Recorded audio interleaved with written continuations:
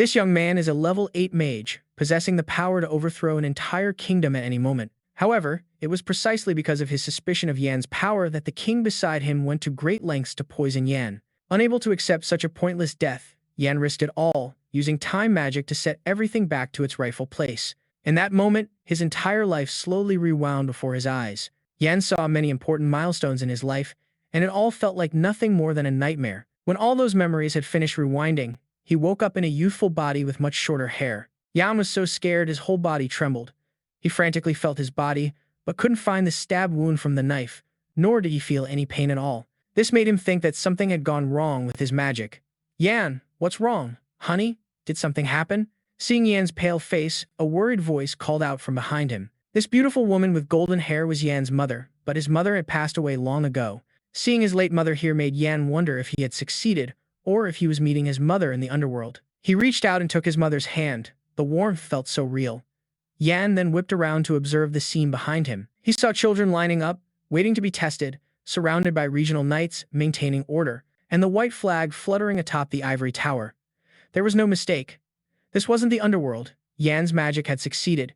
He had truly returned 30 years into the past. The test Yan was looking at was called the Magic Reflex Test, designed to train outstanding mages. It was the foundation of the Green River Kingdom's power, and every child was required to undergo the test. The Magical Reflex Test in the year they turned 12. The first part was the Brain Magic Test, which served to reveal magical aptitude. The second part was the Heart Magic Test, which assessed the generation, circulation, and storage of magical energy. Children who met the requirements for both tests would immediately be sent to the Magic Academy, and could hold a share of national power after graduation. Yan was a bit bewildered. Returning a full 30 years was much further back than he had intended. Fortunately, the time spell which he had spent so much time researching to atone for his sins had taken effect right before he died. Initially, Yan had only intended to go back to avoid committing his sins, but in the end, it was Jiang Na who forced him to use it. So many people had to give up everything for him, and so many had lost their lives due to their blind loyalty. He, who had devoted his entire life to his vow of loyalty and friendship with Jiang Na, accepted being used, only to be betrayed and killed by him in the end. Just thinking about it made Yan's blood boil with rage. And this time, having regressed, he decided he would never let things go down that path again. This life, things will be different. And to make that happen, he first had to find something. After adjusting to all of this, Yan regained his usual calm demeanor, then said goodbye to his mother as his name had just been called.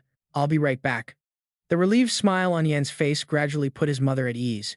At that moment, she had no idea that hidden within her little boy's body was a man over 40 years old. Yan knew that in this life, he wouldn't stop at the power of a level 8 mage. He had to become even stronger to protect himself and his loved ones. He then walked up to the regional knights to register. Yan, from Mowgli Village. Upon hearing the name Mowgli Village, the knight immediately recognized him. "Ah, you're Vanessa's son, aren't you? Go on in. And don't ask a bunch of questions, you'll bother the esteemed mage." The young mage in charge of testing the children was sitting in the tent, sighing endlessly. "Sir Aaron, how many more kids are there? I think you'll have to be here for at least another half a day." The knight named Aaron's reply immediately made the young man let out a weary sigh. However, when Yan walked in and greeted him, he immediately sat up straight, putting on a professional smile to welcome him. "Hello, young man, come on in. Bow your head for me, please. I'm going to use magic to stimulate your brain. You might feel a little dizzy, but it's only temporary, so don't worry." Yan knew exactly what was about to happen to him, so he obediently cooperated. The young man quickly sensed the magical energy in Yan's brain and proceeded to the second test, the Heart Magic Test. But for Yan, just getting into the Magic Academy wasn't enough. So, he took the initiative and said, "Excuse me, Sir Mage, there's something I'd like to show you." Yan could clearly see a look of confusion forming on the man's face, but he didn't bother waiting for a reply, and immediately demonstrated a little of his power. Yan took a deep breath, then raised his left hand. A sphere. A fireball immediately appeared in the palm of his hand. Before his opponent could recover from his shock, another water orb consecutively appeared in Yan's other palm. This was dual magic, an extremely rare case. Yan was clearly showing off on purpose, but after he was done, he put on an innocent act and said, "I don't know why, but I've been able to do these things naturally for a while now." This scene not only shocked the young mage, but also the knights standing behind him. "To be sure," he asked Yan, "has anyone ever taught you these things?" "No, sir, no one has." Yan immediately shook his head. Of course, this was a power he had from his previous life, but how could he tell the other person that he was a regressed 8th level mage? To investigate further, The young man decided to use a detection spell on Yan. It was a magic skill used to detect lies by examining the target's every move. Think carefully. Before you answer me, if you lie, you could become a criminal. You, your family, and even your close neighbors will be beheaded, came a warning from the young mage. But his magic had no effect on Yan, a man who had lived a lifetime of hardship in the body of a 12-year-old child. Under the pressure of the detection spell, he remained completely unfazed, as if nothing was happening, and replied, "Why would I dare to lie in a place like this?" And just like that, the young man had to admit defeat to this child, because his detection spell couldn't find any lies. This meant that the child before him was a shining gem that needed to be protected. But before either side could speak, Yan suddenly heard a piercing scream, and the owner of that scream was his mother. Outside, Yan's mother was having her wrist gripped tightly by a knight, even though she was clearly uncomfortable and trying to pull her hand away. "Behave yourself," the man yelled. "Don't you know there are important people in there? You've been a widow for 7 years. You must be lonely, right? At your age, you can't be sold anywhere, so stop playing hard to get. You should be glad someone's paying attention to you, and yet you're ungrateful." Ah, this knight was the same one Yan had just met outside the tent, and the one who had immediately recognized him as Vanessa's son. At the time, he thought he had misjudged the man's sly smile, but it turned out he truly had ill intentions towards his mother. Hearing the commotion, Aaron and the others from the tent also came out. "What's going on?" As soon as he saw him, the lowly knight quickly let go of Vanessa's hand and replied, "It's nothing, sir. This lowly kitchen wench doesn't know her place, so I was just teaching her a lesson." The moment he finished speaking, before anyone could react, Yan rushed forward. Lowly, he was about to teach the man a lesson, but was stopped by the young mage. He informed the lowly knight that just a few minutes ago, Yan had been recognized as a mage for meeting 2 requirements. Because of this, his parents now had power equal to that of the nobility, and those who dared to disrespect nobles or mages were, in essence, challenging the authority of the emperor. That crime was more than enough to be judged and sentenced to death. As he said this, both Aaron and the knights behind him drew their swords in unison. Seeing this, the lecherous, lowly knight was scared out of his wits. He hurriedly knelt down, kowtowing to Yan and begging for him to have mercy and forgive him this one time. "Why are you apologizing to me? There's someone else who deserves your apology more," he replied coldly. His tone was nothing like that of a 12-year-old child. Sensing the immense threat in his voice, the man hurriedly turned towards Vanessa and knelt. "Ma'am, my crime is worthy of death, but please, give me one more chance." Vanessa was probably very confused, unable to adapt to this sudden turn of events. She looked at her son with a pleading gaze. Yan let out a sigh, then slowly walked over to the knight and crouched down to his eye level. "Listen here," he lowered his voice, so only the two of them could hear. "I know all about disgusting people like you who go around bad-mouthing my mother. A piece of trash like you had better go and tell them about the lesson you learned today for me." "Yes, sir, I understand." "Thank you, mage." The man could only grit his teeth and reply meekly. After that was settled, Yan went over to the young mage and thanked him for his help just now. "It's the Ivory Tower's duty to protect mages," the man replied kindly. Then, he turned to Aaron and instructed him to look after and protect Yan and his mother from now on. As for the remaining information, he would give it to Aaron through a crystal ball. Just like that, Yan was taken by Aaron to the inn where knights like him were staying.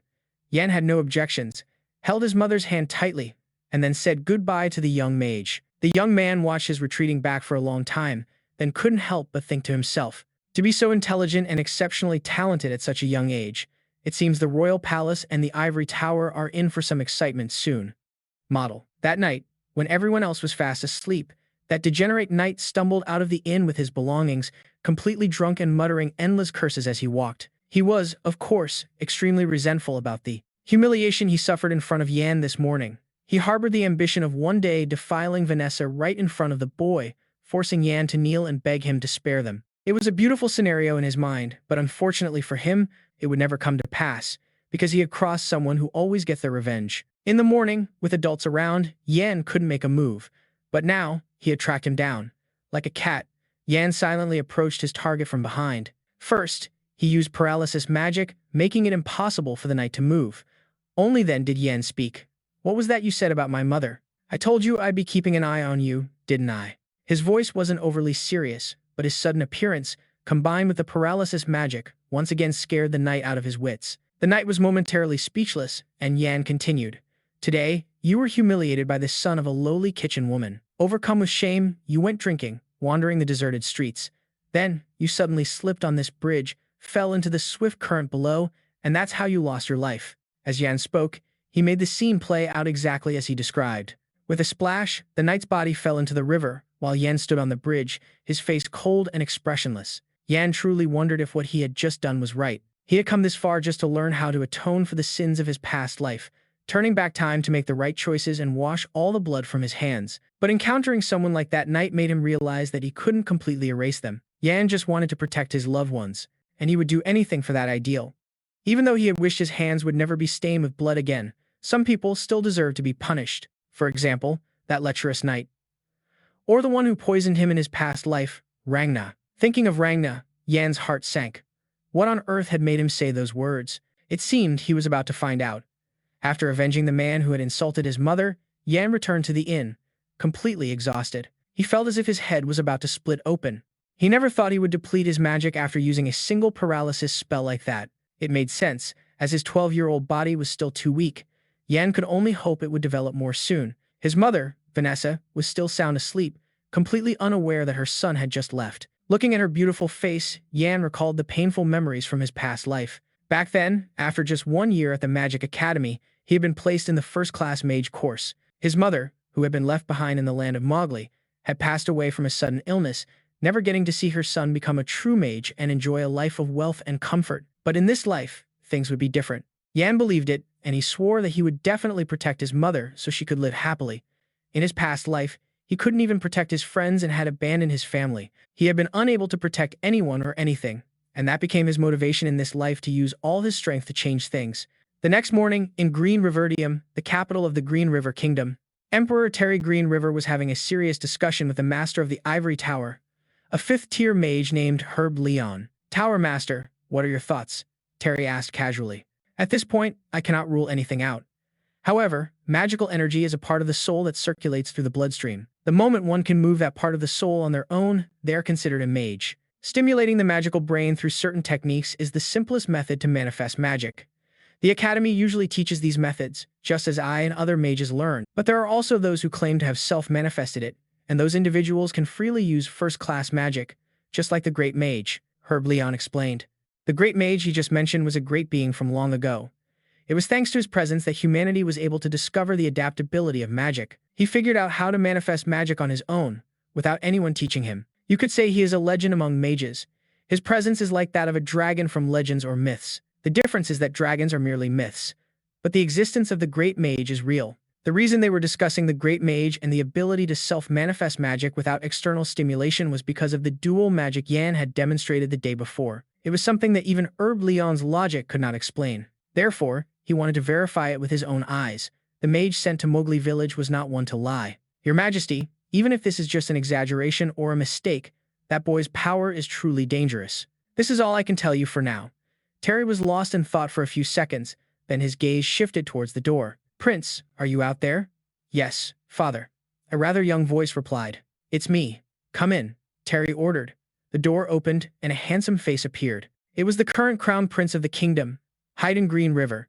Terry had personally summoned Haydn here for an important matter. The last time he had been outside the palace was 1 year ago, when they went on patrol because of the crop failure. This time, the king wanted his son to go on another trip, accompanied by the cavalry, 3 royal soldiers, and 3 third-level mages. Haydn's mission was to travel to the land of Mowgli and bring a boy named Yan Fa back to the palace. "Did you say Yan Fa, father?" Haydn asked again. "Isn't it an overreaction for me to personally go with such a large entourage just to capture a kid? Haven't you heard anything about that boy yet?" Terry asked again. His tone seemed very disappointed. Then he sighed again. "Never mind, I've told you to pay attention to all the news in the kingdom. I will assign another prince to this task." As soon as the king said this, Haydn looked alarmed. He hurriedly begged his father to give him the mission, and he promised to complete it without any mistakes. After some consideration, Terry still decided to entrust the responsibility to his crown prince, and he told him to quickly go and prepare, as it would be a rather long journey. After Haydn left, Herb also asked to be excused, saying he needed to return to the Ivory Tower to prepare. "Do you have something you need to prepare?" Terry asked immediately. "You know very well that we mages hate going outside. If I don't go back now to persuade them, I might not even be able to rally 3 mages to accompany the crown prince tomorrow." Terry felt that what Herb said was right, so he urged him to return quickly. After leaving the emperor's study, Herb's expression immediately became extremely serious. The trusted mage accompanying him thought he would now return to the Ivory Tower, but he didn't. Instead, Herb said that there were a few things he needed to prevent first.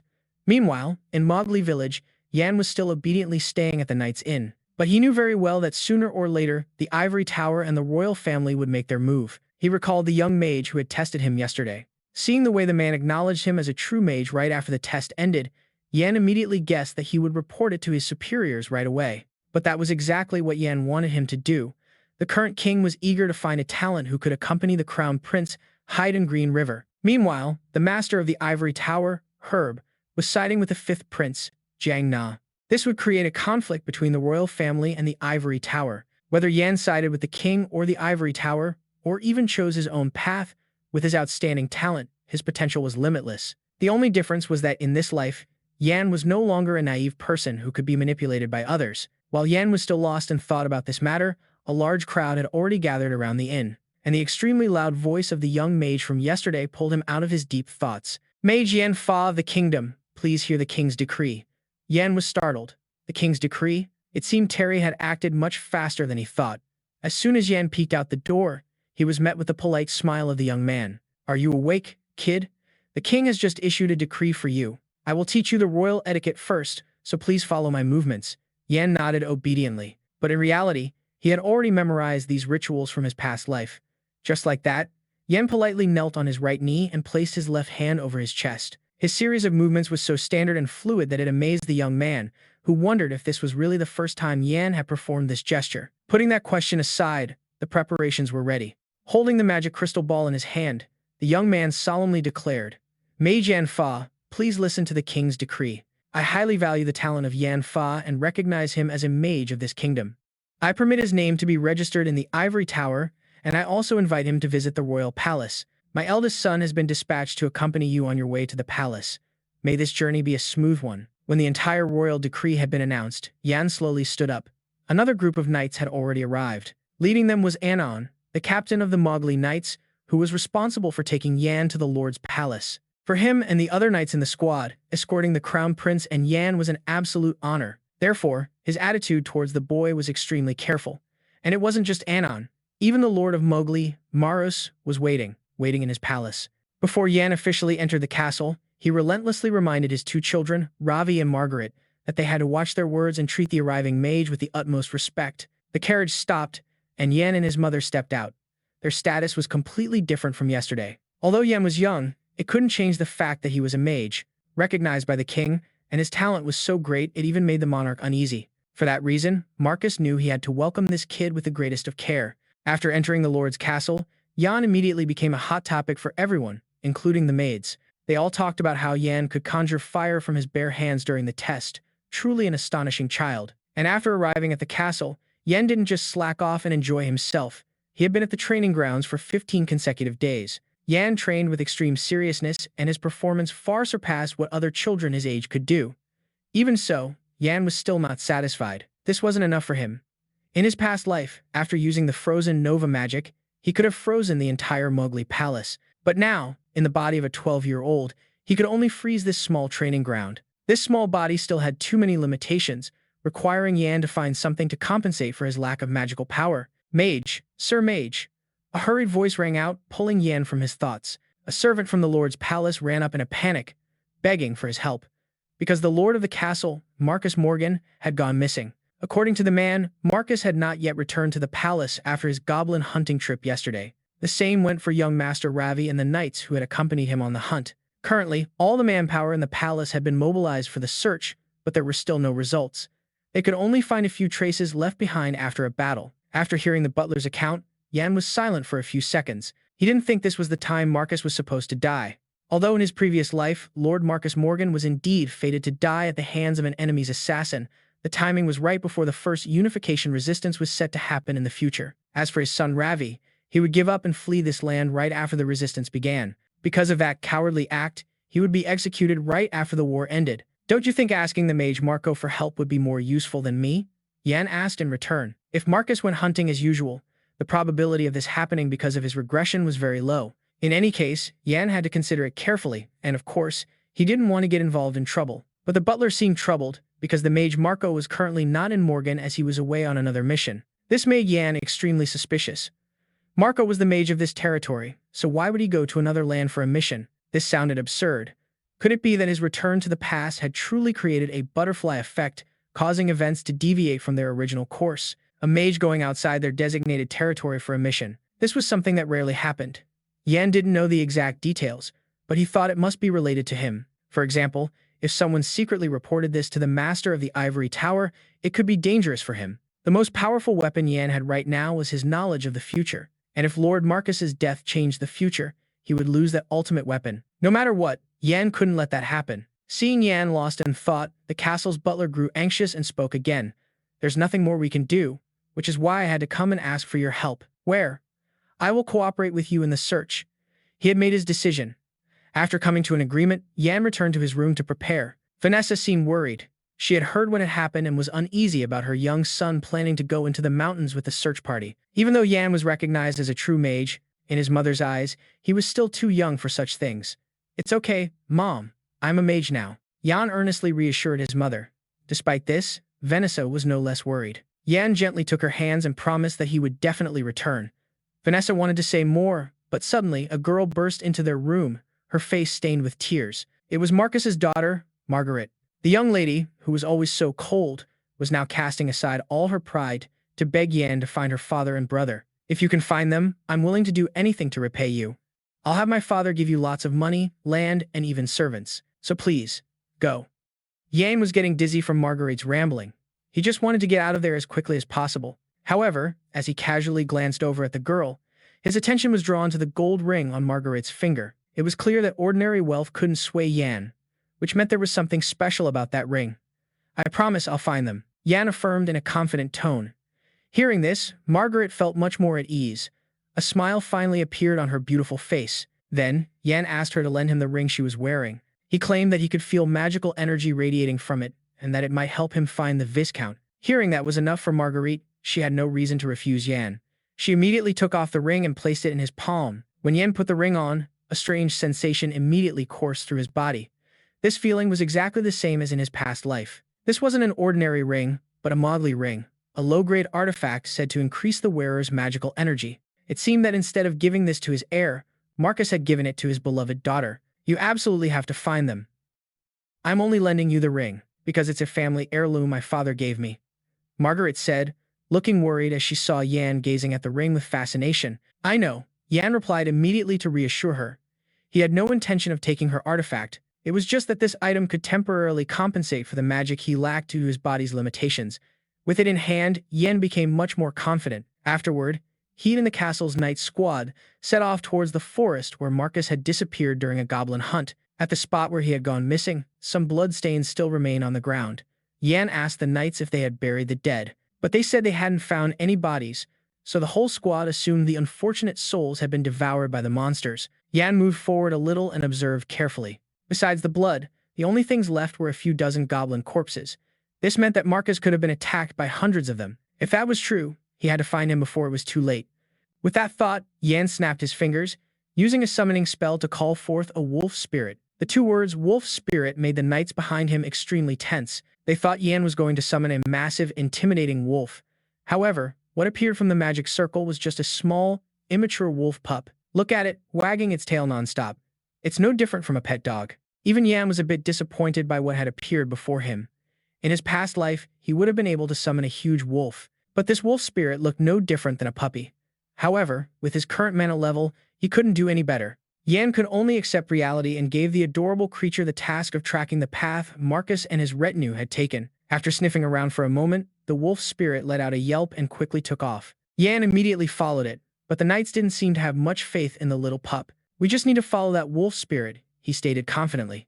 Compared to the wolf pup, Yan's words carried far more weight. The knights quickly suppressed their doubts and advanced with him. Fortunately, Marcus was still alive, but he was lost deep in the forest and facing a horde of goblins. He was surrounded by goblins, so even though the Viscount was fighting with all his might, he couldn't stave off his despair. He was swinging his sword purely on instinct, with no thought of what to do next. If this kept up, Marcus would certainly die from exhaustion. Thinking of his little daughter at home, Marcus absolutely did not want that to happen. "Ravi," he suddenly shouted, "we'll handle the goblins here. You must find a way back to the palace. Tell them Mount M is under threat from the goblins. Hurry." Marcus's heir was nothing but a coward, evidenced by the fact that he was trembling uncontrollably. Even when he saw a goblin about to launch a sneak attack on his father, Ravi was too terrified to even shout a warning. It wasn't until the monster had leaped into the air, ready to strike, that Marcus noticed it. In that situation, it was impossible for Marcus to either dodge or retaliate. But his life was spared when Yan appeared just in the nick of time. After all, he had to stop the future from derailing. A single Ice Nova spell from Yan was enough to finish off the monster. And it wasn't just the goblin attacking Marcus, all the surrounding goblins had been frozen solid by him. The sight was truly astonishing, especially considering Yan was only a 12-year-old boy. By this point, Marcus was completely exhausted. He only managed to catch a glimpse of the boy's face before collapsing from exhaustion. But thankfully, Marcus Moglian had been saved. He heard his daughter's soft sobs ringing in his ear. "Father, father." Marcus groggily awoke. He opened his eyes and looked around. Model. Looking around the room, he saw his daughter watching over him. Surprised to see her father awake, she immediately called out, "Father." Marcus never expected to see his daughter again, so he hurriedly asked, "Margaret, is that you?" He slowly sat up in bed, rubbing his temples, and asked his daughter, "How? What happened?" Margaret recounted everything, reminding him that Sir Yan had saved him. At this, she couldn't hold back her emotions, and tears streamed down her face. "Father, you and my brother were unconscious for 2 days. You have no idea how worried I was." Upon hearing that the Lord was awake, the butler rushed over. "My lord, thank goodness you're awake." Seeing him, Marcus immediately asked about the situation. "Hoga, is everyone else all right?" However, the butler stammered, at a loss for words. "Well." Hoga hesitated for a moment before clarifying. 12 soldiers and Sir Rotan were unable to return. Hearing this, Marcus fell silent. He then asked the butler, "Where is the mage? I must see him in person." At that moment, Yan was training alone in the practice yard when he suddenly heard someone call out to him, "Master Mage." It was Hoga, who had come on the Lord's orders. "There you are, sir," he said. Yan replied, "I heard the Lord has awoken." Hoga answered joyfully, "Yes, and it's all thanks to you, Master Mage." After a few pleasantries, he respectfully got to the point. "The Lord has ordered me to escort you to the reception room. I believe he has something urgent to tell you." Hoga finished speaking, but Yan still didn't understand why the Lord wanted to see him. A little while later, a properly dressed Marcus arrived at the reception room. Seeing his savior was already there, he greeted him cheerfully. "Welcome." He was accompanied by his son, Ravi. Yan immediately asked the Lord, "How are you feeling?" Marcus's steady voice echoed through the large room. "Thanks to everyone's concern, I'm feeling much better. I wish to express my sincere gratitude for your help. You have secured the present and future of the House of Morgan and the foundation of our homeland." As his father spoke, Ravi, who was standing behind him, smiled at Yan as well. Marcus placed a hand over his heart to show his deep gratitude and continued, "You also wiped out the goblins of Mowgli Mountain and protected our domain. I could not call myself a great lord of the Empire if I overlooked this without giving you a proper reward. So, after careful consideration, I have chosen this," he said, gesturing to a gift. Marcus then gently requested, "Please, open it." Yan complied and opened the box. As soon as he saw the item inside, his eyes widened in surprise. "It's a Mowgli ring," the Lord explained. "I heard from Margaret that you wished to borrow it, because you were able to detect mana from the ring." Marcus asked Yan curiously, "I had always thought it was just an old family heirloom. What power does that ring possess? Was it helpful to you?" Mage Yan then explained, "This ring amplifies the wearer's mana. It helped immensely when I was clearing out the goblins in the canyon." Hearing that, Marcus looked visibly pleased and said, "Excellent. I want you to have that ring, Master Mage. Please accept it as a token." Yan's attention snapped back to the Lord upon hearing those words. He looked up and asked, "A token?" At this, Marcus made a firm declaration. "From this day forward, Mage Yan Fa shall forever be regarded as an honored guest of the House of Morgan. This ring will be the token of this enduring promise. Will you accept this token?" Yan reached out to touch the ring. He didn't answer the Lord immediately, thinking to himself, "Forever an honored guest. A pact that lasts for 1,000 years among the Empire's nobility." Seeing his hesitation, Marcus bowed his head and continued, "With the utmost sincerity, our family will always welcome a visit from you, Sir Yan Fa. Should you ever require our family's aid, we promise to always be on your side." During this, Yan remained silent. The Lord and his son both placed their hands over their left chests and vowed, "We swear upon the northern flow of the Lu River that we will uphold this promise." From generation to generation, the scene shifts to a path through the forest near the Lord's residence. Early the next morning, the captain of the Morgan Knights, along with a few soldiers, was escorting Yan somewhere. After a while, with their destination still not in sight, Yan asked impatiently, "Captain, how much farther to Loi town?" Anna replied, "We'll be there soon. It's just past that hill over there." Hearing this, Yan fell silent and just looked in the direction the captain pointed. Just then, a memory surfaced in Yan's mind. "My lord, I have a question for you. Do you know of any alchemists in your domain who are capable of creating elixirs?" Marcus had replied, "There's an alchemist named Radio in the town of Loy, to the north." He had put a hand to his chin and added, "They're originally from the capital but migrated north for a particular herb." As he recalled this, Yan quietly muttered the name, Alchemist Radio. A hint of worry crossed his face as he thought, "That's a name I never heard in my past life. I hope." A pill to replenish the mana I had lost. The voice of a soldier from the team shouted, cutting through his thoughts. "Captain, Sir Mage. Over there we can see the town of Loy.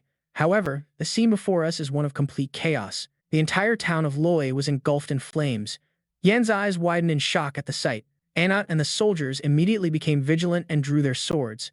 Down in the town, the scene was one of devastation. Not only were the houses burned to the ground, but the people of Lo were also being brutally attacked and bloodied by a group of bandits. Fresh blood stains still coated their axes. It turned out one of the axes belonged to their leader. He slung it over his shoulder and casually gave orders to his underlings. "Round up the small fry, it's time to regroup." A satisfied smile spread across his face. He continued, "Finish up quickly. We're heading to Ka'u next." As soon as the leader's order was given, his minions grabbed a nearby boy. The boy struggled desperately and screamed, "No." The boy's father was Rio. He rushed forward, calling his son's name, Douglas. Just as Rio got close, the bandits kicked him to the ground. One of them stomped on him repeatedly while cursing, "You're about to die, you worthless piece of trash." He was kicked so hard that he was covered in blood, but the bandit didn't stop. Witnessing his father being tortured, Douglas couldn't bear it and continued to struggle. "Let go, let me go, Dad." The leader heard the screaming beside him, turned, and said, "This little brat is so annoying." Then he uttered some cruel words to the child. "Will you shut up if your father dies?" Douglas froze instantly, trying to hold back his tears. Perhaps he was afraid that if he made another sound, his father's life would be forfeit. But the bandit still didn't stop. He raised the cold, sharp blade in his hand towards the father and said coldly, "I'm going to sell your son to a very, very nice place. Farewell." As he said that, there wasn't a trace of humanity left in his eyes, only absolute madness. At that moment, Douglas let out a desperate, heart-wrenching scream. In that life-or-death moment for his father, he was stunned to see the bandit, impaled by a spike of ice. Red blood splattered relentlessly onto Douglas's face, shocking him into silence. The bandit leader died instantly. A second later, his underlings finally realized what had happened. One of them kept shouting, "What? What was that?" Another one just now realized what had pierced their leader. "Is that ice?" The bearded one was also terrified. Where did that come from? Just then, the bandits passed the word, "Over there, soldiers." At this, Yan didn't bother wasting a single word on them. Instead, he continuously unleashed his ice magic upon the group. Sharp ice spikes rained down, accurately striking them. The bandits screamed and scrambled to escape. Damn it, run. However, no matter how fast they ran, they couldn't escape Mage Yan's ice spikes. Now, only the terrified screams of the bandits echoed throughout the town. A while later, after everything was settled, Yan stood alone on a cliff. He was concentrating, feeling the changes in his magical power. Yan looked at the Mobley ring on his hand and thought to himself, "It's working." He stared at it a bit longer, thinking that thanks to the ring, his mana limit was probably now equal to that of a third-class mage. Back in the town of Loy, although the murderous bandits had been eliminated, the damage they had caused was immense. The surrounding houses had all been burned to ashes. The townspeople, mothers, children, and even strong fathers were now kneeling and weeping for their dead loved ones. As the young mage Yan stood alone, looking at the scene of devastation, a voice suddenly called out, "Sir Mage." It was Anad. Yan immediately asked about the squad's condition. "Were any of the soldiers injured?" He replied, "No, thanks to you, sir, we're all unharmed." Yan heard this and answered with relief, "That's good." But inwardly, he couldn't help but worry about the pharmacist he was looking for. I wonder if they're still alive. Just then, an urgent call reached Yan's ears. "Hey, Rio." Hearing the familiar name, he turned his head. He saw a man named Batten trying to support Rio, who was barely breathing in his arms. "Hang in there." Douglas was beside them, extremely worried about his father. He kept calling out, "Dad, Dad." After seeing the person he was looking for, Yan immediately walked over, touched Douglas's shoulder, and said, "Let me take a look." Yan's eyes widened in shock because he saw that Rio's current condition was not good at all. His skin was deathly pale, and his hair had turned white. A thought flashed through Yan's mind. Could it be mana poisoning, a disease that makes it impossible to either live or die? It was considered a curse from God. Because if a certain amount of mana enters a body that possesses a mana brain but lacks a mana heart, the mana fragments will assault the brain, causing unimaginable pain throughout the body. For the rest of their life, they would not know a single moment of peace. Yan looked at Ryo's current state with great concern, making a judgment. He couldn't have injected mana into himself, so one of the mages must have done it intentionally. He thought to himself that the symptoms looked quite severe. However, Yan quickly figured out a treatment and said, "Wait a moment." Then, he placed his hand on the man's forehead, because there was a way to suppress the pain for a short while by infusing pure mana, and release the stagnant mana from his body. Just a few minutes later, the pain expression on Radio's face relaxed. After finishing the treatment, Yan said to Ben, "Please take care of his wounds." Ben stammered in reply, "Yes, thank you." Just as Yan turned to leave, a small hand suddenly grabbed his sleeve. The one who pulled Yan's sleeve was Douglas. He then asked hesitantly, "My father, will he be okay?" Yan looked at the boy and gave a concise, direct answer. For a moment, he thought to himself that the condition could be temporarily treated by infusing mana, but this cursed illness couldn't be cured completely. Hearing this, a worried Douglas asked again, "So, will he be in pain again later?" Yan didn't answer the child, merely thinking to himself that the mana he infused would also become stagnant. That person will have to make a decision. Yan silently looked at the Douglas in front of him. The honest truth should have been said, but Yan kept it to himself. Continuously infuse mana and endure or die, even though he already knew the outcome. But he only told Douglas, probably. The boy understood immediately, and his expression turned grim. Douglas's whole body trembled as tears streamed down his cheeks. He immediately made up his mind. I have to find Landier's flower and make an antidote." With that, the child turned and ran off. Seeing this, Ben hurriedly shouted, "Douglas, where are you going?" Yan froze when he heard that name. In that moment, he recalled the name of the greatest pharmacist in history, a tall young man with a stern demeanor, completely different from the desperate little Douglas of the present. That little boy would later become the royal pharmacist, Douglas Hammond. Yan remembered his cold gaze. The same person who was once impoverished now stood beside Emperor Jiang Na. Thanks to his genius abilities, when Yan saw him in his past life, he always had a hostile attitude towards mages. Thinking of this, Yan began to connect the dots. A pharmacist poisoned by mana from a mage, a medicinal herb he was searching for in the north. Every single word Douglas had just said echoed in his mind. I have to find Landier's flower and make an antidote. This led Yan to an unavoidable conclusion, a medicinal herb capable of neutralizing mana in the body. If that's real. Someone's voice rang in Yan's head as if to remind him. It is a poison that neutralizes the mana in your blood. At that moment, Yan remembered everything. He stood there, stunned, for a moment. Immediately after, Yan cast an acceleration spell to chase after Douglas. In the blink of an eye, Yan was right in front of Douglas, startling the boy to a halt. Then, Yan placed both hands on Douglas's shoulders to stop him. There are still bandits outside the village, and the forest is very dangerous. Tears welled up in the corners of Douglas's eyes. But I can't wait any longer. If I don't find that flower and make the antidote soon, my father will.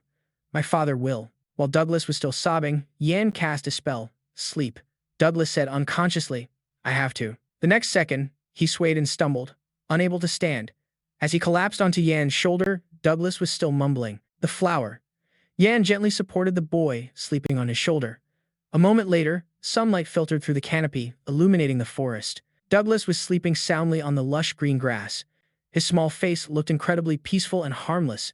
It was a far cry from Yan's memories of his past life, which made him lost in thought. Looking closely, he realized that if his face in the future wasn't so menacing, it would look exactly like this. Yan sat quietly beside Douglas, a torrent of thoughts flooding his mind. If I hadn't come to Loi village, his father would be dead and he would have been sold into slavery by the bandits. Douglas's emotionless appearance in the past life reminded Yan that the poison he drank back then must have been created by him. He must have followed orders and created that poison, even knowing Jiang Na's plan.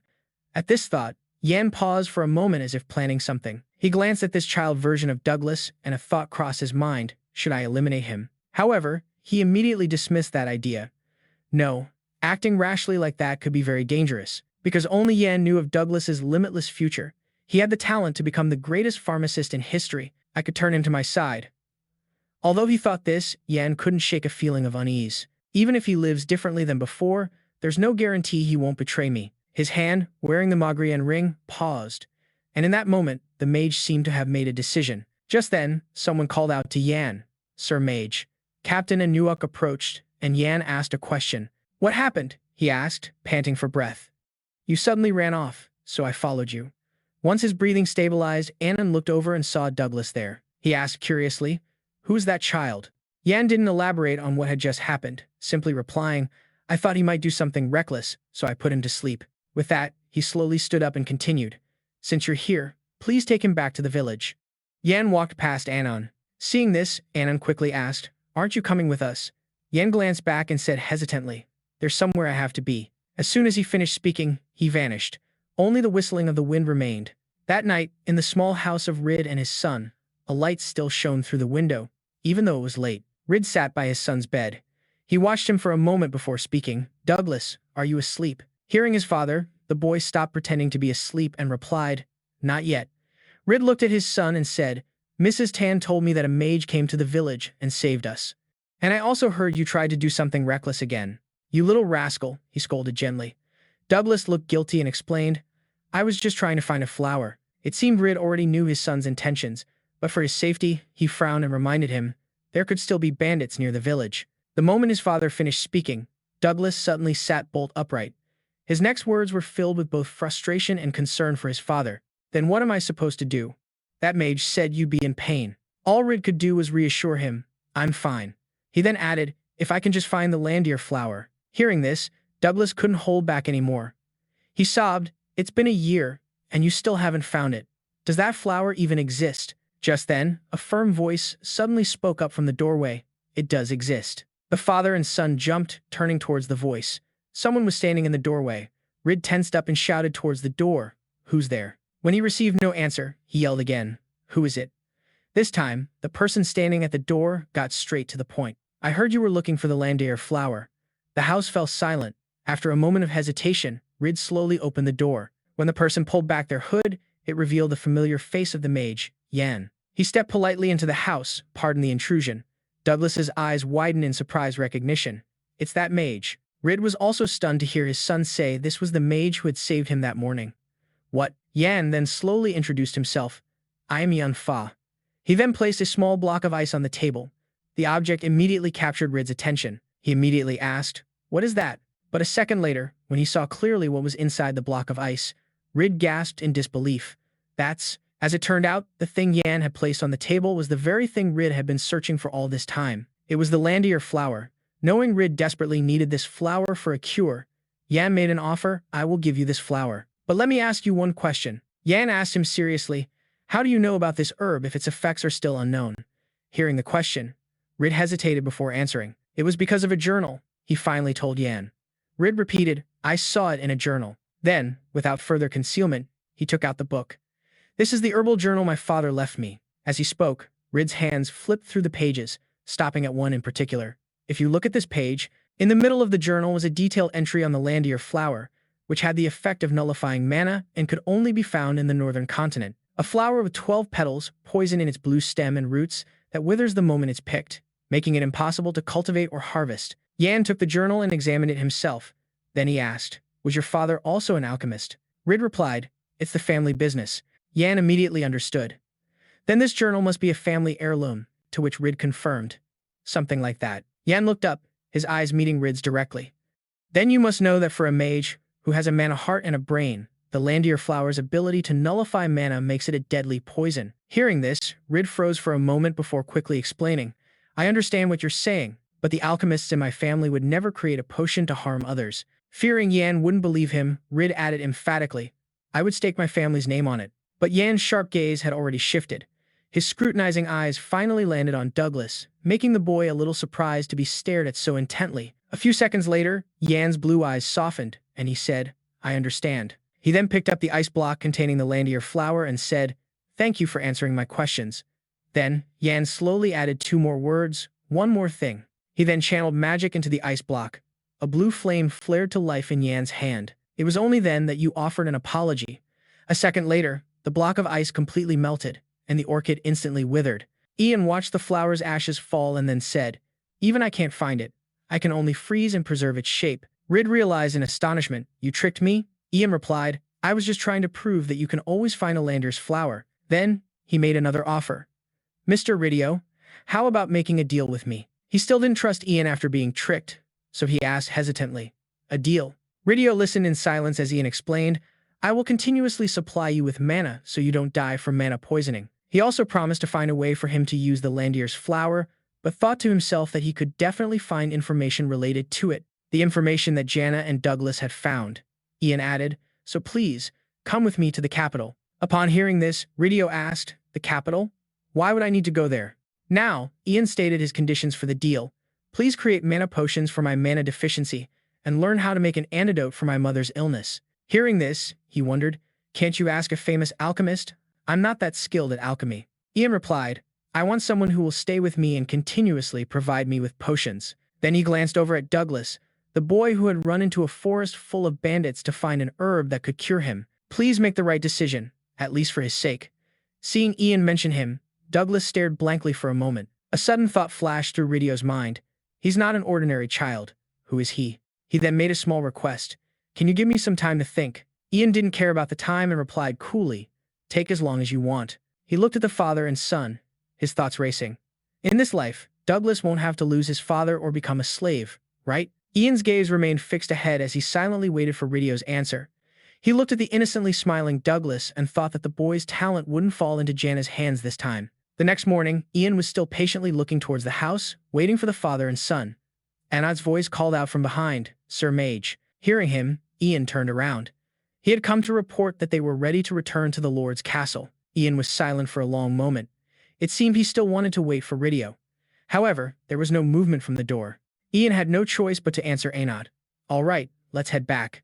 Just as Ian was sinking into disappointment, the door suddenly opened on its own. Rid and his son stepped out with a few simple bags. Douglas called out, "Mage." Ian looked over at them, his expression slightly surprised, but he still turned and walked over to ask, "Have you made your decision?" Ridio answered hesitantly, "I've decided.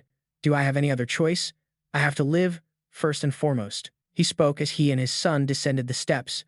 Ridio's face was now filled with joy. He said, "Please, fulfill your promise." Getting the answer he wanted, Ian's expression brightened considerably. Of course. His gaze suddenly fell on the little boy, as it seemed Douglas wanted to say something. The boy spoke hesitantly, Can you really cure my father?" Ian let out a sigh of relief. Then he smiled and told Douglas, "Yes, I promise." The boy still wasn't fully convinced and asked for confirmation again. "Really?" With all his patience, Ian replied gently, "Really." Hearing that, Douglas immediately cheered up. "Then can I call you my leader?" Ian was a bit taken aback but managed to reply, "Sure, you can." Douglas placed a hand over his left chest and said seriously, "Yes, leader." Looking at the carefree kid in front of him, Ian couldn't help but remember how cold and cruel the Douglas from his past life was. "Get out of my sight." He couldn't help but marvel internally. Was he really like this when he was young? Just then, the sound of a horse galloping towards them broke the silence. Ian immediately turned to look, while Douglas was still bewildered, not understanding what was happening. A soldier on horseback arrived. He dismounted, approached Ian, and said urgently, "Sir Mage, we must return to the castle immediately." Ian asked him, "Did something happen?" The soldier quickly explained the situation. "I heard the prince has crossed the Gamas River." A flash of surprise crossed Ian's eyes. "He's already crossed the Gamas River?" The soldier stammered in reply, "Yes, the news just came in this morning." Ian didn't answer him, thinking to himself, "Why are they only telling me now?" Then, it seemed he knew what his next step had to be. "Let me borrow your horse," the soldier asked. "Do you know how to ride?" Ian walked to the horse's side and stroked it a few times. "Not very well, but it can become my friend." It turned out Ian could befriend the horse by using a taming spell on it. A few seconds later, the horse's eyes had changed. It obediently listened to Ian's words. "I want to go to the castle. Can you take me there?" Suddenly, the horse stepped back a few paces, and then it gently lowered its body to the ground, signaling for Ian to easily climb onto its back. All while the people around them were still staring in amazement. Yan called out with instructions, "Sir Anon, please bring radio with you." At that moment, Yan managed to get on the horse and hurriedly added, "I'll go on ahead." Meanwhile, Crown Prince Haydn's procession continued to move forward. In the middle of the cavalry troops was the royal carriage. Inside, Haydn sat lost in thought, gazing out the window. He recalled past events. "You summoned me, father." Emperor Terry spoke in a serious tone. "There is something I wish to tell you before you leave. I'd heard that Erm has been meeting frequently with the fifth prince." Haydn was startled to hear his father say this. He listened in silence as he continued. "Since many nobles follow the ivory tower, you must know how important it is whose side the master of the tower is on." At this point, Terry had already figured it out. He surmised that the master of the tower intended to side with the fifth prince. More than anyone, he knew his own children. Fifth Prince Jiang Na is a clever child. I am certain he will use Herb and try to pull influential figures under his wing. Terry paused for a moment, then looked at Haydn. At that time, he had said, Haydn, do whatever it takes to make him your man before the ivory tower can get to him. As he listened to his father's long speech, Haydn remained silent, but his words echoed relentlessly in his mind. I am telling you to bring him to your side and build your foundation. Recalling the tense memory, Haydn let out a weary sigh. He ran a hand through his hair helplessly. Even if he is a mage, what good can one child possibly be? The ivory tower is full of mages, and yet not a single one of them is on my side. Suddenly, Haydn's gaze became incredibly serious. How dare he abandon me, the heir, and choose the fifth prince? The thought swirled in his mind. The day I ascend the throne, I will eliminate those bastards. Just then, Oliver, the captain of the Second Knight Order, approached the carriage and called out, Your Highness. He got straight to the point. I think it would be best to inform House Moglien.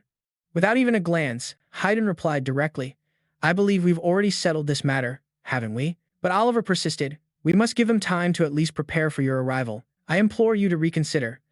Haydn rested his chin on his hand, a look of utter boredom on his face as he spoke. Now that you mention it, isn't your family part of the Moglian clan in the north?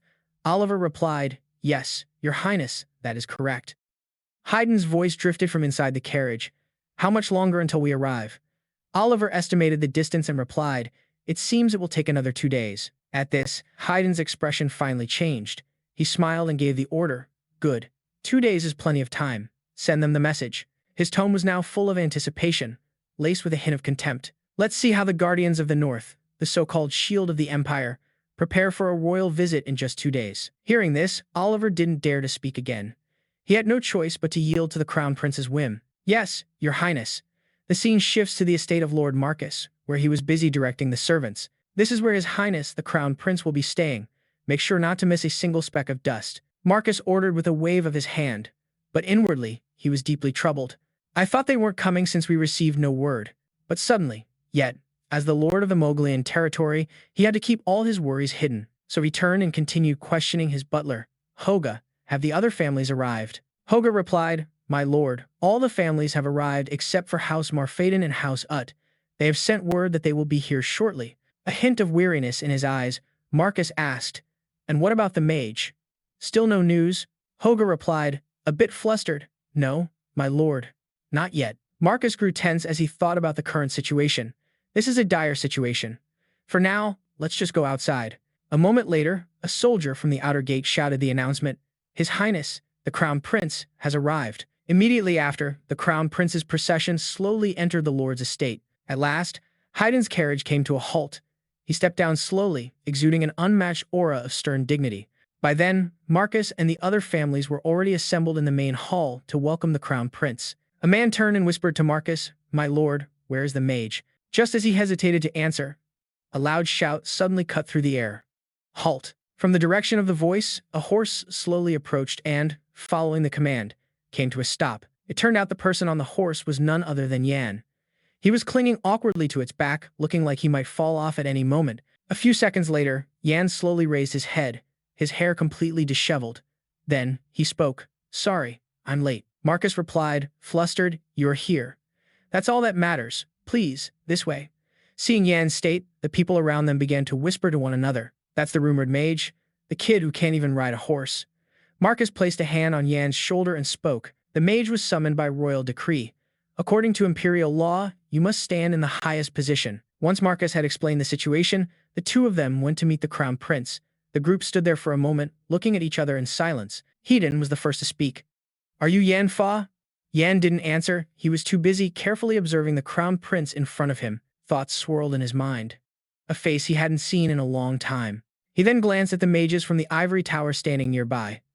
Among them, Yan's attention was drawn to a girl with black hair. Sensing his gaze, she turned to look at Yan and smiled. Her name was Cecilia. A smile formed on Yan's face, for he knew she was a spy from the Kraut Empire. Time passed, and the scene shifted to a party inside Murray's mansion. Oliver was patiently reminding the Crown Prince, Your Highness, you shouldn't drink too much. But Haydn ignored him, retorting, What else is there to drink besides this wine? He then began to voice his frustrations. I can't believe I had to travel all this way just to mingle with these despicable nobles. This party isn't fun at all, and I don't like that brat. I want to go back and get some rest. Hearing the prince's complaints, Oliver could only listen in silence.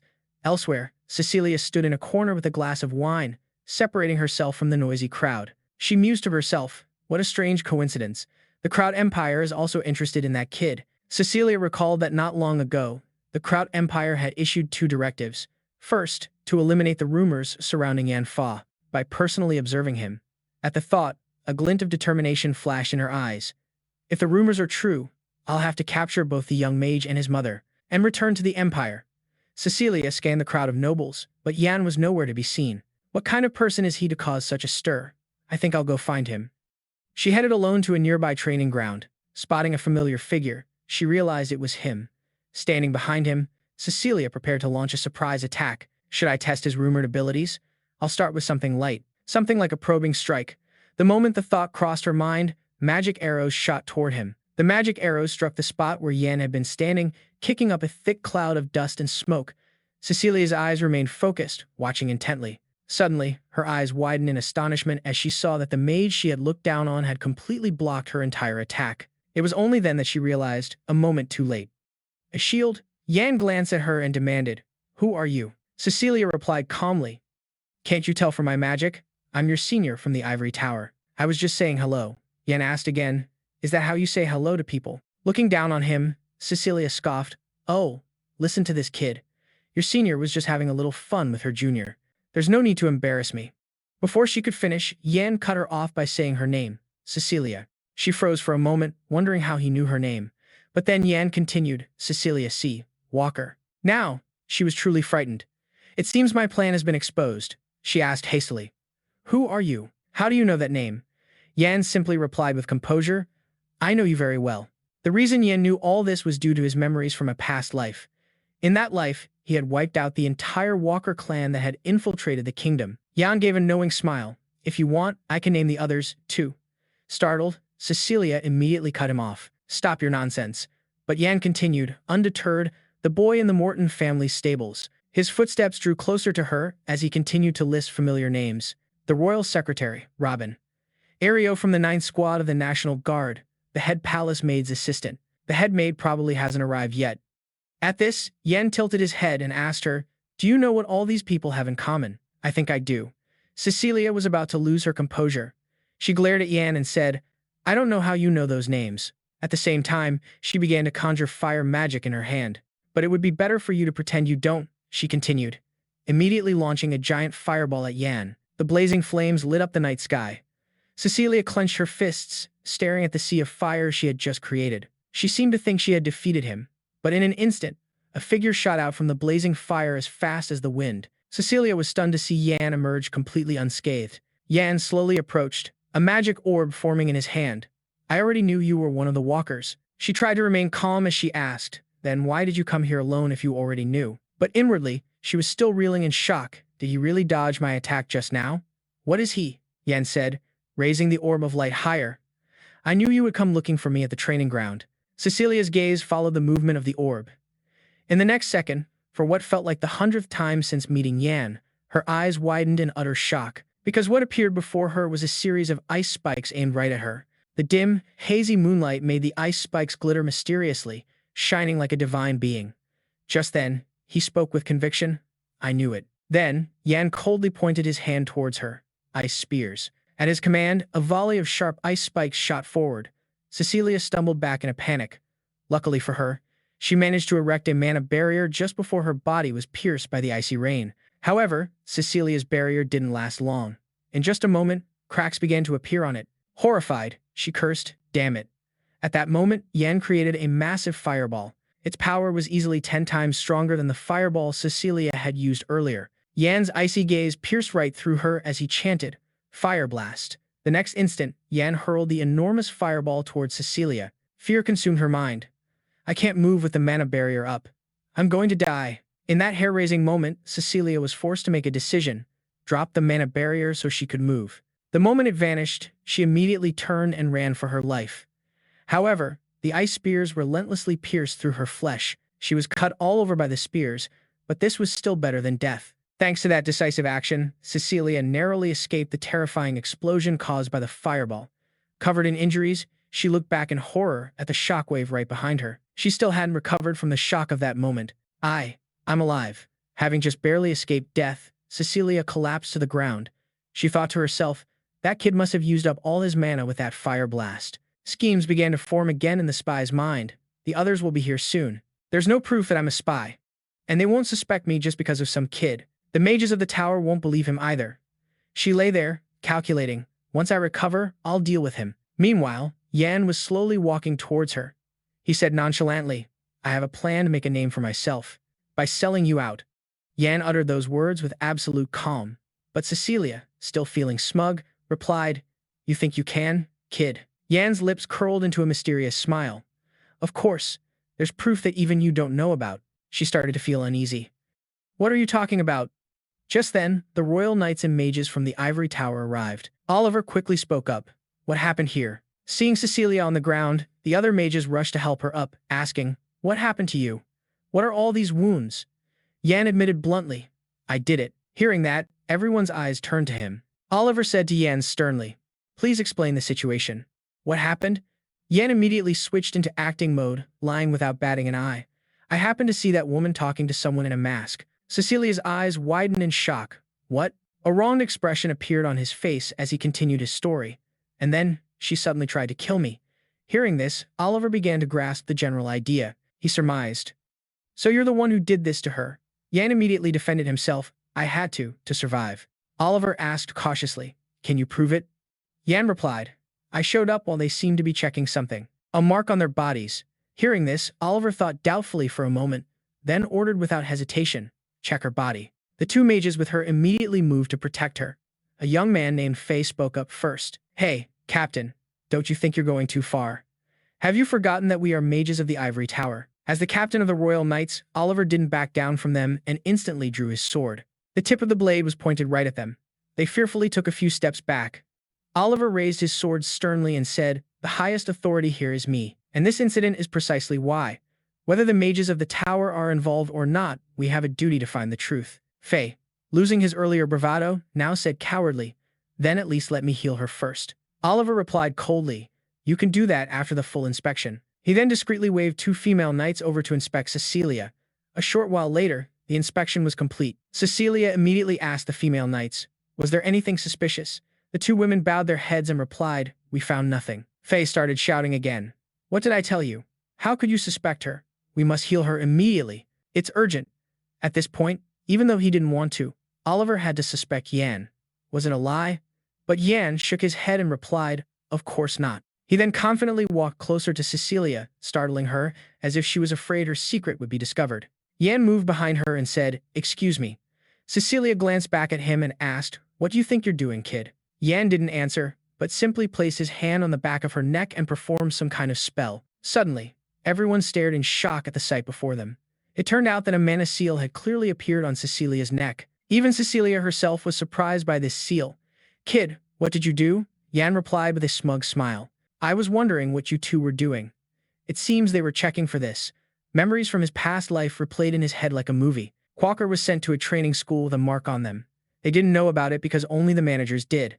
Although he only found out after interrogating a manager for a year, it had taken him just as long to realize it in his previous life. Oliver, still unaware of Quaker's secret, turned to ask the two mages. Does anyone know what this mark means? The mage stammered. This is the first time I've ever seen it. Oliver then asked Yan. What about the kid? When asked, Yan pretended not to know. He innocently said, It's the first time for me too. Yan thought smugly. Even if no one knows what it means, it's still proof. After a moment of thought, Oliver gave the order, Heal her, then we will interrogate her. He then looked at the two mages from the ivory tower and requested, Please prepare a mana prison. They reluctantly agreed. Yes. After assigning the tasks, Oliver looked at Yan again. He said, If all of this is true, the Emperor will have a reward for you, kid. Yan feigned ignorance upon hearing these words, although everything had gone according to his plan. Later, Oliver immediately reported what happened at the training ground to the Crown Prince. Hyan asked in astonishment, That child took down a third-class mage from the ivory tower. Oliver replied, That is correct. Hyan let out a laugh and said, I didn't think he could actually do it. Then the Crown Prince asked for the opinion of the man standing before him. What do you think, Captain Oliver, about that kid? Oliver replied seriously. It seems what the dispatched mages said was true. The way the kid acts and speaks is not like a child's. Hien crossed his arms and began to ponder. He said, I think I should meet the kid and talk to him before drawing any conclusions. Captain, bring him here. A moment later, Yan entered the room and bowed respectfully. You summoned me, Your Highness? The Crown Prince got straight to the point. Yes. According to what I've heard, one of the mages sent by the Ivory Tower was a spy from Kun, and I also heard that she was a rather talented mage. At this point, Hien praised Yan. I think your achievement in defeating and capturing her is highly commendable. But Yan responded very humbly. You flatter me. A satisfied smile appeared on Hien's face. He continued, and for that, I wish to reward you. Please tell me what you desire. Yan could fully understand the Crown Prince's true intention. He thought to himself, he's trying to figure out my inner desires by asking what I want. Since I've come this far, should I say it? Yan said hesitantly. Then, if you'll permit me, I would like to see the old Ivory Tower site on the way to the castle. Yan looked straight into Hien's eyes as he said it. Hien was surprised. The old Ivory Tower site? Why do you want to go there? There's nothing to see there. The boy pretended to be flustered, clasping his hands together and stammering. I've only heard about it in stories and have always wanted to visit at least once. Hearing this innocent answer, Hien began to let his guard down. He assumed that visiting a historical site was what the kid wanted when he could have asked for anything. Perhaps he's just a child after all. Is that it? Hien easily accepted Yan's request. Very well, I will take you to this place. Yan secretly bowed his head and smiled smugly. I think I'll be able to get it faster than I expected. He rejoiced internally, thinking about what was about to happen, the old Ivory Tower site and the item hidden deep beneath it, the scroll of the dragon language. The dragon language plays an important role in the study of magical beasts, and the scroll contains the essence of the language. Excitement gradually became visible on his face. In my past life, I found it a few years before I died, so I only understood a very small part of it. How much more will I understand this time? A few days later, the royal escort took Yan and his close companions to the capital. Inside the carriage carrying Yan, the atmosphere was filled with joy. Yan's mother couldn't contain her excitement as she looked out the window. This is the first time I've ever traveled this far. She turned to her son and said cheerfully, Isn't it, Yan? Yan smiled happily at his mother. Yes, it is. Raid was also with them. He sat beside them with a cheerful mood and said, Once we arrive in the capital, I will be your guide. My lady. Appearances aside, I've been working in the capital with alchemy for a long time. Vanessa replied with a radiant smile. Oh my, thank you. Yan grimaced, thinking, look at this guy. Just then, the clatter of horse hooves right next to the carriage made Yan look outside. The second royal knight, Vi, approached to announce, Young Master Yan, we have arrived. This was the old Ivory Tower site that Yan had requested to visit. Vi said, Our plan is to stay here for 2 days. He smiled and added, And as the Crown Prince ordered, you will be free to explore this place. During that time, he said warmly to everyone, Please, follow me. I'll be your guide. He then led everyone to a small village next to the old Ivory Tower to rest for the night. The village was truly peaceful in the quiet, dark night. When the village chief heard that royalty and mages were visiting, he immediately came out to welcome them. I can't believe you're all visiting our village. It's an honor that will last for generations. Hayden laughed cheerfully and replied, It's nothing at all. Ian was a little surprised to see the Crown Prince being so friendly with the villagers. He thought to himself, perhaps he treats commoners with kindness. Memories of his past life flashed through his mind.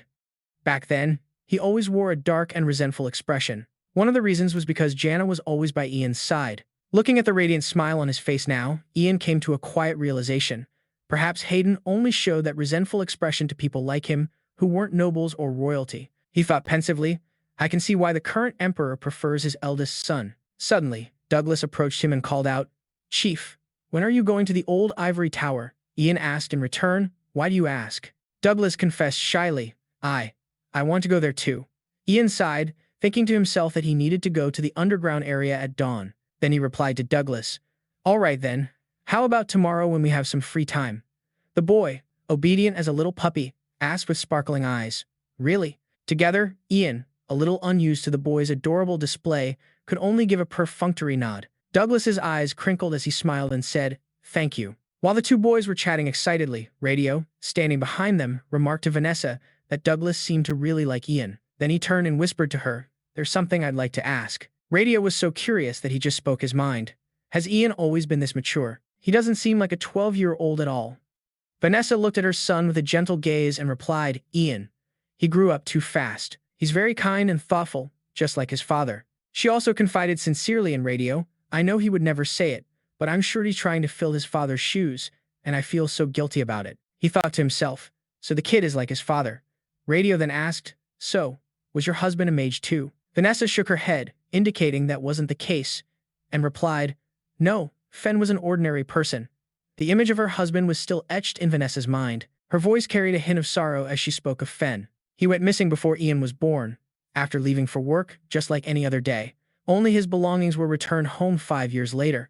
Her gaze lowered, clouded with sadness. She thought of her husband, who had now been missing for 12 years. Vanessa's words caught in her throat. She sighed and said to Radio, let's just drop it. It's nothing. After that, they followed the villagers' arrangements to their lodgings. The next morning, just as dawn was breaking, Ian appeared at the old ivory tower. He walked slowly, pondering a similar scene from his past life. Was it a journey following the wind and the path of the stars? Then Ian remembered himself from his previous life, one of an endless journey after the Unification War, far away from the ivory tower and the Empire. The thoughts came flooding back. Was it just a coincidence that I entered the ivory tower back then? He refuted his own thought. No, it wasn't like that. Something guided me. Lost in his thoughts, Ian realized he was already standing in front of the ivory tower. Whether in this life or the last, this place looked exactly the same. Ian stepped into the tower, his mind inevitably recalling its history. 300 years ago, there was a war between the mages of the ivory tower and the Dragonians, descendants of dragons. At that time, the Dragonians' army of gargoyles and their black magic were powerful enough to destroy the Empire, but the Emperor and the high-ranking mage, Nissan Green River, led the other master mages. He fought back fiercely, defeated the Dragonians, and drove the gargoyles to extinction, protecting the peace of the Empire. However, that great man, Green River, who had led them to victory, refused the position of emperor and instead became the master of the tower, founding the capital, Green Riverdium. Eventually, this place fell into ruin and was abandoned. Ian walked around the tower a few times, seemingly searching for something. It's around here somewhere. Ian's hand lightly touched a mechanism, and immediately, the ground beneath his feet began to shift. In an instant, a staircase leading down to a tunnel appeared before him. Here it is. Without hesitating, Ian went straight in. The space below was completely dark, so Ian cast a spell to light it up. A sphere of light, resembling a small sun, illuminated every corner. The rays of light gradually pushed back the surrounding darkness, suddenly revealing a statue in the shape of a monster. The statue was of a humanoid creature with long ears, sharp fangs, and wings, and it looked incredibly lifelike. Ian looked at it, thinking to himself how genuinely surprised he had been the first time he saw that statue. Just then, the thing suddenly began to shake violently. A second later, it began to move, becoming a flesh and blood monster that let out a ferocious roar. The reason he had been so surprised to see it before was because he never thought it was a gargoyle. The creature that went extinct 3 years ago was hidden here. In an instant, it leaped from the stone platform, disappearing from Yan's sight. But just a second later, the gargoyle appeared right in front of Yan. It charged frantically toward him. Yan remained perfectly calm as a sphere of water materialized in his hand. The sphere quickly expanded before shooting straight toward the monster. It had no time to dodge and took the terrifying blow right in the stomach. The force of the water sphere was so powerful it slammed the gargoyle hard against the wall corner before stopping. Yan silently observed the scene, feeling quite anxious himself. In his past life, it was simple to kill it, but now, it required much more effort. Just as he feared, the gargoyle was completely unharmed. Its eyes were now fixated solely on Yan. It was as if it had marked him as the target to be eliminated. The gargoyle kicked hard off the wall, launching itself at Yan once more. Seeing this, Yan quickly cast a spell. Ice Spears. At his command, sharp spears of ice shot up from the ground. Caught completely off guard, the monster was impaled through the stomach. Its pained shriek echoed through the entire space. But he wasn't done yet. Yan continued his assault. Next, glowing streams of electricity began to course around his body. Yan's eyes were fixed resolutely on the gargoyle. The next second, an incredibly powerful lightning bolt struck the monster. After a moment, it finally stopped struggling. Its entire body charred and smoldering. Yan looked at it and thought, the gargoyle is dealt with. He calmly planned his next move. Now, it was just a matter of time. Just as expected, a moment later, a secret mechanism activated beside him. A door slowly descended, revealing a path leading inside. Yan gave a satisfied smile, thinking to himself, just like last time. He then gently used the feather spell to float down. From high above, Yan landed gently without the slightest difficulty. He took his first steps into the area below. Following the memories of his past life, Yan walked forward without hesitation toward the book he was searching for. He thought happily, we meet again sooner than I expected. The dragon language scroll lay there on the table, A thought suddenly flashed through Yan's mind. I wonder who hid this here. He tilted his head in curiosity. A dragon? Or the very first mage? Yan held the book gently in his hands. The dragon language.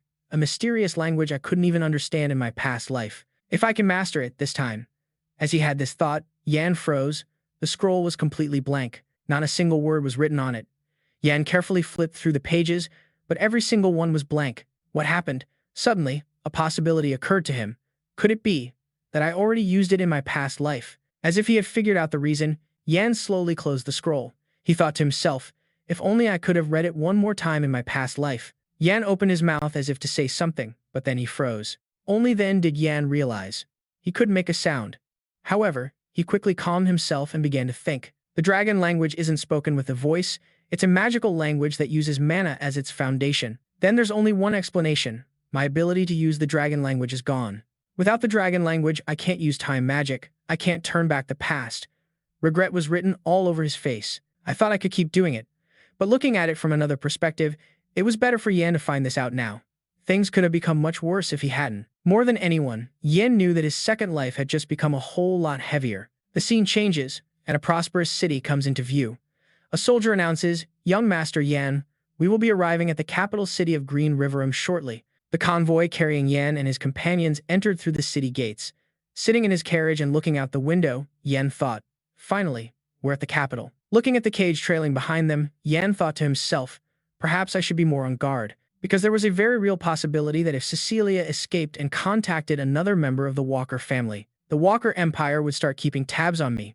For that reason, Cecilia will definitely talk about me, the one who knows all about the existence of the Walker family.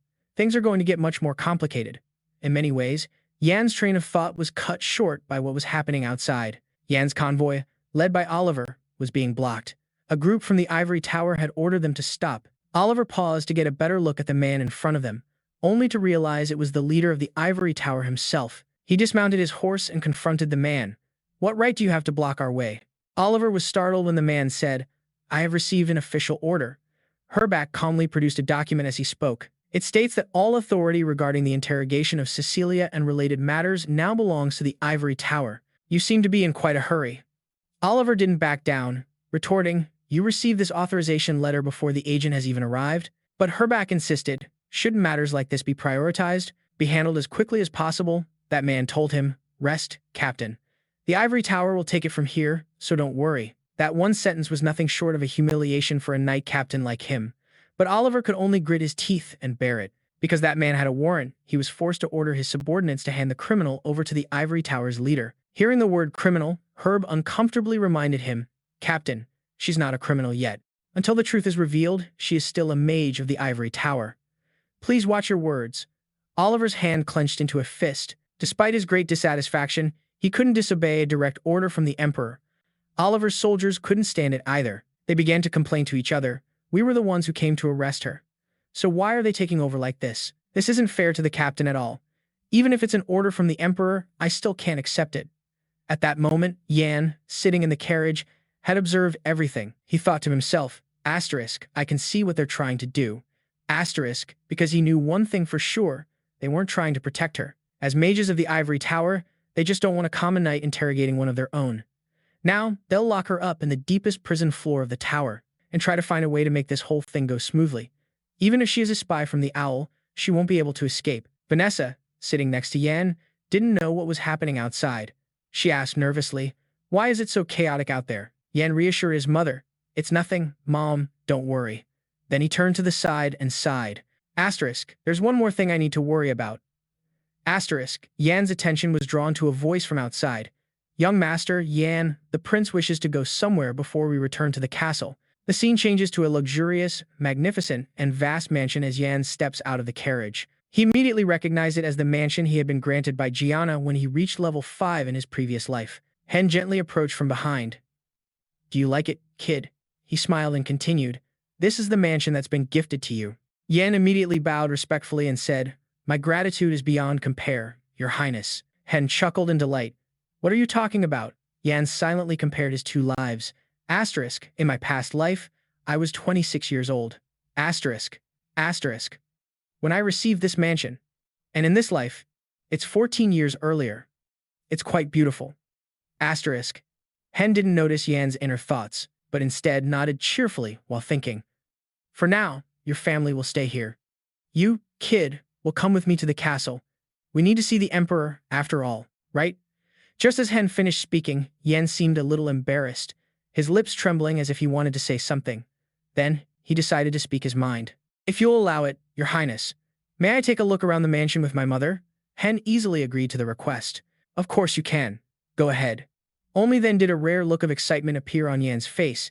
He quickly thanked the crown prince. The mansion was clearly magnificent, from its exterior design to the incredibly luxurious furnishings inside. Vanessa looked around once and exclaimed in amazement, "Oh my goodness." Yan followed his mother and asked, "Do you like it, Mom?" She hesitated in her reply. "How could I not?" At this, Yan told her, "This is our home from now on." Vanessa asked again in surprise. "This place," her young son replied nonchalantly but with certainty, "Yes." Seeing his mother so happy, Yan felt happy too. He remembered what had happened before. Asterisk. When I received this mansion in my past life, Mom was already gone. Asterisk. Meanwhile, Vanessa was still marveling. I can't believe this is really a place to live. It's even more impressive than the Lord's castle. Yan thought to himself, asterisk, no matter how great a mage I once was, I still couldn't bring Mom back. Asterisk. Then he explained to his mother. It means this place was once used by the royal family. She was astonished once again. The royal family? Seeing his mother's back, still present here with him, Yan silently made a resolve. Asterisk. But it's different now. The things I wanted to do for Mom. Asterisk. Asterisk. And the things I wanted to do with her are all possible now. Asterisk. He walked up and asked how she felt about the place. What do you think, Mom? At the same time, Yan's heart. Asterisk. This time, I'll be able to see my mother's happy expression, something I couldn't see in my past life. Asterisk. The sound of a thumping heart and the rosy cheeks of a 12-year-old Yan, happily awaiting his mother's answer. Soon after, she replied, "It's spacious and beautiful, and very large." But it was accompanied by a worry that any mother would have. But how are we supposed to clean all of this? Yan froze on the spot upon hearing his mother's unimaginable answer. He barely managed to choke out, "Mom." She asked with concern, "What is it, Yan?" Yan said nothing, only thinking to himself, asterisk, I'll make sure that from now on, Mom won't have to do any housework, so she'll never have to think like this again. Asterisk. The scene changes to the Green Riverum Royal Castle. Yan adjusted his sleeves while lost in thought, a little worried. Asterisk. I've never met the Emperor in person, not even in my past life. Asterisk. He had changed into a formal suit suitable for an audience with the Emperor. Asterisk. In my previous life, by the time I graduated from the academy and saw how the world worked, he was already on his deathbed. Asterisk. The ruler of this country, in his and everyone else's impression, was an emperor praised for his wisdom and sagacity. Yan followed the guide. He looked around with great curiosity, eager to learn that from the emperor if possible. From the window, Yan looked over at the castle next door and immediately recognized it as the prince's palace. A flood of memories rushed back. What was that guy doing now? The fifth son of a concubine, that fifth prince resembled the emperor the most but was born without his father's love. His name was Jiang Na, and he was both Yan's old friend and his greatest enemy. Yan couldn't help but worry about what he should do when he met him in this life. The guide finally stopped in front of a room. He said, "Young Master Yan, please come this way. The emperor is waiting for you." Then, the door slowly opened, and Yan composed himself, ready to step inside and face the emperor. Inside the room, the emperor and the crown prince were waiting for him. Yan knelt down and bowed respectfully. "It is an honor for a lowly person like me to meet you." Terry's stern voice rang out, commanding Yan, "Raise your head." He looked at the boy and said, "Hero of the North, Yan, you've achieved a great deal in a short amount of time." Yan replied, "Thank you, Your Majesty." As the emperor of the nation, Terry didn't pay much attention to minor details. He said, "Don't try too hard. You probably haven't been taught proper etiquette. That's enough for now, so stand up." Yan slowly stood up as he was commanded. In his mind, he replayed the last sentence. "You haven't been taught proper etiquette, so you don't need to try too hard." That line was very familiar to him. Even the first time he met Jiang Na, he had said the same thing. Terry spoke again. "You traveled a long way to get here. Do you like the villa? I've given you one of my royal houses." While he was talking to Yan, Hyan, who was standing beside him, also took notice of the boy. As soon as their eyes met, Hyan cheerfully waved hello. Yan didn't dare to be rude in front of the emperor, so he had to answer him. "It's a place so grand I couldn't even have imagined it," he said, though he was complaining internally. What is he doing in front of the emperor? Terry heard this and asked again, so, do you like it or not? With all the sincerity he could muster, Yan replied, I do. My mother is also very happy. It seemed Terry was very satisfied with that answer. He smiled and said, is that so? Then he got straight to the point. So, are you on your guard? The reason I sent my heir to bring you here and gifted you a villa the moment you arrived. Hearing such a direct question, Yan hesitated for a moment, wondering if he should be more direct himself. He looked at the elegant man before him and couldn't help but think of the fifth prince. Jiao Na liked to speak directly, without hiding anything. Since he resembled the emperor, perhaps his majesty was the same. No, not yet. Yan's hands clenched into fists. He tried to control himself, because until he had everything he wanted, he was just a 12-year-old boy and needed to act accordingly. Yan figured that acting like a child would be the best approach right now. Then he replied as innocently as he could, isn't it because I'm more talented than the others? From what they say, it seems my magic is better, so. Terry cut him off. You're more talented than the others? He asked again. Is that what you think? The atmosphere in the room suddenly grew tense. Yan still didn't know how to answer properly. Seeing his predicament, Haiyan felt uneasy. He looked up and called out, Father. Haiyan forced a smile and came to Yan's rescue. He's just a child. What would he know? Terry was a bit surprised to hear his son speak up. He thought to himself that this was the first time he had ever seen the boy defend someone. It seemed this young mage would be the perfect choice to aid in Haiyan's succession. With that thought, he replied, True. Then Terry continued speaking to Yan. Your talent. I called you here because of your talent. Even the knights and mages who witnessed it couldn't help but praise you. I heard that you were a great help in discovering that spy. There were only 3 people in the room. The emperor's voice echoed steadily.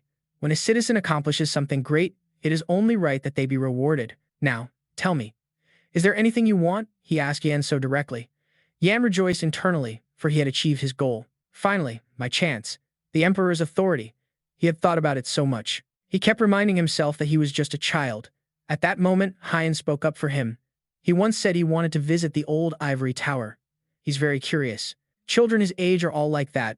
I think you should allow it, father. Hearing Haiyan say exactly what he wanted, a faint smile appeared on Yan's lips. Terry didn't give it much thought and agreed immediately. All right, I'll give you a seal. As long as you're here, you can use that to move around. Following his order, a servant brought the seal to the boy. Unexpectedly, the item was made of gold. It sparkled endlessly in Yan's hand. Terry added, You can also show it to someone and ask them for directions. He asked, Is that all you want? Yan replied softly, Could there possibly be anything more? At this, the emperor said cheerfully, Then I shall reward you myself. Come, bring it in. At his command, several maids entered one by one. They carried in a large chest overflowing with gold coins. Terry said, This is your reward. He then turned to the dozen maids beside him and said, These maids will clean the mansion every day. I will send them to the mansion so you can be comfortable. Seeing these maids, Yan couldn't help but remember his mother's worries. Looks like Mom won't have to worry anymore. Yan said sincerely, Thank you, Your Majesty. A while later, everything was finally over. Yan stood alone outside the door, thinking to himself, He's probably not like the others. Instead of being drawn to him, I feel more suspicious. He thought that the emperor was probably like that with everyone, just like Rang Na. As he thought, he tightened his grip on the seal he had just received. Suspicion is a fundamental part of ruling and managing. Rang Na liked to say that. His thoughts raced with every step he took. First, I need to focus on what's important. I don't have much time.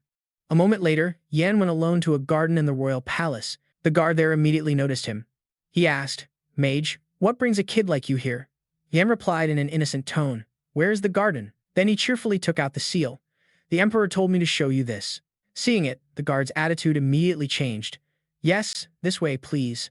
I'll show you. Yan thought to himself that he would try to act like he was visiting a famous landmark to get there.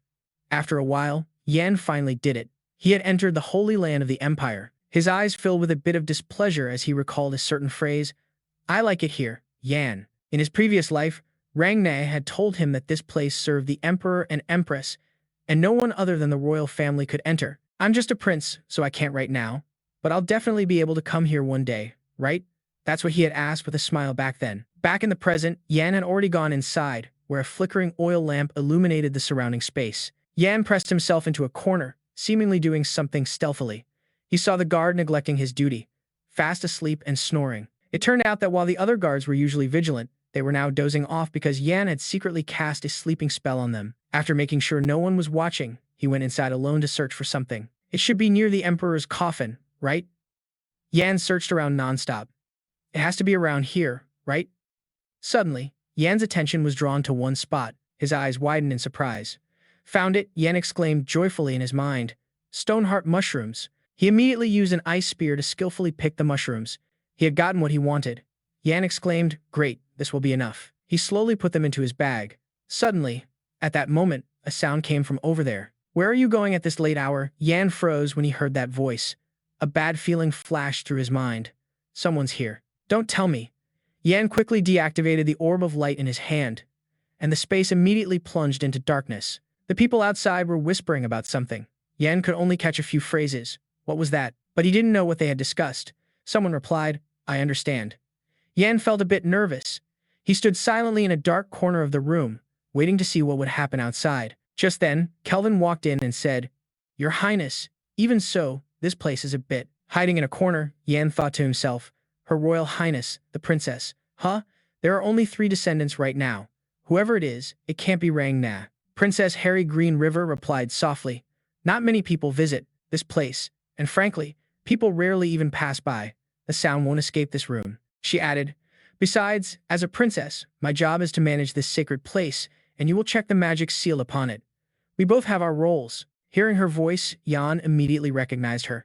It was Harry Green River, the first prince's biological sister. Kelvin asked, "Your Highness, why don't you inform the Ivory Tower?" When he mentioned this, Harry's attitude changed, and she shouted in protest, "No way." Her delicate eyebrows furrowed slightly. "Don't you already know that the Ivory Tower is very dangerous?" But when she thought of her father and older brother, Harry's expression became cheerful as she said, "I'm sure our ancestors will understand, because I'm doing this for His Majesty and my brother." Seeing the princess's determination, Kelvin knew he couldn't persuade her. He had no choice but to go along with it, saying, "I understand. In that case, I will do my best to assist you until." Then he turned and asked, "Have you memorized the basic spells I taught you last time?" She replied enthusiastically, "Of course." Kelvin praised her. "Very good," then made a request. "Then please show me the light spell first." Harry also carried it out very seriously. "Then let the mana flow like this." And just as expected, a second later, the princess was able to create a small orb of light. Yan, watching from the dark corner, was astonished by the sight. "The princess is using magic?" Seeing her light, Harry complained, "Why is mine so small?" Kelvin patiently explained to her, "Because you've only recently started practicing magic." Yan once again thought back to the Harry Green River from his previous life. She lived her whole life like a bird in a cage. And when Jiang Na ascended the throne and the crown prince was executed, she followed her brother and quietly ended her own life. It wasn't until this life that Yan realized something. He never expected a woman like that to be a mage. Why would she be hiding something? Yan was a little curious about her reasons. Because in the Green River Empire, hiding one's potential to become a mage was a crime. The same went for private magic education outside the Ivory Tower and the Academy. And I'm sure that Mage knows this too. I don't know what Harry's intentions are, but she made a request. "Sir Kevin, next time, please teach me attack magic, too. Like a volcano, for example." Kevin replied to the princess helplessly, "Even I can't use that spell, Your Highness." Hearing this, Harry quickly made an excuse. "I was just kidding." Suddenly, Harry seemed to sense something behind her. She immediately turned her head to look. Kevin followed her gaze and asked, "What is it, Your Highness?" Harry said, "I thought I heard a sound just now." This news was like a lightning strike to Kevin. He was afraid they would be discovered. "Do you think someone saw us? That would be terrible," Kevin said worriedly. "Let's end it for today." Harry reassured him. "Don't worry, Sir Kevin, because only royalty is allowed to enter here." By now, it was already late afternoon. At some point, Yan had already gone outside. He looked up at the sky and thought to himself that he had discovered many surprising things today. To think that Harry Green River was a mage, something he had never known, even in his past life. Yan recalled the princess's intense reaction earlier.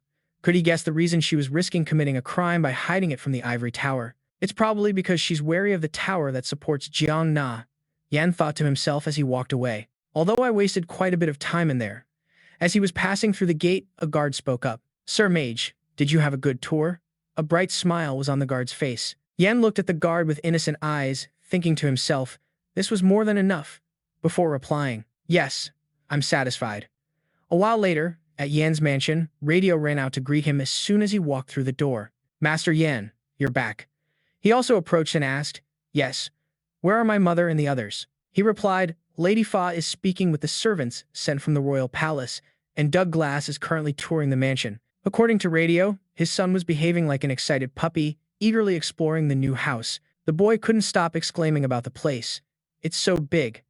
After hearing this, Yan said, "Good. In that case, radio, may I speak with you for a moment?" So, the two of them went into a room to talk.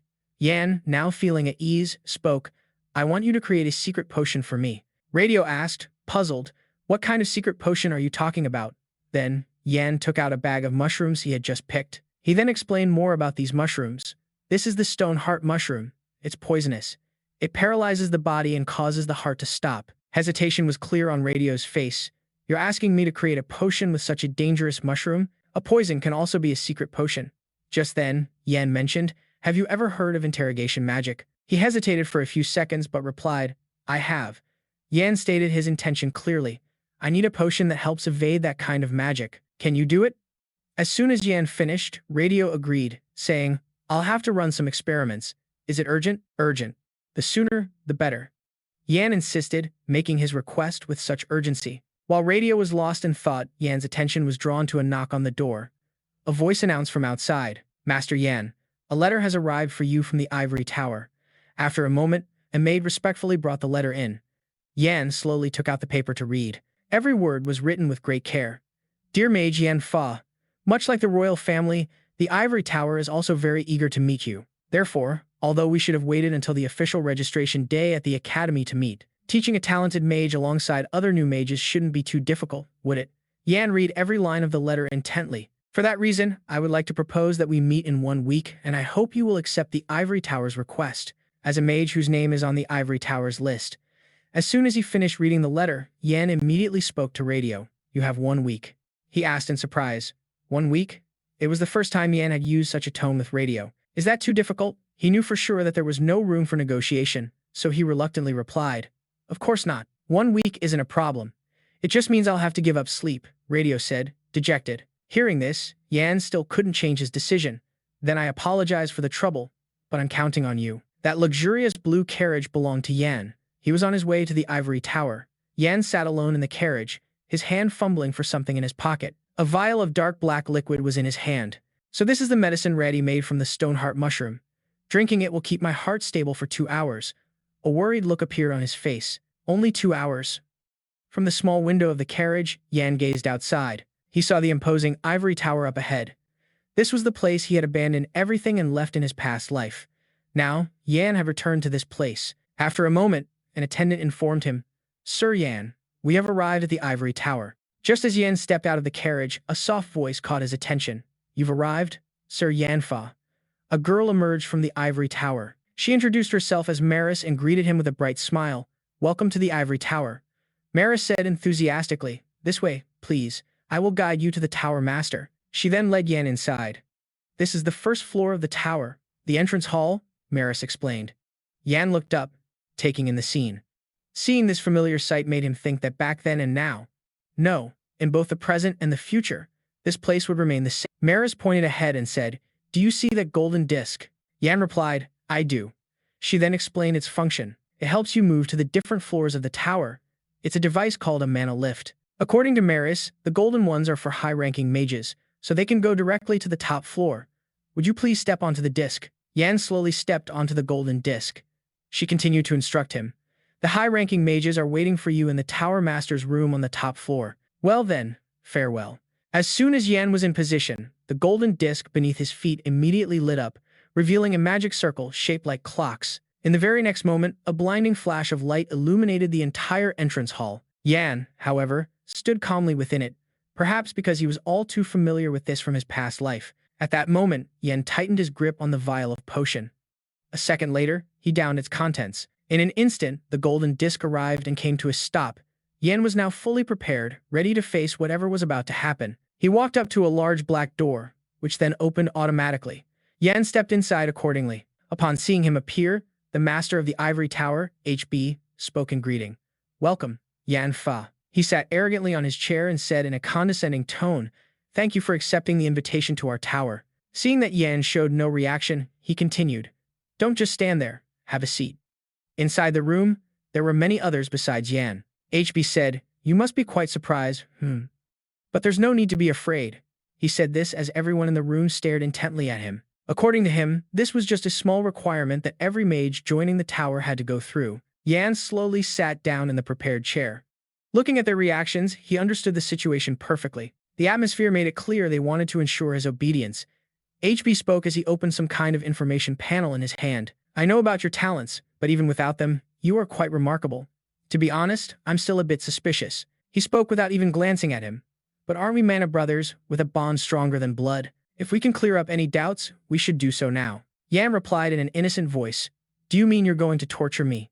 HB crossed his arms and denied it. Goodness, why would we do something like that? There is no place for such barbaric acts in this tower. Suddenly, his gaze changed completely, becoming incredibly sharp and cold. We're just going to ask a few questions, and you just need to answer them. In the tense atmosphere, he announced. Now then, let's begin. From Yan's personal information panel, HB read out each line precisely. Yan Fa, born in the year 488, zodiac sign of the Red Ram. Your father, Fen, is a wandering adventurer, and your mother, Vanessa Fa, was a... Is any of that information incorrect? Yan answered honestly, no, it's all true. The bald man beside him asked further. I want to know more about your relationship with the alchemist, Ratty. From this point on, aided by the potion, Yan began his performance, answering with perfect composure. My mother is very weak.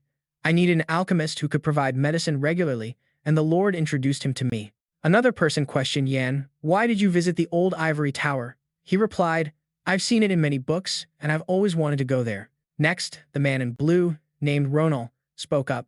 Do you remember the mage Cecilia? Yan answered nonchalantly, Of course, I remember. The man's serious tone continued. You saw her talking to a masked person, and Cecilia was caught trying to kill you. Can you swear that this information is true? Because she is still remaining silent, Yan feigned fear as he recalled the scene and said, I swear. I really thought I was going to die. The white-haired woman followed up. Can you swear that no one taught you magic? Yan answered firmly, Yes, never.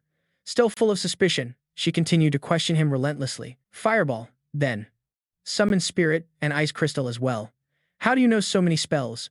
I want a reasonable answer. You're not going to tell me you just did it, are you? Yan replied, I just thought about them. Then he explained further. For example, I imagined fire in the palm of my hand.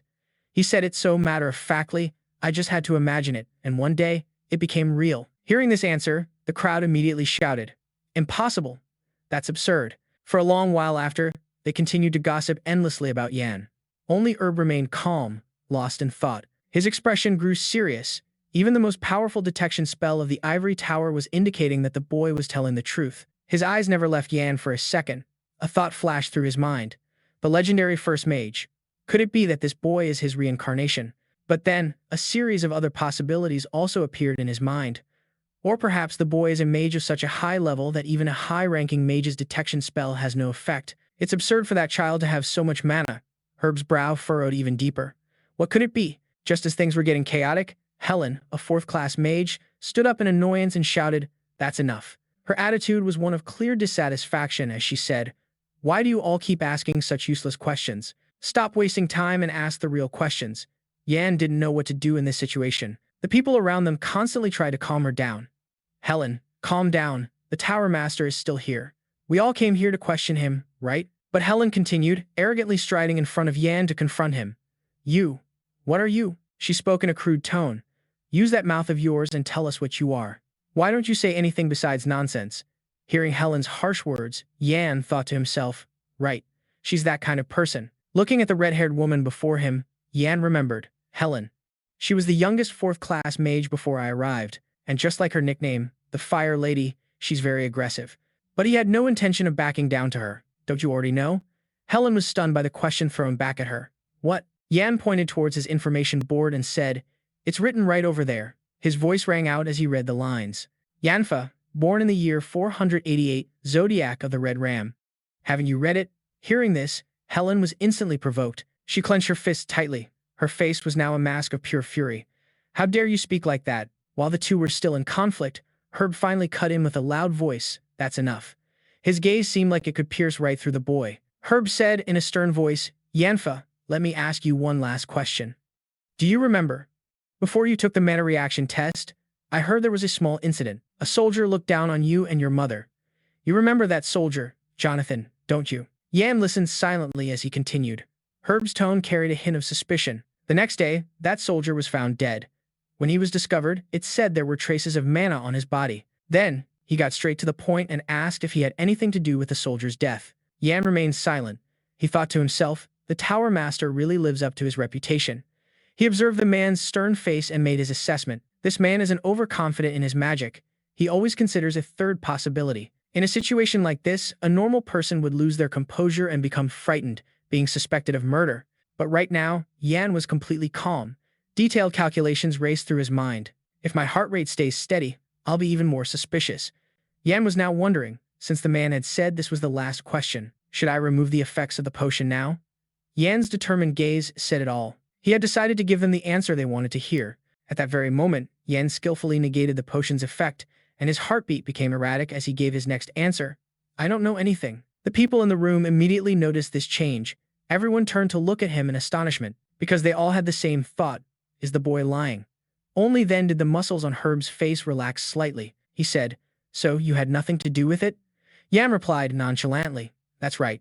It seemed Herb was very pleased with this answer. He said, Of course. There's no way you could have killed him. Thank you for your honest answer to this difficult question. After that, the Tower Master justified himself with another statement. When I said there were traces of mana on his body, I was just making it up. He slipped off a bridge and died. That statement was delivered as if he believed his test of Yan had been a complete success. Yan remained silent, because only he knew that his own performance had been more successful than expected. But it wasn't over yet. Herb added, I'd like to end the meeting here and get something to eat, but I still have things to do, so I hope you'll understand. Once again, his monotonous voice echoed through the room. As you may already know, your talent is unprecedented, even within the tower. It's a mysterious power with no known information, so we must be extra cautious. He explained this and then continued, speaking about your current limits and how far you could go. A glass sphere was placed right where Yan was sitting. According to HB, the device in front of him was called a mana orb. You can consider it a crucial component that operates most of the tower. The Tower Master had already explained its function to Yan. Right now, it doesn't contain much mana, which is why it's this color.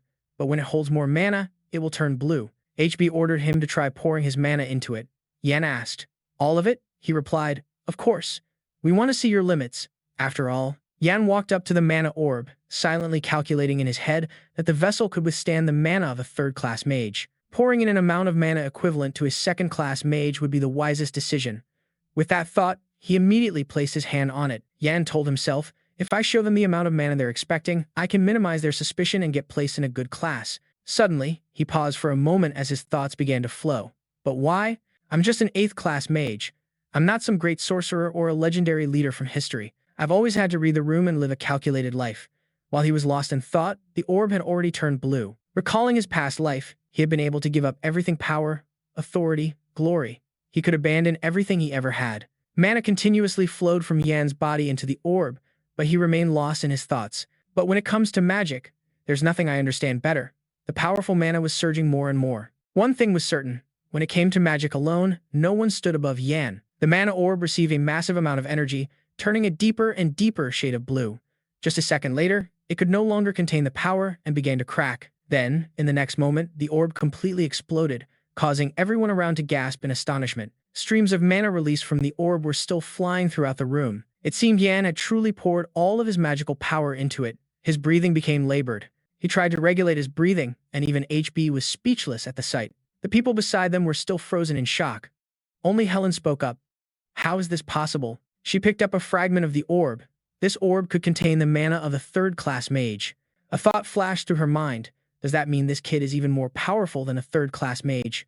By this time, Yan had regained his composure. Sometime after Yan left, as the sky turned yellow, back in that same room, an angry hand slammed the table as someone shouted, Ian Page. The rumors about that kid are true. Ronald couldn't keep his composure and stood up, shouting, He's a 4th-class mage. That means he's on the same level as all of us, except for the Tower Master. His anger surged even more as he remembered Yan's reaction when asked about Jonathan's death. That was clearly the reaction of someone who was lying. He pressed his advantage, continuing, What do you all think this means? Before Ian Page becomes a dangerous threat to us, we have to put a leash on him. Everyone in the meeting fell silent, contemplating something after hearing him say that. Ronald argued, attending and graduating from the academy, then serving for 5 years. Don't you all think we should just scrap all that and tame him right away? HB finally spoke up. That would be a bit difficult. but you're not wrong. He said, Ian Page spending time at the academy would just be a waste. Instead, he'd be a threat to the other students. Even high-ranking mages like us are already feeling uneasy, so how would the rookies and young mages feel? As soon as he finished, the expressions on the other mages' faces grew even darker. Then, HB dismissed all of that, saying, whether Ian Page killed a soldier or prevented a death doesn't matter. He reasoned that what's important is this: even though the probing spell was flawless, we'll never know if he's telling a lie. That could affect us. HB seriously brought up an important point. As you all probably know, our highest priority is the value of this tower. To him, the more powerful mages this place has, the higher the tower's status. Suddenly, someone asked, then why not just accept Ian Page as the 12th high-ranking mage and officially announce the arrival of a 4th-class mage? Of course, I'm well aware of that, HB said. But given his talent and age, I think it would be best to have a specific high-ranking mage teach him. What do you all think? All the mages present voiced their agreement. Sounds good. I agree. I was hoping for that. Hearing their consensus, HB said with satisfaction, excellent. Afterward, just as he was about to assign someone to be in charge of Ian Page's education, a hand suddenly shot up and said, I'll do it. A few days later, Yan returned to the ivory tower. However, upon his return this time, Yan was still a bit stunned. He hadn't expected to be recognized as a high-ranking mage so quickly. He stood dazedly in front of the tower for a moment, lost in thought. I had a feeling this would happen, but it's all moving so fast. Just then, the familiar figure of Maris appeared. The moment she saw him, she called out, Sir Yan. Seeing her, Yan was a bit surprised and said, we meet again. Maris hesitated before replying, well, I heard the news that you're a 4th circle mage. Yan felt a little awkward hearing her say that. Yes, that's right. Maris's eyes sparkled with admiration. That's amazing. A high-ranking mage at just 12 years old.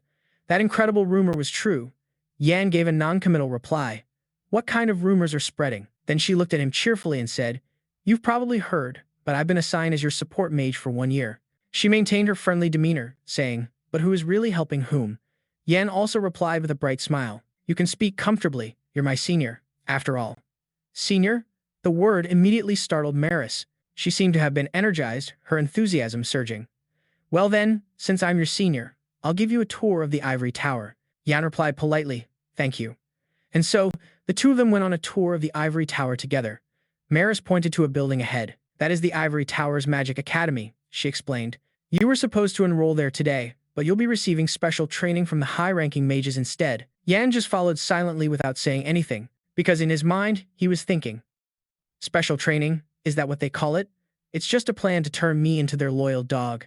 That's Herb for you. At that moment, Yan's gaze suddenly paused, because he had seen his academy friends from his past life. He remembered that he had once stood there, too. But in his previous life, they were all assassinated by his youngest uncle's spies during the First Unification War, so I never thought I would see them again. A sense of anticipation grew inside Yan. It might be difficult to become close friends, but I should go and greet them soon. A moment later, Maris brightly announced to him, this is your private laboratory. She also added thoughtfully, I heard you would be using it, so I already cleaned it with a cleaning spell. The laboratory door slowly opened. Yan was surprised when he saw the room inside. His eyes widened in shock because this was also his room from his past life. Seeing Yan's reaction, Maris immediately spoke up. When this tower was created 300 years ago, there were 24 high-ranking mages, but now there are less than half, so there are many spare rooms. She said, the Tower Master wants you to use this room for your personal matters. Then, she left him alone in the room. Please wait here. I'll go get the mage in charge of you. The door closed abruptly, and the atmosphere inside became silent as Yan was left standing there alone. He walked around, touching each familiar object. It's been a while since I last set foot in this room. Yan reminisced about the old memories he had here. Unlike last time, he had obtained this room 7 years earlier in this life. He now had the authority of a high-ranking mage. A thought appeared in his mind. There's one thing I have to do, and that is to create a new faction within the Ivory Tower. Yan silently calculated the time frame within 6 years from now. He figured this was the period when Jiang Na would begin to make her move under the tower's protection. I have to create it before then, a faction that can stand against Jiang Na, the one protected by Herb. However, Yan himself knew this would be very difficult to achieve because power here was based on loyalty to the Tower Master, fear of his overwhelming strength, and high rank. There was only one way Yan could possibly do it. If he reached the same level as the Tower Master, or even higher, the time would come for him to take full control of this tower. Thinking this, Yan sighed to himself, it's best to act like a polite child for now. Until then, even I can't surpass the 5th circle with this small body. Suddenly, the sound of the door being roughly thrown open startled Yan. From outside, someone's footsteps entered without even asking for his permission. Hello. Yan curiously turned to look, a forced smile appearing on his face. Looks like more trouble is coming my way. Of all people, did they have to send her? It turned out to be Helen. She stood there brazenly and said, "Long time no see." Then she gave a smile as if provoking Yan. "You insolent brat." Yan looked at her and thought to himself, Helen, they just had to send her. At that moment, Yan's lips parted as if to say something. He innocently mentioned that she was the one who cleaned up the broken vase. However, she wasn't angry anymore and just remarked, "Looks like you're more than just insolent." Helen calmly walked forward. "All right, I'm sure you've heard the news." She then continued, "Proper etiquette. The history of the tower, magical theory. These are the things you would have learned at the academy, but the tower master wants to teach you within the tower." He recalled Herb's words. "What was it ye said about how the other children would lose confidence if a monster like me studied with them?" As Helen spoke, she began casting some sort of spell, but the issue was that a book on the shelf fell down under Helen's influence. She arrogantly held a book in her hand and said, "What's the point of doing this?" Meanwhile, a series of other books flew out as well. The next second, the books all fell to the floor at once. She waved her hand, tossing the thing in her hand aside and said, "Boring things like this aren't my specialty, and those old hags are much better at teaching it than I am." Suddenly, Helen leaned in close to Yen's face and said, "Cecilia, you defeated that girl, didn't you?" She rambled on that she had high hopes for Cecilia. That girl was quite skilled in combat magic. Perhaps if Cecilia hadn't been discovered by Yan, she could have continued and followed in Helen's footsteps. "I never expected that girl to be a spy." Her gaze fell upon Yan as she said, "But you were able to defeat Cecilia." Yan silently listened to the red-haired woman ramble on. Helen added, "Since I've become your teacher, I'll teach you something." She then listed off a series of mage types, explaining there were many different kinds. There are mages trained for combat, mages trained to support others, and mages who dedicate their lives to studying alchemy. As for the rest, Helen showed a contemptuous attitude, calling them just useless extras. Then she turned and asked, "Which type do you think I am?" Yan sighed and replied, "The first type, exactly." She said, beaming with pride, "I bet no one can defeat me in that field." Helen believed she was different from other mages, who only cared about the elegant appearance of a high-class mage. "I will teach you my way." She then turned on her heel to leave, looked at Yan, and said, "Follow me." Seeing Yan's silence, she insisted, "Of course, you have no right to refuse." A while later, the two of them arrived at the training ground. Helen looked scornful. "Now, do you understand what you have to do here?" Her voice rang out, full of challenge. "Attack me. Make me want to teach you." Yan looked at the rude woman before him and thought to himself, "She's no different from my past life. Even back then, she annoyed me by challenging me, but this time, I won't let her be the one to start things." A clear determination could be seen in the depths of Yan's eyes. "I'll shatter that arrogance of hers." The surrounding mages were immediately intrigued by the two of them. The sound of nonstop chatter filled the air. "What kind of challenge is this for that kid? I mean, Yan. Isn't it a bit dangerous to have him fight her?" Helen maintained her look of sky-high confidence. "Looks like we have enough of an audience. Shall we begin?" While Yan was warming up, she spoke again. "You go first. I'm the teacher, so I'll give you the first move." Yan took off his cloak and asked seriously, "Are you sure?" That one question successfully provoked her. Helen replied, annoyed, "Who should be worried about whom here?" He immediately got into position and answered, "Then I won't hold back." As he spoke, Yan held out his hand to cast a spell. His eyes closed gently, and he mumbled an incantation, as streams of energy could be seen radiating from around him. Helen just stood there watching, without a hint of being on guard. "So, you've seen a thing or two. Are you planning to put up a barrier first?" Her eyes were filled with contempt.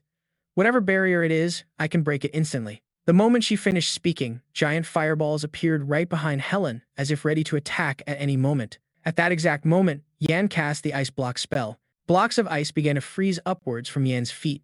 In just a moment, the cold ice had reached his neck. Then, Yan completely froze himself solid. Helen's eyes widened in astonishment at his action. "Are you kidding me, kid?" She tapped the block of ice a few times and said, "The best you could come up with is a block of ice?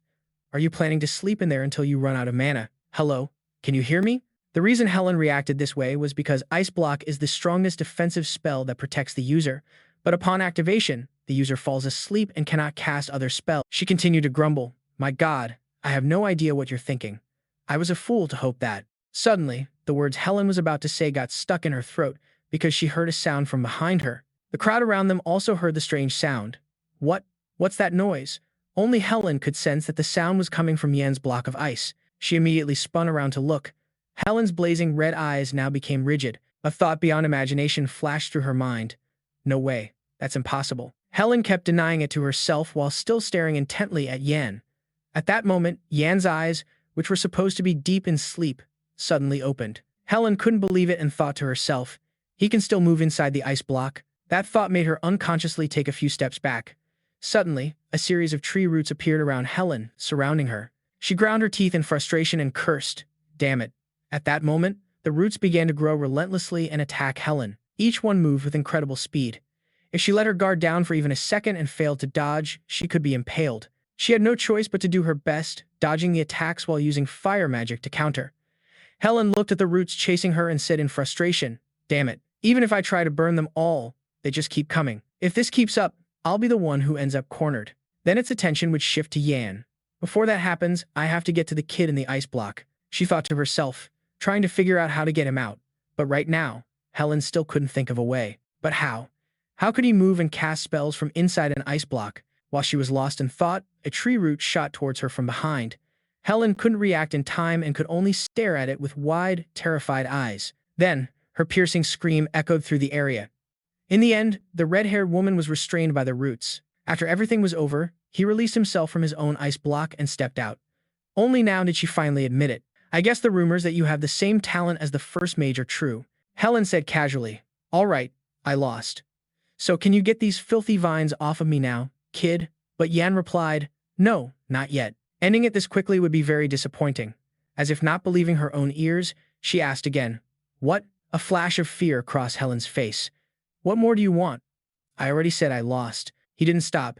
His arms slowly rose to prepare for the next attack. Sparks of electricity crackled from Yan's hand, and even the dark clouds in the sky began to rumble and gather. Seeing the terrifying scene before her, Helen screamed in fear. Wait, kid. Yan. The lightning in Yan's hand grew more intense, despite her unceasing screams. This is just a practice match. Helen screamed desperately. Yan, stop it. Stop. But Yan showed no signs of stopping. The very next second, he unleashed a full lightning spell. A huge part of the sky behind him flashed brightly as bolt after bolt of lightning struck down. Much to Helen's astonishment, the onlookers were now dead silent, not saying a single word. To her amazement, all the surrounding vines and roots were burned to a crisp. It was only then that Helen realized she hadn't been hit. Yan's last attack had precisely targeted the roots that were binding her. I'm alive. To think that someone as arrogant as Helen would end up having such a thought when facing a 12-year-old kid. That fear grew even greater when she saw Yan approaching her. Even though Yan hadn't done anything yet, she quickly screamed, stay away. Only then did Yan speak softly, Lady Helen. Just hearing her name called made her freeze in terror. Her whole body trembled as she listened to Yan speak. Can you still? Yan said with a mysterious smile. Teach me anything else. This made her so scared she didn't dare say another word, only shaking her head frantically. Yan smiled, satisfied that he had achieved his goal. He said, well then, I'll be leaving for now. With that, Yan turned and walked away. He walked away with light footsteps. Looking at the crowd of onlookers, Yan spoke up, sorry to ask, but could you please make way? I'm quite tired. After he said that, they all parted to either side, clearing a path for Yan. Perhaps what they had just witnessed made it impossible for them to look down on this young mage anymore. One afternoon at the Ivory Tower's mages were walking hurriedly. Tower Master Urge turned to ask his subordinate about Helen's current condition. He bowed his head and replied, she's quite haggard. She's been skipping meals for the past few days. His face darkened. To think she would pick a fight with a 12-year-old boy and ruin her own elegance. How foolish. He was so wrong to think that he could break Yan Fa's pride by having her teach him. He never thought Helen would be defeated by that brat. Only now did Hirsch belatedly realize it. From the very beginning, this was never about whether he could be controlled or not. He isn't a dog we can leash and control. He's a wild wolf. Herbs rationalized his mistake by reassuring himself. It seems we'll need more time than expected to turn him into a useful tool. He hurried to a room, and the door opened as he approached. It turned out the person waiting for Urch was the fifth prince, Jiang Na. He spoke up, you've arrived? Urch replied respectfully, my apologies. It seems I am late, your highness. Jiang Na closed the book in his hand and replied, it's fine. Then he requested of the tower master, could you tell me the details from before? Jiang Na's face now showed a keen interest in the story. He stated his desire. The incident concerning that mage, Yan Fa. On a beautiful morning at Yan's villa, Douglas Glad stepped out, skipping cheerfully. He was now wearing a new uniform with exquisite tailoring, completely different from his previous simple clothes. His face was filled with excitement as he said, "Dad, I'm ready to go. Let's go." Radio was the same. He had put on a new suit and replied happily, "All right, let's head out." He turned to Yan, who was sitting inside reading a book. "Yan, I'm taking Douglas to the academy." Douglas chirped like a little bird. "I'll be back, leader." After saying that, the father and son gently closed the door and left. Once they left, everything became quiet again. Since only Yan was there, he found himself thinking about how today was Douglas's first day of school. The reason the father and son were so happy was that Douglas had been accepted into the Royal Alchemy Academy as the top applicant right after applying. His talent was certainly outstanding. Yan also felt quite reassured, thinking he had a good grasp of the Ivory Tower's one-on-one curriculum, so it should be relatively easy. He closed the book in his hands and leaned back on the sofa. "Looks like I'll be free for a while." But he hadn't been resting for long before he stood up, thinking to himself again, "Ever since I turned back time, I've been running nonstop. Ram hasn't made any obvious moves yet, but that doesn't mean I'm just going to sit around and do nothing." With that thought, Yan started walking somewhere. "To regain my full power, my body needs to develop more." Yan's thoughtful gaze drifted past the window frame, his small hand resting on the glass, trembling slightly. It seemed he was still very worried. But can I really just rest like this? Just then, a maid entered the room. "Master Yan," she said, handing him an invitation that had been sent from the palace. Yan looked at the card and asked, "An invitation?" Even after taking it, he still wondered. "There aren't any special events happening, are there?" Yan looked closely at the seal. It was only then that he realized the invitation was from the Crown Prince. That evening, Yan went to the location where the party was being held. It was an incredibly magnificent castle. Even though he had arrived, Yan still couldn't believe that the prince had actually invited him to a place like this, because there was always an unwritten rule that mages who weren't of noble birth were not to be invited to such parties. He put a hand on his hip, hesitating as he thought, what is this guy thinking? Looking at the enormous castle, Yan thought again, and I never expected the party to be hosted by the crown prince himself. Perhaps it was because, in Yan's memory, the prince from his past life was very reclusive when it came to interacting with other nobles and had never hosted any friendly events with any of them. His attitude had cost him the opportunity to make a debut in the political world. As a result, all the nobles turned their backs on him. Clearly, the Haydn from his past life was nothing like the crown prince, who was actively building trustworthy relationships with other nobles. In the end, that guy managed to seize most of the crown prince's political power. Yan let out a sigh. It was understandable, as the crown prince often ignored the emperor's advice due to his impulsive and lazy nature. But he couldn't help but wonder what was making him so proactive. Still, this will probably benefit me. However, thinking back, he had never even gotten close to places like this in his past life. It seemed Yan would just have to sit quietly in a corner. Finally, Yan mustered up the courage to go inside. He handed the invitation to his servant. "Welcome, Master Yan." Then, the door slowly creaked open, and who knows what was waiting for him inside. Inside the castle, everything was decorated lavishly, yet with an undeniable elegance, a style truly befitting the royal family. The moment Yan stepped inside, all eyes turned to him. Everyone glanced at Yan and then began whispering amongst themselves. Yan forced a polite smile. As expected, this was not comfortable at all. Just then, the servant's voice rang out. "His Highness, the Crown Prince, has arrived." Everyone in the hall stopped and bowed respectfully before the Crown Prince. Haydn entered with elegant steps. He appeared with neatly styled hair and a very eye-catching blue formal suit. Haydn spoke softly. "I would like to extend my thanks to all the esteemed guests who have come to my party today." He stood on a high landing, his voice echoing clearly throughout the room. "As you all know, I will be hosting this evening's festivities on behalf of His Majesty, the Emperor." Haydn continued.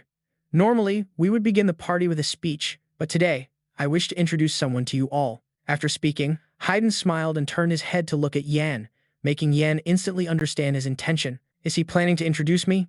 Just then, Haydn announced in a loud, dramatic voice, "Our special guest for tonight, the youngest fourth-class mage in the history of the Ivory Tower, my precious guest from Mowgli." As he finished his sentence, he pointed towards where Yan was standing. The name Yan being shouted out loud made him freeze for a few seconds.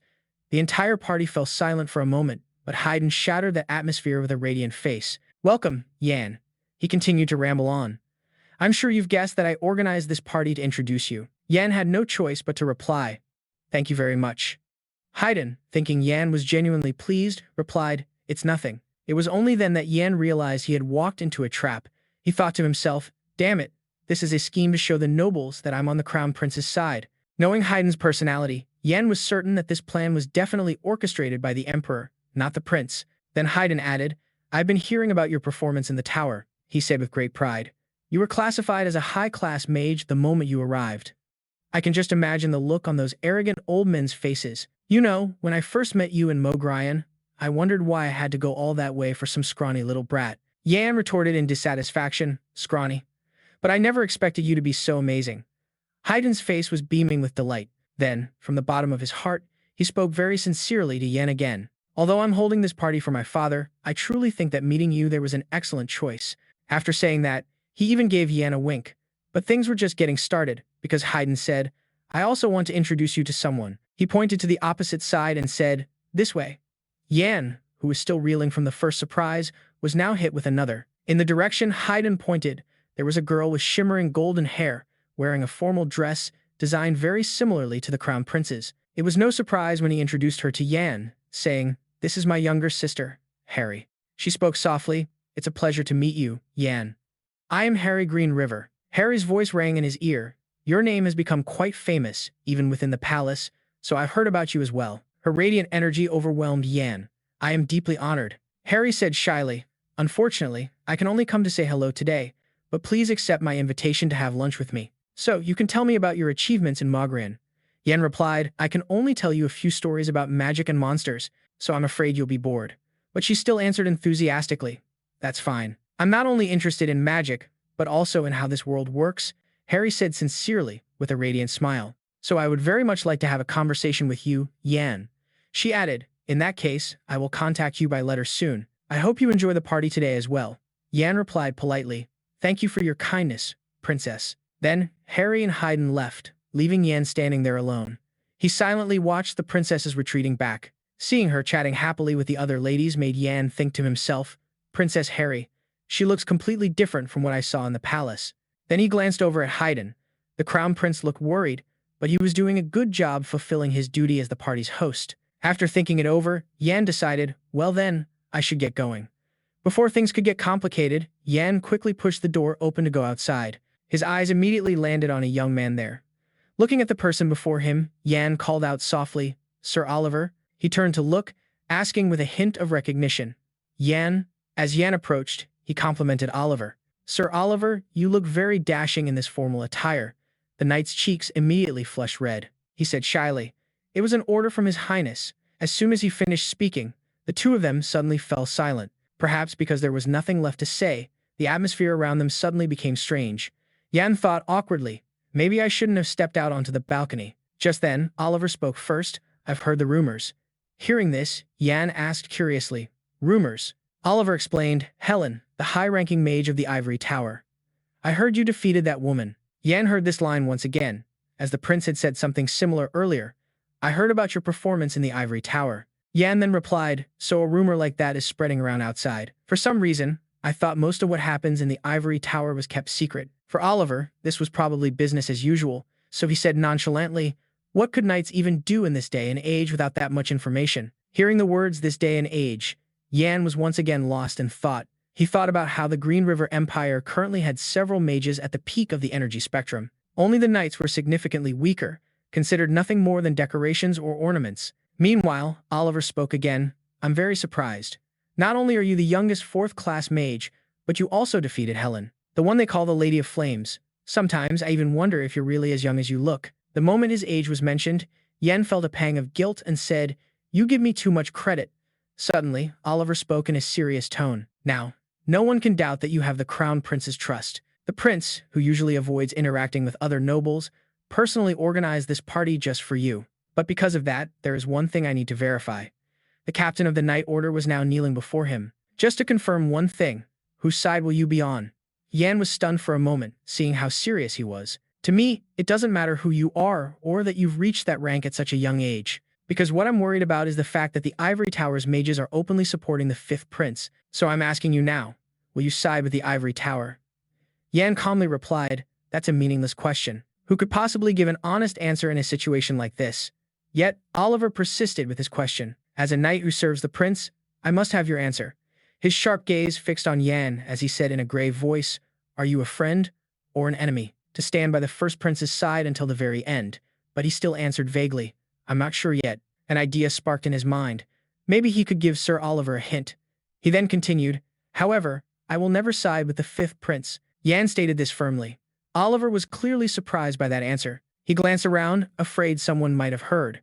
But Yan had already planned for this. He reassured Oliver, "I've used magic so only you can hear me, so don't worry." He asked Oliver, "Is that answer good enough?" He smiled and replied, "For now, that's a perfect answer." Oliver, now more relaxed, began, "May I make a request?" Yan wondered what kind of request he meant. With all seriousness, Oliver said, "Until you give me a definite answer to my question, please be my sparring partner. I need to get stronger." Hearing the request, Yan immediately figured it out. A sparring partner? You want me to teach you how to fight against mages? Could that sword eventually be pointed at me?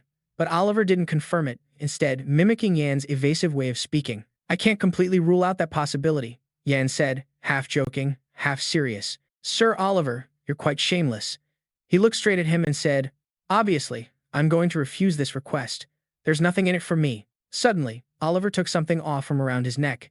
He held it carefully in his hand. "This necklace was given to me by the queen herself, on the day I was appointed as the first prince's personal guard." He said this with sincerity.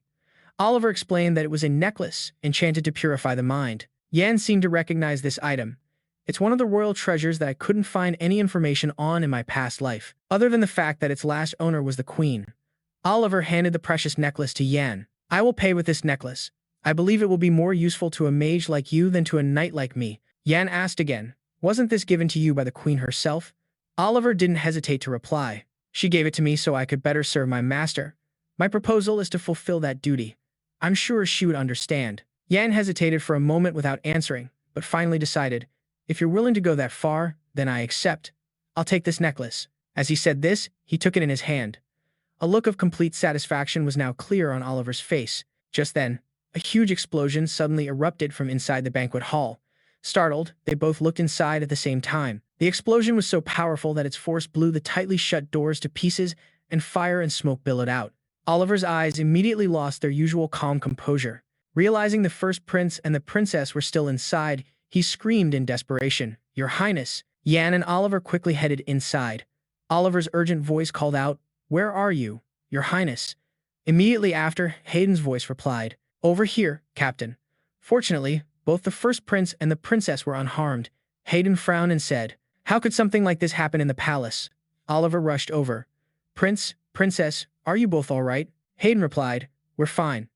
The knight squad was indeed quick to act, as Vice Captain Paul and the other knights ran right after. "Your Highness, are you all right?" Then he turned to Oliver and asked, "Captain, are you injured?" Oliver immediately asked, "I'm perfectly fine. What's the situation outside?" Paul quickly reported the current situation. "A series of unidentified explosions are occurring inside the palace.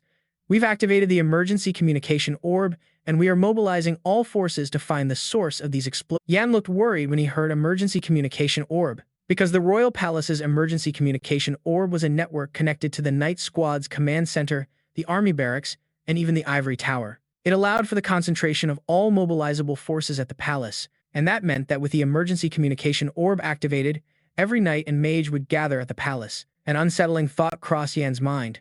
What if this explosion was a diversion for that very purpose? He was terrified that his fear would come true. Could it be? Yan decisively cast a mana barrier. A mana barrier enveloped everyone present in the banquet hall. Remembering that Harry could also use magic, Yan turned to her and asked, "Princess, do you know how to channel mana into a barrier?" The surprised Harry said, "What?" Yan's tone was extremely serious. "This is an emergency, so I need an answer." Harry replied hesitantly, "I've learned." But before she could finish, Yan cut her off. "Then can you maintain it?" Then he turned and walked away decisively. Yan approached a group of maids nearby. "I have something to ask. Has a maid named Isabel been here?" They were all trembling as Yan questioned them. One maid spoke up in fear. "Why, yes, sir. She was assigned to a separate palace, but she said she wanted to see the party." Hearing her answer, Yan understood everything. Just as he thought, their real target was Cecilia. By drawing forces to the palace with the explosion, they would infiltrate the ivory tower while surveillance was lax. Yan calmly analyzed the current situation. "It doesn't matter what happens to Cecilia, but I have to make sure the information she has on me doesn't get back to the House of Kal Wur." Meanwhile, in the ivory tower's prison, someone was stealthily infiltrating the area. The footsteps stopped in front of Cecilia's cell, and a voice spoke out. It's been a while, Cecilia. I'm surprised you're still alive. Because the person was carefully concealed, she couldn't recognize who it was at first. He slowly lowered his hood. It's me, Daniel. Then, the first thing he said to Cecilia was a word of scorn. I'm very disappointed in you. I thought you were a competent spy. Seeing him, Cecilia immediately grew frantic and shouted, Daniel, get me out of here. He calmly replied, Of course, but I need to check something first. She immediately answered, I haven't said anything. That brat, Yan Fa, he knew everything from the very beginning. About the existence of the House of Kulwer and its members. Daniel asks suspiciously, Is that true? She touched the back of her neck and added, He even knows about the mana seal that neither you nor I knew about. Hearing this, he said, Cecilia, that's something most walkers don't know. Our superiors only told us after you were captured. Then Daniel asked, So, is there anything else you have to say? Cecilia replied, That's it. We don't have much time, right? Let's get out of here. But now, his attitude became hesitant. Is that so? Right after, the cell door slowly opened. Cecilia's face lit up with joy, thinking she had been saved. Just then, Daniel called her name, Cecilia. The moment she turned to ask what was wrong, he stabbed her directly in the neck. Her eyes went wide in disbelief at what had just happened. Daniel, however, just coldly watched her as she writhed in agony. He finally spoke. When you were imprisoned in the ivory tower, we debated for a long time about what to do. Blood poured from Cecilia's wound, leaving her to do nothing but wait for death as he continued to speak. You're a rather rare third-class mage, so we considered rescuing you. And this is the conclusion we came to. As he finished his sentence, Cecilia collapsed onto the cold floor. Despite just having killed someone, he let out a smirk and said, Well then, fare thee well. I mean, goodbye. Suddenly, a voice rang out in response, You too. This made Daniel instantly whip around, on guard, and swiftly throw the dagger toward the source of the voice. The dagger sped towards its target. However, Yan easily dodged it with a simple tilt of his head, though it still grazed his cheek. Seeing him standing there so calmly, Daniel shouted, Who are you? Yan didn't answer him, instead glancing down at the floor. Seeing Cecilia's body, he spoke, So you got rid of Cecilia? That's good. One less thing for me to worry about, thanks to you. Unbeknownst to Daniel, Yan had already frozen his feet to the ground. Yan then slowly walked forward. Daniel, it's a real shame we had to meet today. Yan's gaze was ice cold as he said flatly, I swore I would kill you with my own 2 hands. Seeing he couldn't resist, Daniel pleaded, Wait, wouldn't it be better for you if you let me live? Of course, Yan had no intention of sparing him. Finally, I can avenge the suffering of my friends. Daniel frantically tried to defend himself. What are you talking about?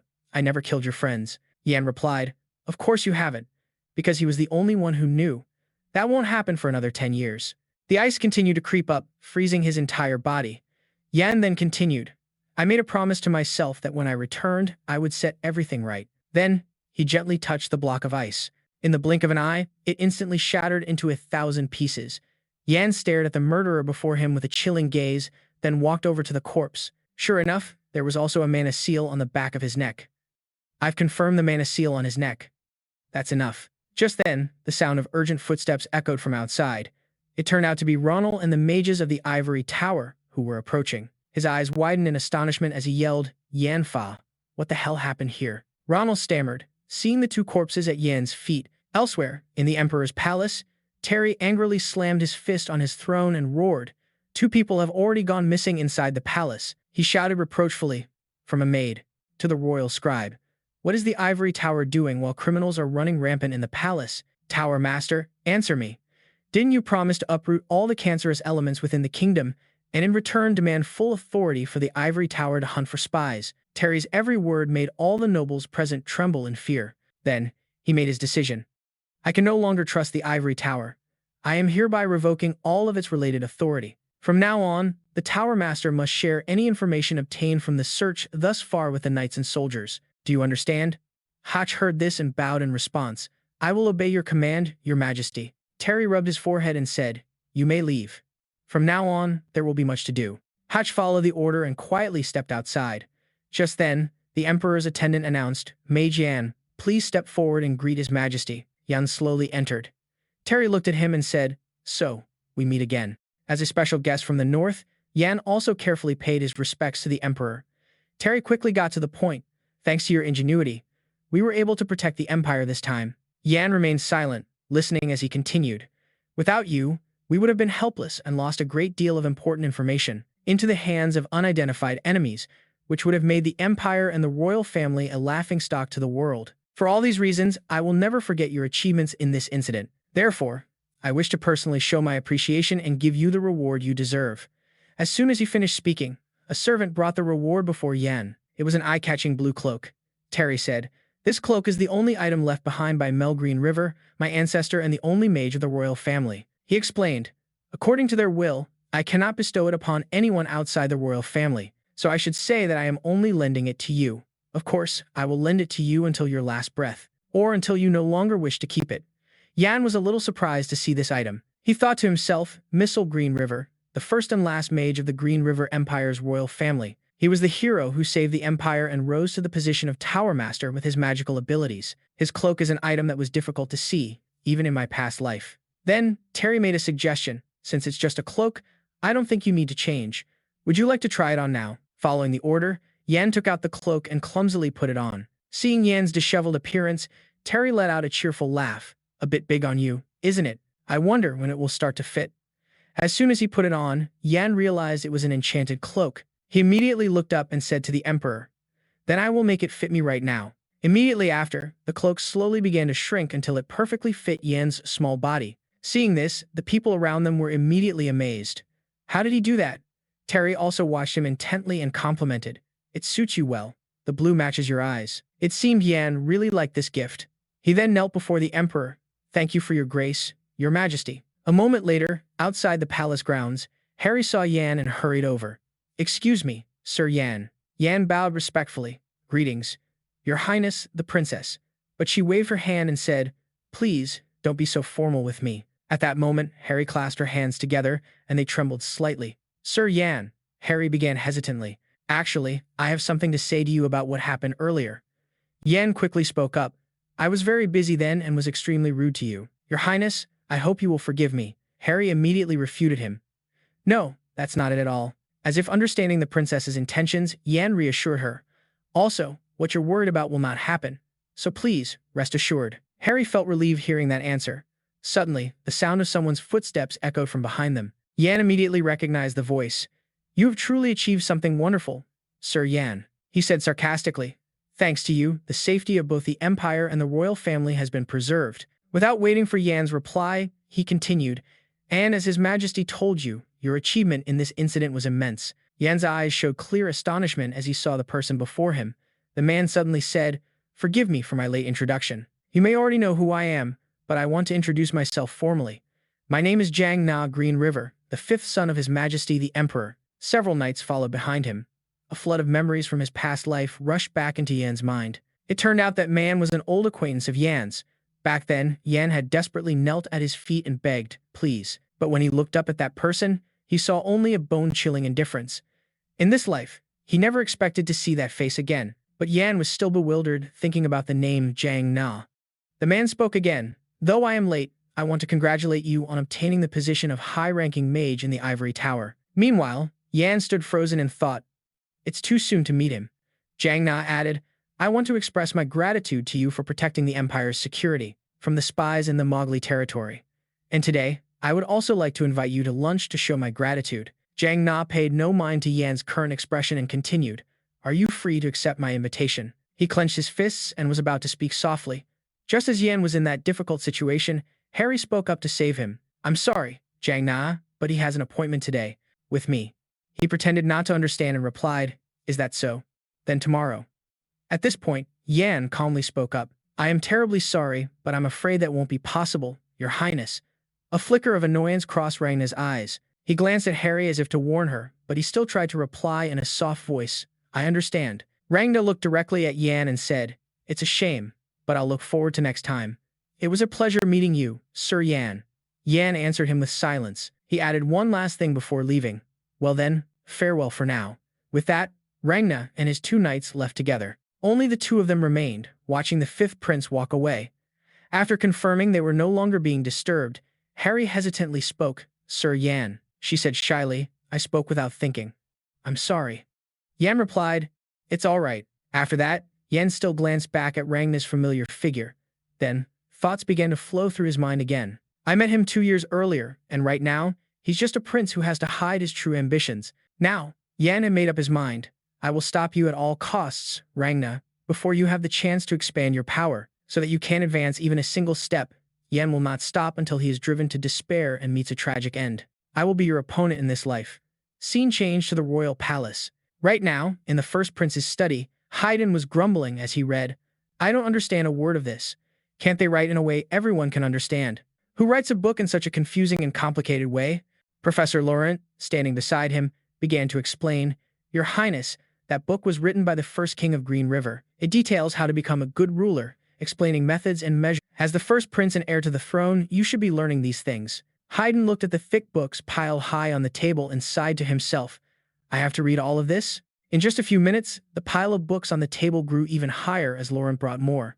He said, Furthermore, you must also study history, philosophy, economics, politics, and etiquette. He only stopped when the stack of books was nearly taller than Haydn. These are all the books you need to read. The more Haydn looked, the less he wanted to study them. I don't care anymore. He came up with a random excuse to get out of it. The stars aren't aligned for studying today, Professor. Laurent, on the other hand, was on the verge of tears. Your Highness, if you don't read now, your father will scold. Haydn then changed the subject. He asked Vi, the vice-captain, Today is the last day the captain is sparring with Sir Yan, right? Vi answered without hesitation. Yes. Haydn's mind drifted to them. They must be sparring right now, he thought, completely forgetting about his reading. Then he immediately stood up. Let's go. It's been a while since I've watched them spar. At the same time, at the main training ground of the Royal Knights, Oliver was slowly steadying his breathing, then carefully lowered his center of gravity. In that moment, Oliver thought that he would swear it until the very end. Both of his hands gripped the sword tightly, and a second later, he snapped his eyes open, as if sensing imminent danger. Just as he expected, before Oliver's eyes was a rain of ice spears hurtling straight down. With his determination, Oliver didn't falter and instead charged forward decisively. With an agile body honed by thousands of training sessions, Oliver easily dodged all of the ice spears. Oliver's feet skidded against the ground to bring him to a sudden stop. Thanks to his decisiveness, Oliver had avoided another fatal blow. Immediately after, a series of sharp earth pillars erupted in succession from the ground, attacking him. Oliver quickly jumped high into the air to dodge. He used the tall earth pillars as springboards to launch himself upward. Oliver's movements were so fast that he was just a blur of light, and before anyone knew it, he had successfully escaped the attack. Oliver didn't let his guard down. He immediately focused all his attention, waiting for the next attack. This time, what attacked him was a giant fireball. As the fireball drew closer, Oliver seemed as small as a pea in comparison. Yet, there was no room for fear in his eyes. Oliver raised his sword high, ready to fight. Each swing of his sword was tearing through the flames before him, because right then, the captain's mind held one firm belief. I can reach him. He widened his eyes, peering through the red curtain of fire, and thought about the limits of a mage. Oliver faintly saw Yan standing behind it, so he immediately took action, lunging forward like an arrow. A moment later, the tip of his sword successfully pierced through Yan's chest. That glorious moment seemed to play out in slow motion. But then, Oliver realized something was strange. Yan's hand was touching his back as he said, Well done. It turned out that what Oliver had just stabbed was merely a decoy of Yan.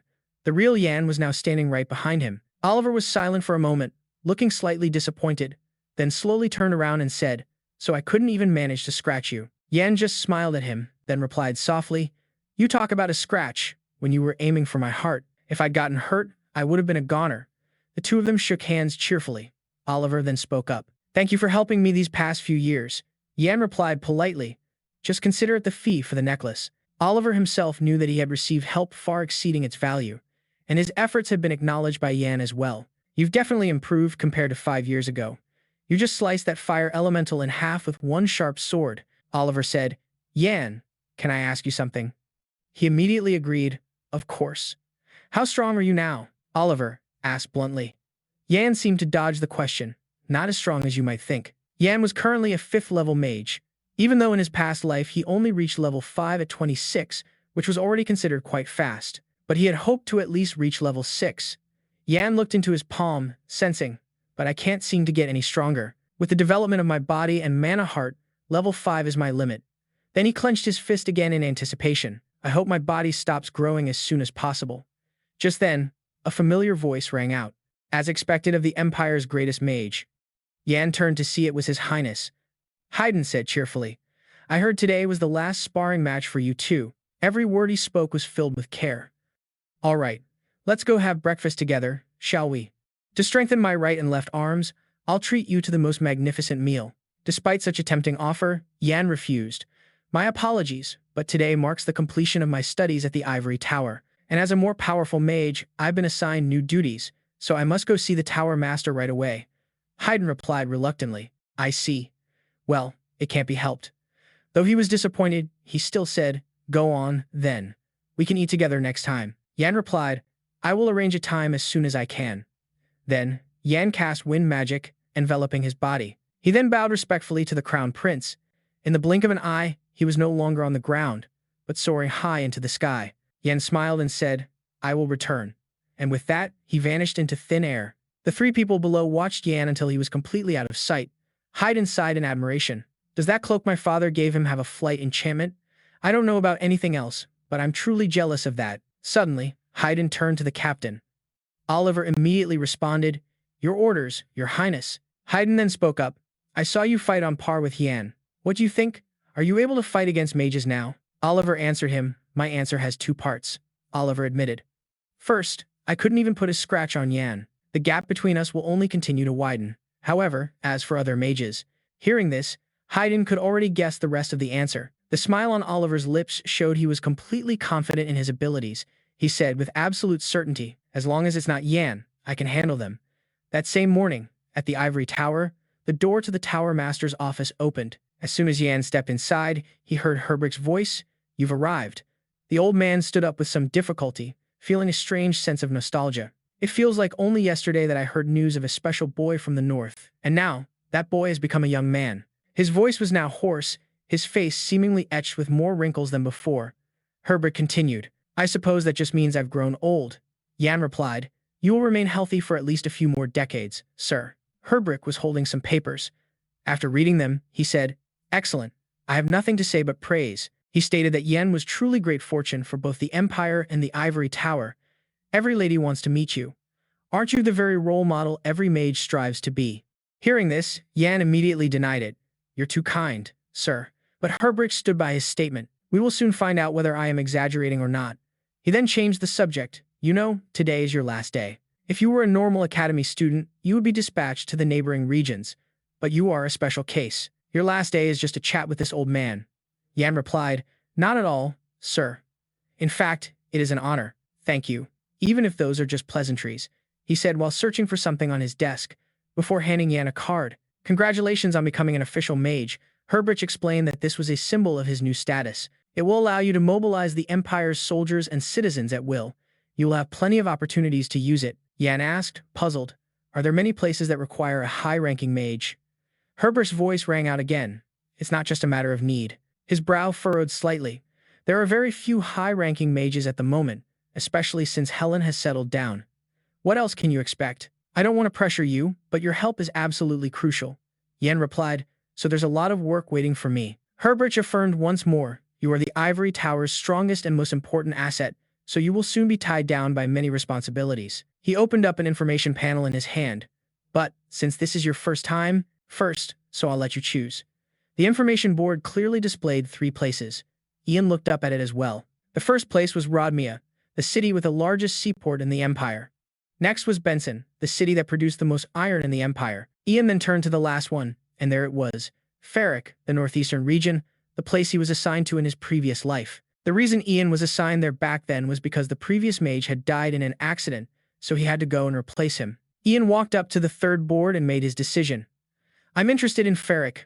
Herbrick was also pleased with that choice. That's a place in dire need of help. He explained that they had already dispatched 2 third-class mages and a few soldiers from the army, but it still wasn't enough. The monsters from the Great Plains seemed to be causing trouble. Then, Herbrick handed Ian a piece of paper. The details are all written in here. Read it. Do you think you can give them an answer today? If you refuse, I'll have to find someone else. Ian cut him off. No, I'll go there. He affirmed with conviction, I will go to Ferric. That afternoon, at Ian's villa, the meat skewer in Douglas's hand hadn't even reached his mouth when he exclaimed in surprise, You're going to Ferric for your first trip. That place is famous for being crawling with monsters. Before Douglas could finish his sentence, he was cut short by Ian's sharp gaze. Ian's mother, who was sitting beside him, also put down her fork upon hearing this. She said worriedly, Ian, isn't that a dangerous place? He reassured his mother. No, it's not that dangerous. It's only temporary, so I'll be back in a few months. Vanessa respected her son's wishes, but a hint of sadness still flickered in her eyes. I understand. You said you're leaving next week, right? This large mansion will feel so empty. Seeing his mother so worried, Ian promised, I'll finish my work as soon as possible and come back, mother. Sensing the somber mood, Douglas eagerly said, Leader, can you check out the potions I made in the lab before you go? I've created some pretty good stuff. They might help you on your mission, Ridio reminded his son. Douglas, you're a big boy now. Shouldn't you change how you address Ian? Douglas's eyes showed a hint of disappointment.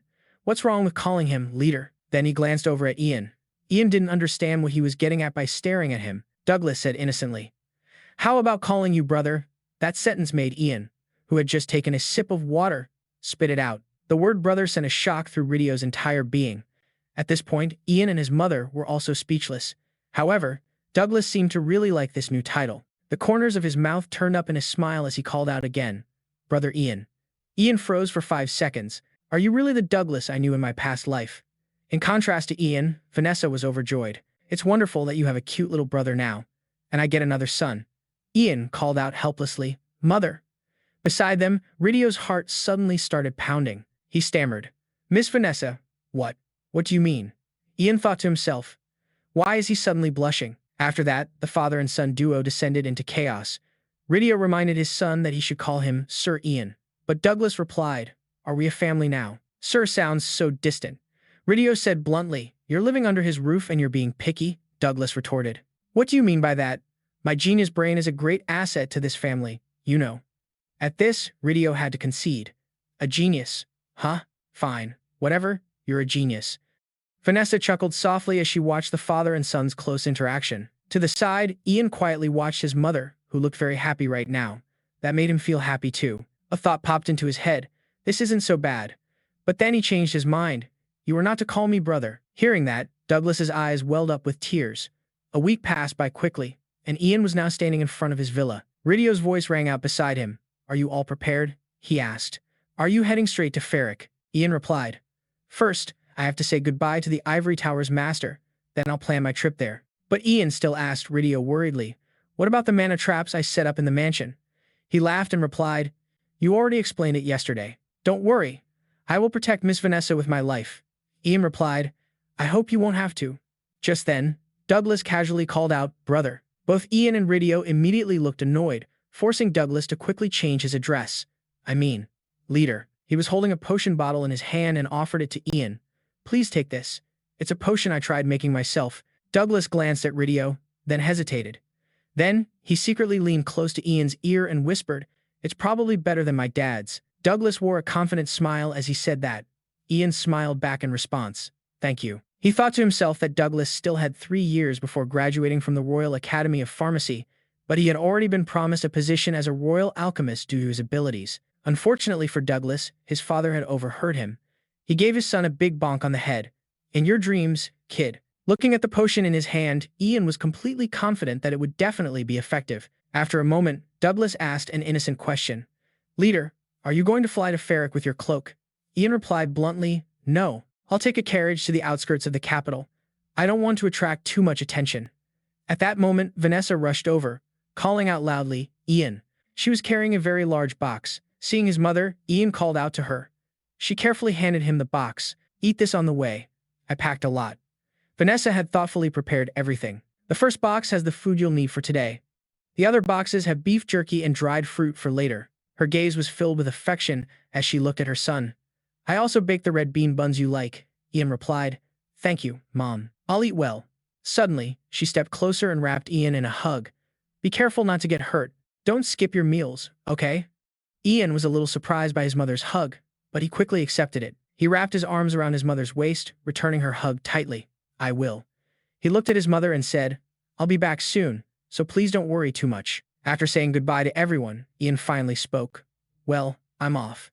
The carriage wheels began to turn, starting Ian on his new journey. His loved ones stood there, but they grew smaller and smaller in the distance. For a young man who had lived through 2 lives, it seemed as though nothing could sway him anymore. Yet, at this moment, as he parted from them, he still felt a sense of emptiness. Ian reassured himself, saying, Just believe. Looking at the mother he loved, he told himself, I have to believe that she will still be safe even when I'm not there. because this is a mansion protected by the palace, and the crime rate in this part of the city is very low. And there's also the secret that only Mother, Rito, and Douglas can activate, the mana trap.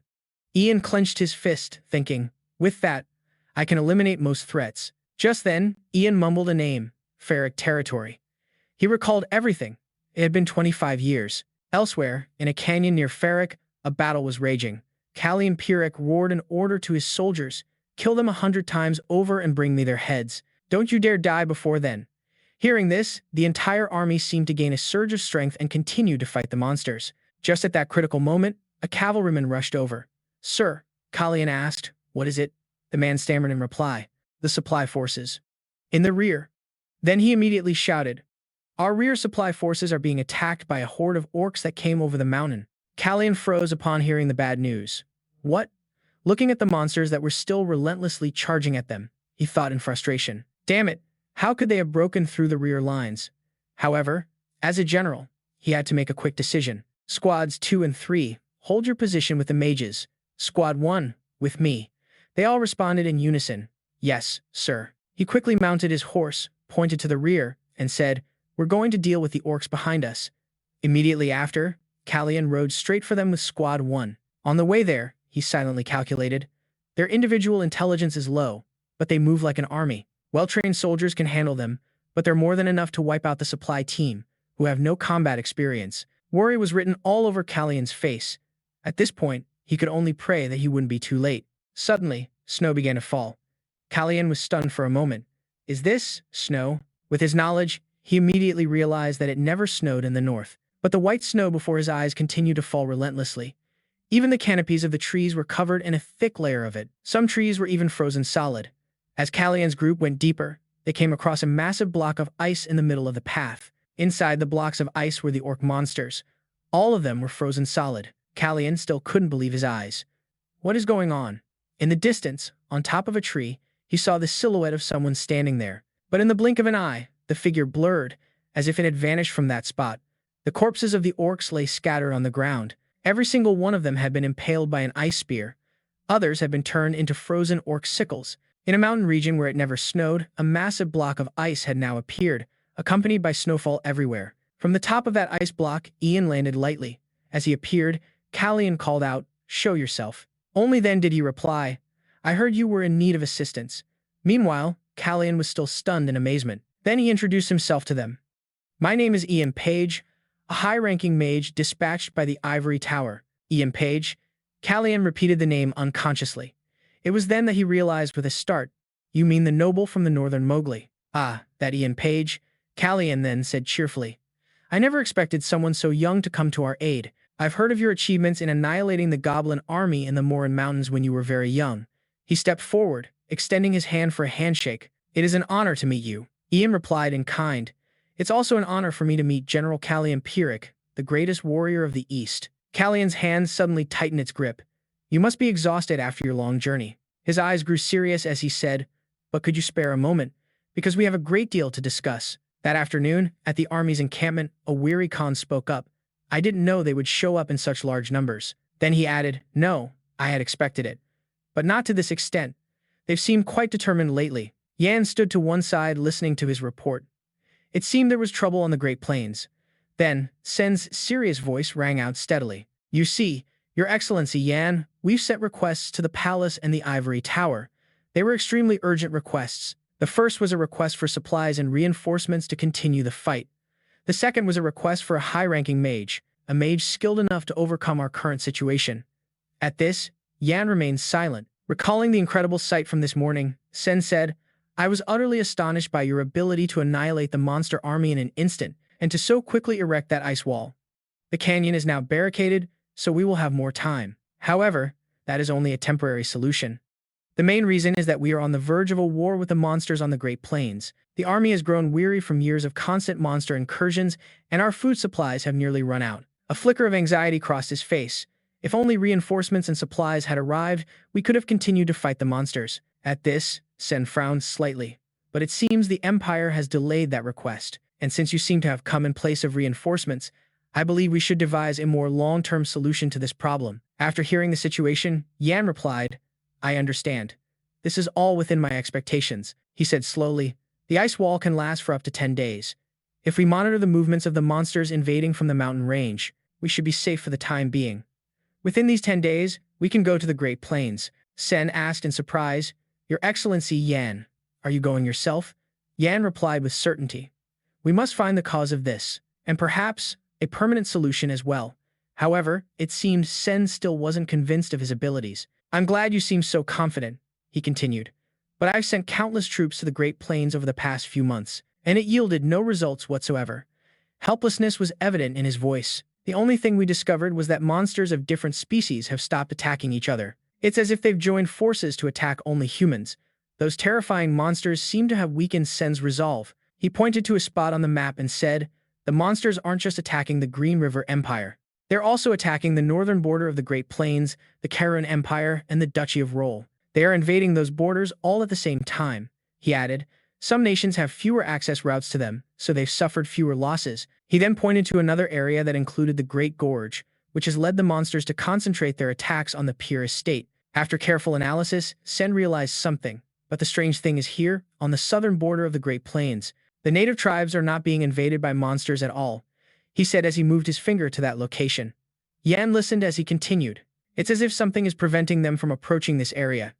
At this, Sen came to a conclusion. We suspect that something is related to the trouble in the southern Great Plains, but we can't break through the assault of the monsters in the canyon to send a force to the southern native tribes for a more thorough investigation. After listening, Yan fell into thought for a moment. Trouble on the Great Plains. This is something I didn't know about from my past life, he thought to himself. There have been many attacks from the Great Plains, but this is the first time it's been on such a large scale. He then spoke aloud. I should go to the southern border to see the native tribes. Kallian agreed. Yes, if it's the leader of the native tribes, the king of mages, I'm sure he would know something about this matter. But Sen was a bit apprehensive. Do you think we can actually meet and talk with him? Yan, however, said confidently, of course we can. Quickly, time passed and night fell. Amidst the vast forested mountains, the sky seemed to become more mystical. Yan stood alone atop a high tower, lost in thought. The Great Plains. He looked up at the sky, letting his thoughts swirl. Come to think of it, that thing is probably still there. What Yan remembered was an artifact passed down to the king of mages, the leader of the native tribes. The scepter of the Great Plains. Remembering it, Yan nodded to himself, thinking, I was rather fond of that scepter. A scepter made from birch wood is rare, too. Then, a more practical line of thought pulled him from his daydreams. 3 years from now, the Green River Empire, the Owl Empire, and the Duchy of Roll, these 3 nations will form an alliance to fight against the monsters on the Great Plains and completely annihilate them. In the end, most of the monsters on the Great Plains will be wiped out, and the 3 nations will divide the resource-rich Great Plains among themselves.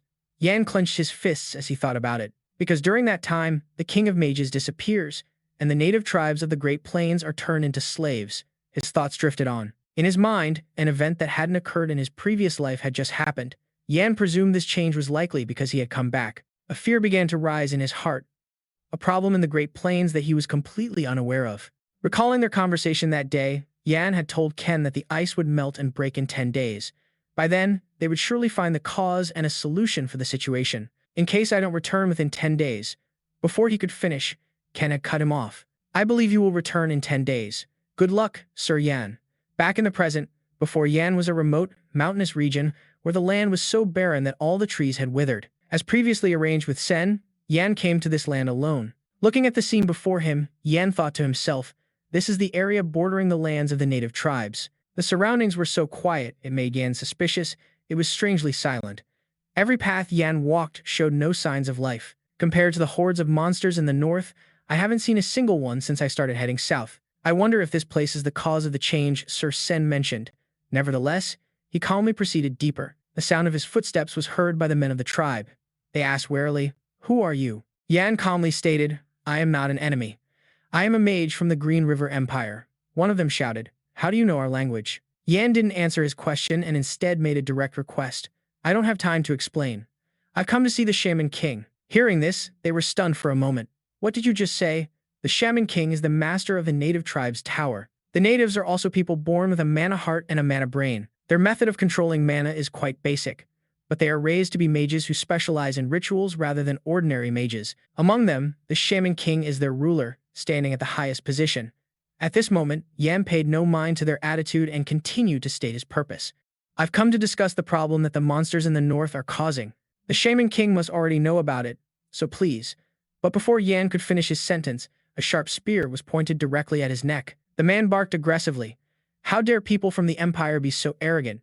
You think the Shaman King would meet with someone like you? None of them welcomed him. They even loudly threatened him to get lost, adding that if he kept spouting nonsense, they would offer him as a sacrifice to the spirits of the Great Plains. Faced with such malicious words, Yan nonchalantly said, "Do I look like someone who would just scram because you told me to?" Yan's expression now showed that his patience was wearing thin, but the man, still unafraid, charged forward with his spear. "It seems you'll have to die before you can grasp your own situation." That tribesman recklessly attacked Yan, not knowing that he himself was the one about to face danger. From thin air, Yan materialized an ice spear, then decisively shattered the man's spear.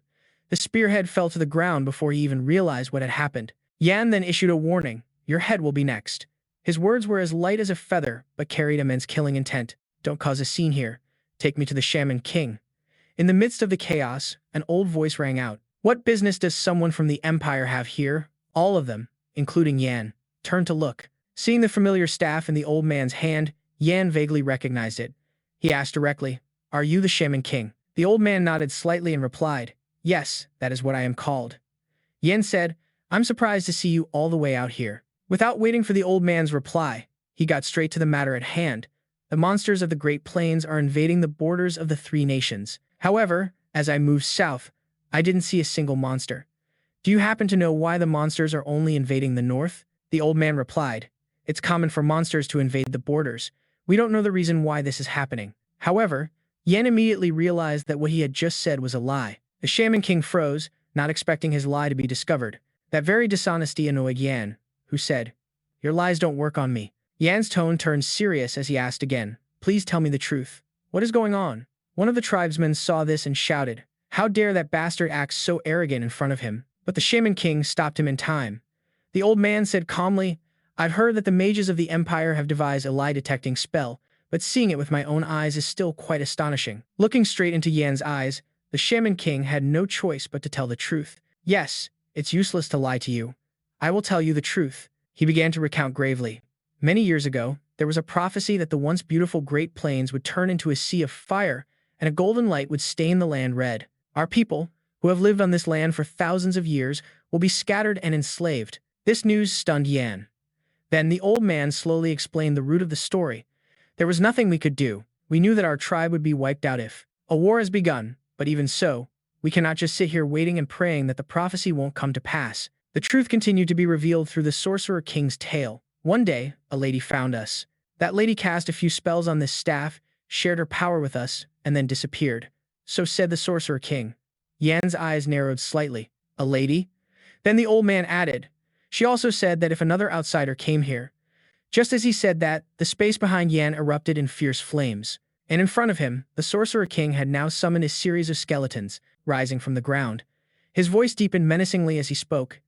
"If an outsider comes here, they must not be allowed to leave this place alive." An entire army of skeletons was continuously rising, and their target, of course, was Yan. The Sorcerer King said hesitantly, "I'm sorry, but you must die here." After speaking, his face grew stern, as if ready to attack him at any moment. Yan looked at the scene. "I see. So it's dark magic, is it?" He thought to himself, "I thought it ceased to exist 3 years ago when it was banned, but I never expected the future to deviate this much." Yet, Yan didn't flinch. In fact, he became even more excited because he knew they were underestimating him. Yan then told them, "I'm sorry, but I don't plan on dying without a fight," he stated with certainty. "Even if I have to use force, I will take that staff enchanted with dark magic." The old man stubbornly replied, "If you think you can, then try." Magic began to form in the palm of Yan's hand. "You won't be able to take back what you just said." He said this with an incredibly sharp gaze. The wall of ice that Yan had erected 10 days ago was now gradually melting. The sound of wind whistling through the mountain pass shrieked violently. At that moment, Sen thought to himself, "Is something wrong?" He looked towards the ice wall, unable to shake his worry. The sorcerer had departed for the Great Plains 10 days ago, and the ice wall blocking the gorge was melting fast. His growing anxiety forced Sen to consider the worst-case scenario. He didn't dare to dwell on that terrible thought, but in his heart, he seemed to be preparing for something bad to happen. He then called his subordinate, Adol. "Yes, sir," Adol replied. Sen then gave the order, prepare for battle at the gorge. As planned, move all soldiers and catapults into the territory, and order the soldiers ambushing around the mountain to assemble. After hearing the orders, he bowed his head respectfully and obeyed. Now, Sen could only rely on himself. We can stop them. He tried to delude himself with the thought, my soldiers will protect our territory and our people. Sen's gaze became more determined, as if he was ready to sacrifice everything for that one thought. We must become the Empire's strongest shield. The whistling of the wind grew louder, as fierce as the roar of monsters. Through the hazy mist of the ice, Sen couldn't see what was on the other side of the wall, so he could only assume it was the sound of monsters and ordered his soldiers to prepare the catapults. The next second, he shouted the command to fire, but his words caught in his throat. His heart began to pound as he saw the figure of a person emerging from the gorge. It turned out to be none other than Yan. He was walking while panting heavily. Sen stood frozen for a moment before this shocked realization hit him. He called out loudly, Sir Yan. The staff in Yan's hand was enveloped by a dark aura. He called out a warning. This scepter. He struggled to continue. Never touch it. As soon as he finished speaking, Yan could no longer stand and collapsed straight onto the ground. Sen's frantic voice rang out, Yan.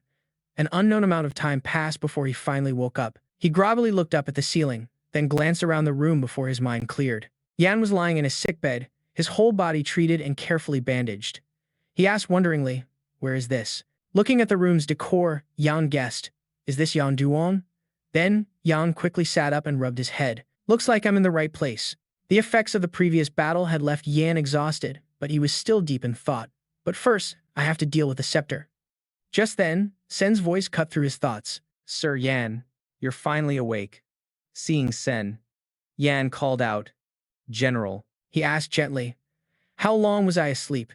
Sen replied, you've been unconscious for 3 days. Sen then asked with concern, how are you feeling? He reminded Yan. The royal physician said you shouldn't move too much, but even though Yan wasn't fully recovered, he forced himself to reply, I'm fine. He asked anxiously, where's the scepter I brought back? Sen pointed to a chest nearby. The mages have stored it in that chest. It's called a storage chest, which works on a principle similar to that of a mana prison. Yan walked towards the chest and praised Sen. You handled the situation well. He didn't reply, only moving his lips as if he wanted to say something. Finally, Sen hesitantly expressed, Sir Yan. When you returned to the gorge, the doctor said your mana was completely depleted. If you had been even a second later, your life would have been in danger. Kallian's voice was clearly laced with worry. He then added, I know it's impolite to ask this of someone who has just recovered, but I have no other choice. I need to know exactly what put you in such a dangerous situation. Kallian truly wanted to know what had happened on those plains. Yan didn't hide anything and began to explain. This staff is the cause of the unusual changes in the plains. He gripped it tightly in his hand, as if afraid it would harm everyone. Yan continued, the staff uses black magic. The Sorcerer King controlled the horde of monsters with black magic and illusions from this very staff. Hearing this, Kallian was utterly astonished. Wait, what do you mean? Hasn't black magic been gone for the last 300 years? Yan replied as he cast some kind of spell on the staff. Afterward, the Sorcerer King was taught the secrets of black magic by someone. Although we don't know who that person was, magic flowed from Yan's fingertips into the staff. He spoke again. Ever since the king passed away, the arts of black magic and illusion were lost, and the monsters began to rise up and attack the new master of this staff. All of this made Yan suspect that it was as if a curse on the staff was destroying all the evidence. After hearing the whole story, Kallian understood. So, you had to face numerous obstacles on your way back here because of this staff. If this staff is so dangerous, shouldn't it be destroyed and thrown away? However, Yan explained nonchalantly, I've grown quite fond of this staff, much to Kallian's surprise. Is that the only reason? After being purified by Yan, the staff began to sparkle beautifully, completely different from its initial gloomy appearance. Yan said, that's all. I've erased all the black magic spells engraved on the staff. Before he could finish his sentence, Yan's heart suddenly clenched. The pounding in the left side of his chest grew more and more intense. Huh. Yan's whole body began to tremble, and even the staff he was holding fell from his grasp. The pain continued to torment him. His chest. Yan's vision began to blur. He just managed to see Kallian call out in alarm, Yan, are you all right? After that, Yan's heart kept pounding relentlessly with no sign of stopping. The worst possible thought flashed through his mind. Don't tell me it's my mana heart. At that very moment, fresh blood gushed from Yan's mouth. It soaked the gauze wrapped around his chest. He still couldn't figure out what was happening to him, a flicker of confusion in his eyes. It wasn't over yet. He continued to cough up mouthfuls of fresh blood. The floor beneath him was now covered in Yan's blood. Standing beside him, Kallian shouted in panic, "Are you all right?" Seeing the situation worsening, he immediately turned and said, "Otto, call a doctor right now." Otto replied, "Yes, sir." Yan was covered in blood, but he still said, "I'm fine, General. I just need to get rid of some impurities." He asked hesitantly. "Impurities?" Yan then explained, "This happens to an incomplete mana heart when it reaches a new level. It's nothing to worry about." But Kallian confirmed again, "Are you really okay?" Yan replied, "I am." He looked at his hands and thought to himself, "If my guess is correct, I've mastered level 5 and just entered level 6. The hands that were covered in blood just moments ago were now clean again. I can feel mana on a completely different level than before." Yan smiled at the thought of leveling up. In the end, Kallian was still not at ease. He said, "In any case, it's a relief, but to be safe, we should still have a doctor take a look at you." Yan replied, "Thank you for your hospitality." Then, Kallian added, "I have many things to thank you for, but I must tell you this first. 4 days after you left for the Great Plains, the Ivory Tower sent a letter. The mailbox opened, and inside was a blue crystal orb. A look of guilt appeared on his face. I promised to deliver it as soon as you returned, but I'm only able to do so now because you were unconscious." Then Kallian asked him to please take a look. Yan took the orb, thinking to himself, "A message from the Ivory Tower?" Just then, he spoke up again. "Wait a moment." Kallian searched for something in his pocket. "There's one more thing." Kallian searched for something in his jacket pocket. "There's one more thing." From his pocket, he took out a letter. "Today, we just received a letter sent directly by His Majesty the Emperor via messenger. I was ordered to deliver it personally. This place is rarely visited." Kallian said casually, "It seems so."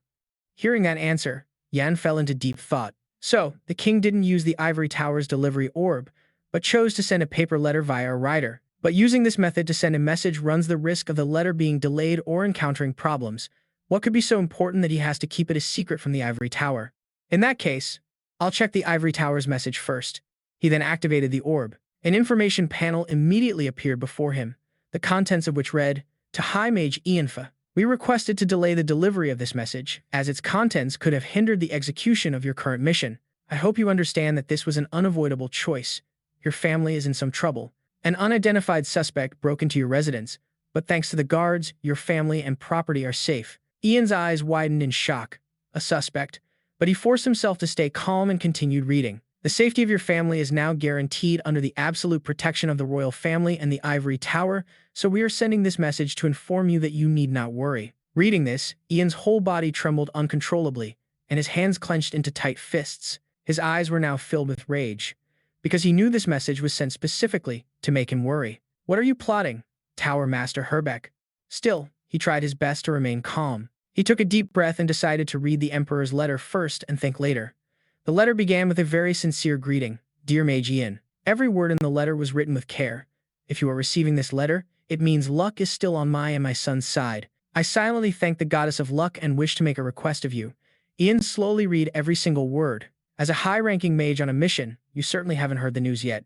But a treaty between the 3 nations regarding the subjugation of monsters in the western Great Plains will soon be signed in the free city of Demydra." Reading this, he was stunned. They're about to sign the monster subjugation treaty already? It's supposed to happen 3 years from now, isn't it? In the letter, Terry said, it had been decided that Crown Prince Haydn Green River, the 5th Prince Jiang Na Green River, Tower Master Herbeck Leon, and General Duncan Kenos of the Royal Army. By the time you read this letter, the conference will likely already be underway in Demydra. He thought of Haydn, then added, "Right now, the Crown Prince has no one to be his eyes and ears." After a long preamble, Terry cautiously made his request. "That is why I want to ask you, his best friend." Then he asked Ian to go to Demydra and become the boy's strength. At the end of the letter, he made one more promise. "I vow to bring your beloved family into the palace and give them the Empire's finest protection." After finishing the letter, Ian fell into a thoughtful silence. He closed his eyes, concentrating his mind to recall his past life. Back then, the Demydra negotiation conference was when Jiang Na began to make his serious moves, and it was the first place he openly joined the war for the throne. And it was also the decisive moment that led to the Crown Prince's downfall. Jiang Na used his outstanding diplomatic skills in this treaty to negotiate terms favorable to the Green River Empire. As a result, the nobles and the public acknowledged Jiang Na's competence, while the Crown Prince's ignorance and incompetence were exposed for all to see. Ian silently compared the memories of his past life with the current situation. He frowned slightly as he wondered, was this all planned by the Tower Master? Ian started connecting the recent series of events. I don't know when it started or when it will end. But the disturbance in the western Great Plains, the Sorcerer King learning dark magic from a mysterious woman, and now the Three Kingdoms Treaty happening earlier than in my past life. All of these things made Ian suspicious. I can't help but think that all of this is connected to the Tower Master, the suspect who broke into my residence. It was most likely a move to tie my hands. At this thought, Ian felt a bit of panic, although this is still just an assumption. He seems to have seen right through me, but he quickly regained his composure to think things through. He's put me in a situation where I have to ignore the Emperor's request and immediately return to the capital. His train of thought continued, but then, something no one expected happened. A type of mage that not even the Tower Master could have imagined. A type of mage unrecorded in any text. A category that can only be perceived by oneself. That is sixth circle magic. After understanding everything, he turned and called out to the general. The man immediately replied, "Please, speak, Sir Ian." A faint smile appeared on Ian's lips. He said, "Could you do something for me?" At that very moment, in a city famous for its freedom, equality, trade, and its port, a city known for many things. Its name was Demydra. The place was always crowded, and the atmosphere was constantly bustling with noise. Prince Haydn was there. He muttered to himself in frustration, "Why can't we get in touch with Ian right now?" Oliver, standing beside him, spoke up. "Please be patient, Your Highness. He is on his way as your representative. Not even you can do anything to make him arrive any faster." But Haydn was still worried. "I know, but I still can't rest easy." The current situation was extremely unfavorable for Haydn. He continued, "You know it too. Most of the envoys are gathered at the Ivory Tower. It's made up of nobles who support that fool, Jiang Na." His brows furrowed slightly. "I have a bad feeling about this. I wish Ian were here at times like these." Oliver moved his lips as if to say something, but then stopped. Elsewhere, Herbeck was plotting. The moment has finally come. He thought, "We have prepared so much for this day. I'm sure that young man will rush to the palace." Then, he recalled Jiang Na's words. He once said, "I have found Yan's whereabouts." The fifth prince was certain that he prioritized his family's safety, and if anything involved them, he would wipe everything out. Once the negotiations were over, the prince would. Just then, Hen and Oliver were distracted by a commotion nearby. The people around them started pointing at the sky, everyone asking curiously, "What is that? Is something flying? A bird?" He also turned his head to look in that direction. His eyes immediately widened in astonishment. It turned out that the thing flying in the sky was none other than Yan. His cape fluttered in the wind. In the next second, Yan was seen landing gently where Haydn was, saying respectfully, "I'm a little late." He smiled and addressed the crown prince. The onlookers, including Gianna, were all stunned by the sight. Haydn, however, was in utter shock. He thought to himself, could he have abandoned his family? At the same time, in the imperial palace of the Green River Empire, Douglas was sighing in boredom. "Captain, please come back soon." His voice was choked with sobs. "I can't go to the academy and see my friends, just because I'm stuck in the palace because of some assassins. I'm really, really, really bored." Rito, standing beside him, spoke up. "You're only staying here for a little while longer, so you should be grateful you get to be in the imperial palace like this." Then he added, "I would be very happy if the assassin was caught by the guards, since Sir Yan set a mana trap in the manor." Rito kept saying that if he activated a dangerous spell, the assassin wouldn't be able to move his body right away. Seeing Vanessa looking so downcast, Rito reassured her. "Madam, please don't worry so much," he said gently. "Isn't this the king's palace? It's safer than anywhere else in the world." Yet, even after hearing that, she couldn't cheer up. Seeing that his words had no effect, Rito became flustered. He didn't know what to do next to help her feel better. He added nervously, "Didn't they report that they sent a letter from the Ivory Tower? The news will reach Sir Yan soon, and then he'll be here before we can even say tada." Just then, Yan's voice suddenly rang out, "Tada," causing Rito to freeze for a moment, thinking he'd misheard. But it was really Yan. He joyfully opened the door to the room and said, "Sorry, I'm home late." Douglas, who had been lying there bored just a moment ago, shot up when he saw Yan. The two adults were also completely astonished, turning to look toward the door. Seeing a loved one they hadn't met in a long time, everyone hurriedly called his name. "Yan." He walked over and took his mother's hand. "You all must have been so worried." Vanessa's face finally brightened up. She looked at her son with loving eyes as he said, "Everyone can rest easy now." He smiled at his beloved family and declared, "I will protect all of you." As for why Yan was able to be here right now, we probably have to go back to the previous night at the Payson estate. At that time, he had said to Sion, "General, I have a favor to ask of you." He enthusiastically replied, "You helped me save this entire capital. You can ask me for anything. Please, tell me." After that, Yan made a request. Then, during this time, I want you to protect me." As he spoke, he placed a hand over his left chest. It showed that he was making this request with all his sincerity. Sion was a little surprised by the request. "Protect you, sir?" Yan began to explain his reasoning. "The magic I'm about to use, I might lose myself while performing it. In the worst-case scenario, if something like that happens, call the Paysan mages and have them inject some mana into my mind. That should wake me up."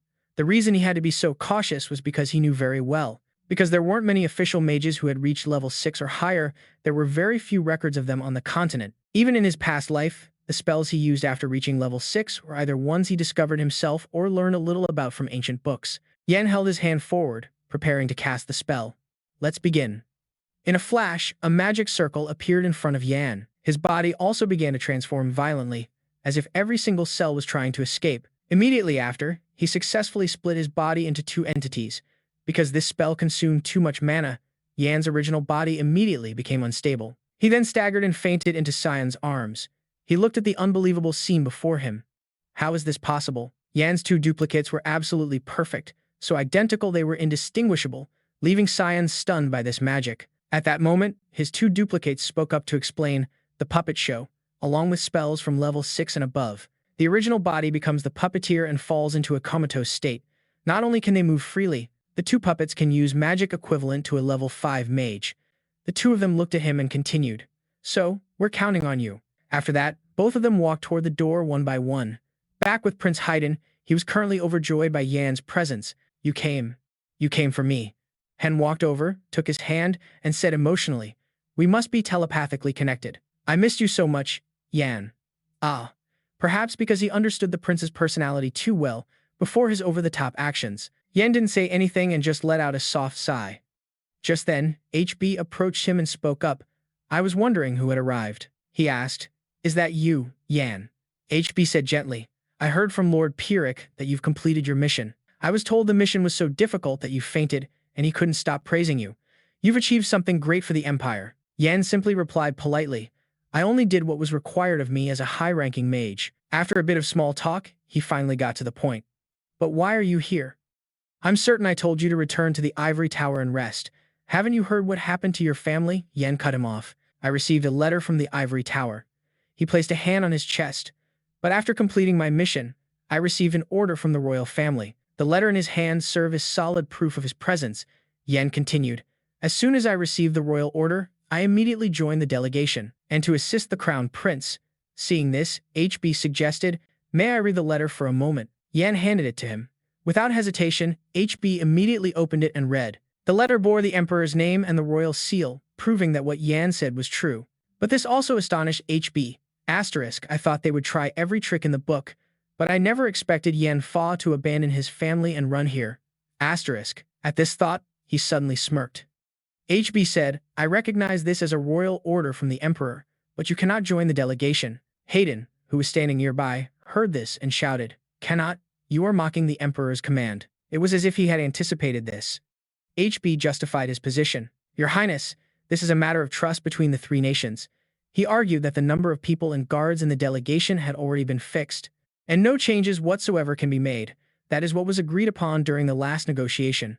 According to him, the diplomats all trust one another, so how could they possibly add another person, a high-ranking mage, no less to the delegation? Hayden was extremely annoyed when he heard HB say, "I trust the emperor will understand why we cannot allow him to join the delegation." Yan thought to himself, "The Tower Master isn't wrong. Although we are not at war, the nations have had conflicts in the past." Moreover, this is a treaty between three nations that have been wary of each other for a long time. Only when a certain level of security is guaranteed can the heir of each nation, the delegation, and the guards assemble. Yan also understood one thing clearly. There were a total of 3 high-ranking mages in the delegation, including the Tower Master. If another deadly weapon like a high-ranking mage were added, the treaty would be thrown into disarray. With this in mind, he spoke up. "The foundation of diplomacy is trust. That is a very reasonable explanation. I understand what the Tower Master is worried about." Hearing the answer he wanted, HB's attitude immediately changed. He turned to leave and said, "If you understand, then you should return. Your presence in this city could cause diplomatic trouble." HB said to him, "I regret having to do this to you. You've gone through so much trouble to get here after completing your mission. But I hope you understand that there is nothing else we can do. Suddenly, in this disadvantageous situation, a smile appeared on Yan's lips. He said, I will explain what happened to the Emperor privately. But what if a high-ranking mage in the delegation were to give up their spot? In a sincere tone, Yan presented an idea. Could I take that person's place? He added, this is a direct order from the Emperor, so we should be flexible on this matter. HB, who hadn't even taken a single step, quickly turned back and said, of course, that's possible, but who would? Just as he said that, someone spoke up in agreement, I will. As he volunteered his spot, the man took a step forward. It turned out to be Ronal. He raised his hand and declared, I will give up my spot in the delegation. Everyone around them immediately fell silent. No one dared to voice an opinion, fearing that saying the wrong thing would get them into trouble. Even Hayden and Oliver were stunned for a moment, not expecting that someone would actually be willing to give their spot to Yan. This also made HB exclaim in astonishment, what are you saying, Ronal? But Ronal was very firm in his decision. Ronal then began to explain, as I just said, are we not all citizens of the Empire? No citizen disobeys a royal command. Hearing Ronal's words, a hint of a smile flashed in Yan's eyes. He added, even if it causes diplomatic trouble, the delegation's duty is to represent the Empire as its citizens. It is an honorable duty. But while carrying out that duty, if I can help execute a royal command and solve a diplomatic issue by giving up my position, then I will gladly do so. Those words were so reasonable that HB could no longer refute them. Ronal looked respectfully toward Hayden and said, I will now entrust the sacred duty of being part of the delegation to Yan Fa. I humbly ask that your highness permit this change. Hayden immediately replied, I approve. I am deeply impressed by your sincerity and unwavering loyalty to the Empire, demonstrated by all you have done for it. I order you to prepare thoroughly and return safely to the capital. Ronal replied, thank you for your grace, your highness. He then turned to Yan, as if wanting to say something more. Ronal softly entrusted his duties. I am entrusting you with the task of being part of the delegation. Please ensure you complete your duties without fail. Yan replied cheerfully, thank you, senior. But the man said, there's no need to thank me. Thoughts about this man surfaced in Yan's mind again, the high-ranking mage, Ronal. Based on his past life's memories, he was one of the few kind-hearted mages. Although he was unyielding on all matters, his beliefs weren't founded on loyalty to the Tower Master or the Ivory Tower. Because Ronal was that kind of person, Yan knew he could easily get him under his thumb. He thought smugly that Ronal was only interested in his own magical abilities, in exchange for being taught a few spells that even Tower Master Herb didn't know. He easily came over to my side. Then, Ronal said his goodbyes. Well then, I shall take my leave now. He repeated the words Herb had just said. For a high-ranking mage who wasn't part of the delegation to remain in this city would complicate diplomatic efforts. Those were the Tower Master's words. Herb was trembling with anger but could do nothing. He only now realized something. I thought he was just an ignorant brat, but has he already put down roots in my ivory tower? Herb's gaze was fixed on Yan, his mind repeating that name over and over. Yan Fa. He frowned, seemingly having made up his mind. I will not allow a brat like him to ruin my plans, to turn the Empire into the Ivory Tower's empire, as I have long planned. He thought this while staring intently at Yan. It was as if he had identified Yan as the obstacle in his path. Right behind Yan, Ragnar was also observing the situation. Ragnar remained silent, but it was clear from his eyes that he, too, had begun to be wary of him. The smile on Ragnar's lips was now gone. Magnificent castles and eye-catching architecture filled the view. This was Demidraz, a neutral city that didn't belong to any particular country. For this reason, all three nations recognize the importance of Demidraz, and it has been a symbol of freedom and neutrality for hundreds of years. Upon entering the gate, the 19th mayor of Demidraz, Angelo Naval, gave them a warm welcome. This way, please. Hayden immediately asked, where are the others? He replied softly, we have guided them to their quarters. Then Angelo pointed to the building next to them and said, those from Green River may use this building. He also made thoughtful arrangements for Hayden. I believe your highness can use that separate building. It is the residence prepared for our most important guests. Hayden glanced at the stately buildings and remarked, not bad. He then turned to Herb and asked, Tower Master, do you have any plans for now? He replied, there are no special arrangements before the appointed day. It was unclear what Hayden's intentions were, but he just smiled faintly and said, I understand. Next, he gave an order to the high-ranking mages. Very well, everyone may rest. Yan will come with me. Follow me. Hearing this, Yan bowed in obedience. Once the arrangements were made, he left with Hayden. But Ragnar remained standing there, watching their retreating backs. A short while later, in his room, the door was being pushed open by someone. It turned out to be Herb. Before he could speak, Ragnar spoke first. I will not hold you responsible for this. Then he mentioned Yan. that mage standing next to you. He's a nuisance." His gaze was incredibly cold. "I don't have a good feeling about this either," Herb replied. "I understand," he added, "but please, do not worry too much. It is true that Yan Fei's magical abilities are outstanding, but the core of diplomacy lies in this very moment. Magic has very little to do with this matter. Even I have no right to speak. No, even if I did speak up, there would be nothing to say." Herb found another reason to justify himself. It's customary for a young mage to be present during diplomatic talks between nations. Who else would you suggest? He believed that a high-ranking mage at the diplomatic table was merely for show. Then Herb reminded Rangna, "Your Highness, as you have prepared, you must become the center of this treaty." He let out a sigh and replied, "I understand, but I still find this troublesome." Because he was afraid of one thing. "I have tried to win Yan Fei over countless times, inviting him to become our ally, but he has always refused. If we just leave him be, he will become a major obstacle." With that, Rangna glanced at the Tower Master. "I expect you to resolve this matter as soon as possible," he replied respectfully. "Please leave it to me." Herb assured him, "Everything will come to pass as your Highness desires." In stark contrast to the tense atmosphere on the Fifth Prince's side, the mood in Prince Hayden's room was completely relaxed. He sat down cheerfully on the sofa and said, "What a wonderful blessing. Seems very excited about the things here." He adds that, now that he thinks of it, the nightly street performances in Demidra's are supposed to be amazing. There must be a lot of fun things to see. Hayden eagerly gets ready to go out. "Should we sneak out? Or maybe buy some different clothes to change into?" He says nonchalantly. "Captain, let's hire some servants for the chores now." Just then, Yan suddenly interrupts, "Your Highness." Hearing his name, Hayden freezes for a moment. He seems to realize that he's been too carried away and might have angered Yan. Hayden hesitantly asks, "What is it, Yan?" As expected, he was extremely annoyed by Hayden's carefree attitude. Although he doesn't say a word, his expression is enough for Hayden to recognize that terrifying look. But given his position, Yan can only nag Hayden. "Do you have any idea what position you're in, Your Highness?" He patiently explains the current situation to him. "You are here as the representative of the Green River Empire and the heir to the throne. You are also the one in charge of the three-nation negotiations. What I mean is, you didn't come here on vacation." At this point, the anger in Yan's heart is boiling over. He bluntly yells at Hayden, "Please get rid of the idea of going out to have fun." But he still asks naively, "Why? We still have plenty of time." Hayden's naivety makes Yan explode. "You must start preparing right now."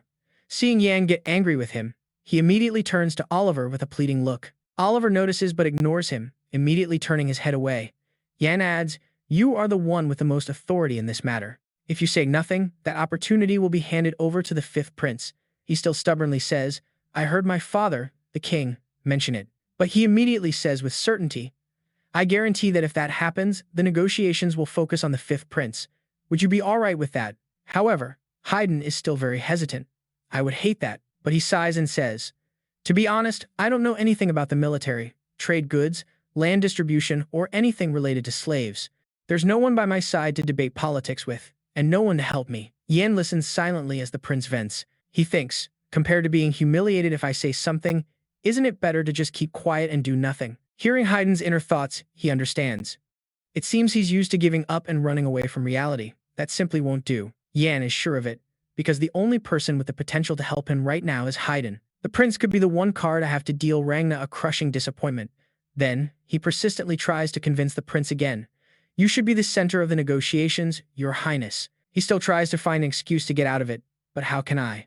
Yan snaps his fingers and says, "I'm only giving you one chance." Instantly, quills begin to write something on blank sheets of paper floating in midair. He explains clearly, "His Majesty the Emperor has ordered me to become the Crown Prince's strength. This is an opportunity for the Crown Prince to take matters into his own hands." Yan recounts that under the Emperor's orders, so the Crown Prince doesn't lose the initiative to the Fifth Prince, I will list all the issues to be discussed at the negotiations, along with their corresponding solution. He snaps his fingers again and says, "Therefore, Your Highness." At Yan's words, the door to the room immediately locks tight. From now until the appointed day, all of this. He looks fearfully at the multitude of documents flying chaotically around the room. Yan tells him seriously, "You must memorize everything." A week later in Demidras, the day of the three-nation treaty negotiation takes place at a castle. Rangna is making his way inside. He says to his companions, "Oh, and another thing. I heard that after my brother entered that mansion, he didn't come out for an entire week." A curious look appears in Rangna's eyes. "I wonder what's going on with him." Herbie Leon immediately replies, "I was worried too, so I placed surveillance all around the mansion where the Crown Prince is staying, but nothing at all has happened." He continues. I heard he only occasionally goes out into the garden and looks very tired. He calmly replies, I see. At that moment, Haydn Green River also arrives. He puts on a cheerful appearance. Ragna speaks up, Good morning. My dear older brother, did you sleep well last night? Haydn gives a friendly reply, I did. He smiles and says, I'm very glad to hear that. Ragna continues, Well then, I'll head to the conference room with the delegation first. I'll see you later, brother. He walks past him. As Ragna brushes past Yen, Yen turns his head to look back at him. Haydn looks anxious now, clenching his fists. Yen also notices Haydn's state. He calls out, Your Highness. He is startled. Yen immediately reassures and encourages Haydn. Please don't worry. You've done everything you could over the past week to prepare. He emphasizes, You will be the one leading these three-nation treaty negotiations. He hesitates for a moment, then smiles confidently and replies, Right. The negotiations begin. Angolo stands to introduce himself. I am the one entrusted with arbitrating these treaty negotiations, the 19th mayor of Demedres, Angolo Nevo. At the negotiation table, all parties are present. He announces, From this point forward, every detail of these treaty negotiations will be recorded, and I will be monitoring these proceedings. I hope all of you will remember what I've just said. Now, let us begin the treaty negotiations. Angolo is also making sure to announce the regulations. Maxon and the others are also very eager. Ragna, meanwhile, is looking very confident. Meanwhile, Haydn is still troubled, even though Yen did his best to encourage him before the negotiations.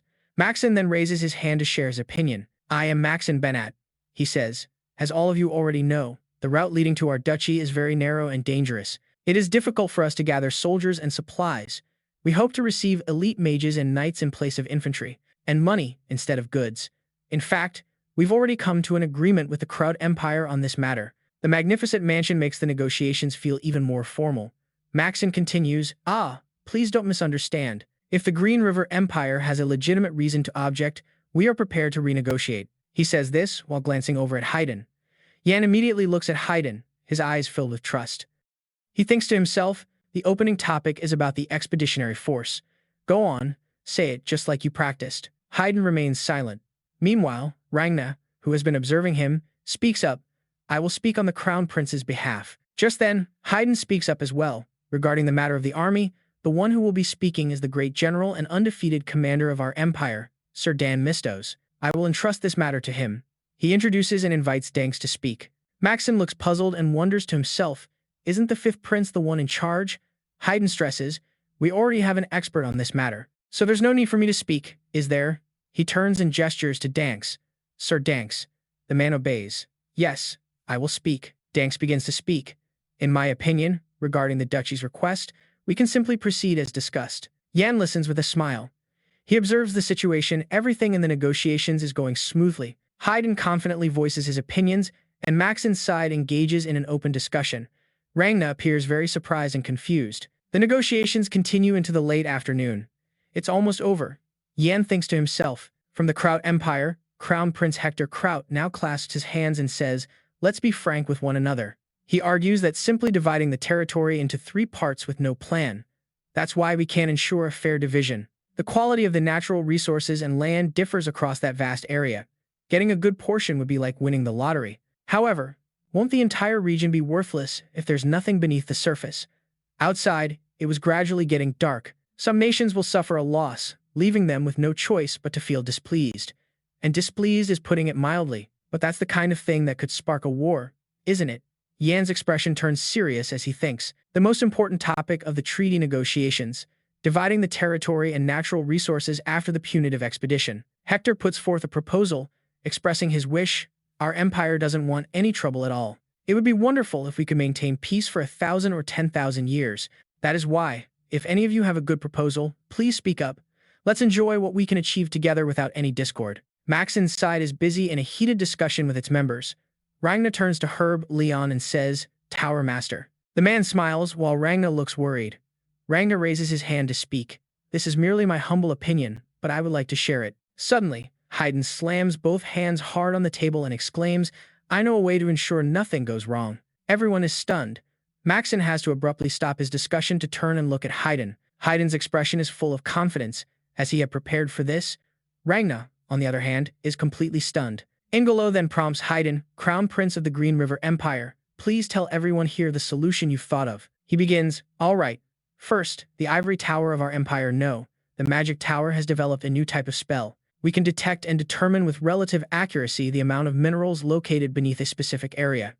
Ragna is flabbergasted. Herbie is utterly shocked. He thinks to himself, how does he know about that? Maxon immediately asks, is that true? Haydn answers confidently, of course, it's true. You all must have heard rumors about this mage one way or another. He then introduces Yan. He is the youngest high-ranking mage in our empire, Yan Fa. He is the one who created that spell. Maxon is completely taken aback and says, I can't believe a spell like that could be used. Hector thinks in bewilderment. Is he thinking the same thing I am? That a mineral detection spell would be essential for these treaty negotiations? He looks over at Yan with suspicion. How could this brat possibly have grasped the crux of these negotiations? Haydn stands up and says, we are thinking of using that spell to create what we'll call a resource map, because we have to see just how valuable that land is. He continues, explaining that with a complete map, they would be able to divide the Great Plains into different sections among the nations based on certain requirements. But we'll have to farm and develop this land for the next few decades anyway, won't we? At that, Jiang Na simply remained silent. He was boiling with rage. Jiang Na glanced at Yan, who turned to look back at him with an incredibly confident expression. Yan smiled, the smile of a victor. Meanwhile, Haydn was still arguing. I'm certain there's no better way than this. That's my opinion. Outside, the sunset enveloping the castle was a beautiful sight. Oliver was waiting for good news. Seeing Haydn come rushing out, Oliver was surprised. Haydn called out, Captain. He ran over, looking ecstatic. Oliver immediately greeted him. Your Highness. Overjoyed, Haydn explained excitedly as he ran, Captain, you should have seen it. I managed to turn that whole meeting upside down today. The looks on Jiang Na's and the Tower Master's faces were so sour. It's a real shame you couldn't see it. Hearing this, Oliver smiled. Haydn invited the group to celebrate.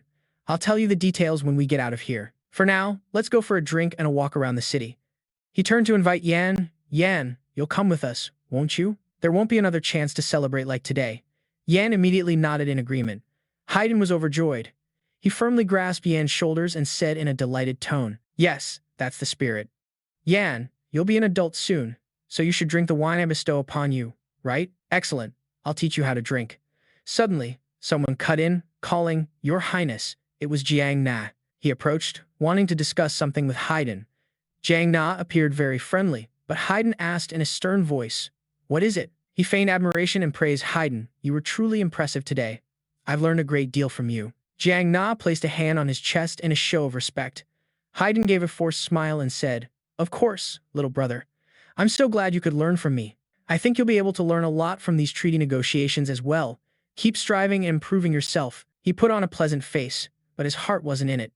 Meanwhile, Haydn was lecturing Jiang Na like a wise elder. He said that if Jiang Na ever needed advice, he should feel free to ask him anytime.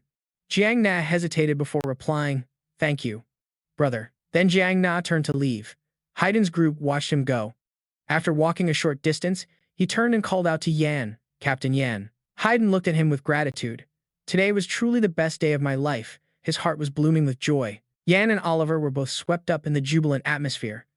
Haydn put his hands on both their shoulders and said, Let's go, let's go. We've been holding back all week, let's cut loose today. He instructed Oliver, Captain, you should relax and act normally today, too.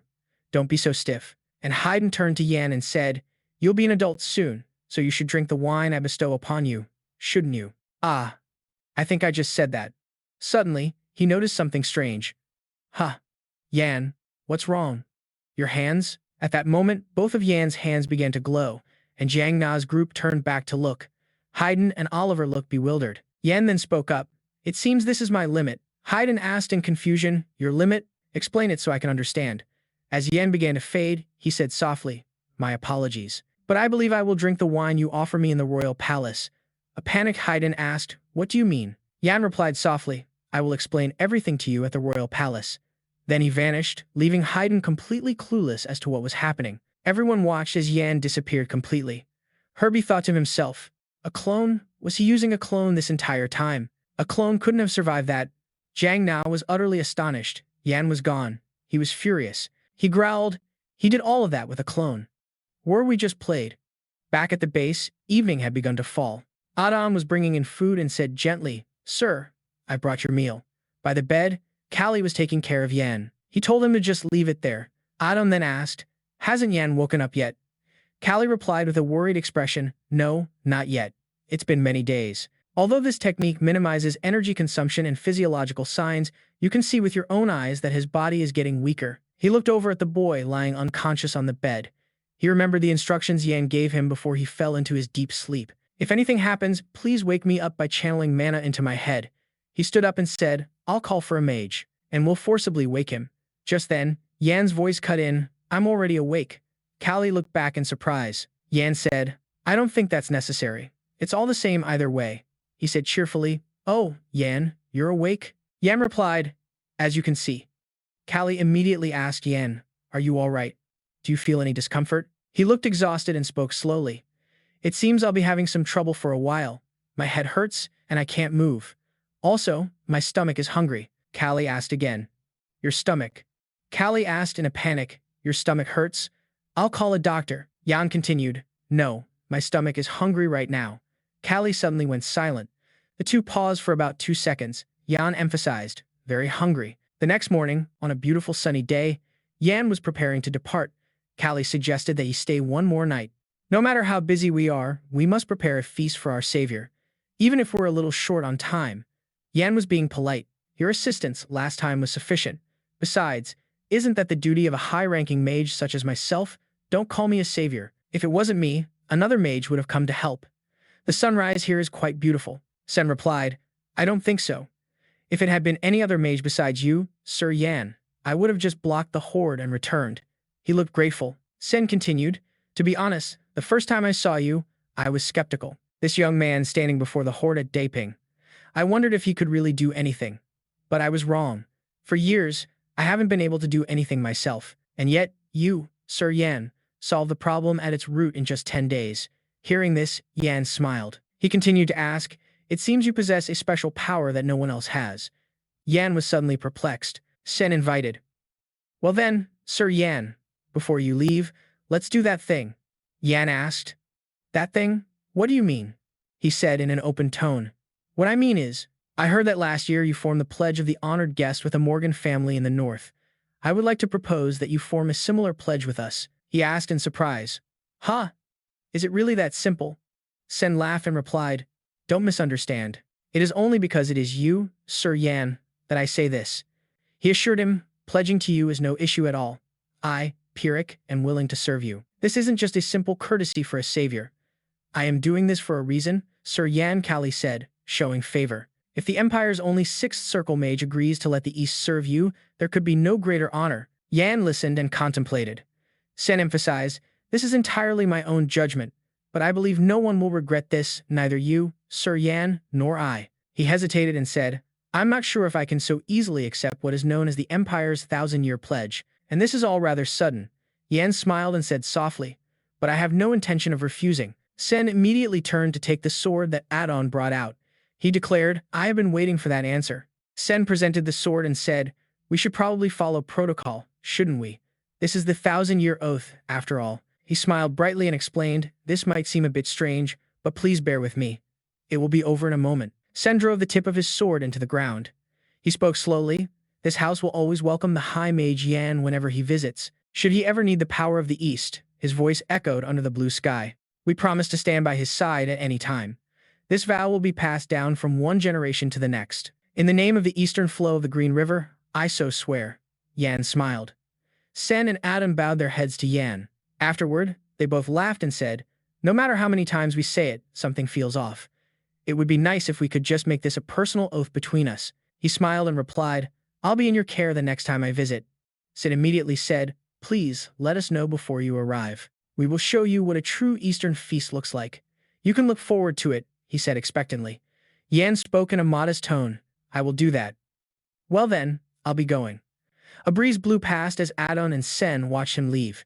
Yan began a new journey. He stood for a moment, gazing at the landscape, and thought to himself, "So much has happened in such a short time, and I even gained an unexpected reward."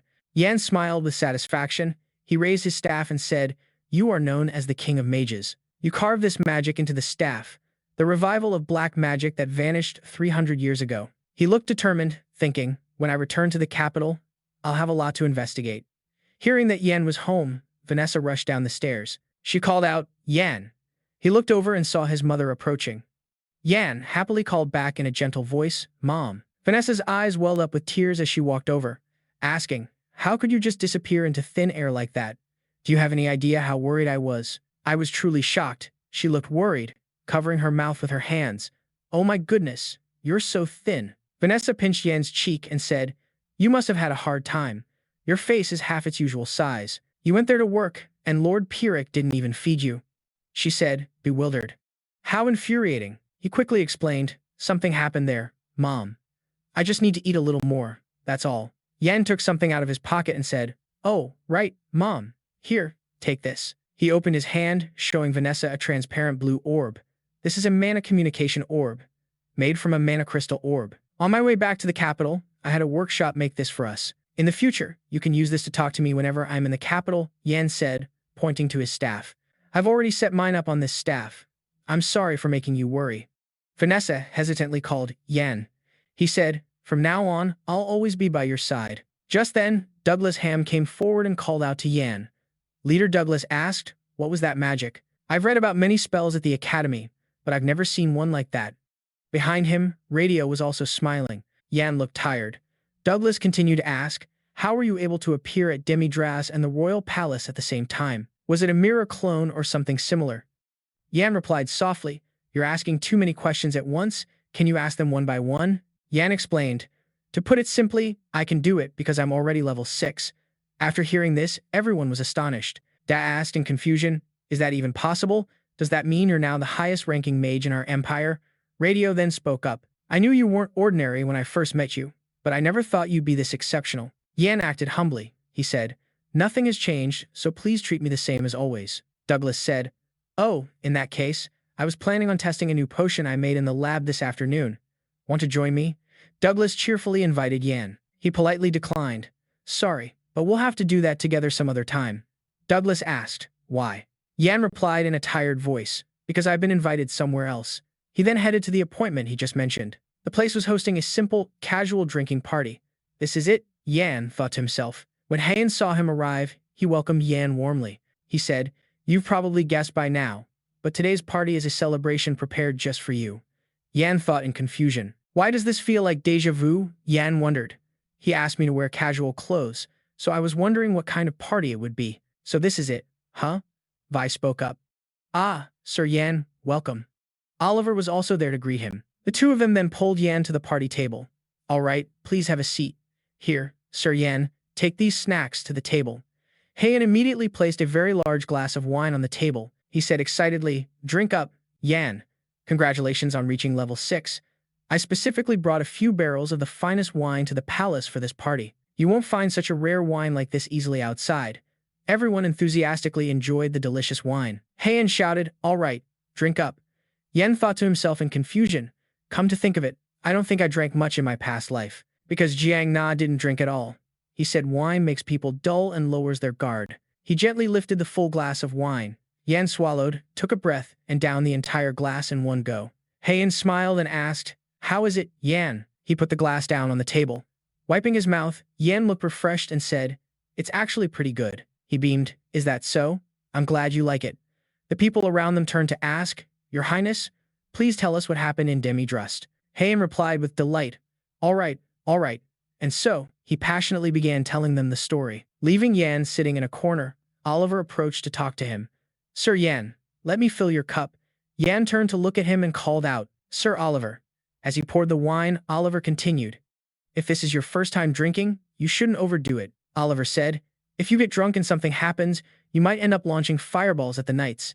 Yan laughed and said, Haha, you're always so worried, Sir Oliver. He glanced over at Heian and said, Actually, I'm quite surprised to see His Highness being so close with the knights, and even having fun with them. Is it all right for him to do that? Oliver explained, All of the knights have sworn their loyalty to him. They can be trusted. Yan pondered, Loyalty and trust, huh? Oliver looked at Yan for a moment. He continued, I think I know why you don't have any friends, Sir Yan. Yan replied in surprise, What? Why would you suddenly say that? Oliver said, Actually, I've known since I met you. He began to recount. Do you remember our first conversation 5 years ago in the Mojin territory? Cecilia turned out to be a spy whom you captured alive. Oliver recalled the image of a younger Yan and continued, even though you had just caught a level 3 mage who was a spy, to you, it was as if nothing had happened. You were very emotionless back then. You're really good at controlling your facial expressions. A child that aged normally can't hide their face or their true feelings. He placed his wine glass on the table. Oliver analyzed. But back then, I couldn't read any expression on your face at all. It was as if you were a soldier who had been trained for many years not to reveal your true emotions. Yan thought, back then, I couldn't pretend to be young. Oliver continued, that's when I felt that you were too withdrawn, despite being so young. You probably don't have any friends you can share your feelings with, Oliver asserted. I'm quite good at noticing things like that. Yan rested his chin on his hand and said, ah, yes, I admit it, but I'm not sure how I should feel after hearing you say it so directly. He thought about Jiang Na and said, nonsense. Actually, I did have a friend once, but we didn't have a good ending. Oliver smiled and said, a friend of yours, Sir Yan. I'm very curious about what kind of person they were, he suddenly added. After training with you for 5 years, I've realized something else. Yan said in alarm, what is it? I'm a little scared to hear what you might say. Oliver then spoke. I don't know why, but sometimes when I talk to you, Sir Yan, I feel like I'm talking to a world-weary old man. I wonder why that is. What? Yan asked, startled. He then laughed and replied, ha, you're really good at judging people, sir, he said. Actually, I'm almost 48. I've always used magic to maintain my youth. Upon hearing this, Oliver stared at Yan, stunned. I'm just kidding, he said. Yan quickly explained, you know, I'm the type of person who doesn't share his feelings and doesn't have friends. Sometimes my jokes sound like the truth, so please understand that. After hearing this, Oliver's expression returned to calm. Sir Oliver said in a forgiving, elderly tone, I'll let you off this time. Yan laughed and replied, well, I truly appreciate that. It was dark outside, but the party was still in full swing. After having a bit too much to drink, Yan managed to sneak out the door. He rubbed his head and said, ah, I've had way too much. I've never drunk this much, even in my past life. Suddenly, someone from outside called Yan's name. Ah, Mr. Yan. He looked over in surprise and saw Vi sitting outside the door. Yan called out, Vice Captain. He asked him, what are you doing out here? Vi laughed and replied, ha ha, actually, I'm not much of a drinker. I start feeling tipsy after just a cup or two. He asked Yan, I'm hiding out here to get some fresh air. What about you, Mr. Yan? He replied, I also came out for some air. I'm still not used to that place. Yan secretly observed Vi and pondered. The vice captain of the 2nd Royal Knights Division, Vi Paul Lenz. In my past life, he was the second best swordsman, right after Sir Oliver. He analyzed that Vi was a commoner, but his sword skills and loyalty to the royal family had earned him the trust of the Crown Prince and Sir Oliver. And then he was promoted to the position of vice captain. Vi suddenly spoke up. Now that I think about it, Mr. Yan, you said this was your first time drinking, right? How was it, drinking for the first time? Yan smiled and replied, not too bad. A little bit is fine. Vi chuckled and said, that's a relief. Let's go for a drink sometime. The others want to thank you, Mr. Yan. Even the reserve Captain Oliver has started talking to you, right? And it's been a long time since I've seen His Highness look so radiant. It's all thanks to your strength, Mr. Yan. He hesitated before replying. Thank you for saying that, but I simply gave him a little push forward. Yan thought of the spreading dark aura and continued. But on the bright side, he smirked and said, I think I've grown quite attached to this whole thing. Vi looked surprised. Seeing this, Yan asked, what's wrong? He replied to Yan, his voice hurried, no, I was just surprised. I didn't expect you to make a face like that, Mr. Yan. He was confused, not knowing what Vi was describing. Just then, Vi came out and called to him, Vice Captain, there you are. He said the Crown Prince is looking for you. If you don't go back in and keep drinking, they said they'll strip you of your Vice Captain title. Vi asked in shock, huh, for real? He stood up and said goodbye to Yan. Mr. Yan, I'll be going now. He laughed and said that Vi should have just taken it slow from the start. Vi replied, I would have if I could. The night sky was full of stars. Yan wandered off on his own. He stood there, gazing at the stars, and thought about the memories of his past life. Old images resurfaced. Yan thought that he would no longer rely on them as his weapons. The changes brought about by his choices will gradually influence each other, creating situations completely different from his previous life. No one could predict what this would lead to. Inside, Vi was struggling with the dark aura. He was smiling brightly. Meanwhile, Jiang Na was standing and plotting. He was calculating something. And Terry Green River was reading a book. He is a wise emperor. Yan thought of his mother, his family. Vanessa's smile was so bright, Yan thought, I can only protect the ones I love. I can only move forward. He smiled, speaking silently to his enemies. This is just the beginning. Meanwhile, Jiang Na was asking HB, "What's your plan now?" Jiang Na's face was full of cunning and malice. He stressed, "What did I tell you? I told you to get rid of him before he becomes an obstacle. Haven't I constantly reminded you?" He replied softly, "Yes, you did, Your Highness." Jiang Na continued, "And what did you say every time I reminded you that if I waited a little longer, you would turn him into a useful weapon and present him to me? You always said that and brushed the matter aside, didn't you?" He said, "So what about him now? He's blocking our way at every turn." HB looked remorseful. He said, "I made a misjudgment. I should have dealt with the problem quickly, but I just kept procrastinating." HB frowned and said, "No one could have expected a young man to pull something like that." He repeatedly asserted, "I will make no more excuses. However, this will be the last time you have to wait." Upon hearing this, Jiang Na asked sternly, "The last time?" HB emphasized, "This will be the last time. I only ask that you wait a little longer." He appeared confident and said that all preparations were complete. With that, HB called for someone. "Helen, greet His Highness." Jiang Na asked in surprise, "Helen? You mean the high-level mage who disappeared a few years ago?" He seemed utterly astonished. Helen slowly took off her hood and said softly, "It is an honor to meet Your Highness." Her face looked very dangerous, with bright red eyes. Jiang Na stammered, looking bewildered. HB quickly interjected to reassure him, "Please, don't be too surprised, Your Highness. She is a human girl, a loyal subordinate of a manager who takes orders from me. You could also consider her a long-term subordinate of mine. She will give her life for you, Your Highness." He stroked his chin thoughtfully and then asked, "Tower Master, could it be that she knows that forbidden art?" HB immediately said, "Yes, it's forbidden magic." His expression turned serious. HB mentioned Yan. "This dark magic user, aimed at the thorn in our side, will become a long-term pawn who will devote her life to you. Please do not worry." Jiang Na was still restless. He continued, "Your Highness, the plan to help you ascend to the throne will proceed." At the tower, as for Herbeck, he was still seething with fury just thinking about Yan. Herbeck growled, "Level 6. He slammed both hands on the table and repeated with force, "Level 6, you say?" A murderous aura radiated from Herbeck, his body practically burning with rage. In his fury, he hurled a glass object against the wall. Herbeck's hatred for Yan was palpable. He silently cursed that little brat. Suddenly, the clicking sound of footsteps echoed as someone entered. In the doorway, Marco stood with his head bowed.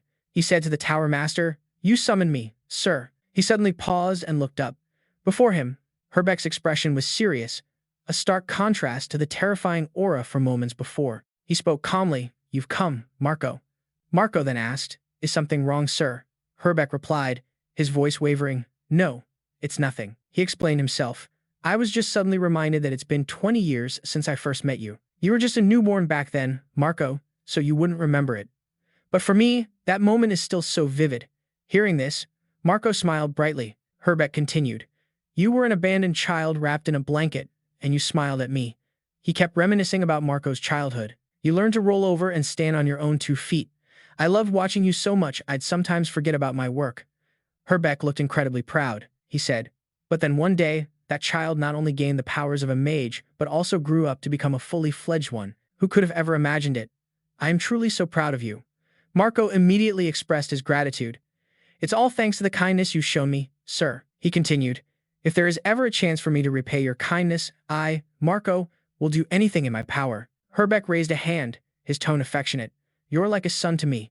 It would be absurd for you to have to repay me." He then continued, "However, the reason I summoned you is because I have an important favor to ask. If you're free this evening, could you come to my mansion?" Marco immediately bowed in compliance. "Of course.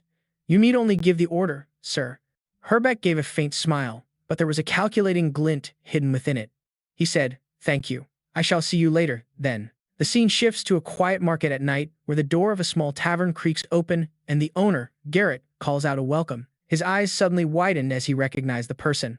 Looking at the figure before him, Garrett exclaimed, well, who do we have here? If it isn't the Ivory Tower's youngest high-ranking mage, Master Yan himself." Yan then asked him, "You know me?" Garrett replied nonchalantly, "Of course. There isn't a soul in this district who doesn't know you." He bowed to Yan and said, "I never expected someone as important as you to visit a humble place like." Garrett's expression suddenly shifted, and he asked curiously, "But may I ask what brings you here?" Yan answered calmly, "You don't need to be so on guard. He placed a pouch of money on the table and said, "I'm just here as a customer looking to buy some information." Looking completely baffled, he asked, "I've heard that the high-ranking mages of the Ivory Tower receive quite the research fund. It seems the rumors are true." Garrett then asked hesitantly, "All right. What kind?" Yen stated seriously, "I want to buy all information related to black magic." Garrett stroked his chin thoughtfully. "Oh ho, black magic? Wouldn't you know more about that than we do?" Yan replied, "Theoretically, that may be true, but that's not the kind of information I'm looking for." His brow furrowed slightly as he spoke softly. "The information could be trivial or even completely baseless. I want to know the information that's behind the scenes, not the things the public knows." Garrett waved a hand, a smile spreading across his face as he replied, "I understand what you mean." He added, "As it happens, we were just looking into something related.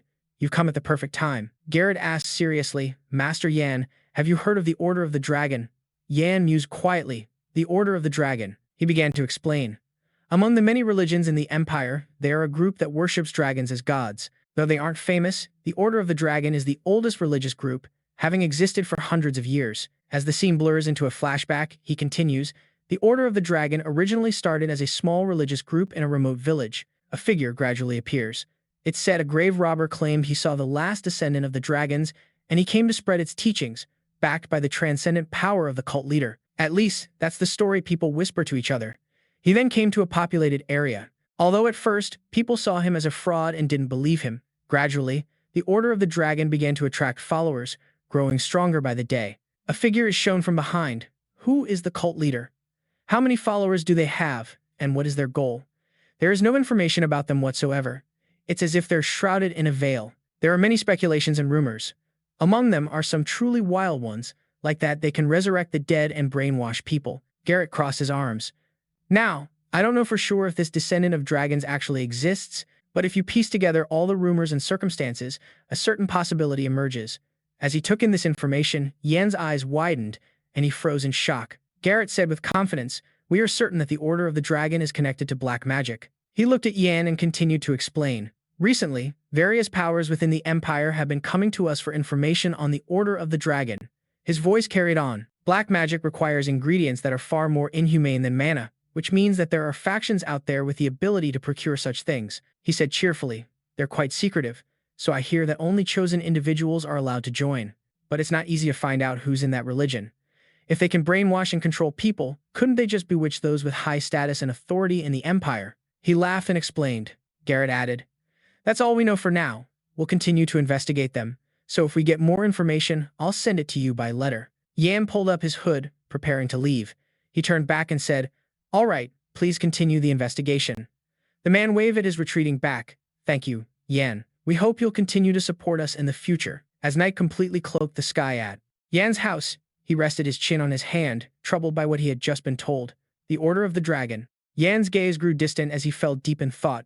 He had never heard of it in his past life. If they were a cult that had existed for over 100 years, he should have at least heard of them once. Yan looked at the staff placed by the window, thinking to himself, "The Sorcerer King I met on the Great Plains used black magic through the dark enchantments embedded in this staff." The staff, with its gently glowing orb of active substance, brought back memories of the desolate landscape. He silently speculated that the necessary ingredient, besides the active mana energy, was probably. Yan suddenly fell silent, his thoughts racing. His mind drifted to Herbsch.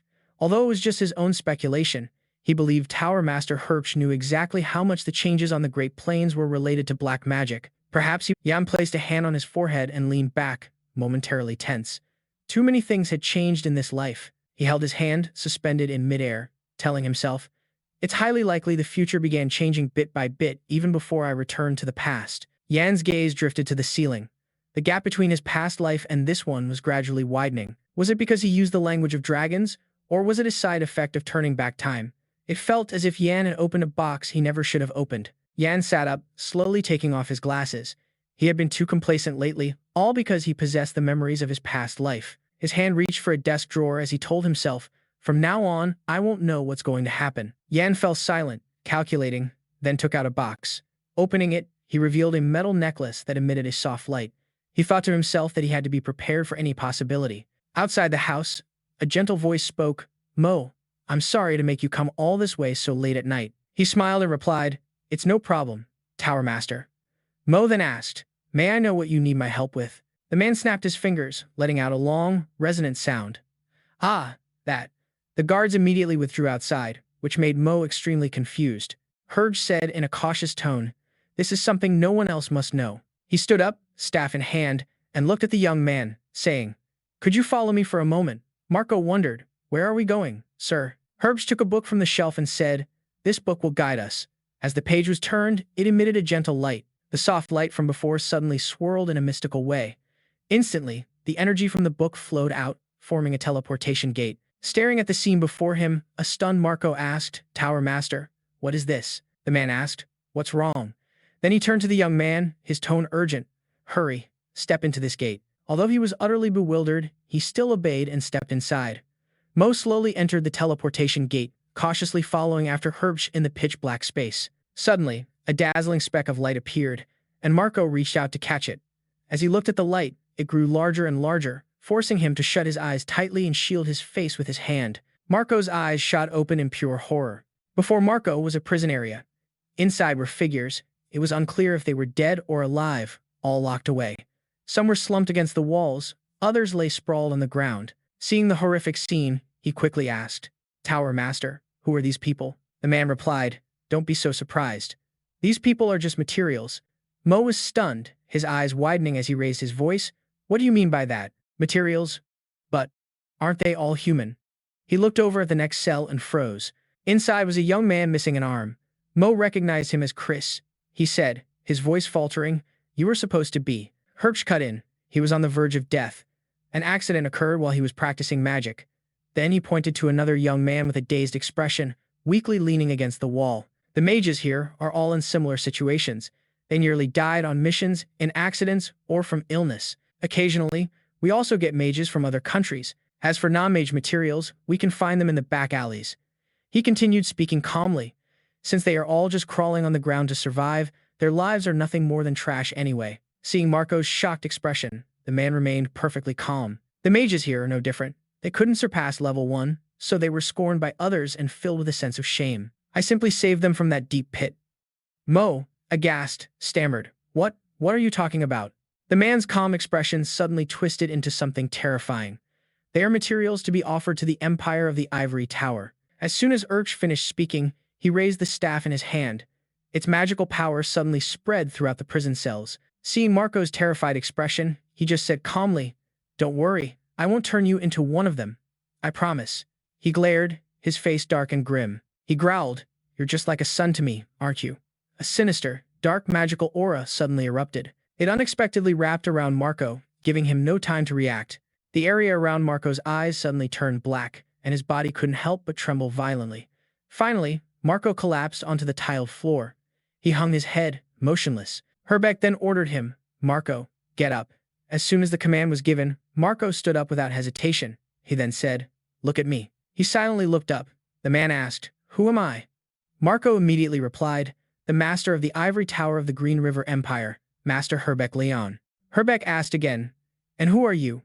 He answered, "My name is Marco, a second-class mage of the Ivory Tower and currently the assistant mage to the Tower Master." At that moment, he tossed a small knife to him. The knife fell to the ground in front of Marco. Herbeck asked, "Can you cut off your little finger with that knife?" Without hesitating, he bent down and picked up the knife. Marco mechanically brought the sharp blade to his little finger, right in front of Herbeck. Red blood began to pour down. Herbeck laughed sinisterly and said, "Now, you are truly my son." The next morning, inside the tower, everyone was still buzzing with discussion. The Tower Master requested an indefinite leave of absence. A nearby group was talking. "It seems like a lot has been happening to him lately. He's getting on in years, too." The man added, "Plus, there's the matter with Yan, right? Besides being the youngest high-level mage, he also reached level 6. He must be under a lot of pressure." A woman asked, "But what's going to happen now?"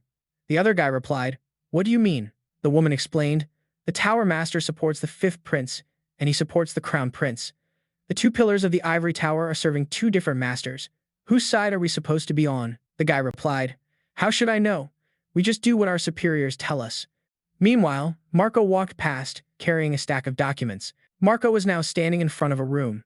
Hearing a knock on the door, Yan turned and said, "Yes, come in." Seeing him, Yan greeted him cheerfully. "Marco, you're here." He replied, "Yes, Master Yan." With a serious expression, Marco added, "I've brought what you requested." Yan said, "Thank you. I've been looking for these for a while. You saved me a lot of time." His expression turned puzzled. Yan asked, "By the way, is the Tower Master seriously ill?" Marco simply replied flatly, "You don't need to worry." The observant Yan then noticed his injured hand. He immediately asked, "How did you injure your hand?" Marco replied sternly, "I was practicing a spell and had a small accident. You don't need to concern yourself with it." Yan gave a faint smile and said, "I see. I hope he recovers soon." He seemed to sense the change in him. Yan thought to himself, "Something's very strange about Marco. There's a distance between us. It's like he's become a completely different person. Whenever Marco was with me before, he never spoke so formally and was always relaxed. Even though it's the same voice and face, he's definitely more distant than before."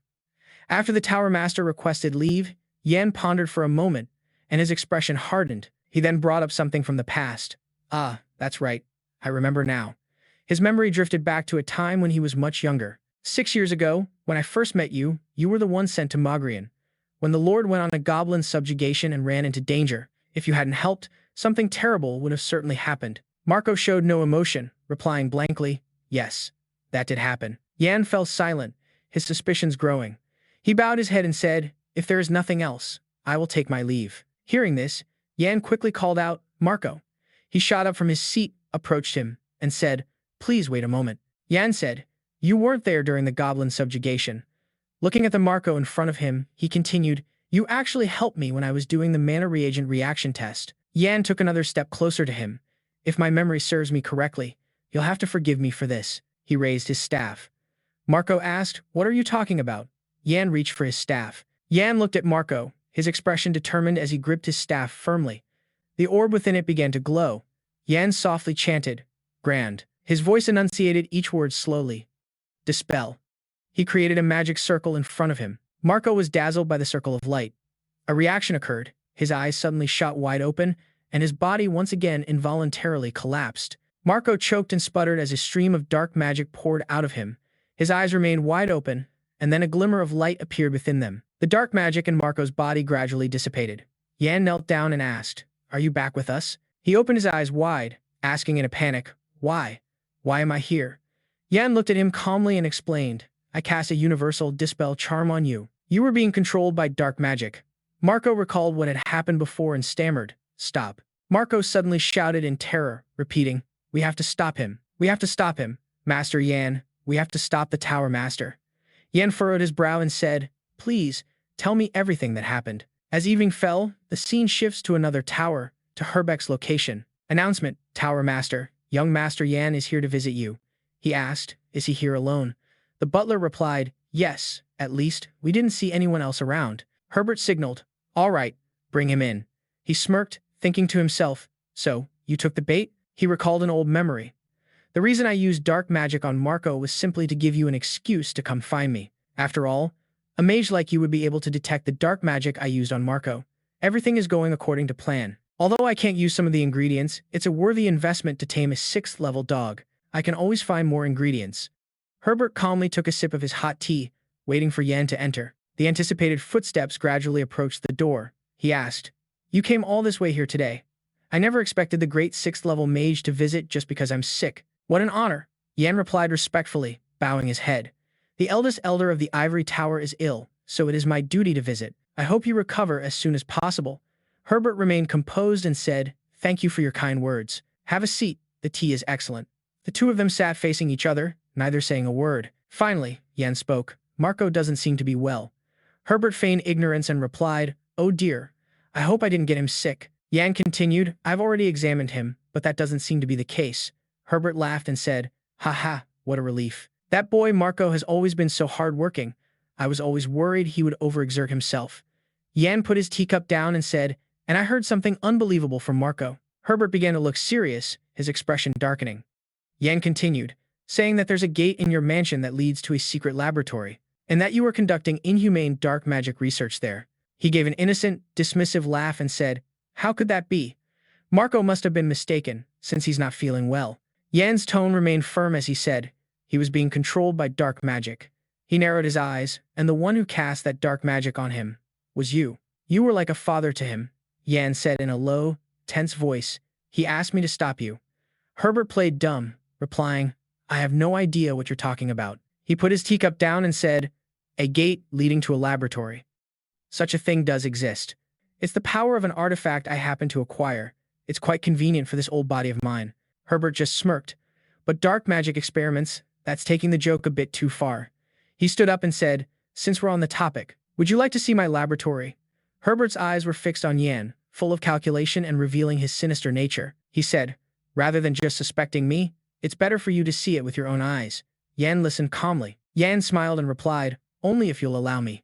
Herbert started walking, not forgetting to look back at him and say, follow me. Herbert added, I'll show you the laboratory right now. The Tower Master is supposed to be a good example. To be subjected to rumors about researching dark magic, isn't that an insult to me? He walked towards a curtain. Yan followed silently behind him. Herbert calmly drew the curtain open. He then took out a book and said, this is the gate. Herbert looked up at him, calmly explaining, created by the power of this artifact, if a person infuses mana into the book, anyone can use this magic portal, which is on par with an 8th level spell. Yan remained silent, cautiously observing him. Herbert created the portal and urged him, all right, let's go inside. Just like Marco, Yan followed him through a pitch-black corridor. As he walked, he thought, the Herbert Leon of my past life was recorded as one of the greatest tower masters in the history of the tower. His memory flashed back to an image of him, the great mage who laid the foundation for the unification of the continent. He was simple and righteous, an ivory tower master more dedicated than anyone. He was the one who saw Jiang Na as his master, and by helping him ascend to the throne, he led the ivory tower to the highest level of power and status in human history. Yan pondered, his expression growing distant. As a fellow servant to the same master, I also respected the tower master. Suddenly, Herbert's footsteps stopped. Herbert called out to him softly, Yan. Herbert asked in a solemn tone, did you know? Herbert looked at the staff floating in front of him and continued, there was a time when I wanted to be a hero, to become a mage strong enough to protect the empire, and to save the suffering common folk. Herbert held out his trembling hands, staring at them as he spoke. However, I gradually came to realize. He suddenly clenched his fists and emphasized, I can't change anything with my strength alone. He slowly lifted his head, his tone distant. Herbert walked forward, reaching out to take the staff, and said, there is a special power in this world. He glanced back at Yan and added, a power that can make me a hero. Ominous auras of dark magic suddenly erupted from around him. They began to wrap around Yan. He was so shocked he couldn't react in time. Under the pressure of that sinister aura, he involuntarily gritted his teeth, crying out in pain. Herbert held out a hand with a small spark of light floating above it. He said, a power that allows me to command countless talented mages. With this power, I will truly be able to protect the peace of the empire and its people, Herbert declared. Model, his eyes widened with ambition.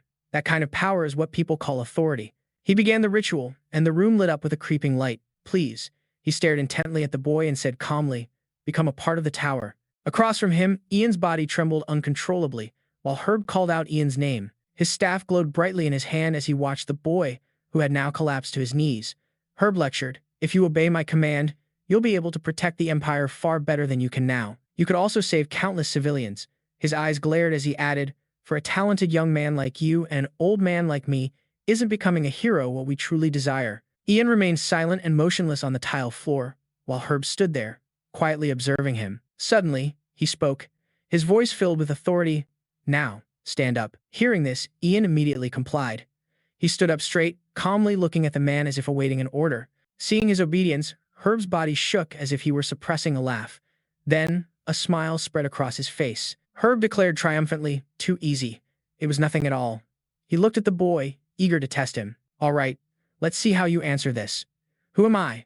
Ian lowered his head and calmly recited the answer. You are the master of the Empire's ivory tower, Sir Herbac Leon.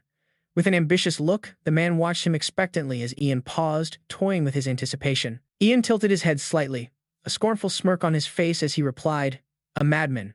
Herb froze, his eyes wide with shock. What did you just say? As soon as he finished speaking, Ian threw a punch right into the man's face, sending him flying backward. His body slammed into the wall with a painful cry. Herb clutched his face, his eyes wide with panic as he stared at Ian. He stammered, how did you? Ian stood tall before him and let out a sigh of relief. While Herb was still reeling from the shock, impossible, it can't be. The boy looked at him, his expression calm, yet it sent a chill down one's spine as he spoke. Tower Master. He spoke slowly, causing the old man to recoil in fear, his mind in turmoil. Didn't you say you don't study dark magic? Ian explained, perhaps you don't know this, since you could never surpass the limits of a 5th-class mage. The difference in our abilities plays a crucial role. He slowly walked closer and added, a 5th-class mage who uses dark magic is still just a 5th-class mage. Ian knelt in front of Herb and said, besides, did you really think I'd come here without preparing any countermeasures? He smirked slightly, continuing to provoke the old man. You're usually not one to let something like this slip past you. It seems you're in quite a hurry. Herb wanted to scream in anger, but his face was covered in a cold sweat of fear. Before the man could finish speaking, Ian reached out his hand as if to grab his head. He formed a magic circle and yelled, mana drain. The old man's eyes shot wide open in astonishment. Herb's body began to tremble, his strength failing him. After a moment, Ian removed his hand from the man's head, leaving behind a lingering blue light. He stood up slowly and said, get some rest. Having that much mana drained from you, you'll probably have a hard time moving. He turned away but didn't forget to add a taunt. And since you're quite old, it'll probably take a while for your mana to recover. Ian turned and walked away, while Herb, now completely exhausted, weakly cursed the bastard. Ian reached out his hand to catch the small, hovering speck of light, a light. He then used this light to guide his way deeper inside. He arrived at a room full of treasure chests. Gold, silver, and precious gems sparkled and shone brilliantly. There were also countless precious pearls hidden here. Ian burst out laughing and then criticized. Ha ha, the simple and upright master of the ivory tower? What a load of nonsense, he remarked, standing at the threshold and looking inside. You don't have any relatives, so I was wondering what you plan to do with all the wealth you've accumulated.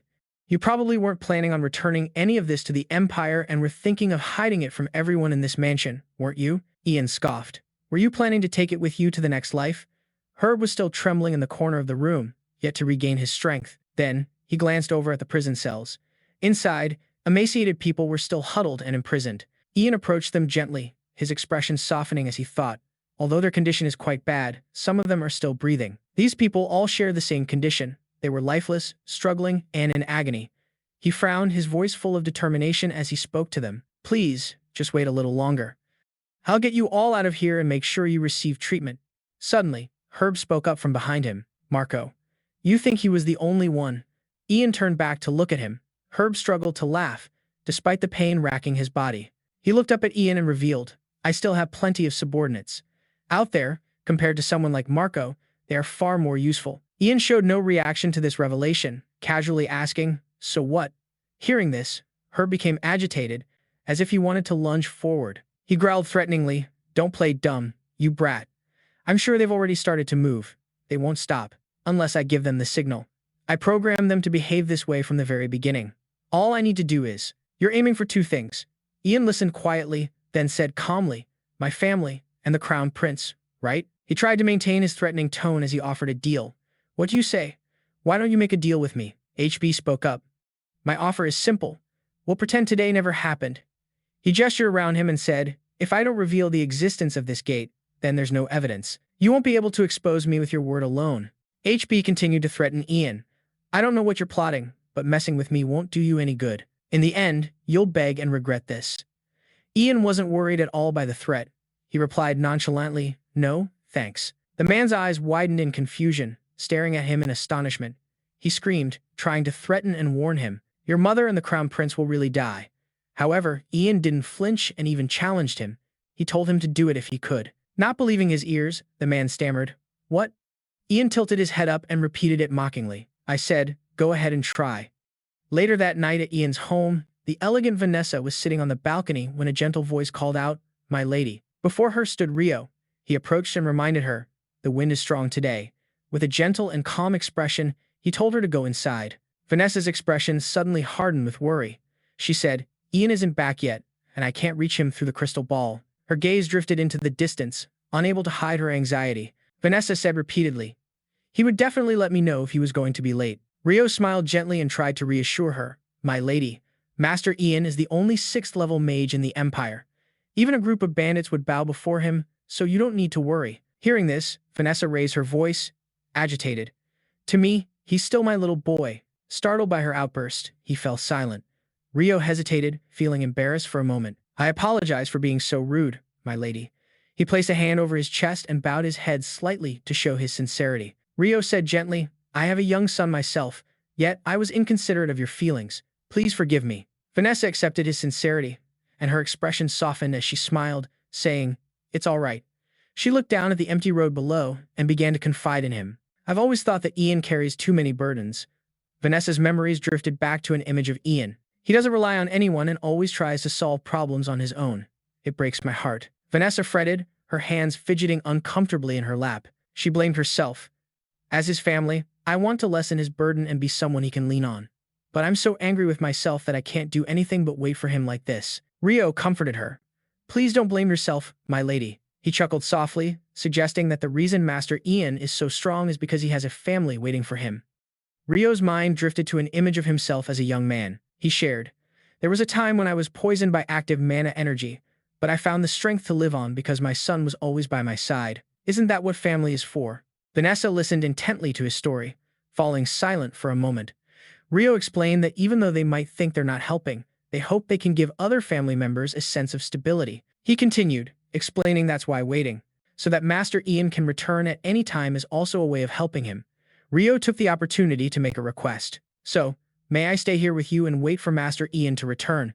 She stared at him for a moment. Then, Vanessa smiled and nodded gently in agreement. Beneath a sky painted completely black, their voices continued to echo. "Tonight's sky is so clear and quiet." "You're right," she replied. "Usually the patrol guards would be making their rounds in this area. It's quite peaceful tonight." But then, Rio's eyes suddenly widened as he realized something was wrong. He shot up from his chair and turned to warn Vanessa. "My lady, please go inside. Something's not right." Rio's body suddenly froze when he heard a noise from below. He called out cautiously in a loud voice, "Who's there?" From a dark corner, two figures silently stepped out of their hiding place. In front of them were two strangers, controlled by some dark energy. Realizing this, Rio tensed up and shouted, "Stop right there." Immediately, he gritted his teeth and frowned, saying worriedly, "Damn it, they're not listening to me." Rio watched their footsteps as they slowly approached the boundary line, thinking to himself, if they cross that line. Suddenly, his eyes widened in shock. Rio turned towards Vanessa, instinctively reaching out his hand while screaming, "My lady." He used his entire body to shield her, shouting, "Get down." Before Vanessa could even react, the boundary activated. A fierce bolt of fiery lightning struck down violently. Not far away, Hayden and Oliver were turning back to observe. "That was startling," Hayden exclaimed. With a bewildered look on his face, he said, "That scared me to death. Why was there a sudden bolt of lightning?" The other man also spoke up. "Your Highness, are you all right?" Oliver said in a firm tone, "I have a bad feeling. We should return to the palace." Hayden immediately refused, looking displeased. "Go back already? Come on, we haven't even done anything yet." He looked towards the residential area, resting his chin on his hand as he spoke. "I mustered all my courage to ask my father for permission, and now I'm secretly traveling to see where our people live. I can't just go back like this." Hayden turned to look at him and asked quietly, "More importantly, Captain, I have a question." Oliver bowed and replied, "Please, ask away, Your Highness." Hayden scratched his face with a puzzled expression and then asked, "Well, you know, I was wondering if I could learn a little swordsmanship." Hearing this, Oliver asked in surprise, "Swordsmanship, Your Highness?" As Hayden turned away shyly, he felt embarrassed and quickly explained, "It's nothing serious, just for self-defense. Would that be too difficult? If not, just learning the stances would be enough." Suddenly, Oliver sensed they were being followed. Hayden was still oblivious. He continued, "You know, like, how to draw a sword really coolly." Just then, Oliver also drew his sword. Seeing this, Hayden misunderstood and became awkward. "Wait, I wasn't asking you to teach me right now," Oliver said. "Your Highness, please stand behind me." While Hayden was still trying to understand what was happening, Oliver held his sword firmly and gave a command. "Second Knight Division, protect His Highness." Immediately, a squad of knights rushed over, all of them surrounding and protecting the Crown Prince, Crown Prince Hayden Greenriver. He shouted, "Show yourself." A figure slowly approached. Oliver stood his ground, watching the black-cloaked figure, his eyebrows furrowed in recognition. He muttered, "It's you." Before them stood Helen, a high-ranking mage from the Ivory Tower. Oliver said warily, "I heard you disappeared a few years ago. What are you doing here?" She didn't say a word and just kept walking forward. Seeing her indifference, he became agitated and said, "Wait a minute. Tell me what you're here for, now." Their eyes met, and they stood facing each other. Finally, Helen slowly said, "Hayden Greenriver." Oliver felt the tension and broke into a sweat. She suddenly glared and said, "I must kill the one who stands in our way." His eyes widened in shock. Oliver suddenly lunged forward, swinging his sword at Helen, but she managed to block it with her staff. Helen's eyes suddenly changed color. Oliver immediately flung her back, forcing her away. Helen landed and quickly took a few steps back. Her eyes suddenly glowed brightly as she murmured, "Fire blast." Flames erupted around Helen's body, forming into orbs. The dangerous, burning orbs immediately flew towards him. Oliver took a defensive stance, but a strange smirk played on his lips. Suddenly, he swung his sword, cleaving the fireball in front of him in two. It split into two blazing trails of fire. Staring at the unbelievable sight before her, her eyes widened in shock. Without giving Helen time to react, he leaped forward. Oliver charged, his sword ready to strike her. The two of them immediately fell into battle. Helen was agile, easily dodging his attacks. Oliver leaped up, raising his sword to bring it down on her from above. Helen quickly activated a mana shield, blocking his fatal blow. Oliver's sword struck it and was immediately repelled, rendered useless. He temporarily retreated, watching as she calmly withdrew the shield. Oliver smiled slightly and remarked, "A mana shield. Looks like I can finally give it a try." He quietly stood up straight and said, "I wanted to show Yan first." Oliver pulled off his glove with his teeth, then ran his bare hand lightly along the blade of his sword. He said, "But it seems trying it out now isn't a bad idea either." Suddenly, he made a small cut on his hand, letting the blood flow onto the sword. He said, "I don't have the ability to release mana, because I only have half a mana heart, but the mana is dissolved in my blood." Helen observed him. Oliver readied his sword and added, "I can only release it for a short period of time." He swung the mana-infused sword and declared, "I'll show you." Oliver raised his sword, his expression resolute. The greatest effort of someone with only half a mana heart. He immediately charged forward with great speed. Oliver struck the shield with immense force. It shattered into pieces before her eyes, leaving Helen utterly astonished. He swung his sword, continuing his assault. Oliver then thrust it straight into Helen's shoulder, causing her to freeze up. Helen raised a hand to grip the sword in pain. Oliver looked at her with an unforgiving gaze and said, "I'm not going to kill you, because I need to find out who ordered you to harm His Highness. Don't expect an easy death." Meanwhile, the situation with Herb was just as dramatic. His eyes widened in shock as he asked, "What?" Yan stood confidently before him, while Herb was rambling. "What do you mean?" "I didn't do it." Yan tilted his head up arrogantly and spoke in a mocking tone. "Unlike a certain someone, I have faith in the people I've met over the past year." Herb retorted, "Even so, you still can't win." Hearing this, Yan burst out laughing. "Ha ha ha, Tower Master," he said calmly. "Did you really think I've just been sitting idly by all this time? Didn't you send some suspicious individuals to my house during the negotiations in Demidra? That's a trick that won't work a second time." As soon as he said that, Herb's face grew so tense he was drenched in sweat. Yan said, "Those intruders. As we speak. Model, trapped by a mana barrier? Huh. Maybe they're not even in this world anymore." Finally, he tilted his head and shrugged nonchalantly. "Negotiations have failed. There's nothing more for me to gain from this discussion." He sent a message. "You will stand trial, but a death sentence would be more fitting for what you've done." He smiled, but his words carried a strange, menacing power, "because I will make it happen. The Ivory Tower, the one you poured decades of blood and tears into building, I will take good care of it." Ian stepped in front of Herb and said, "The Ivory Tower, the one you've poured decades of blood and tears into building, I will take good care of it." He stopped right in front of him and spoke up. "And, to be honest, I didn't really intend to do this." With that, Ian leaned down and extended his hand toward him. He placed his hand on Herb's head. To the older man's complete astonishment, a sudden surge of electricity shot out from his hand. Ian said softly, "Increasing the power of the Ivory Tower is what its master should do." As Herb trembled from the electric current, Ian continued, "I understand why you supported the Fifth Prince and not the Crown Prince, because there was a time when I, too, thought Gianna was an ideal candidate to become the ruler." Ian continued, ignoring the man's agonized screams. "Secretly hoarding wealth? That's not really surprising for a human." He emphasized his point, and the electric current surged even stronger. "But dragging my family into this, that was the worst mistake you could have ever made," Ian said. "However, the king's wrath can fall upon anyone. Isn't that right?" The next morning, in a luxurious hall elsewhere in the castle, an authoritative voice rang out. "The heinous crimes of Tower Master Herb Leon have been exposed." Emperor Terry Green River announced from his throne, addressing his entire court. That criminal forgot his duty as the Tower Master and immersed himself in the Black Magic Tower. He added, "Furthermore, that man used human souls as sacrifices and ruthlessly exploited the lives of innocent people and his fellow mages." Terry slammed his hand on the armrest of his throne in a fit of rage. Then he roared, "This is a grievous crime for which even death is not sufficient payment," he declared, his face filled with fury. "His actions are unforgivable. I have no intention of showing mercy." Everyone present grew anxious in the face of his fury. Therefore, From this moment on, all of Herb Leon's titles and authority shall be stripped from him. I hereby sentence him to death, and it shall be, of course, a public execution." Terry declared that his name would forever be recorded in the Empire's history as the most heinous criminal of all time if he was found to be hiding any relatives or accomplices. Terry's eyes narrowed with fierce resolve. He stressed, "I declare that we will find them and pull them out, root and stem." Terry's voice was grim. "We will also investigate anyone involved in this incident and find out if any other mages are studying black magic. I will personally oversee the investigation and all related matters." He looked down upon the assembled nobles and said, "Throughout this investigation, there will be no exceptions, regardless of status.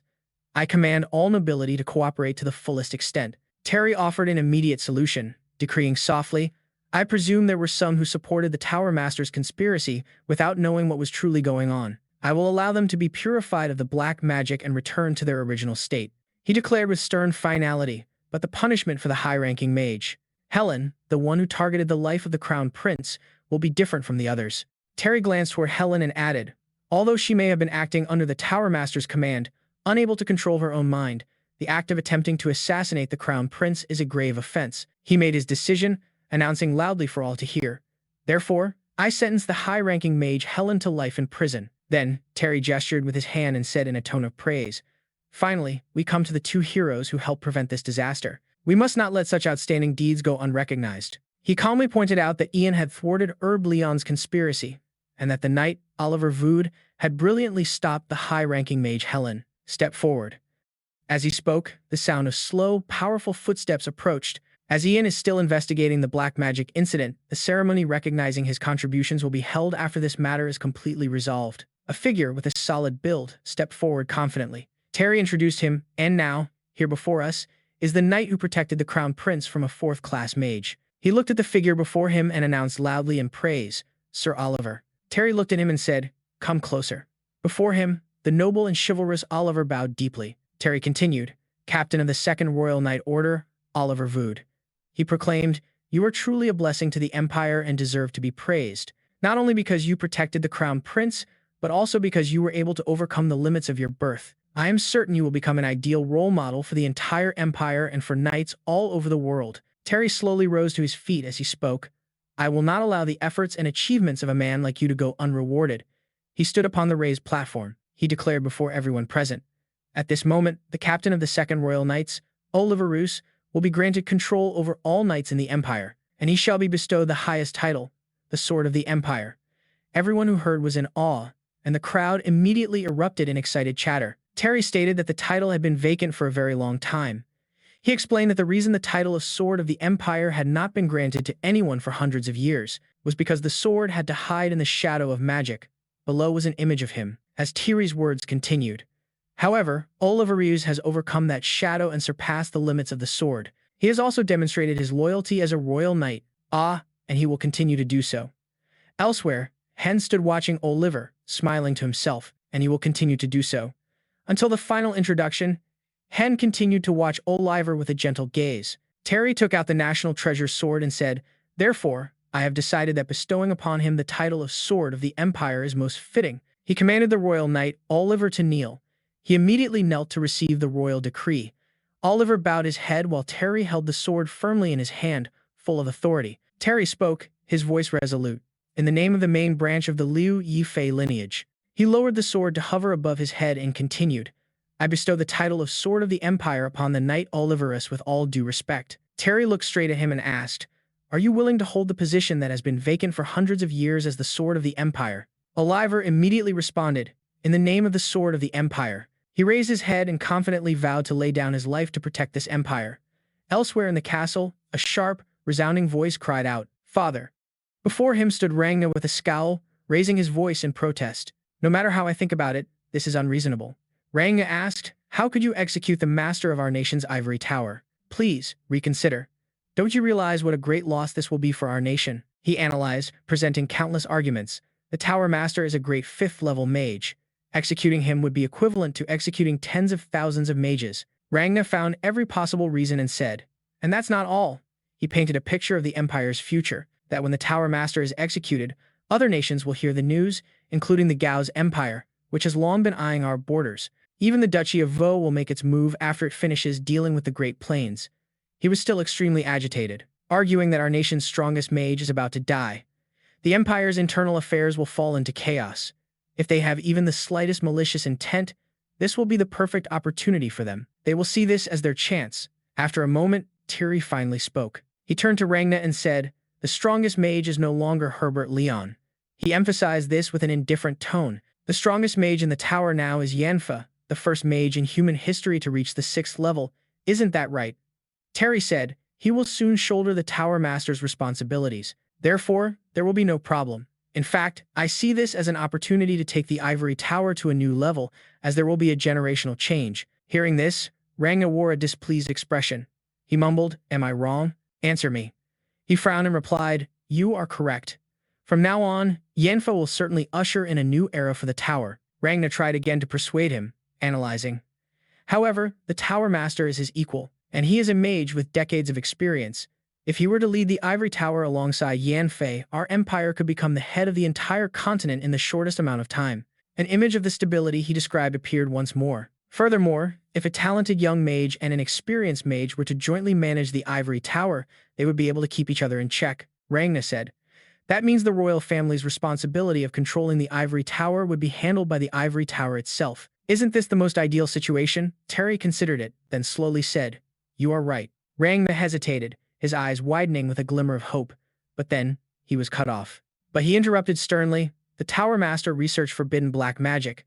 No, it was more than just research. As the master of the Ivory Tower, he used countless mages and innocent civilians, whom he was responsible for protecting, as materials for his black magic. He sacrificed them without a second thought." Rangna froze, stammering, at a loss for words. That, Terry believed the Tower Master's actions had crossed the line. He must have gone mad. He waved his hand, flatly rejecting Rangna's plea. The only thing he sought by sacrificing countless lives was power. Did he not try to eliminate Yanfa, the threat to his authority, by using black magic, and was he not exposed while doing so? Rangna shut his eyes tightly, trembling slightly as if holding back his anger. He clenched his fists and managed to say, "But the Tower Master is the second most powerful person in our empire, is he not? Although his methods were wrong, the black magic he researched could become a very powerful weapon. It could bring immense benefits to our empire." Rangna offered his opinion, his face earnest, "And stop acting so naive. As for the materials for dark magic, we can just use dangerous criminals instead." Hearing this, Terry's voice grew strict and loud. "Making sacrifices like that for the greater good, that is precisely your problem." Rangna froze and asked, "What do you mean?" His father explained, his brow furrowed in displeasure. "That is why I cannot choose you as my heir. Dark magic is an absolute evil that corrupts the soul and shatters the world's order. Our founder, Missile Green River, worked tirelessly to ban dark magic and make it disappear completely from this land." Terry's voice was stern as he asked seriously, "You know that perfectly well, don't you?" He continued, "Rangna, I know your thoughts, your character, and your ambitions. You are very intelligent and brilliant," Terry reminded him. "However, you lack one very important thing, and I'm sure you know what that is," he warned. "Perhaps you've always hidden that flaw until now, but you won't be able to hide it when it's something so essential." Terry walked past Rangna, then turned back to speak. "Just like what you're doing right now," he explained. "The ultimate goal of politics is to enact justice in this world. The quality of an emperor who can reign and enact that justice is a heart that fights for the good of the common people," he declared. "Someone like you, who sees others as tools, does not possess that quality." Rangna's expression suddenly darkened, but he remained silent. Then, he suddenly let out a bizarre laugh. "Ha ha ha," Rangna said. "No, that's not it." Terry frowned at him and asked, "What did you say?" Rangna slowly turned around, his tone certain. "The real reason I cannot become the heir. Do you think I don't know?" His mind drifted to the image of Hayden, his older brother, born from your mistress, the one you love. His thoughts then shifted to himself. He lamented, "And what about me? On the other hand, I am the son born so that you could control the power of the nobles. Correct?" Rangna stressed. "That is the difference between us." His father immediately frowned and shouted, "Rangna." Ignoring the shout, he continued, "To be acknowledged by you. Do you have any idea how hard I've worked?" His memory flashed back to his childhood. "Have you ever?" Unlike his brother who played with their royal father, Rangna could only stand silently in a corner. Rangna asked, "I mean, have you ever treated me the way you treat my older brother?" He asserted, "I'm sure if he were the one who requested the Tower Master's release, you would have accepted." In his uncontrollable rage, Terry suddenly raised his hand. Ragnar didn't resist, simply closing his eyes and bracing himself. But Terry froze, his arms suspended in midair, his hand trembling uncontrollably. Finally, Terry let out a long sigh. Then he turned to leave, muttering, "Foolish boy." Ragnar remained standing without a reaction. Reaching the door, Terry turned to the person beside him and said, "Demian, I want you to personally keep an eye on Ragnar's residence." He instructed carefully. "Ensure that he cannot leave, and that no one is allowed to contact him. Do you understand me?" The man immediately replied, "As you command." By now, the sun was beginning to set. Early one morning, as sunlight streamed in through the door, the sound of slow footsteps approached. Hearing them, Ragnar called out, "Who is it?" From outside, a guard replied, "Your Highness, High Mage Yanfa requests an audience." Upon hearing this, Ragnar turned in surprise. His expression quickly turned to a frown of disgust. Ragnar turned away and said irritably, "I don't wish to see him. Tell him to go away." Despite his words, the door suddenly creaked open. He immediately turned with an angry expression and snapped, "You." Yan entered and calmly cut him off. "This is an urgent matter, Your Highness." The two stared at each other in silence for a moment. Ragnar frowned, his expression full of disgust. "Urgent, you say," he replied. "By His Majesty's order, we are to conduct a test to see if you have been influenced by dark magic. Since you were the one closest to the prisoner, Herb Leon, I must ask for your cooperation." He became agitated and yelled, "But today is the day of the Tower Master's execution, and you're telling me you're here to confirm whether I've been manipulated by his dark magic? How much longer do you intend to humiliate me?" Yen replied. "All court officials, including members of the royal family, will be undergoing the same test. Please rest assured." Ragnar fell silent, his displeasure obvious. Finally, he briefly closed his eyes and let out a long sigh. Ragnar sat in a chair, turning his face away as he said coldly and irritably, "Just get this over with and leave." Standing before Ragnar, Yan calmly said, "It won't take long." He lightly tapped his staff against his palm as he explained, "You might feel a little dizzy or nauseous, but that's a sign that you haven't been affected by dark magic, so there's no need to worry." He formed a magic circle and chanted, "Greater Dispel." Ragnar flinched slightly in discomfort. Noticing him trembling, Yan voiced his concern, "Are you all right?" Lowering his head, he replied, "I feel horrible." After a moment, Yan then asked, "They found no traces of dark magic. You'll feel better after some rest, so you don't need to worry, Your Highness." Ian bowed, placing a hand on his chest in a salute to Ragnar. "Then, I shall take my leave." He turned to go, but after just a few steps, the other man called out to him. "Wait," Ragnar said from behind him. "I have something to ask you." Ian stood perfectly still, waiting for him to continue. He hesitated for a moment before asking, "Why do you serve my brother?" Ian turned to face him as Ragnar continued speaking. "Surely you're smart enough to understand what I'm implying, that my brother is unfit to be emperor. Are you aware that many nobles and attendants have already turned their backs on him?" Ian didn't rush his response, answering calmly, I do not serve the crown prince," he stated flatly. A look of astonishment crossed Ragnar's face. He stammered as he asked again, "Wait, what do you mean by that?" Without waiting to answer, Ian simply said, "I'll be going now. Please get some rest, Your Highness." The moment the words left his mouth, he strode decisively out the door. But then, Ian stopped abruptly, lost in thought. The hands gripping his staff began to tremble. He slowly raised a hand to look at it, thinking to himself that he once did not serve Hyde and Green River. Ian recalled a moment from his past life, kneeling before Ragnar and declaring his loyalty, saying there was only one person for him. Before him was Ragnar, his face filled with arrogance. As the stream of memories continued, he had sworn his loyalty. Ian clenched his hands into fists. He slowly lifted his head and thought to himself, "What I'm about to do is revenge, and it is also treason." Before Ian stretched a long corridor, like the path that lay ahead of him. The scene shifts to after sunset. Later, in the residence, a knock echoed through the room. The door opened slowly to reveal a figure. It was Demfin. He stepped inside and saw Ragnar sitting lost in thought. "Your Highness," Demfin called. Ragnar didn't reply at once, instead asking slowly, "Has the Tower Master been executed?" "Yes," he replied softly. A flashback to that afternoon. Herbeck's terrified face appeared. Demfin continued, "He was beheaded at the execution site in Green Riverum Square." Ragnar answered slowly, "Is that so?" He added, his voice tinged with melancholy, "I understand. You may go." Demfin, ever perceptive, gently consoled him. "Please do not be saddened, Your Highness." Ragnar let out a faint, weak laugh. "Ha ha. Sad." Then, Demfin suddenly stepped forward and placed a letter on the table, calmly sliding it toward him. Seeing it, Ragnar asked, "What's this?" Demfin simply said, "This humble guard will take his leave now, Your Highness." Rana stared silently at the letter before reaching out for it. With the letter in hand, he quietly read its contents. After he finished reading, a smile spread across Rangna's face. He whispered, "There's still a chance." The scene shifts to another location, the chambers of Emperor Terry Green River. Ian and the Emperor sat facing each other.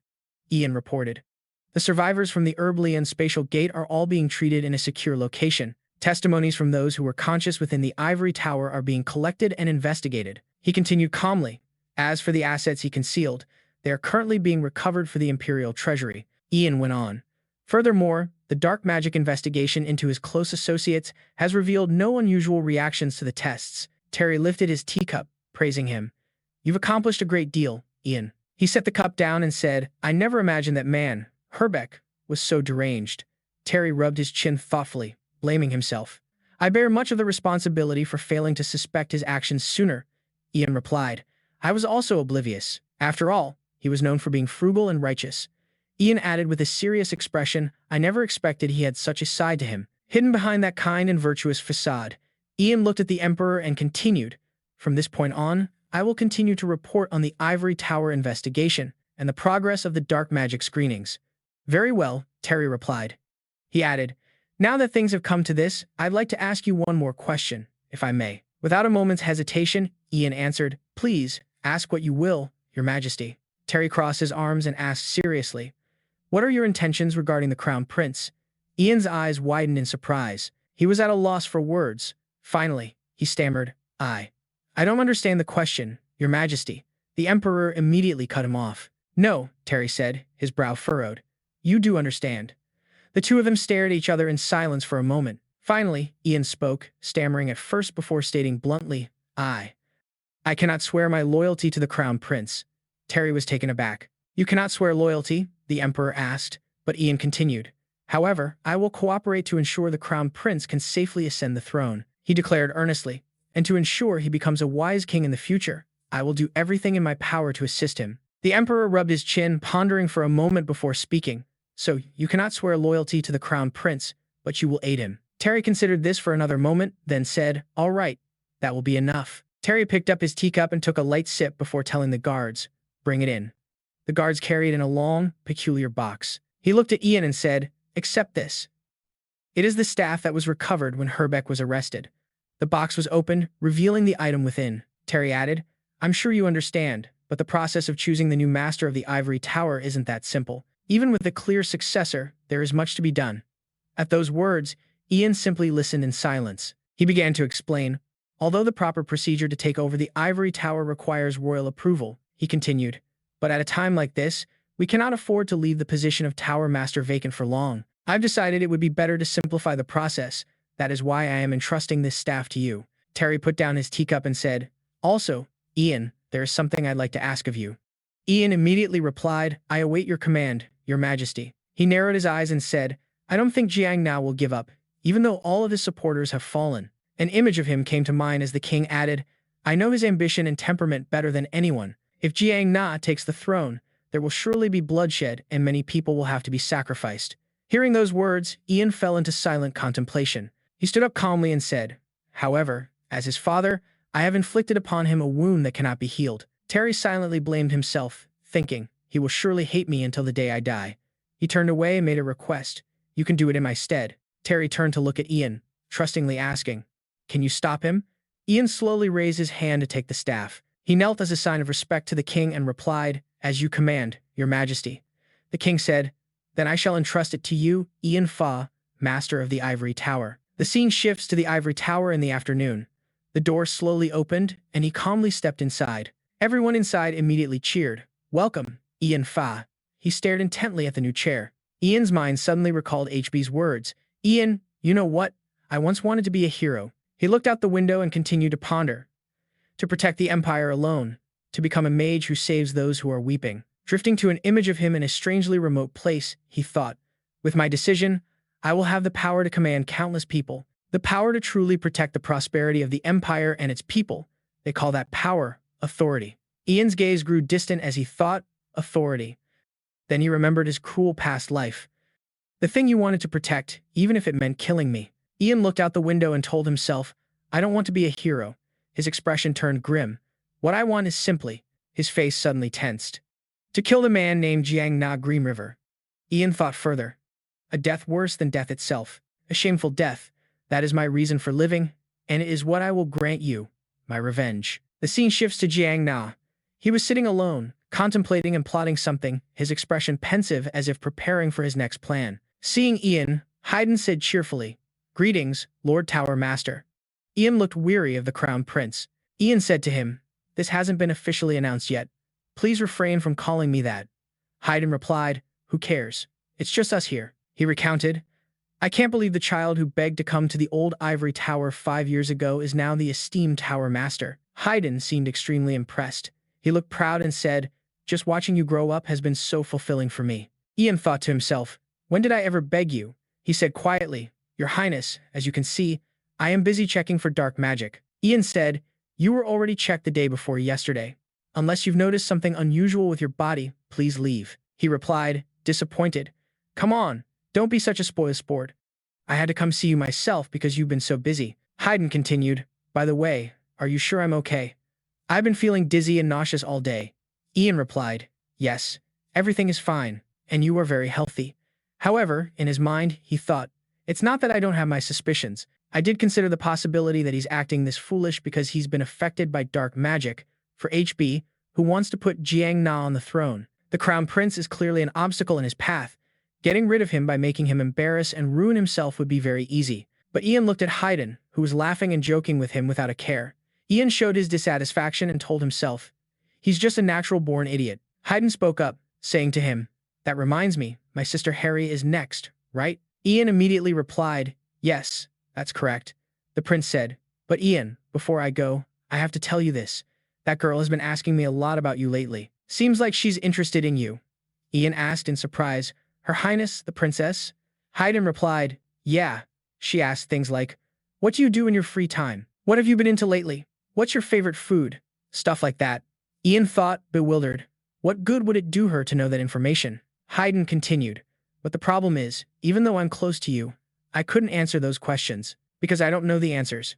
He started to leave, then turned back and said, "Tell Harry the answers when you see her, okay? They're just small details, but she'll like it." After saying that, Haydn walked out and closed the door. Ian stood thinking for a moment. He thought, matured, huh? The Crown Prince has also matured a lot. His personality has become much brighter. He's gradually improving, and he's diligent, too. Ian watched Haydn go and thought, if only he were guided properly. Wise, he could become a wise reigning emperor. Someone knocked on the door. He said, "Yes, please come in." A girl entered. It was Harry Green River. She said, "It's been a while, Sir Yan." He immediately greeted her. "Your Highness, are you well?" Harry replied in an affectionate tone, "Thanks to you, I am well." Yan invited her to sit. "That's a relief. Please, have a seat." Suddenly, Harry stood there, hesitating awkwardly. She made the space around them fall silent. He realized Harry was using magic. Yan said, "This is a level 2 spell that blocks out surrounding sound." "You've already reached level 2, she replied shyly. "Actually." Harry held up 3 fingers. Surprised, he asked, "Level 3? Harry answered, "Yes. That's what my teacher said." Yan immediately congratulated her. "Congratulations. I never expected you to reach level 3. He smiled. Yan pressed, "So, what did you want to tell me after casting the silencing spell?" She said hesitantly, "Sir Yan." Harry wondered, "What should I do from now on?" He asked again, "Please explain further." She said, "I don't know where to start." Seeing this, Yan's tone became serious. "Then let me ask you one thing first. Why did you hide the fact that you're a mage?" Harry remained silent. She stammered in reply. "That is." Harry seemed hesitant to answer. She said, "It was my father's will." Harry recounted, "When I turned 12, the one who tested my mana sensitivity was the mage, Kevin. Sir Kevin discovered I had the aptitude of a mage. He didn't report it to the ivory tower immediately, but to my father. As you know, becoming a mage of the Empire means giving up one's status and becoming a part of the ivory tower, even if that person is royalty. Father didn't want me to become a member of the ivory tower. He wanted me to remain a member of the royal family. From then on, Sir Kevin was ordered to keep my mage aptitude a secret, and I have spent my life fulfilling my duties as a princess. But one day, I realized I have a yearning for magic that I can't erase." Yan then asked, "So you secretly learned magic and are now telling me?" He thought to himself, "Kevin was one of the few who supported the Crown Prince in my past life. The princess is lucky," Harry said. At first, I just wanted to help my brother. Back then, no one was on his side, she added. But now it's different. He has you and Sword Master Oliver. Most importantly, he's on the right path now. Yan got to the point. In short, you no longer have a goal, is that right? She answered him. Something like that. I, a person learning magic illegally, am wondering if I'm getting in my brother's way. Yan smiled, walked closer to Harry and said, this problem is quite simple. She asked in surprise, what? Yan slowly told Harry, live your own life. That's all you need to do. He emphasized, not the life of a royal family member, but your own life, your highness. She looked troubled and said, I'm not sure about that.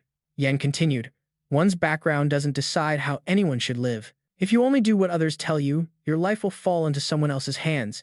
Harry fell silent, contemplating. He explained, and gradually, you will forget who you are, wandering aimlessly with regret and emptiness. As Yan spoke, he thought of himself. Yan suggested, therefore, I propose that you choose for yourself, your highness. From now on, I hope you will make your own decisions to move forward. He suggested respectfully, I am certain you will find your own way to live. Harry replied softly, Sir Yan? She asked him in return, have you found the life you desire? Upon hearing this, Yan froze. He struggled to find a suitable answer, finally replying, I don't know. He blamed himself. It seems I've made a rude remark. Harry quickly reassured him, her voice hurried, not at all. She said, actually, Yan, you're the first person to ever say that to me. Because I was always forced to fulfill my duties as a princess, I couldn't even imagine any other kind of life. Harry looked grateful and said, thank you for your encouragement, Sir Yan. He looked at her and smiled. Yan stood up and said, if your highness continues to learn magic, it will help you on the path you choose in the future. You've improved so quickly, so you'll develop even more in the future. Harry looked shy and said softly, that's why I wanted to ask you for a favor, Sir Yan. He was surprised. She hesitated. Sir Yan, could you teach me magic? Startled, he asked back. Huh, wasn't it already decided that Kevin would be the one to teach you? Harry replied, her voice helpless. About that. Kevin said he has nothing left to teach me. He's only a level 2 mage. Suddenly, she clasped her hands and pleaded, please, Sir Yan, please become my master. He contemplated in confusion as Yan began to calculate. He thought to himself, the princess is clearly very talented. Reaching level 3 is all due to natural aptitude, something that can't be achieved with just the help of others. Her potential could rival that of the former level 5 royal mage, Miss in Green River. Yan analyzed silently. Only a few people would be able to recognize the princess's talent, a mage's aptitude. If she becomes a high-level mage, she could be useful later on. He replied, I agree. Harry looked delighted and asked, really? Yan added, but I have one condition. Whenever I need help, your highness must also help me. She smiled and replied, of course. Even if it's a difficult request, I will do everything I can to help you, Sir Yan. He asked, aren't you going to ask what my request is? Harry showed complete trust and replied, because I trust you, Sir Yan. Hearing this, he felt overjoyed. Yan acted flustered, but replied in a casual tone, very well. He said that they would discuss magic lessons later, and for now, they should perform a check. She immediately replied, all right. After a quick check, he diagnosed, it seems there are no signs of black magic. You can stand up now. Harry looked tired and was unsteady on her feet. Yan said she might feel a little dizzy and asked her to take it slow. She replied in a weak voice, okay, thank you. Suddenly, Harry lost her balance and fell into him. Yan immediately asked, are you all right? Should I call someone else to help? Harry replied shyly, no, I'm fine. They were silent for a moment, then he asked, ah, your highness. Yan answered the questions that Hayden had told him to answer when he met Harry. Oh, normally, when I'm done with my work at the Ivory Tower, I spend most of my time reading books and researching spells in my lab. Because of that, I'm also interested in potion making.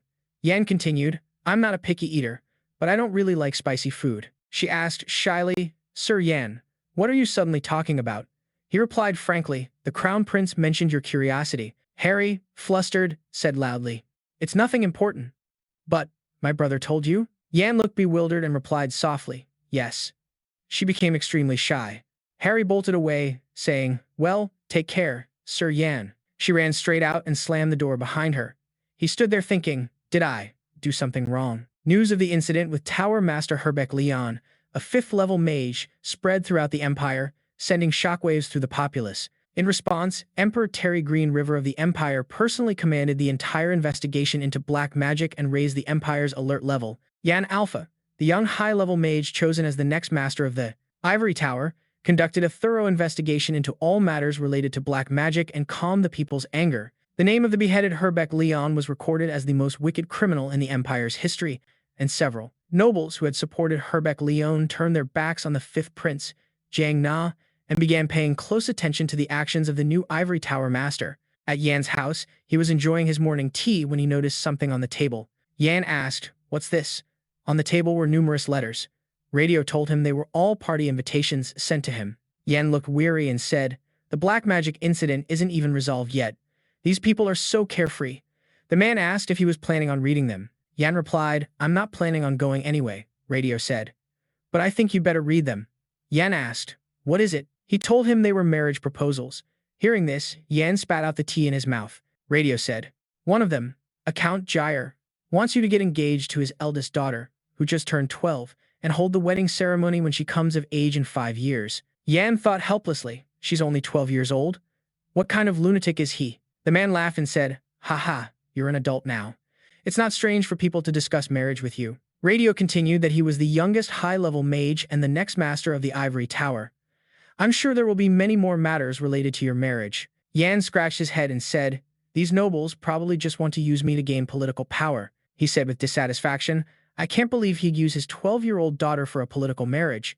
He must be out of his mind." Radio smiled and replied, "I agree with that. After all, finding a wonderful partner is a natural part of life." He gathered the letters and said, "Well then, I'll help you decline these letters." Yan expressed his thanks. "All right, please do. Thank you."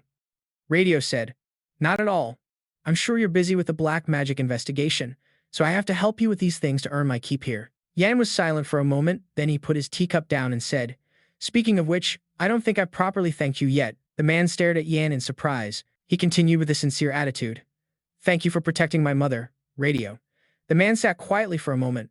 Radio cracked a smile. He said, "Ha, it's nothing. Actually, if you think about it, the mana reagent trap you set up in the mansion was what dealt with those suspicious people, and besides, I promised to protect Lady Alpha with my life, didn't I? Ha. Hearing this, Yan felt relieved. He said, "In that case, there's something I want to help you with." Yan asked again, "Which mage infused mana reagent into your body, causing you to suffer from mana reagent poisoning? Please tell me his name, or anything you remember about his appearance." Radio was bewildered. Yan emphasized, "I will hunt him down and make sure he gets the punishment he deserves." He hesitated and said, about that." Rio scratched his face and said, "I don't remember." The young man asked in surprise, "What?" He explained, "It happened late at night, and a lot of mages hated me. When I was younger, I made a living as an alchemist in the capital, so I have no idea who it was. Actually, there was a time when I truly hated mages. Every time I thought about how I could suddenly die and leave Douglas all alone. Funnily enough, I was almost killed by bandits before I even got mana poisoning. But now I've met you, and I won't die from mana poisoning anymore. My and Douglas's future is more important, so I've forgotten all about that hatred. But of course, I will never forget your kindness in saving my life." After hearing this, Yan fell silent. He suddenly said, "Rio, I've never seen my father's face." Yan continued as he walked, "He went missing before I was even born. No one knows if he's still alive or not." He smiled and said, "But after meeting and living with you, I finally understand." Yan looked at him and said, "This is what it would feel like to have a father." He said, "I think I understand why Douglas is always so optimistic and cheerful, and why my mother has gotten healthier. It's all thanks to the medicine you've made." Yan looked concerned. He said, "In the future, the time I spend away from my mother is going to increase." Yan urged him, "I hope you will always keep your promise to protect my mother." Rio immediately agreed. "Of course, I will." Young Yan looked at the clock and said, It's almost time, isn't it?" Suddenly, Douglas burst through the door, calling for his leader. He was holding a potion and said, "I did it. The cure for mana poisoning, made from a landier flower." Douglas said he had to hurry and give it to his dad. "Huh? Dad?" He saw Rio sitting right there. Douglas asked, "Dad, what are you doing here?" "I wanted this to be a surprise." He asked in shock, You created a cure for mana poisoning?" "Young Yan, what is going on?" Yan explained. "I searched in the library that only the Tower Master is allowed to enter and tested a method for harvesting the landier flower. It's a high-level spell that allows you to freeze an object's time. Luckily, it works on plants." Rio walked over to Douglas and stared at him. He burst into tears and sobbed, "Thank you, my son. And thank you, Yan." And with that, the father and son hugged each other, looking looking incredibly happy. Douglas said to Yan, "Leader, I'm going to become an alchemist who can create cures for incurable diseases so that no one has to suffer like my dad did." Yan smiled. Douglas, full of gratitude, said to Yan, "Thank you so much, leader." Someone entered and said, "You are the last one remaining." The dragonkin Avantis stood and listened in silence. Michel Green River said to him, "The barrier separating the human world and the dragon tribe is about to close." He stated that the dragon tribe had brought chaos and ruin to this world, and the price for that sin would be immense. Michel declared, "Until the day you die, you must bear the sins that your race has committed." He used his own blood to seal the dragonkin Avantis, saying, "You are forbidden from ever setting foot outside this land." The seal was set. Michel stood watching. Back in the present, at Ragna's house, he was expressing his surprise, saying, "The resemblance is uncanny." In front of Ragna was a man with his exact same appearance. Ragna said, "The note said I was to wait for someone to come here, but I never imagined it would be like this." He asked the other man, "But how do I get out of here?" Ragna said, "Infa has covered this place with the ivory tower's magic to monitor me, so I don't think I can fool them just by disguising myself as, well, myself." The other man immediately said, "You need not worry about that. The head bishop holds more power than the current master of the ivory tower." Ragna was surprised. "The head bishop," the man said, "you will learn more details when you have a private audience with the head bishop." He then took out a grimoire, and a teleportation gate opened up. A bewildered Ragna asked, "What is that?" The man replied, "Please, step through. It's a gate that will take you out of the capital." He asked, "A gate?" From within the portal, a hand reached out. It was Demfin. He called out, "Your Highness, please take my hand." Ragna called out in surprise, "Sir Demfin." He was sweating as he took the man's hand and stepped through. They both emerged outside. He asked, "How were you able to cast that spell?" "Not even Herbeck Leon is capable of it." Demfin said, "It's not surprising at all." He said, "Your Highness, did you really think Herbeck Leon could climb to the position of the Ivory Tower's master with his own strength alone?" Demfin continued, "Despite possessing immense power, he was only ever focused on advancing his own position. He was the kind of man who would have been eliminated sooner or later anyway. Our work has become easier now that he has destroyed himself." Ragna thought for a moment. He believed the world to be incredibly vast. "You might think this world is a place dominated by a chosen few, and that you are among them, but not even the Emperor is chosen." He asked vaguely, "Chosen?" Demfin immediately said, "That's right. The head bishop believes you are the perfect candidate for the position of ruler." He said the perfect ruler is one who will eliminate the ignorant and bring progressive ideas to the world. Demfin stated with conviction. He affirmed that you, too, are an heir to the bloodline, paving the way for a new world. The head priest has also been waiting for this day for a long time. Ragna was bewildered, thinking to himself, "What the hell is this?" He pondered. "Is there someone with magic even more powerful than Herbeck and Yan Fa? How could such a person exist? I'd heard of a cult that didn't follow the country's common faith, but I never thought the captain of the Imperial Knights and the master of the Ivory Tower would also be involved. Are they plotting to change the nation's faith? They also intend to use someone from the royal family, like me, as a tool to execute their plan." Ragna saw this as an opportunity in his current situation. "I need to seize every chance to consolidate my power there, even if it's not exactly a good thing." He thought of the king's throne. "To achieve that, I need to use everything I can for the purpose of reclaiming my rightful place." The two of them stopped, and Damien announced, "We've arrived, Your Highness. Ahead is the ancient castle." He said, "Please, follow me." The place was hazy and mystical. The only sound in the quiet space was the howling wind. Ragna immediately asked, "Where is this place?" Demian replied, "This is the castle where the dragonkin once lived." He explained that 300 years ago, this place was wiped from the face of the earth because it was sealed by the Ivory Tower's separation magic. Not long after the separation magic gradually weakened, humans discovered this place. Ragna felt a sense of unease. He asked, "Why did you bring me here?" Demian continued walking in silence as another group of people appeared and greeted them. "You have arrived." They showed their respect in unison. "We offer our deepest respects to Your Highness." Ragna observed these people. He was silent for a moment. Ragna asked them, "Are you all nobles? I see quite a few familiar faces here." Demian explained, "Because this is a crucial moment when the world's progressive ideals are beginning, I could only gather the most prestigious members from within the capital." Ragna then said, "However, I think you've missed the most important parts, the purpose for which you've gathered here, and who you serve. Since I'm in the same boat as all of you, shouldn't I be informed as well?" He immediately replied, "You will know soon enough." Demian looked towards the gate and said, "The head priest is waiting for you inside." The gate opened, and Ragna stepped in. He was astonished by what existed inside. Within, the dragonkin Eventus was waiting for Ragna. He had a rugged and majestic appearance. The others immediately knelt in reverence, chanting, "The only remaining descendant of the last dragon." Ragna was startled upon hearing this, thinking, "So, that's their commander." The dragonkin Avantis spoke, his voice filled with authority. "You must have many questions about who I am and why I invited you here." He introduced himself. "I am the dragonkin Avantis, the last dragonkin in this land." Hearing this, Ragna was shocked, thinking, weren't they all annihilated 300 years ago? The creature capable of casting the most powerful spells. His appearance is quite similar to the records of the dragonkin. Is this really the sole descendant of the dragons? He smirked. You look very confused. It's true that in the war, 300 years ago, my kind was defeated and exterminated by humans. Except for me. That is the truth. Your ancestor, Mel Green River, cast a powerful sealing spell with his own blood, preventing me from taking even a single step outside. I have been waiting for this moment. The dragonkin Avantis stared intently at Ragna and said, his bloodline. The mystic seal of Mel Green River. To break the seal, I need the blood of his descendant. Ragna wondered, wouldn't it be easier to kill me than to use my blood to break the seal? Why do you have to make this offer? He chuckled in response, how savage of you, Prince. I simply think I'd benefit from making you the Emperor. He continued, I will eliminate the old ways and begin a new era of the Absolute. This deal could be the root of a grand plan. The dragonkin Avantis looked cunning and said, the foundation for a peaceful world where dragonkin and humans can coexist. Ragna asked, so you're saying you'll use me as a tool?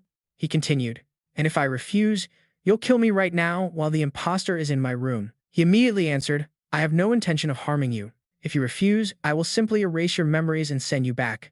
He looked down at the seal's lines and continued, but the reason I chose you is because I am certain you will not refuse this opportunity. Ragna fell silent. He clenched his fist and said, promise me. Ragna's expression was serious. He continued, after you make me emperor, you will not betray me. He smiled, I promise. Ragna then took the knife that Demian had brought and said, very well. Ragna immediately slashed his arm with the knife and dripped his blood onto the floor. Ragna said, I accept your offer. Ragna's blood immediately spread across the area with the sealing lines. The entire area lit up as the seal was gradually broken. The dragonkin Avantis and Ragna looked at each other. The dragonkin Avantis flashed a sinister smile. Ha ha. He laughed out loud. Thank you, Prince. He put on his cloak. Dragonoid Avantis slowly emerged and said, perhaps I should blend in with the humans. He stared intently at Prince Jian and spoke. Your face is filled with fear, Dragonoid Avantis said. There's nothing to be afraid of, Prince. I will not harm you. He mused. I have a feeling we're going to become good friends. He then walked over and picked up a cloak. Dragonoid Avantis draped the cloak over himself and said, now, after all this time, I finally get to experience the outside world. The scene shifts to Harry. Our beautiful princess was also feeling uneasy and worried. What was on her mind was truly very important to her. Tisk.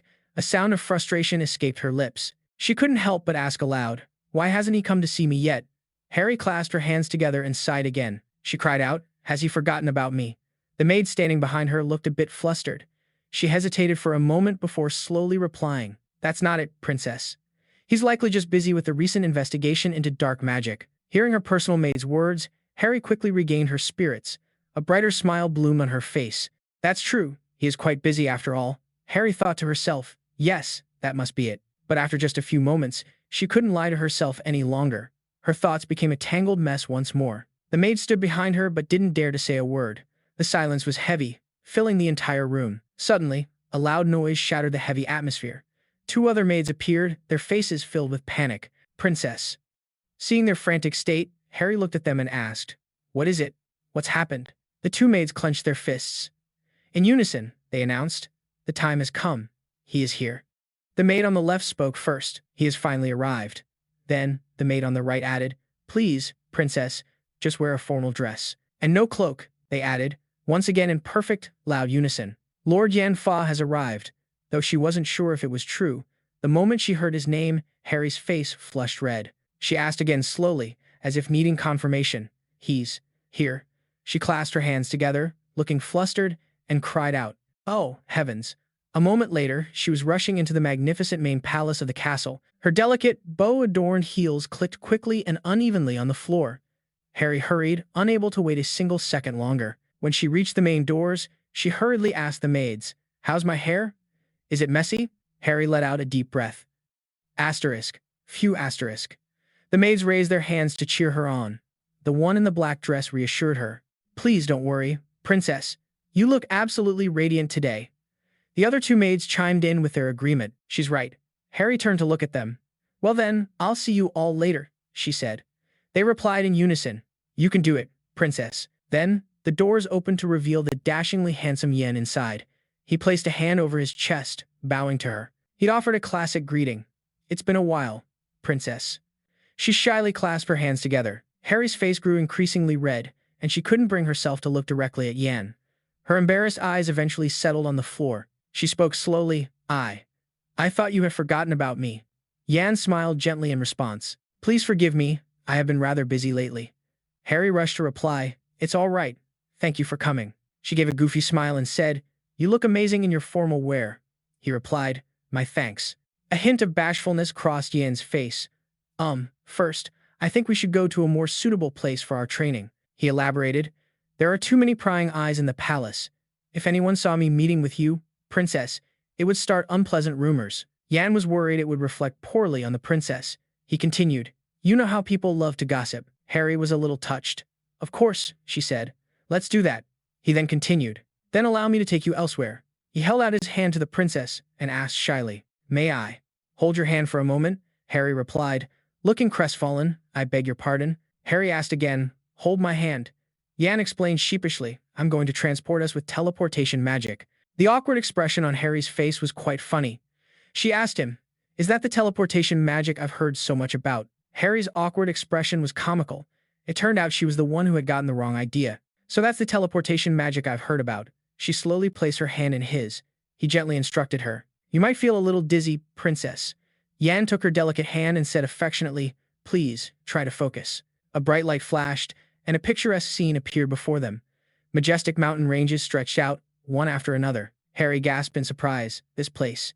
Yan replied, These are the hills on the outskirts of the capital. He further explained that because the range of his 6th-level teleportation spell isn't very wide, he decided to teleport here. This place is spacious and open, making it the perfect place to practice magic. Seeing her dazed look, Yan finished his thought. Your Highness. Harry, still trying to process everything, began to marvel aloud. I've never been outside the palace before. As she said this, Harry's eyes sparkled more than ever. This must be a dream. Watching the flock of birds flying freely across the vast sky, she spoke with a sense of gratitude. But after I took your hand, that dream instantly became reality. Harry beamed with a truly happy smile. She said loudly, Magic is truly a wonderful thing. Then, Harry turned back to look at Yan's handsome face. At her words, an image of a beautiful woman sitting quietly in a chair before a large window flashed through his mind. But then the image vanished. Yan replied to Harry, You're right, Princess. A gentle smile formed on his lips. Magic really is wonderful. Harry's sparkling eyes glanced shyly at Yan. She asked, Then you must have seen me practicing magic in the royal sanctuary. His gaze remained fixed on Harry's face. Yes, I was exploring the royal palace and wandered in there.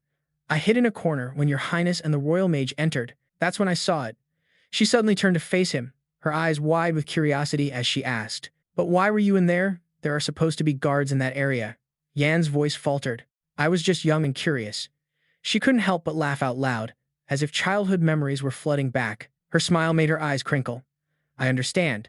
When I was little, my brother and I used to explore the restricted areas of the palace and got scolded a few times. Harry looked at Yan with a vibrant expression, her eyes both mischievous and warm. She proposed a deal with him. I'll turn a blind eye to you entering the royal sanctuary, since you also ignored the fact that I was practicing magic. Harry continued to tease him.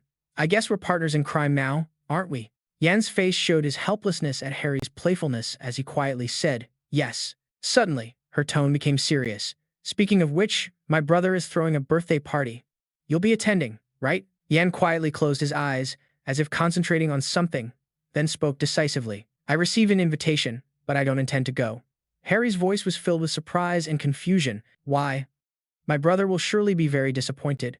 Yan had his own insecurities about his background and didn't want to listen to gossip, so he decided not to attend. Yan was pensive, his voice carrying a hint of heaviness. The Crown Prince's birthday party is only for those of noble status. Although I've been promoted to Tower Master, my background is that of a commoner, so the nobles will surely cause a fuss if I attend. Yan told himself that he had to be responsible for the mission he carried. Taking a deep breath, he continued, The powerful faction that the previous Tower Master built over decades won't collapse so easily. They'll be watching me. He paused for a moment, Everything the previous Tower Master had painstakingly built would be at risk.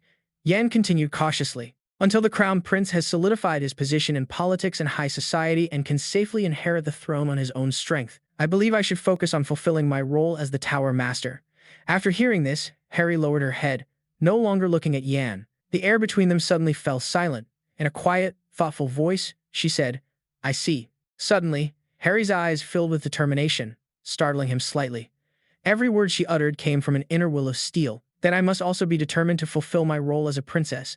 I'll stop the nobles who oppose my brother in high society from making a move." Harry turned, her sparkling eyes on Yan as her voice faltered slightly. Expressing her newfound resolve, she said, "I'll also study magic diligently." She smiled brightly at Yan, her eyes sparkling with a hint of shyness. "But you have to help me, Master. Can I call you that, just between us?" Yan smiled gently, his gaze warm and affectionate as he looked at her. "Of course. Call me whatever you like." Elsewhere, as dusk fell over the fifth prince's palace, Jiang Na's voice rang out. "That is my plan."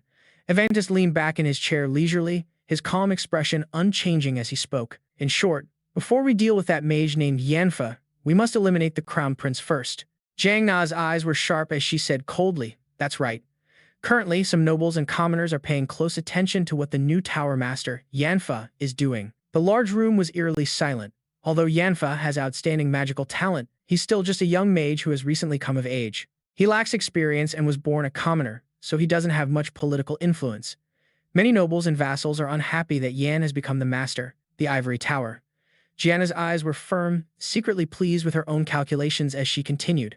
"If the crown prince he supports falls, he'll be at a disadvantage, and we will naturally be able to eliminate him." Demphi said with a solemn expression, his voice firm. "We will need a puppet to carry out this plan." Gianna nodded in agreement, but her gaze was hesitant and thoughtful as she replied, "That's right. I still haven't decided on a suitable person." His eyes full of confidence, he looked at Gianna, placing a hand on his chest in a formal, earnest gesture. "Will you entrust that task to me? I know a very suitable person for this plan," Demphi declared with absolute certainty. "I should place my complete trust in you for this important task." "Very well, I'll leave it to you, Lord Demphi." With the discussion concluded, he and his group departed swiftly.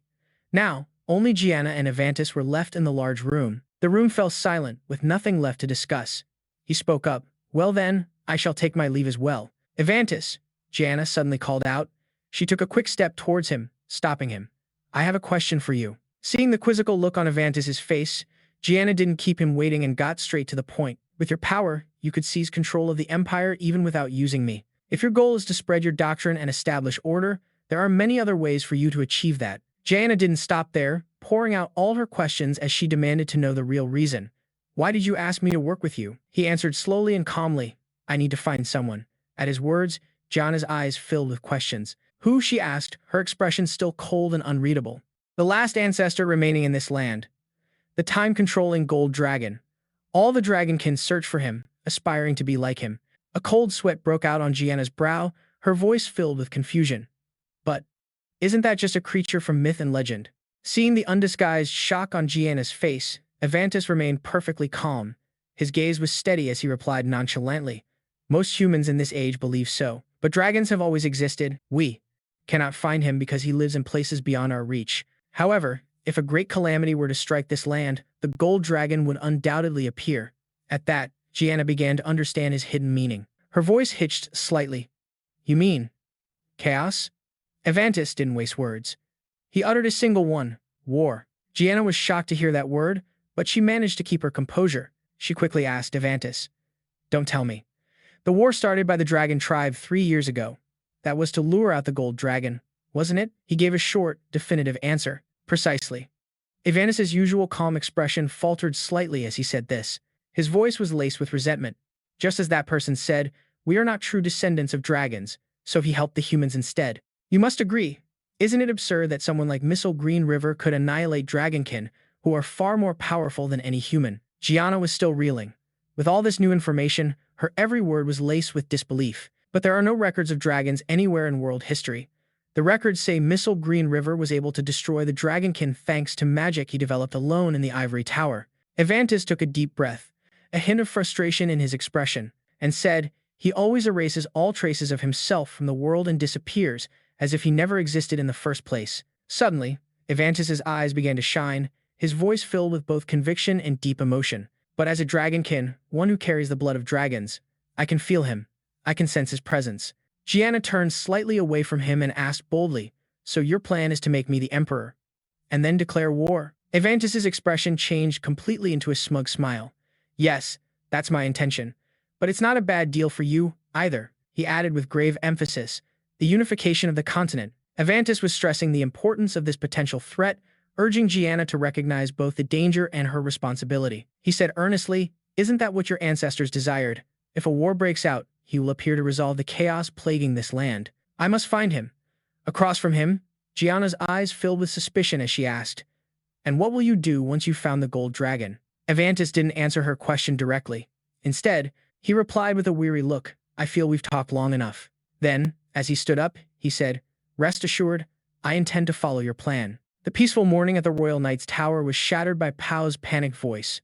"What, is that true?" Just then, a knight with a calm, refined face replied, "It is. Vice Captain, you're ordered to report to the captain's quarters immediately." The Royal Knights. Paul was confused, looking down as he tried to figure out what was going on, and he muttered to himself, "Why would the terrifying Lord Demphin summon me? I haven't gotten into any trouble recently." Quickly composing himself, he smiled and said, "I'll go right away. Thank you for the message." Paul left quickly and soon stood before Lord Demphin's door. He paused for a moment, trying to calm himself before going in. A voice commanded from within, "Enter." Paul appeared before him and asked formally, "You summoned me, sir." "Vice Captain Paul Lance," Demphin said grimly as he stood up, "over here." He didn't hesitate. The atmosphere grew tense as Demphin got straight to the point. In a deep and firm voice, he said, "I heard that the reason the High Mage Helen attacked the Crown Prince was because she was afflicted by dark magic." Maintaining his solemn expression, Demphin continued, "I've received reports that security has been tightened, but has everything been stable so far?" Paul answered immediately, "Yes, sir. There have been no issues so far. The knights have heightened their alert level, and the Crown Prince's protection is more stringent." "Good. The Crown Prince is our future king. His safety is our top priority." He continued, "I've had many opportunities to speak directly with Captain Oliver, but I believe this is the first time you and I have spoken like this." Demphin asked, serious yet sincere, "You've been the vice captain for some time now. Have I done anything to make you uncomfortable?" Paul's voice was a bit rushed but genuine. "I am deeply honored that you summoned me, sir." Demphin smiled, showing his satisfaction, and said, "That's good then." He slowly approached Paul, his voice deep and full of authority, asking about what he heard, that Paul's swordsmanship was second only to Captain Oliver, the one who holds the title of Sword Master. Demphin said, "You are truly gifted, with a talent recognized by His Majesty, the Crown Prince, and Captain Oliver." He became a little flustered, his cheeks turning red at the praise. He replied humbly, "I still have a long way to go." He looked at Paul, seeming to instantly understand his shyness and humility, and said, "There's no need to be modest. It is that recognized talent that made you the vice captain." Demphin moved closer to Paul and thoughtfully recounted the time Captain Oliver proposed him, an orphan and a commoner from the northern border, to be the vice captain of the Royal Knights. Demphin stopped and said bluntly, "I thought he was insane." He looked Paul straight in the face, frankly revealing the doubt he'd previously held about him. In a contemplative tone, he said, "I was skeptical of his reasons for choosing someone without a proper background to become a member of the Royal Knights who protect the Emperor." Demphin's face was now filled with displeasure. He said frankly, "I couldn't believe that he would just let some random guy into the prestigious Royal Knights. I simply couldn't bear to watch." Just as Demphin was about to say more, Avantis suddenly appeared right behind him. Paul was startled, his hand immediately moving to his hip, ready to draw his weapon. His voice rang out, full of tension, "Who are you? How long have you been there?" But Paul was restrained by Avantis's magic. He realized he couldn't move. He issued a command to Paul. "You must become the foundation of a great empire." The scene changes to a lush forest. The air is fresh, and the sound of birdsong mixes with the clash of swords as Hayden and Oliver said, "Yes, very good. Please maintain your balance in that stance." When Oliver realized Hayden was about to lose his footing, he quickly advised, "Your Highness, just a moment." The sword fell from Hayden's hand. Oliver smiled at him and said, "Your Highness, let's stop here for today." "Thank you, Captain." Hayden plopped down on the grass, exhausted. He said, panting, "I don't think I'm cut out for swordsmanship." Oliver gave a gentle smile, his gaze warm and encouraging. His voice filled with conviction as he said, "That's not true. You're certainly better with a sword than most other people." Oliver continued, "You're progressing faster than Tower Master Yan." Hearing this, Hayden's eyes shot open in surprise. "What? I'm improving faster than Yan. Oliver nodded, gently admitting, yes. I spent 5 years teaching Master Yan as his sparring partner. Suddenly, Hayden got angry like a pouting child, his face flushing red as he pointed his sword toward Oliver. While no one can match his magic, Oliver calmly soothed him, smiling. To be honest, he has no talent for the sword. Oliver's eyes lit up mischievously, looking like a child who was both chiding and teasing Hayden. He said with a bright smile, please keep it a secret that he learned swordsmanship from me. Hayden burst out laughing, delighted and surprised. I can't believe the perfect Yan actually has something he's not good at. As his laughter faded, Hayden's cheeks flushed with pleasure at the thought that he finally had something he was better at than Yan. He said softly, I see. There's something I'm better at than Yan. Overjoyed and motivated, Hayden declared loudly to Oliver, all right. From now on, I'll work even harder until I surpass you, Sword Master. Suddenly, Hayden's gaze shifted to something in the distance. Looking in that direction, he asked curiously, Captain, is something wrong with the vice captain?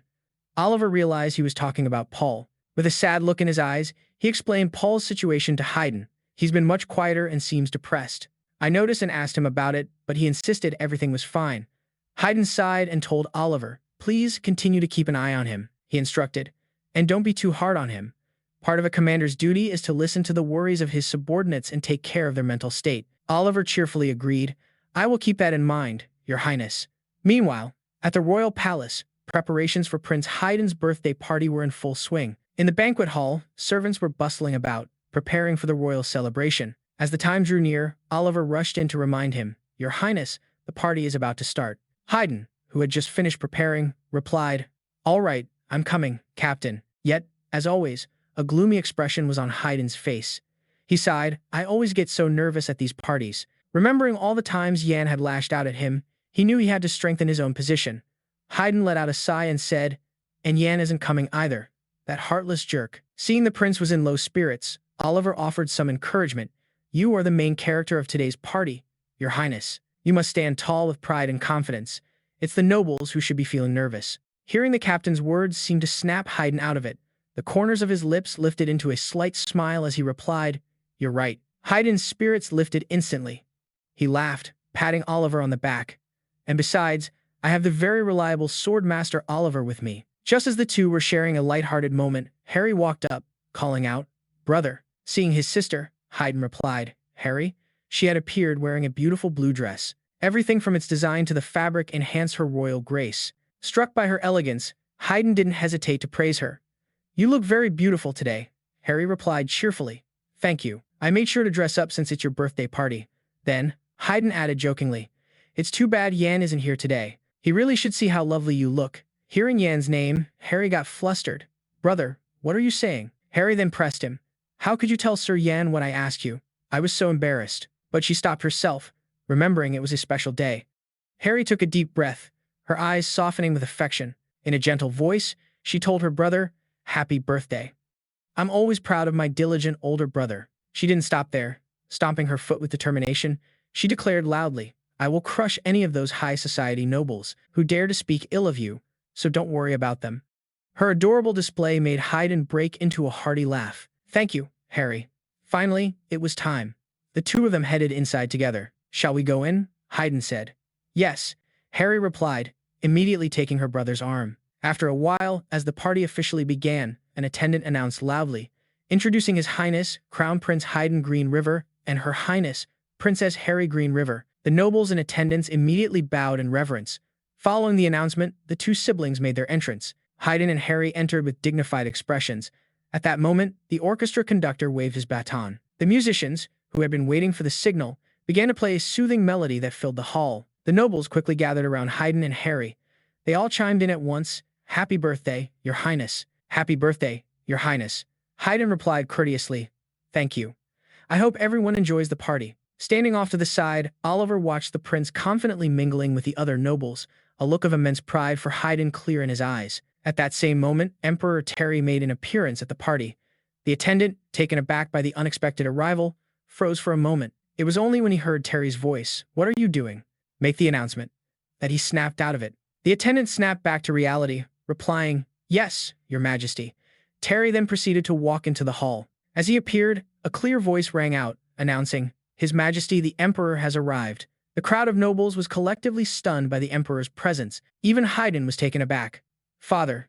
He rushed over to him and said, "I didn't think you would be able to make it." He replied, "It's your birthday. As your father, of course, I had to come and celebrate the day you were born and are now a year older." Terry looked Haydn directly in the eyes and praised him. "I'm proud of you, son." Hearing those words from his father filled Haydn with immense happiness. Then, Terry began to walk forward.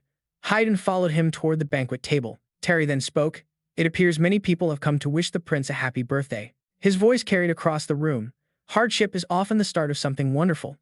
I am delighted to see all of you gathered here today." He then turned to Haydn and said, "For any parent, every moment of their child's growth. Children are like miracles, full of surprises. I'm both proud and amazed to see such a small child grow into an adult." Terry reminisced with a hint of nostalgia. "I remember when the boy was about 5 years old. One day he was walking and following behind me. I asked him then why he was following me. Haydn just smiled brightly and said, 'I'm following you because you're leading the way for me.'" At that moment, Terry bent down and stroked the head of his 5-year-old son, Haydn. He recalled that although it was just a meadow, it gave the child the strength to walk. "So I continued to lead the way, and the boy trusted me and followed." Saying this, Terry couldn't help but feel a little emotional. So much time has passed. He looked at his son again and continued, "After that day, you have always followed in my footsteps, right up until now. You followed my path very well. As your father, I've always believed you could do it." Haydn was a little embarrassed by his father's grand words. As soon as he finished speaking, Terry picked up the wine glass in his hand. "Everyone, raise your glasses." He announced loudly, "May the future of the empire and the prince be blessed." The nobles also raised their glasses and echoed the emperor, "Many blessings." Finally, as he drank his wine, he didn't forget to say, "Happy birthday." His son Haydn replied softly, "Thank you, father." Suddenly, just as Terry took his first sip of wine, he began to cough violently, fresh blood pouring from his mouth onto the floor. Haydn was stunned for a moment, still not understanding what had happened. The entire group of nobles immediately froze, no one daring to say a word. Haydn's face was now filled with horror. Only Oliver, with his swift knight's reflexes, reacted instantly. It seemed he was about to rush forward. The next second, the entire banquet hall descended into chaos, and piercing screams echoed endlessly. "Your Majesty! Your Majesty!" But Haydn remained frozen in place, watching his father continuously cough up fresh blood from his mouth. Even the wine glass he was holding fell from his hand. As Haydn's glass hit the floor, the cold liquid spilled out. It was then that he realized the horrific truth before him. Haydn cried out in despair, "Your Majesty!" The sky was now incredibly gloomy, with rain pouring down relentlessly. By the window, Haydn sat alone, dazed. He just sat there unconsciously. It was unclear what he was thinking. His lips kept moving as if to say something, but no words came out. Just as Haydn was worrying endlessly, a voice called from outside the door. "Your Highness, Captain Oliver Zeus of the Royal Knights requests an audience." Haydn immediately jumped to his feet in alarm. "The captain? Let him in quickly." Immediately after, before Oliver could even step inside, Haydn had already rushed to open the door, calling out urgently, "Captain." Oliver replied, "Your Highness." Haydn's voice was filled with anxiety as he said, "My father, how is he?" He quickly explained the situation. "He is out of critical danger thanks to timely treatment, but he is still in a perilous condition. All the doctors and alchemists are doing their best to treat him. He should be fine soon." Hearing this, Haydn could no longer remain calm and cut Oliver off loudly. "What happened to the one who tried to assassinate him?" A flicker of sadness crossed Oliver's eyes, and he paused for a moment after being yelled at directly. However, he understood the prince's anxiety and answered calmly, "We immediately arrested the culprit who poisoned His Majesty's cup. The criminal has confessed to his crime." Haydn drew a sharp breath, gritting his teeth with an anger he couldn't hide in his eyes. Haydn shook Oliver, shouting his question, "Who was the culprit?" His eyes had lost all their light now. He answered the prince hesitantly, "The culprit is..." Oliver's voice grew quieter and quieter until it was just a whisper, low enough for only the two of them to hear the culprit's name. The space around them suddenly fell silent. Haydn's hand, which was on his shoulder, immediately began to tremble uncontrollably upon hearing that name. Haydn was stunned for a long moment, as if he still couldn't believe what the captain had just told him. What? Meanwhile, elsewhere, an emergency meeting among the noble officials was taking place regarding the emperor's recent incident. The angry voice of a man in red echoed throughout the room. Why would the vice-captain of the Royal Knights want to assassinate His Majesty? He stood up in frustration, slammed the table, and shouted, "Isn't he the knight who has been closest to the crown prince in recent years? Keeping a traitor like him right by his side, what have His Highness and Captain Oliver Zeus been doing all this time?" The young man in black beside him added, "The culprit did not act alone. We must expose the one behind this at all costs. A gentleman in blue also spoke in a serious tone. I heard that Paul Lance bit his own tongue during interrogation. It seems he had no intention of talking. At that moment, the hand of the white-haired nobleman pointed to a spot on the document, saying, I heard he is an orphan from the northern border. That's next to the call on Empire, isn't it? He added, everyone, think about it.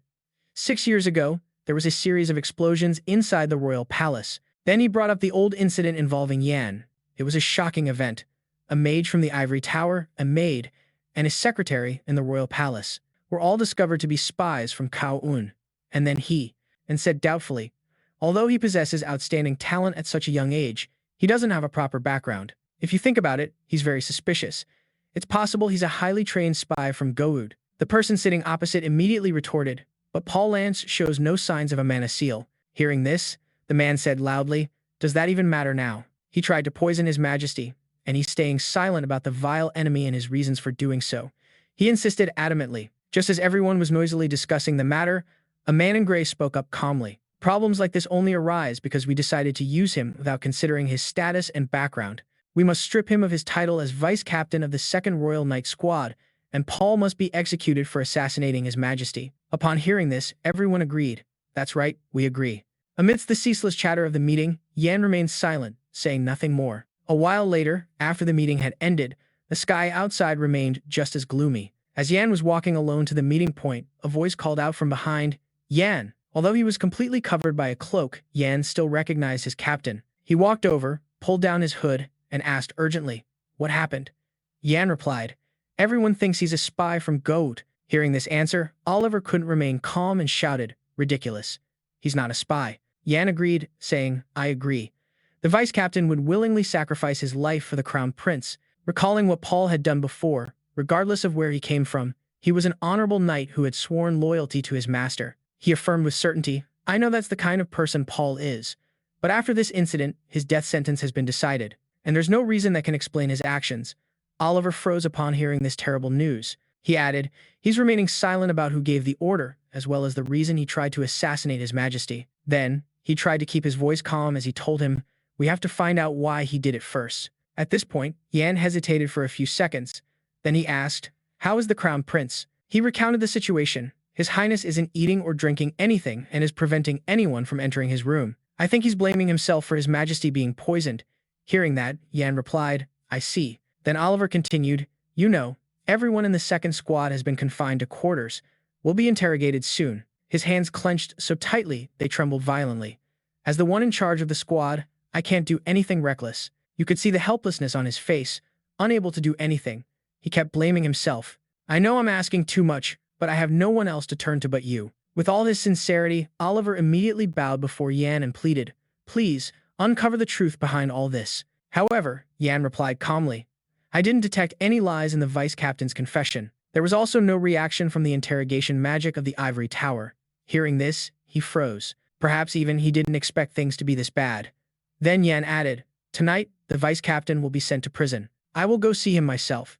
Then he looked directly at the captain and said seriously, after that, I will come find you at your house. Oliver knew that he was also trying his best to help him and Paul, so he tried to remain calm and replied, I understand. More dark clouds gathered in the sky above the ivory tower. It was as if even the heavens understood his anxiety. Currently, outside the solitary confinement block, the sky looked like it was about to collapse from the torrential rain. Relying on the weather and the sturdiness of the prison guard had long since fallen asleep with his head down. Yan's footsteps were gentle yet resolute as he entered. The sound was swallowed by the rain. Yan was filled with doubt.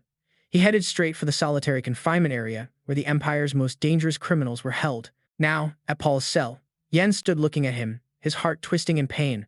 Paul was bound in chains. The once imposing vice captain's strong body was now covered in crisscrossing, bleeding wounds. Yan called out in a choked voice, Vice Captain.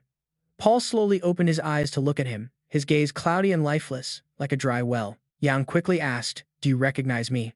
Paul didn't answer him. He lowered his head, his eyes dazed. That silence was like a knife twisting in Yan's heart, causing him sharp pain. Yan said, I don't believe you're someone who would want to assassinate the Emperor. There are no spies from an enemy nation or anyone plotting against the Emperor. I know that better than anyone, he affirmed. But behind him stood another figure, the last descendant of the Dragonkin, Avantis. But Yan didn't yet know his identity. This Avantis was using dark magic to carry out his sinister plans. He realized then that it was the dragonkin Avantis who had used dark magic to control Paul. He was horrified to see the dense, dark magic enveloping his mind. Yan watched as Paul suffered under the influence of this wicked spell. He was gradually losing consciousness. Yan thought, he's not acting of his own free will. In shock, he realized he's being controlled by dark magic. Diving deeper into those memories, he reached the subconscious, where Paul's true self was curled up in a corner. This was the real him, the place where Paul resided. He said, "I was so foolish." Paul said, "I knew full well the palace had the most enemies." Yan called out, "Vice Captain." Paul smiled weakly and said, "I've been waiting for you." "Yan, it wasn't a waste to wait for you." Panicked, Yan said in a rush, "Please, just wait. I'll free you from the dark magic first." Paul suddenly grabbed Yan's hand and asked, "How is the Crown Prince?" Yan shouted, trying to persuade him. "Based on your memories, the truth about this incident is clear. If we find the one who cast the dark magic on you, we can prove your innocence." Paul shook his head, his voice heavy with despair and self-blame. "It's not good, is it? This is all my fault." He continued, "Even if you find the real culprit, it won't change what I've done. I'm the one who poisoned His Majesty's wine." Yan quickly pleaded, "You can't give up. If you stop here, you'll forever be remembered as the traitor who assassinated the Emperor." But Paul became strangely resolute, shaking his head. "I don't care about the sins they pin on me. The humiliation I'll endure is nothing compared to the pain I've caused the one I swore my life to protect." He urged, "Yan, no matter who the enemy is, if they're targeting His Majesty, they'll surely come for the Crown Prince next. I might just be the beginning, so please, let me be the end of it. I don't want to stand in the Crown Prince's way any longer." Yan was bewildered. "Paul, what are you talking about?" Vice Captain Paul then made a request of Yan. "Please, give a message to the Crown Prince and Captain Oliver for me." He instructed, "Tell them that I'm sorry, and that I'm grateful. This is probably the last thing I can do as the sword that protects His Highness." Yan cried out in panic. As Vice Captain Paul approached him, he pleaded, "Yan, please take care of His Highness for me." He then pushed Yan out of his consciousness. Yan was thrown back, utterly shocked and devastated. Paul smiled, his form slowly dissolving into the mists of memory. With a hopeful expression, he closed his eyes and whispered a silent prayer. May he shine brightly from the highest point of the empire. Thinking of the Crown Prince, Paul smiled one last time, a strangely peaceful smile. Outside, Yan was violently thrown from Paul's subconscious, returning to the reality of the cold prison cell. He gasped for air, his forehead drenched in sweat. His face was etched with pure panic. Yan looked at Paul, breathing heavily, and quickly used magic to dispel the dark curse. Great Dispel, but it was completely useless. Yan thought in a panic, "Great Dispel isn't working?" He shouted, "Vice Captain, please hold on. I'll disable the dark magic right now." Yan declared, "I won't let you die a meaningless death like this." Suddenly, his expression froze in horror. Paul was no longer breathing. He had chosen to depart forever. Yan was speechless. The Vice Captain of the Second Royal Knight Order, Paul Benz, had drawn his final breath. He was gone. The rain outside seemed to scream in place of his own anguished heart, growing louder by the moment. A heavy atmosphere enveloped the Crown Prince's residence. Oliver sat huddled in a dark corner, his sunken eyes staring blankly into the void.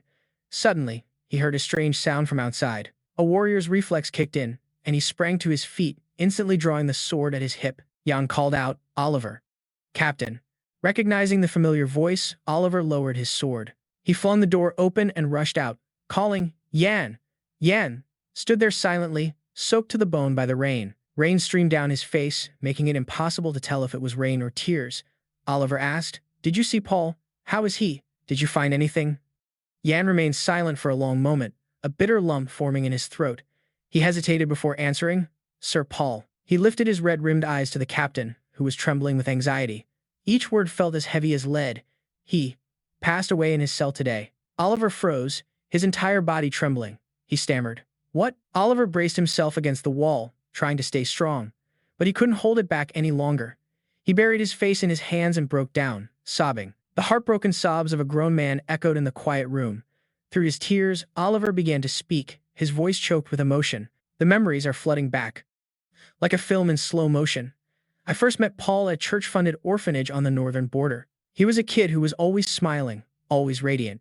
He cared more about everyone around him than he did about himself." He looked up, tears streaming down his face. "My father discovered Paul's talent with a sword and decided to sponsor him. After that, we trained together, sparring with our swords like we were blood brothers." He could no longer contain his emotions. Oliver continued, his voice cracking with grief and resentment. He was more diligent than anyone and always stood for what was right. To think he would die so senselessly. Yan waited quietly for Oliver's emotions to settle a bit before speaking. Before Sir Pao took his last breath, I read his memories. Oliver froze, looking up at Yan in surprise. Oliver then asked, "Did you find anything?" Yan's eyes darkened as he recounted the fragmented but horrifying images he had seen. A few days ago, the vice-captain went to see the captain of the 1st Night Division, Sir Dem Fin. The person with Sir Dem Fin used dark magic to brainwash the vice-captain. Oliver asked in shock, "You're saying Pao went to see Sir Dem Fin?" He was stunned, but then he realized the more serious issue. "Wait," he said, more importantly. "Dark magic? It still exists? Who was that person?" Yan replied, "I've never met him.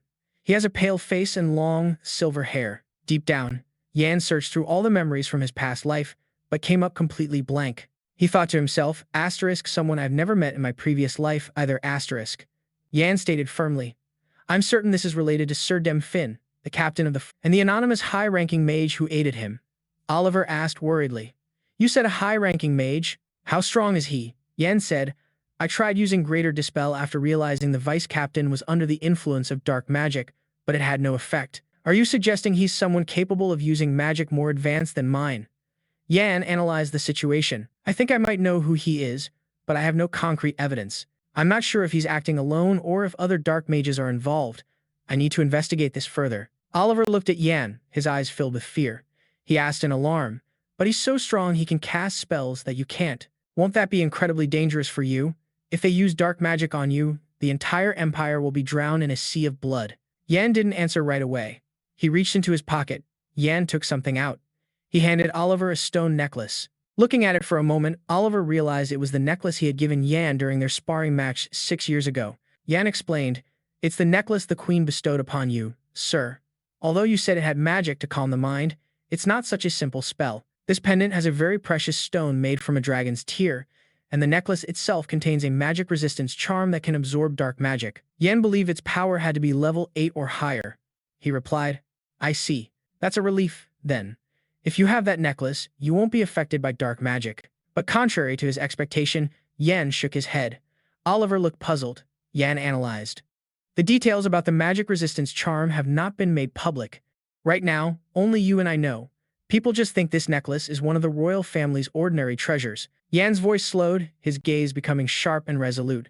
"Captain," he said, his tone tensed as he made a request. "Can you promise not to tell anyone what I'm about to tell you?" Sensing the gravity of the situation, Oliver nodded decisively. "All right, I promise you." Yan began to lay out his detailed plan. Oliver listened in silence. He spoke of something. And with every word Yan said, Oliver's eyes widened in astonishment. Outside the window, the rain began to pour down more intensely, and lightning streaked across the sky, heralding the arrival of a great storm. At the lavish mansion of the Rangna family, the atmosphere was just as gloomy as the dark, swirling clouds outside. Dem Fin reported to him, "Paulins died in the prison." Rangna, sitting in his armchair, looked at him silently for a moment before turning away. He replied coolly, "I know." Dem Fin continued, "A rat snuck into the prison. It seems that person realized Paulins was under the influence of dark magic." He answered calmly, "Of course, but he couldn't do anything about it." Rangna nonchalantly took a sip of his tea. His tone was completely unworried, assuming that Yanfa still knew nothing about the existence of the dragonoids. He said that as long as things remained unclear, Yanfa would probably try to avoid being hit by dark magic. Higgs level 5 dark magic cannot affect the level 6 Yanfa. But the dragonoid Avantis is a mage stronger than Yanfa. By human standards, he is a level 8 master. A cunning glint appeared in Rangna's eyes as he said, "Although he claims he hasn't fully recovered his power because of the seal, he is still stronger than Yanfa. There's a mage stronger than me. That's probably what Yanfa has realized."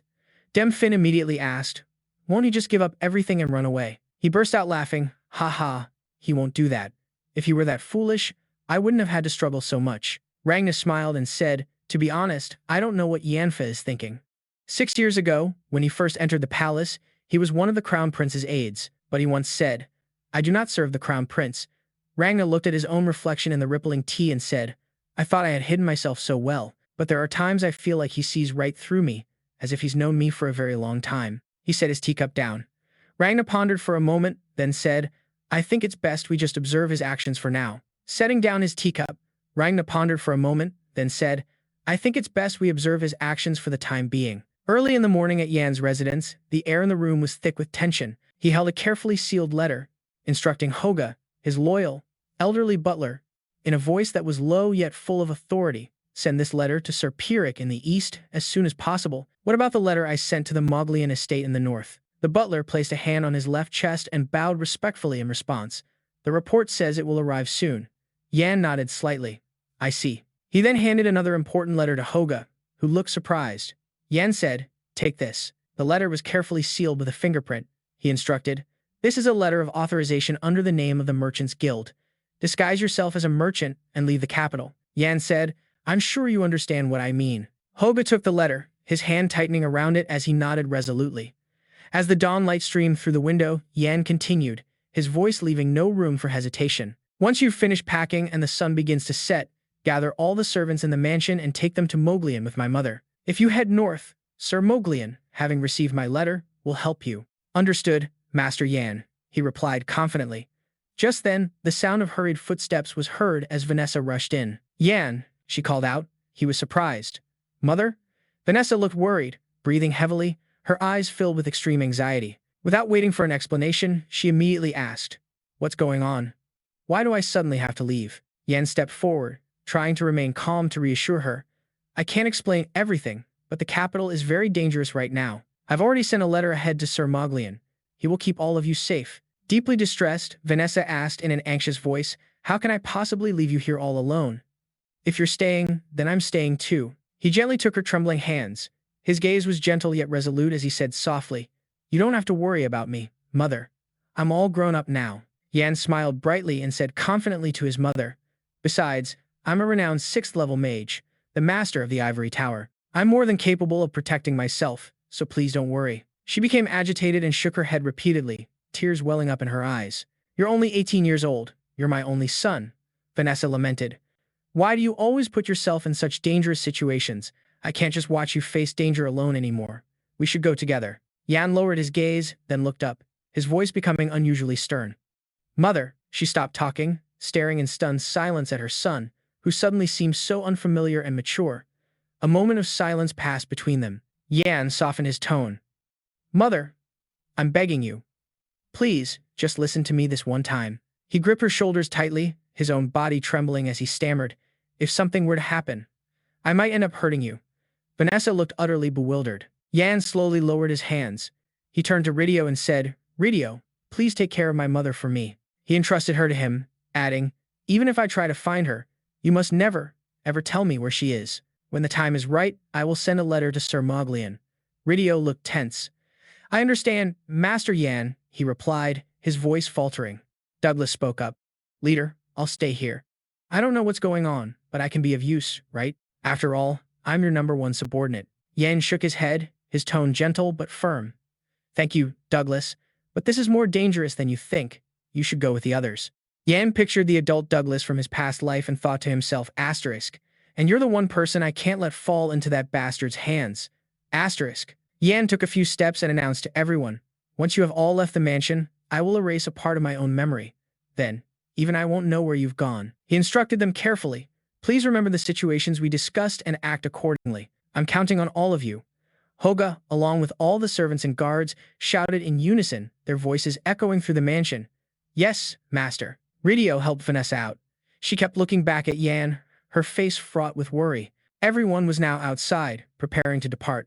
As the last figure disappeared through the doorway, the mansion suddenly felt vast and eerily empty, leaving Yan standing all alone. He let out a long sigh, as if setting down a heavy burden, only to pick up another, lonelier one.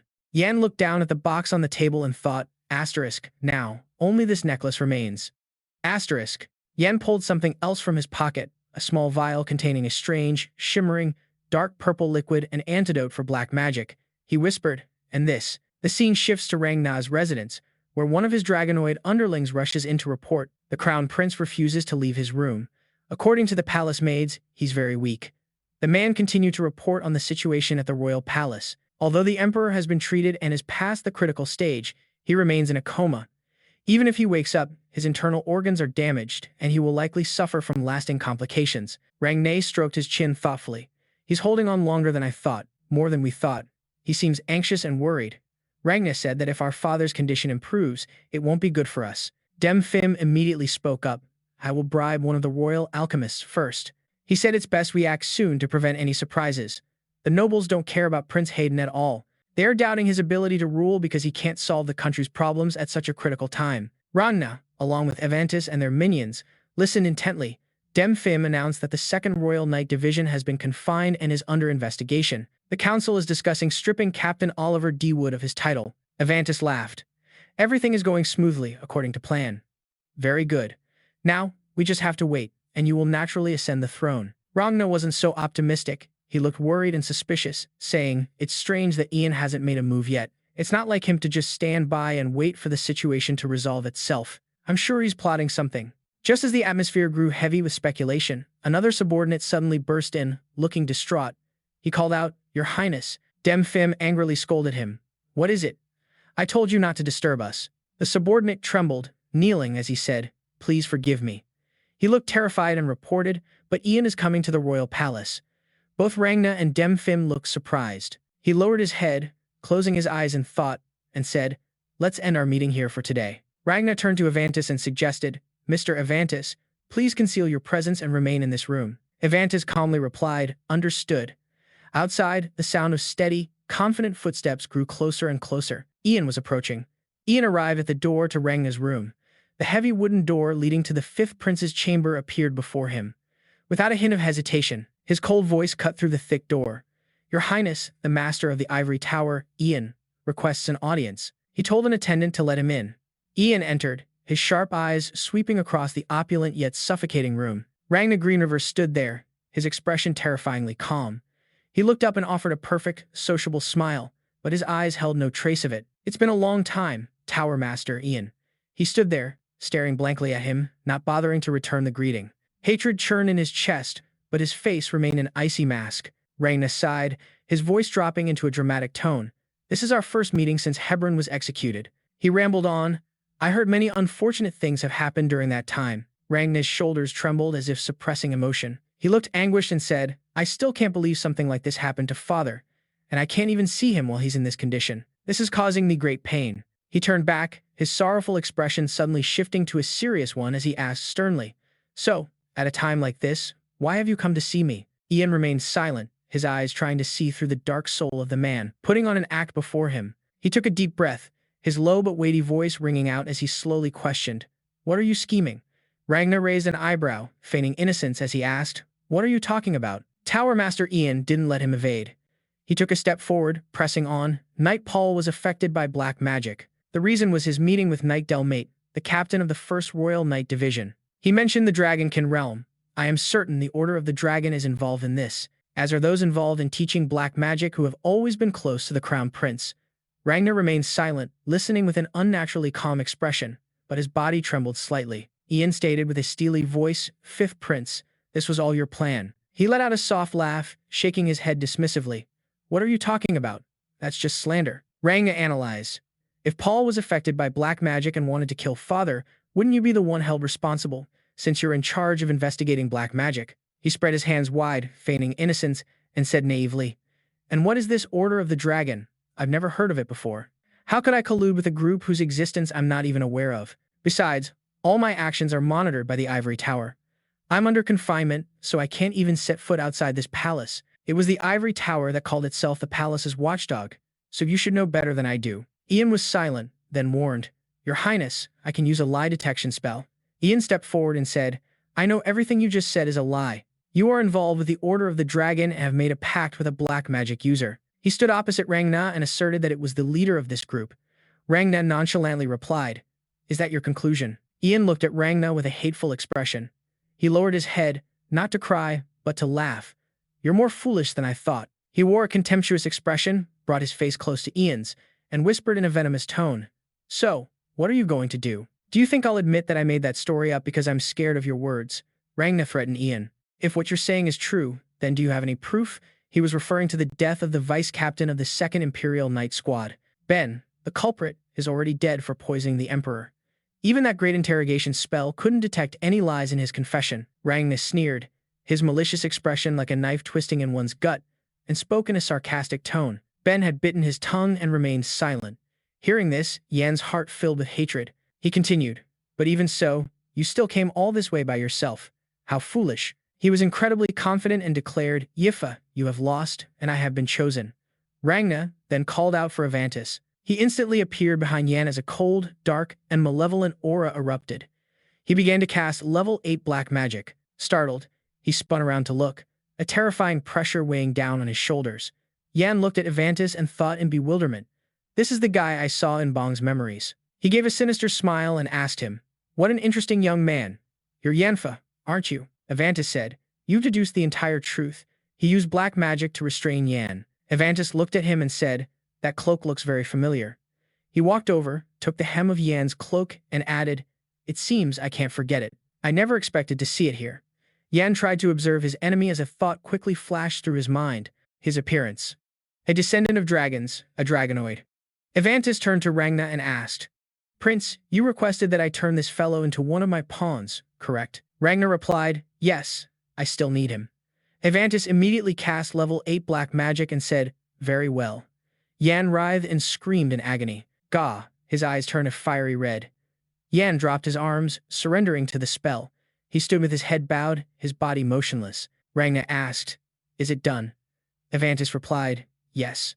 Ragna looked suspicious and asked again, "But he doesn't look any different." Avantis showed his displeasure and said, "You doubt me too much."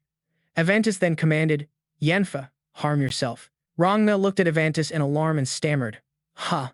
What did you just say?" Without a word, Yan moved to obey. Yan formed a dagger of ice and prepared to harm himself. Ragna, horrified, yelled urgently, "Wait." He gripped the dagger tightly. Ragna screamed, "Wait, stop." Yan immediately froze. The three of them stood in silence. Yan remained in the same position, the sharp dagger already drawing blood from his hand. Still stunned in disbelief, Ragna said, "That's enough." Avantis said, "From now on, proceed with your plan." He turned away and said, "I'm going to rest." Avantis vanished, leaving only Ragna and Yan in the vast room. He stared intently at his new puppet. Ragna's face was still tense from the ordeal. He needed one final confirmation. Ragna continued to stare at him, his expression growing more and more tense. He called out to Yanfa and asked seriously, "Who is the master you truly serve?" Without a moment's hesitation, he dropped to one knee in a sign of reverence. Yan bowed his head, showing absolute submission. He replied in a reverent tone, "You will rise to the pinnacle of this empire, your highness, 5th Prince Ragna Green River." He smiled, his expression finally easing of some of its tension and doubt. There was a knock on Haydn's door. It was his butler, who had come to inform Haydn, "Crown Prince, please prepare to attend the conference this afternoon." He replied calmly, "Ah, that's right. It's today, isn't it? I heard this conference was convened by Yan, using his authority as the master of the tower." Haydn covered his face and continued, "It's been a while since I've seen Yan, so I can't meet him in my current state." He asked the butler, "Could you help me dress up a little more today? I'm counting on you." "Yes, your highness," he replied respectfully. The conference was about to begin. All the nobles, the powerful and influential, had gathered here. A young man asked, "This is the first conference called by the master of the Ivory Tower, isn't it?" A young woman replied, "That's right. It seems he has summoned both the Crown Prince and the 5th Prince to attend." A man commented, "They've always kept a low profile until now, but I guess they're trying to address that matter." Another person asked in surprise, "That matter?" The man explained, "You don't know? The matter of which of the two will inherit the throne." The crowd began to murmur amongst themselves. Wouldn't Master Yan support the Crown Prince? Hasn't he always supported him until now? A young man shook his head and said, "But recently, rumor has it that Master Yan met with the 5th Prince at his palace." Another voice asked, "Master Yan met the 5th Prince?" The young man analyzed, "A lot of unsettling things have happened lately, haven't they? And since the Crown Prince has taken some rather disappointing actions, it's possible Master Yan has changed his mind." Haydn walked in, looking surprised. When he saw Yan, he called out happily, "Yan." He eagerly ran over to Yan and said, "It's been a while, Yan. How have you been?" Haydn said, "Just seeing you makes me feel better. I've really missed you." Yan remained silent. Haydn reached out to put a hand on Yan's shoulder and said, "Hey, if you don't mind, could we meet for a bit after the conference?" Without a word, he immediately knocked Haydn's hand away. He was stunned. Haydn looked completely bewildered. He stared at Yan, who appeared as impassive as a stranger. Haydn called out to Yan, his voice choked with emotion. He bowed his head in apology. "Forgive me, but I have other matters to attend to." He scratched his head and replied, "Ah, I see. All right, then. Perhaps we can meet after you're finished. The attendants came to call for the master of the ivory tower. They told Yan to please enter the conference hall. He left silently. Hayden watched him go, his heart troubled. Hayden's expression was a mix of pensiveness and confusion. The conference officially began. Yan spoke before the entire council and the nobles attending the conference. To all the esteemed members of the Council of Elders and the nobility, thank you for attending this conference, he said. Our empire has just suffered a horrific tragedy. Due to Pollen's assassination attempt, the emperor has not regained consciousness, even after 15 days have passed. Hayden listened, his expression sorrowful. Yan continued, even if he does truly regain consciousness, there is no guarantee that he will be able to carry out his duties as he once did. The time has come to make a choice, and I am certain all of you know this as well. The nobles looked particularly interested. I must emphasize, our pillar has collapsed. The empire is currently in a state of alarm, and our enemies on the border are looking down on us. The fear that has engulfed our lands has now devolved into chaos, plaguing those very territories. When the future of the empire is so unstable, it is more important than ever that we calmly face reality. Ragnar sat listening, his expression full of confidence. Yan brought up the matter of the throne, of choosing who would become the rightful ruler. He stated that simply putting on a good face is not what will save our empire. I must insist, he emphasized. What we need now is a leader who will guide us out of this current crisis, restabilize the empire, and steady the political situation between the three nations. He argued that the one who should be crowned is a person with the ability to make the Green River Empire the greatest nation in history. Yan spoke with a grave expression. And that is precisely why. I, Yan Fa, master of the ivory tower. He placed both hands on the table, a show of serious consideration, and said, in this conference, I, Yan Fa, have decided to declare. I hereby announce my support for the blood of our great emperor, the fifth prince, Ragnar. The entire council and all in attendance were astonished. They began to look at each other, their faces filled with confusion. Hayden was speechless. Ragnar, on the other hand, already knew the outcome. He smirked. He stepped forward and called out loudly to Yan. Hayden reached his hand out toward him. Hayden grabbed Yan's clothes, his face filled with rage. The attendants tried to intervene. Crown Prince, Your Highness. He confronted Yan. How? How could you? Yan appeared calm. Hayden punched Yan in the face. The attendants frantically tried to stop him. Please stop. Your Highness, the Crown Prince. Crown Prince, he screamed. Let go of me. Get lost. Yan sat up, rubbing his face, looked at Hayden, and then gave an order. Someone escort His Highness out of the Great Hall. He stumbled away, his mind in turmoil. As he went, Hayden cried, looking at Yan and screaming his name, Yan. The scene shifts to the window of Hayden's room at night. He was still tossing and turning, unable to sleep. Suddenly, a figure appeared outside the window. It was Captain Oliver. A voice called out, Your Highness, it is I, Oliver. Surprised, Hayden stammered out the two words, the Captain. Hayden opened the door and saw it was indeed Oliver. He immediately asked, It's so late, why are you here? Shouldn't you be at home by now? Your Highness, the situation is urgent, and there's no time to explain. Please dress warmly, we must leave at once. He asked doubtfully, What on earth is going on? Why the sudden rush? Where are we going? The wardrobe doors opened. Oliver ran his hand over the cloaks, paused slightly, and then said, There's a shortcut behind the rear of the palace. We won't be discovered if we go that way. Holding a cloak in his hand, Oliver moved close to Hayden. Though his mind was clearly racing, his voice remained steady. It's a secret passage, meant only for emergencies. Oliver stepped closer, but his eyes were glancing outside as he spoke. All of the second prince's soldiers are standing guard outside the doors. Your Highness. Hayden froze. His eyes widened, unable to believe what he'd just heard. He blurted out the question, just to confirm he hadn't misheard. All of the second prince's soldiers.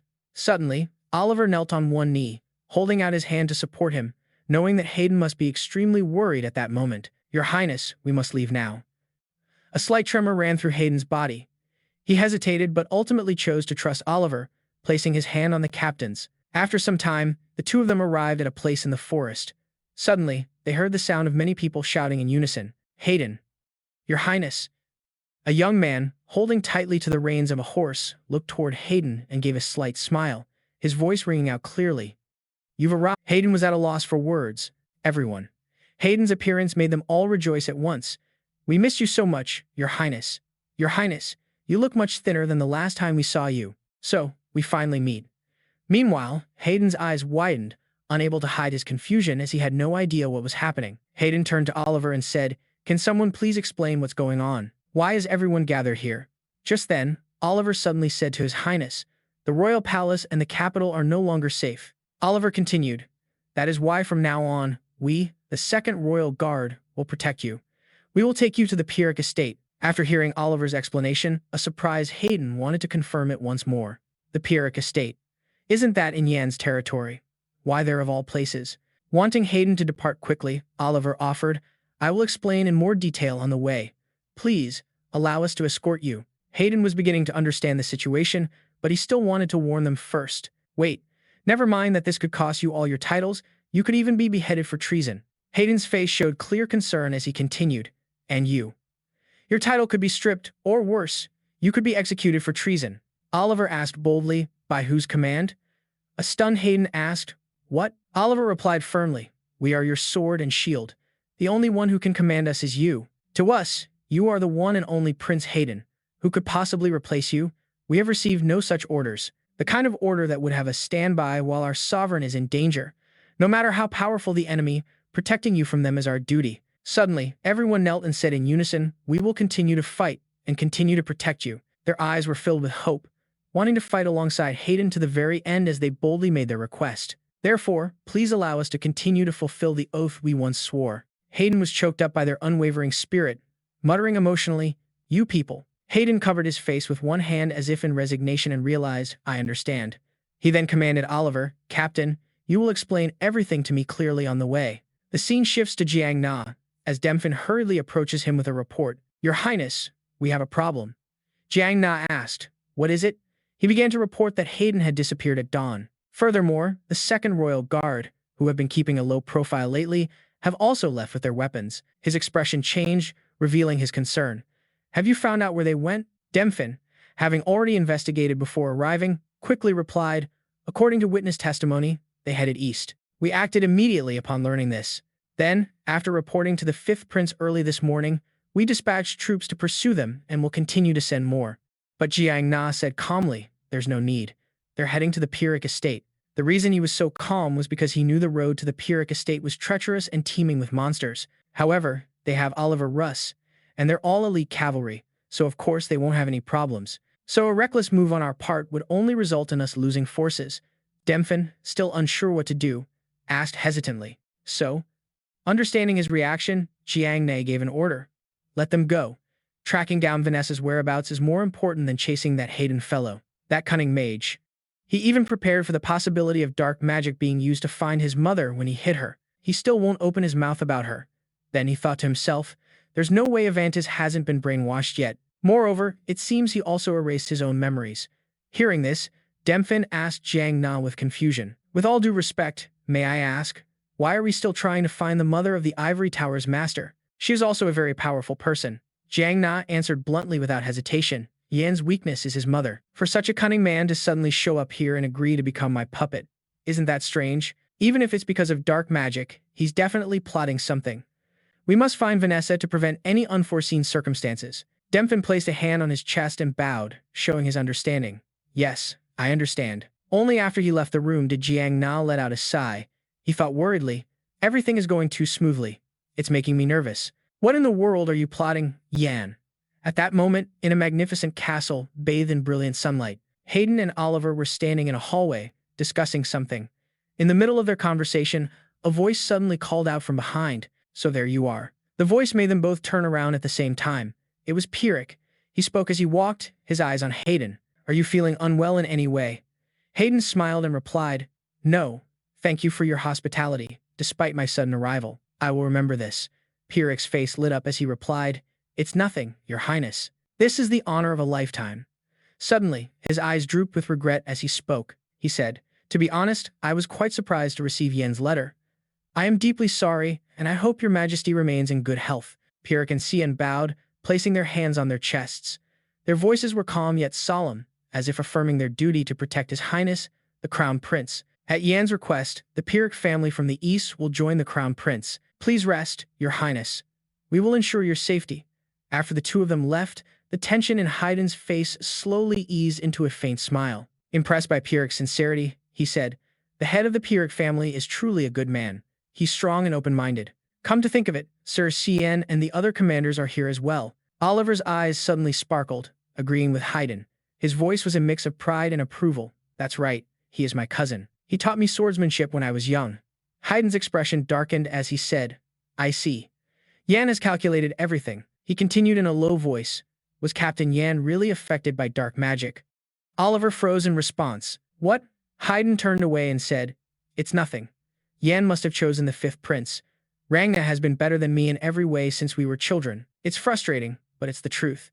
Perhaps Yan thinks so too, just as all the nobles believe he will become an outstanding king. Oliver, understanding Haydn's mood as he spoke, reassured him. That's impossible, Your Highness. Oliver's gaze was fixed on Haydn. He repeated the words Yan had spoken years ago, both as a reminder and a reassurance. 6 years ago, Yan promised to fight. I will never support the fifth prince.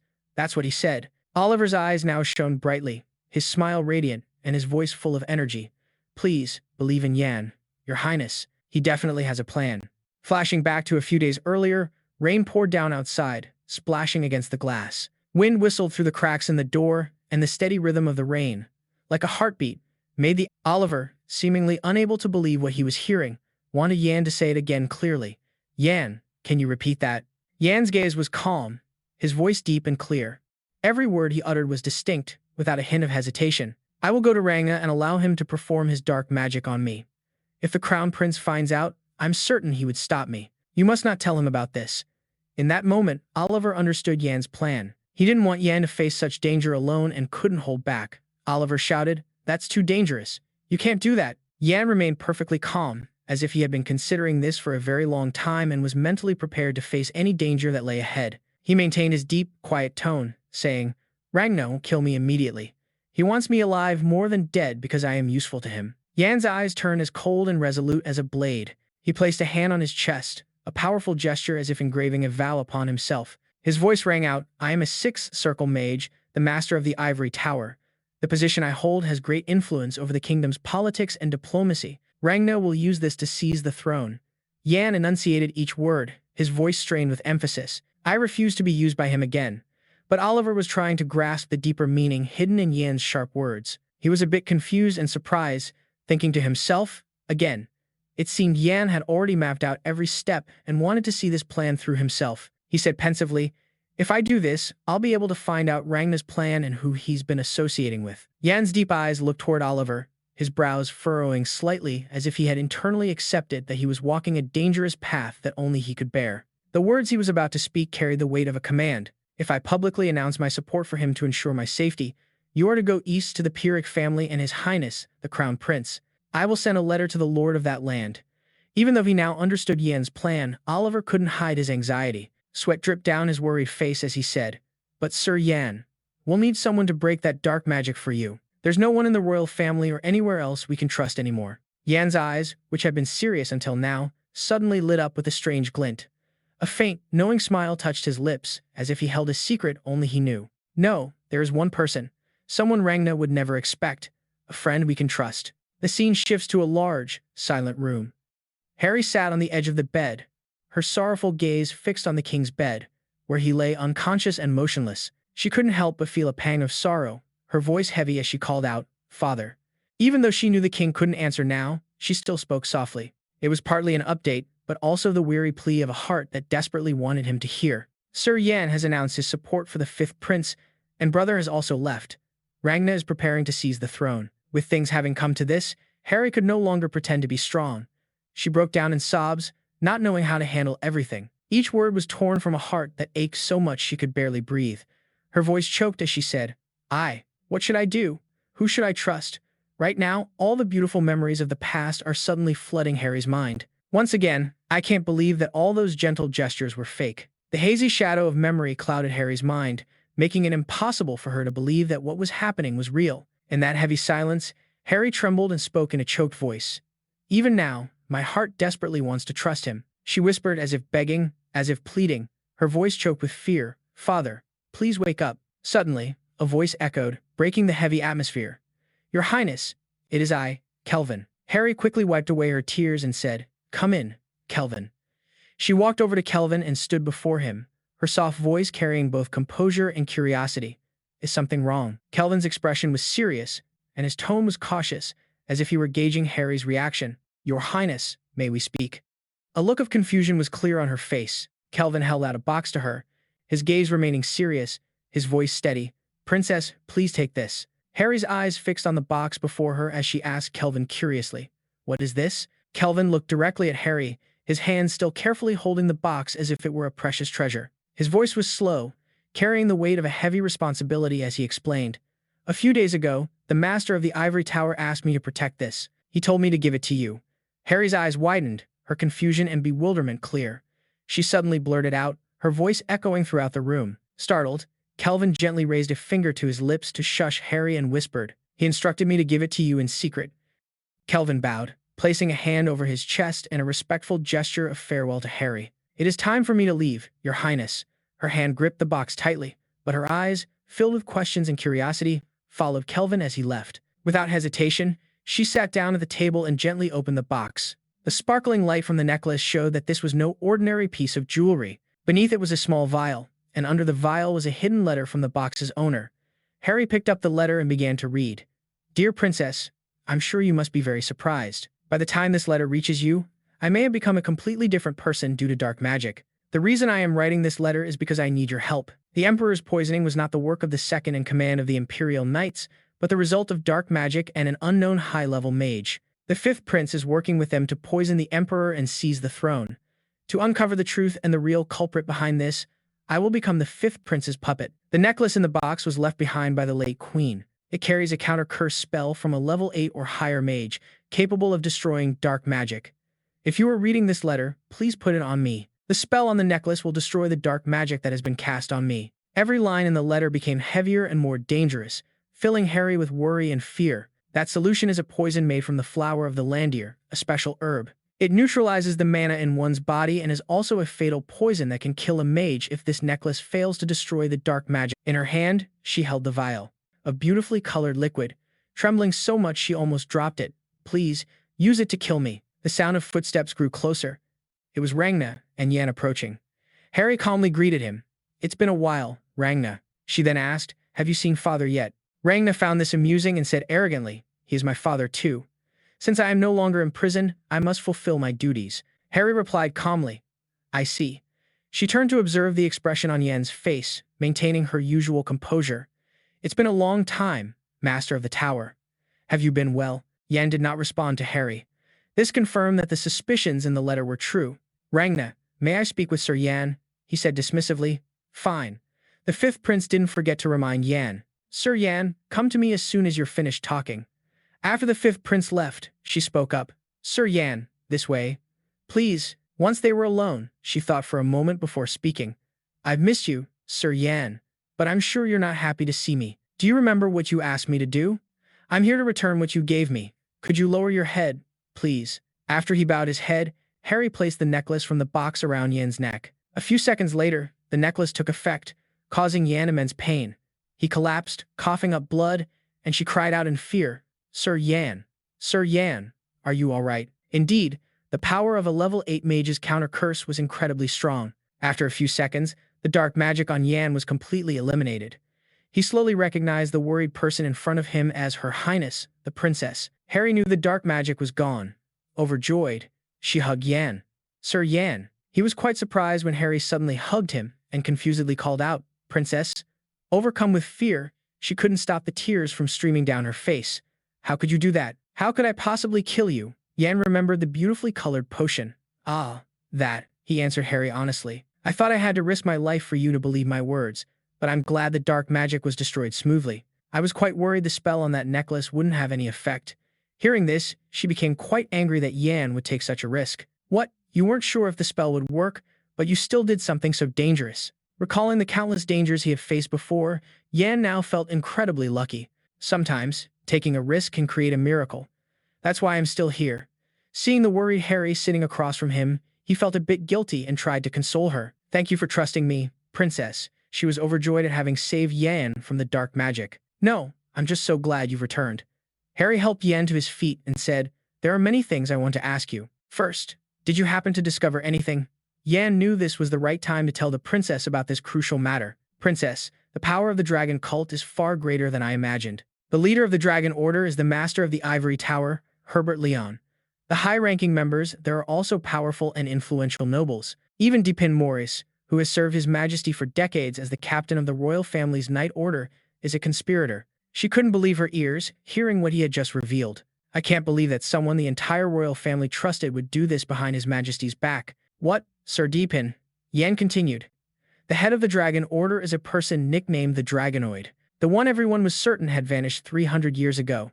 He can take human form and easily use level 8 magic like a high-level mage. He recounted with great anger. The fifth prince freed the last Dragonoid, the one sealed by Missile Green River, and conspired with him. She found it hard to believe and was terrified, her whole body trembling uncontrollably. Oh my god, how could the fifth prince be so foolish?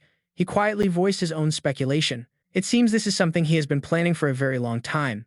The dragon cult's goal isn't to succeed the royal line, but to start a war to conquer territory. The royal castle has now fallen into the fifth prince's hands, so the poison is no longer the only thing threatening your life. Princess, please, princess, do not trust anyone and always stay by His Majesty's side. Harry was extremely worried for his safety. And what about you, Sir Yan? To reassure her, Yan decided to tell her the plan he had already devised to deal with the fifth prince. I will continue to pretend that I'm being manipulated by dark magic while staying close to the fifth prince. Although she was well aware of Yan's strength, she was still extremely worried for him. Why would you do that? He had no choice but to find a way on his own. I need to find out how Missile Green River defeated the Dragonoid. There are no records of this in the Ivory Tower's library. But if I search the royal castle, who knows? Harry thought of a diary her father, the king, had given her. Sir Yan, I want to show you something. Please, follow me. Yan was extremely curious when he saw the diary she handed him. Harry explained, hoping the diary could help him. This is an heirloom my father, the king, gave me. It's a first-class artifact from the royal mage, Missile Green River. Perhaps this is a diary recorded by his ancestors over many generations? Yan asked, doubtfully. Perhaps, Harry said sadly. I'm only guessing, because no one has ever been able to open this seal. According to the remaining documents, Sir Missile Green River was a level 5 mage, but the seal on this diary is a much higher level of magic than that. Harry handed the diary to Yan. Can you break this seal? He replied to Harry, I'll try. Yan figured the best thing he could do was to channel his mana into the diary. He tried to read it, and to his great relief, he could make out what was on it. This is the Draconic language. Harry was overjoyed. The seal is broken, Sir Yan. Please, try to read it. He began to open the diary, reading its contents and explaining to her. This is indeed a record left by his ancestors, starting from after the Dragonoid War. The main content commemorates the mages and knights who sacrificed themselves for the kingdom, as well as outlining a plan to leave the destroyed lands to rebuild the Magic Tower. It also contained research on how to cast spells. One word in the text caught his attention, a word he knew, Ven. Yan wondered why his father's name was in there. He continued reading the contents. That night, Ven came to find me. I had a premonition that I would never be able to see him again. I will definitely keep that promise until I die. I have written his final words in this diary using the language of dragons. Suddenly, everything around him became silence. Everything lost its vibrant color. Now, everything, including Her Highness the Princess and the objects around him, was just a bleak black, white, and gray. Yan called out worriedly, Princess. He suspected that time had stopped. He noticed a dazzling light coming from behind a door. Yan walked over and opened the door. Before him was a vast grassland, a land he had never set foot on before. He spotted someone sitting on a rock in the distance and couldn't help but feel curious. Who's there? He asked as he approached. After he called out, a man in a black cloak turned his head to look at him. Yan drew closer and asked, I have a question. What is this place? And who are you? A deep, steady voice came from the mysterious cloaked man. This place is the record of time, a place that exists outside all dimensions. Yan repeated his words skeptically. The record of time? The man added. It's difficult to explain in human terms. So, to put it simply, Yan. This place preserves all of time from your dimension. His eyes widened, showing more astonishment than ever before. After just a few seconds, Yan composed himself, his gaze firm as if trying to scrutinize the other person. You know who I am? Who are you? How do you know my name? With the same mysterious expression, he said, As for my identity, humans call me the First Mage, or the Yellow Dragon. As soon as he finished speaking, Yan seemed to freeze for a moment.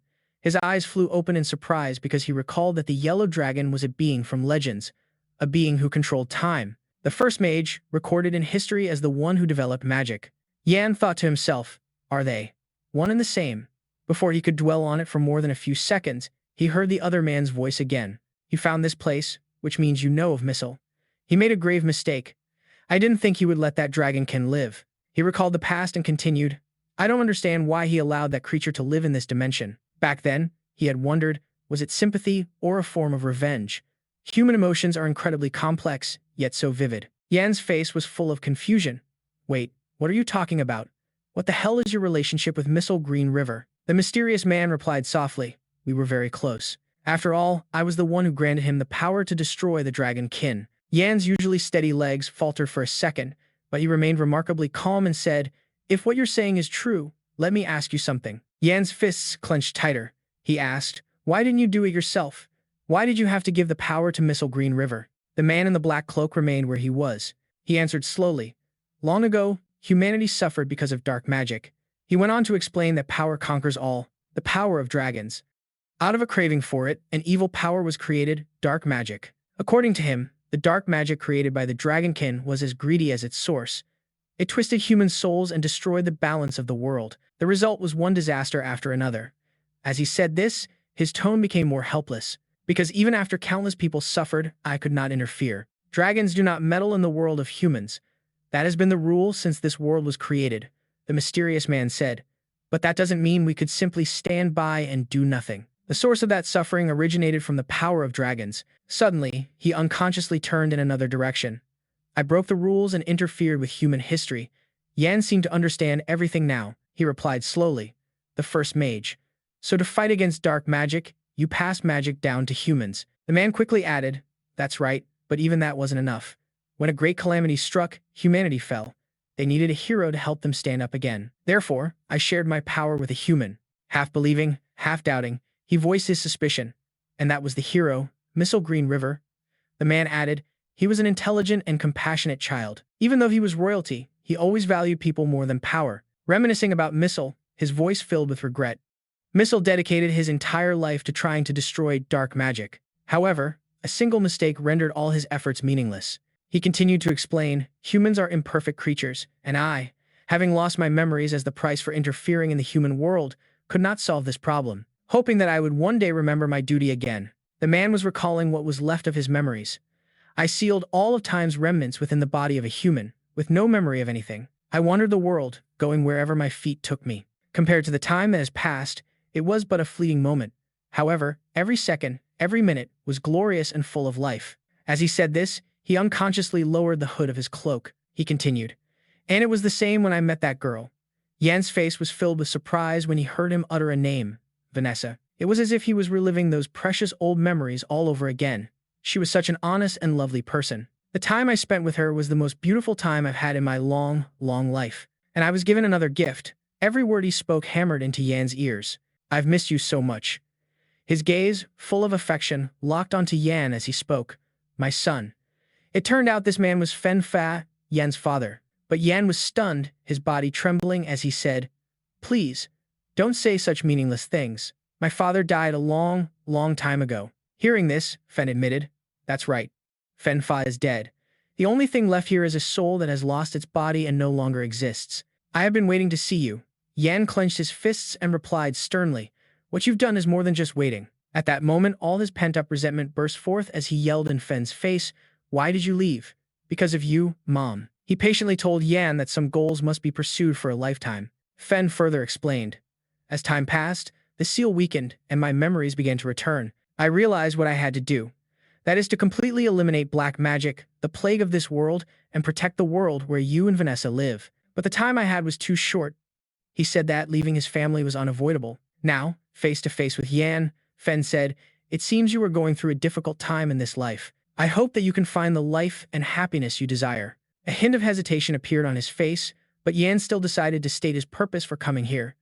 I didn't come here to talk about that. Although Yan hadn't yet stated his purpose, the man quickly understood. You're looking for the power to eliminate the dragonoids, aren't you? Fen continued. The power you're seeking is already inside you. That's because I left my power to you when I left Vanessa. Yan hesitated, but still spoke up. Power? Fen replied. That's right. He spoke with a confident expression, the dragon tone you're using and able to understand. Do you really think it's simply because you're a high-level mage? Yan fell silent, thinking to himself, now that he mentioned it, since when? Since when have I been able to use the dragon tone? Fen suddenly stepped beside Yan. Now, I will awaken the power sleeping within you. But before that, he added, I'd better take a look at it first. Yan's face was still dazed from the overwhelming amount of information he had just received. With that said, Fen's hands slowly emerged from his cloak, getting closer and closer to Yan. Then he spoke, I will awaken your latent power. Fen paused for a moment, but we should look at this first. Yan's eyes widened in surprise at those words. His father continued, easing the tension. The life that you truly desire, but have yet to realize.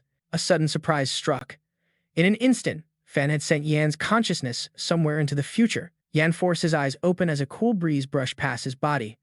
In that very moment, Yan realized he was sitting under a very large tree. After a few seconds of composing himself, he blurted out instinctively, Where am I? Yan slowly got to his feet, his steps unsteady, still thinking to himself, I was just with Fen, I'm sure of it. Just then, a girl with familiar blonde hair appeared. Yan took a closer look and saw a very cute little girl beside her.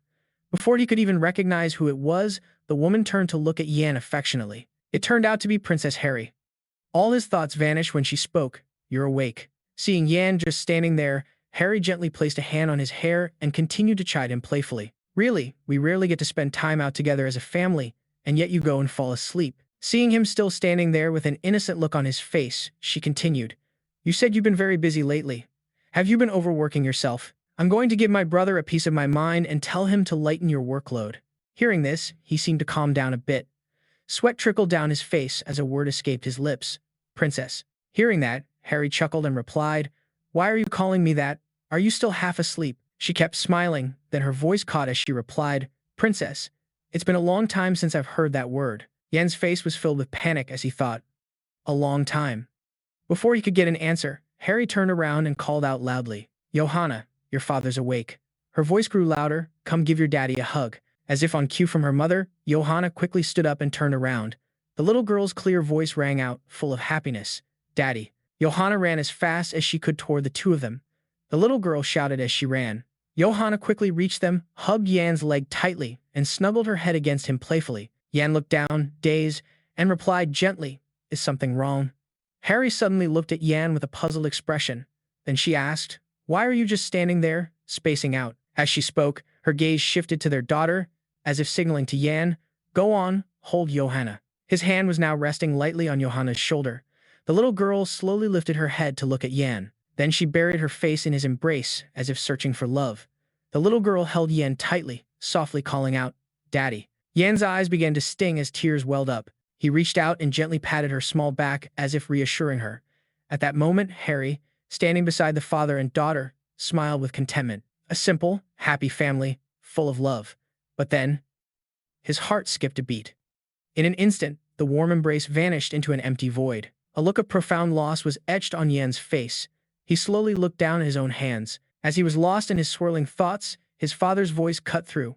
What did you see, my son? Still in that dazed state, Yan's eyes remained fixed on his hands. He replied, A child. There was a child with eyes and hair color just like mine. Yan trembled slightly, finally uttering a name. Johanna. He continued, When I held her, her scent, her voice, and her weight, it all felt so warm. The memory of that embrace still lingered in Yan's mind. He asked, full of doubt, What was that?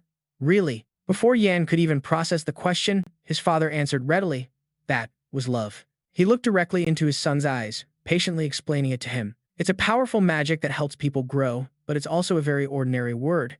Yan felt a powerful emotion surging in his heart. He listened intently as Fen shared his heartfelt wisdom. People will do anything for the ones they love, and they will fight to protect them. It gives them the courage to keep on living. What you want, my son, is the greatest thing of all. And it is the connection found in an ordinary life. A confused expression crossed Yan's face once more.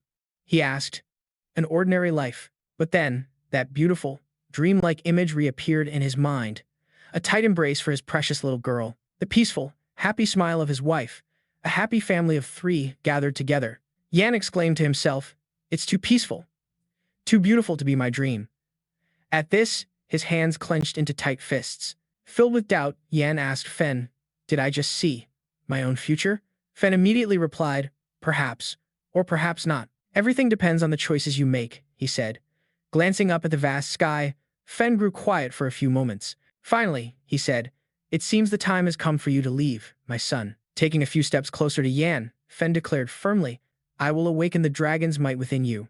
After saying this, he slowly placed his hand on his son's hair. Fen hesitated for a moment before saying, "With this, my final authority, I hope you will complete the things I never could." Finally, his hand touched Yan's head. A surge of power flowed into his body. Yan's eyes flew open, as if he had just realized something. He thought to himself, "Fen's memories are being transferred to me." Yan cried out as a majestic scene unfolded before him. The ancient divine beast appeared once more, seeming to envelop his father's form. But this time, it wasn't amidst a sea of twinkling stars, but within a light of infinite intensity. The light was so brilliant it could easily obscure anyone's vision. Fen looked at Yan with affectionate eyes and said, "I will always walk beside you, my son." When he finished, like a child who had finally confessed all his secrets, he said, "I love you, my son." At that, Yan felt his emotions overflow. He looked toward his father, the word forever still echoing in his ears. A bright light flashed, obscuring Yan's vision. An image of his mother gently stroking his father's hair appeared before him. Before he could get a clear look, Yan was jolted awake by a loud voice. It was Harry's familiar voice, calling out, "Sir Yan, are you all right?" He silently asked himself, "What is this feeling?" He immediately rubbed his eyes, trying to tell if he was dreaming, and then answered, "It's nothing. I just got something in my eye." Suddenly, Yan's eyes widened in shock. A look of panic spread across his face as he saw the blank page of the book on the table. He thought to himself, "The dragon language, it's gone." He quickly turned to Harry and asked with his skeptical voice, "Princess, do you remember the contents of this page?" Harry replied, "What? I don't remember." By now, she seemed to realize something was off. That page has always been blank. After a moment of thought, it seemed Yan understood everything. He said, "I understand now." Noticing his strange expression, Harry immediately asked, "What is it? Have you figured out how to defeat the dragonoids?" Yan answered right away, "I believe I have. There is one way." Harry suddenly grabbed his hands. Her sparkling eyes locked on his as she exclaimed in surprise, "Really?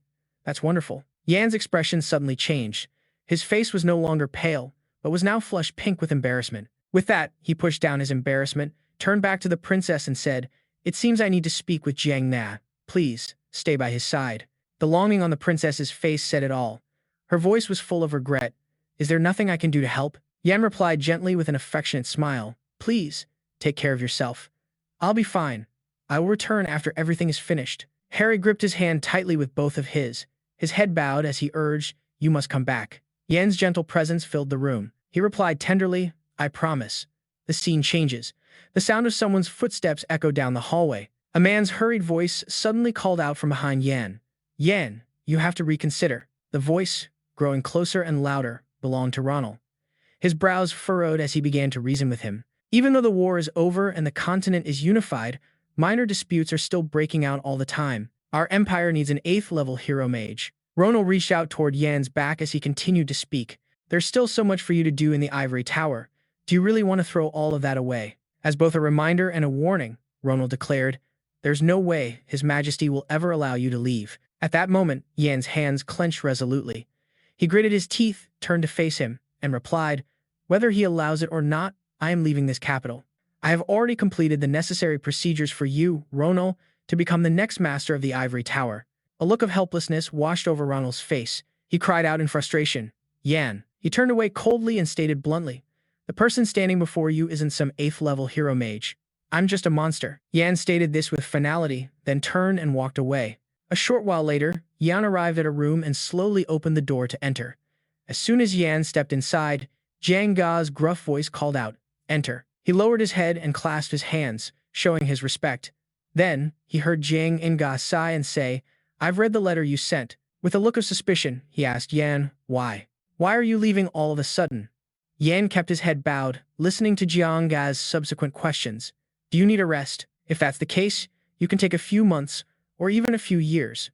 It doesn't matter." He sighed and continued, "I know how much you suffered to unify the empire to what it is today. I know this better than anyone. I will grant any request you have, give you time to rest." A series of privileges were then brought up in an attempt to make him stay. He closed his eyes tightly, continuing as if trying to compromise. "How about I entrust your title as Master of the Ivory Tower to someone else, while you're away? Since you've recommended Ronald, I will make him the acting Master of the Ivory Tower." Only then did Yan reply softly, "Then I thank you, Your Majesty. I will humbly accept." Jiang Nga then tore the letter in half right in front of Yan. "I will also recruit new people and adjust our strategies so you won't feel lost when you return." So, After you've rested enough, you must return to this empire." Yan called out, "Your Majesty." He dropped to his knees. Yan tried to suppress the suffocating feeling in his chest and pleaded, "I will not be coming back." A bead of sweat trickled down his face. Yan spoke slowly, but with conviction. "My existence no longer offers any benefit to the future of this continent.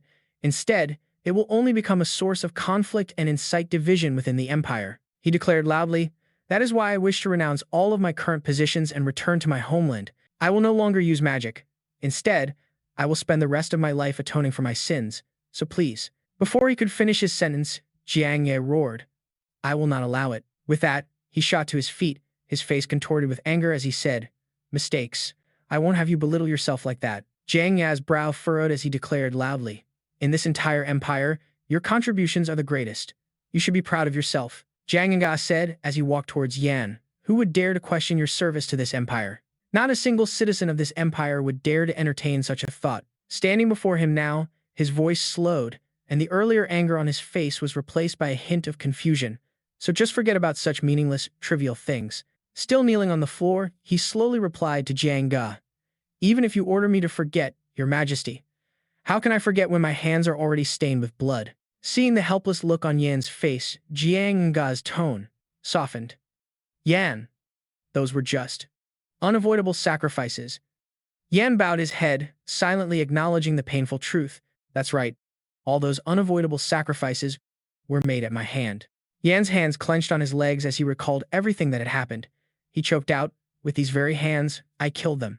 I really can't take it anymore." Hearing this, Jiang Na fell silent and did not reply. Seeing his chance, Yan added, "As your friend, I beg you, please allow me to atone for my mistakes." Rangna replied, "Is something like this really enough to make you think of leaving me behind after you made me emperor?" With that, he took a step and glided behind him.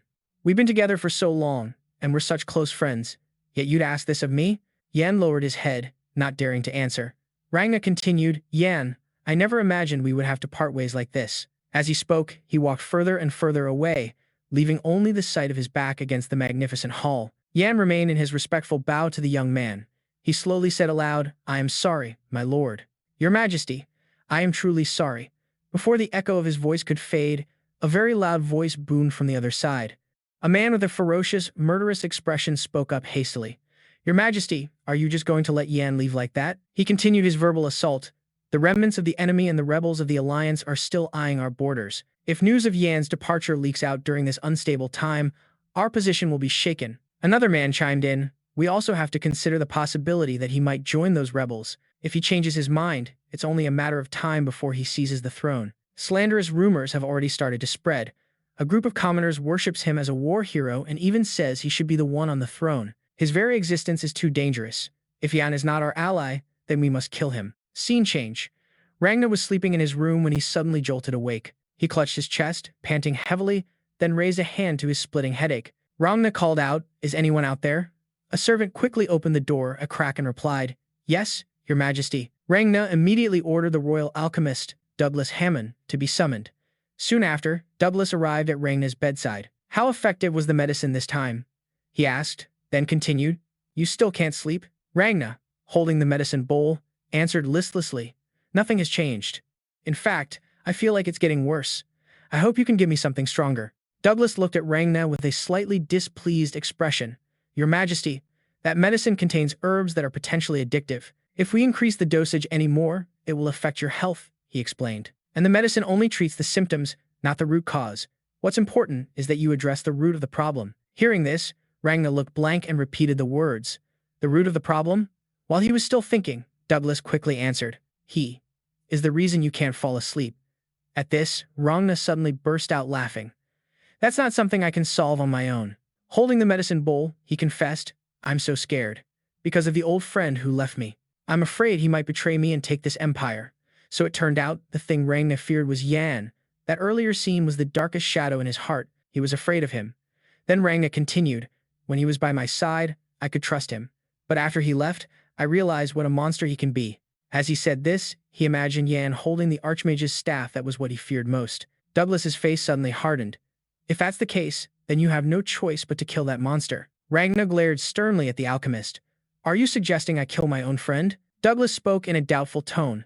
"I have to question if he's truly your friend. if he causes you this much anxiety. Ragna said in frustration, he's an 8th circle mage. There's no way to kill him. Even if all the mages of the Ivory Tower attacked him together, they wouldn't be able to kill him. After thinking for a moment, he turned and asked, what should I do? As if on cue, Douglas said, there is still a way to kill him. Hearing this, a flicker of surprise crossed Ragna's face, but Douglas said confidently, I can create a poison that can kill him. Scene changed to a simple wooden house covered in white snow. In contrast to its bleak exterior, the inside of the house was very warm. Yan was leaning back in a chair, reading a book, when suddenly there was a knock on the door. He took off his glasses and wondered to himself, who could that be? It's so late. With that, he went to open the door, muttering, who is it? Yan's eyes suddenly widened. A drop of sweat trickled down Yan's cheek as he stammered, my lord.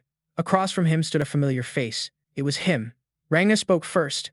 It's been a while, hasn't it? Yan, may I come in? Yan's face was filled with anxiety. He asked, as if searching for an answer, why have you come here? Ragna smirked and replied nonchalantly, even though you've resigned and gone into seclusion, we can still see each other like this from time to time, can't we? He held a bottle of wine in his hand, clutching it tightly as he spoke, not as master and servant, but as friends. It seemed Yan was gradually letting his guard down.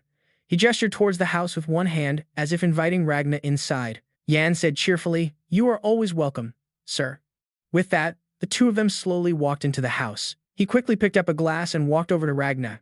Yan asked, half joking, half serious, as if wanting to probe further, you don't like to drink wine, so why did you bring it here? Ragna replied calmly, drinking a little now and then isn't so bad. I was suddenly curious about my friend, wondering what he was up to. He then handed Yan the glass of wine he had just poured. Take it. Yan hesitated for a moment, but finally took the glass and said politely, thank you, sir. Ragna also picked up his glass and immediately asked Yan, how have you been lately?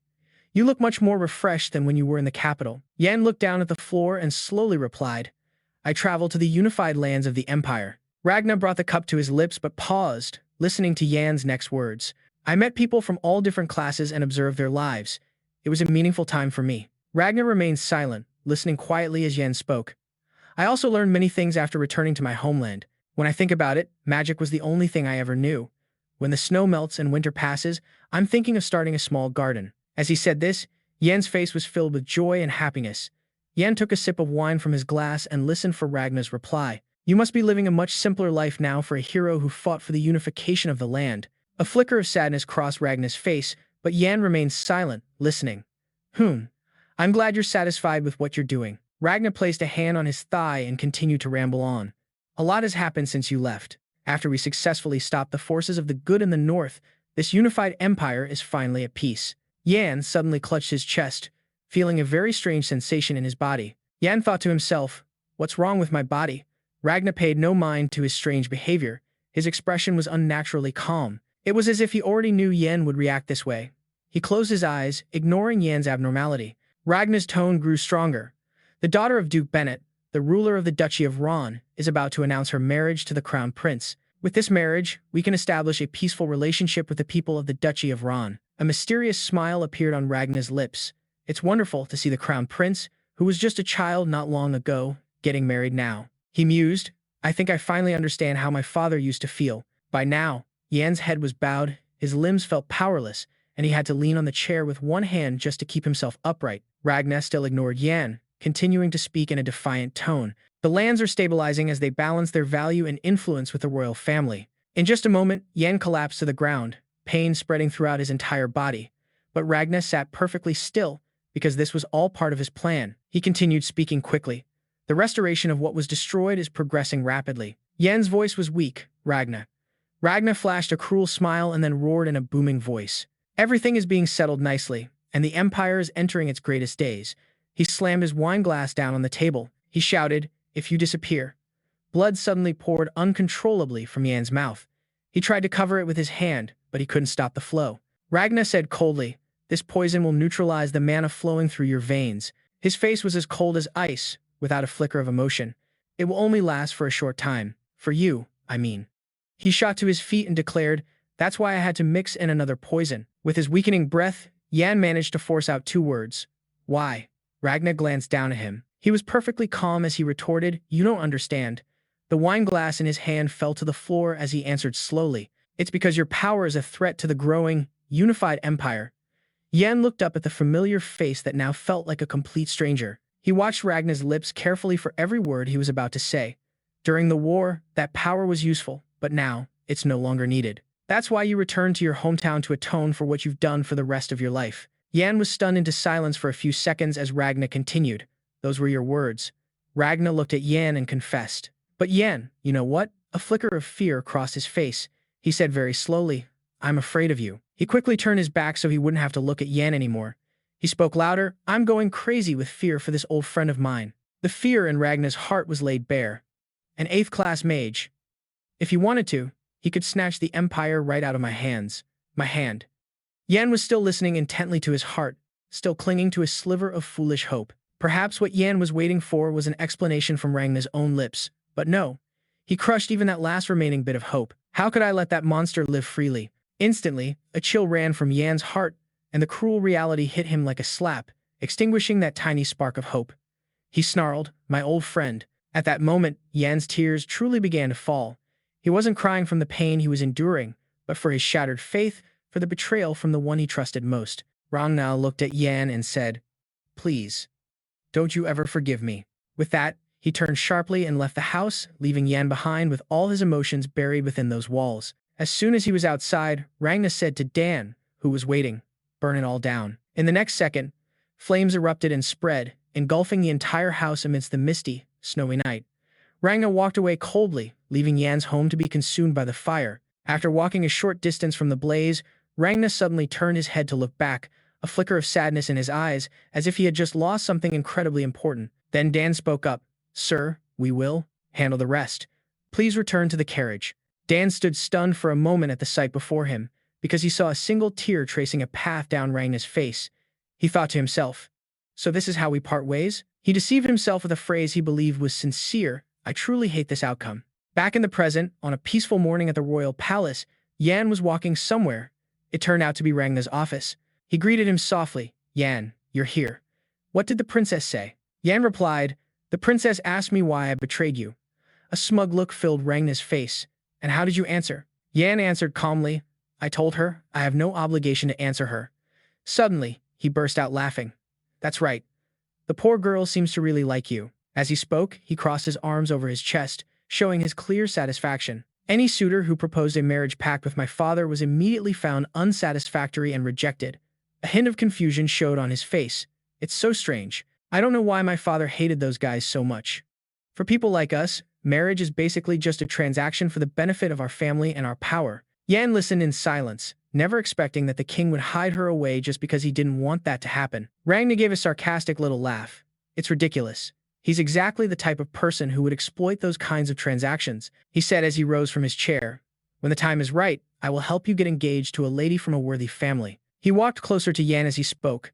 It won't be long now. Ragnar spread his arms wide as if to savor the words he was about to say. I'm about to inherit the throne and become a king even stronger than my father. I will be the first to unite these 3 nations and lead the Green River Empire to its golden age. At this point, endless greed was written all over his face. Ragnar stood right next to him and said, that is my intention. Then he clapped Yan on the shoulder. Please, be by my side at such a momentous time. His conceited voice echoed throughout the room. You belong to me now. You won't regret swearing your loyalty to me. Yan finally responded, Your Highness, the 5th Prince. As he spoke, he placed a hand on his arm and said clearly, I have already witnessed it. A vision appeared before Yan's eyes. In the scene he imagined, he stood beside Ragnar, surrounded by roaring cheers. Yan emphasized every word he was about to say. The solemn moment of seeing the Green River Empire become a unified empire. Then, with intense conviction, Yan shouted beside the great king. Ragnar frowned, a look of confusion on his face as if he didn't understand. He asked Yan again, What do you mean? Yan replied slowly, I gave up everything I had for the king and for this empire, because those 2 things were my life. A look of slight anticipation appeared on Yan's face, he told him. But this time, I found it. The life I truly desire. Hearing this, Ragnar froze. He immediately asked a question to confirm his suspicion. Don't tell me you've broken the dark magic. How could you? With a calm expression, Yan replied softly, I regret to inform you of this. Yan revealed more, as if he were the only one who existed in the past, present, and future. He gritted his teeth, listening to the rest of what he was about to say. Just then, Yan suddenly dropped to one knee. as a final show of respect for a friend and master, the one who trusted him most, who showed him absolute respect. The image of himself kneeling before him appeared in Yan's mind. He continued, and who also drove me to despair. Yan declared, Rangna, come and find me. Placing a hand over his chest in salute, he said, I will be waiting for you at the magic tower. In the next instant, Yan vanished from before Rangna, leaving him with a heart full of turmoil. Rangna's hands clenched into fists in fury, his teeth grinding. It seemed he could no longer hold himself back. Hurriedly pushing open the door to another room, a man inside asked in surprise, Fifth Prince, what's wrong? Rangna screamed like a madman. Bring the commander of the First Royal Knight Order here immediately. Gather the knights and prepare the fastest horse for me. Also, find Avantis. Meanwhile, at the ivory tower, a snowstorm was raging outside, and only Infra sat dazedly on the steps. He thought to himself, my coming here in a past life was no coincidence. He mumbled to himself, you were watching me. Always watching a wanderer like me all this time. My life was filled with regret and hatred. An image appeared in his mind of a person who looked quite similar to Infra, holding a scepter, wandering everywhere and finally stopping at the ivory tower. It was you who brought me to this place to give me another chance. Infra's mind reeled as he understood everything his father had told him. The last memento you left behind was the dragon's word of regression. I think I know now why I can understand the dragon's word. His eyes filled with a touch of sorrow. And how to use the authority you passed down to me. Then, a noise caught his attention. It turned out to be the fifth prince's group. They had arrived. Rangna glared at him. But in response, Enifa stood up and greeted him politely. Welcome, Rangna. Rangna turned to Avantis and said, Sir Avantis, this time, you must kill him. Can you do it? Avantis's scowl was unpleasant. He closed his eyes and spoke in a condescending tone. We should have killed him from the very beginning instead of getting ourselves into this mess. He's just a sixth circle mage. I'll deal with him in the blink of an eye. At that moment, Avantis's cold, sharp gaze was fixed straight ahead. Then he added, but it seems there's another problem. Hearing this, Rangna turned and asked irritably, what problem? The apprehension in Avantis's eyes was clear. I can feel the aura of the golden dragon. That being is nearby. Seeing Avantis and Rangna, Ianfa slowly walked down to greet them. It's a pleasure to see you, Rangna. But Rangna replied furiously. Are we close enough to be on a first-name basis? Anger and jealousy had consumed his reason. Ianfa, you are mistaken. His tone was incredibly twisted. Do you think the crown prince can rule this empire? What this empire needs is a rational and strong emperor. That fool has no right to bear such a responsibility. The jealousy and hatred in Rangna's eyes were stronger than ever.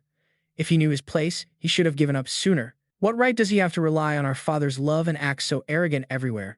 A lowly insect like him. Witnessing this insane outburst from his close friend, Enifa could do nothing other than try to remain calm and listen as Rangna continued. And now he's enjoying what should have been mine as if it were his by right. His reason, consumed by dark magic, left only dark thoughts, which were expressed through his every crazed word. He shouted, I will never acknowledge him. I am the one who is worthy.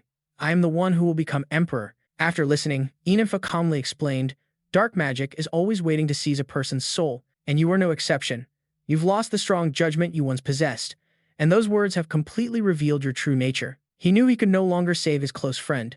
Enifa then said to him, Rangna, you can never go back to the way you were. Rangna found it ridiculous that Enifa could calmly say such meaningless words.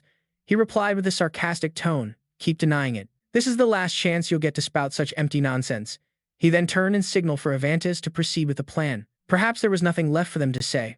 Rangna called out, Sir Avantis. Upon receiving Rangna's order, he knew it was time to act.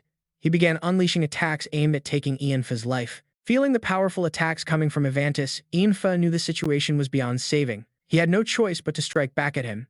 At this moment, Avantis was still very confident, saying as he attacked, I heard he was one of the more intelligent humans, but rumors aren't always true, are they? So eager to rush to his own death.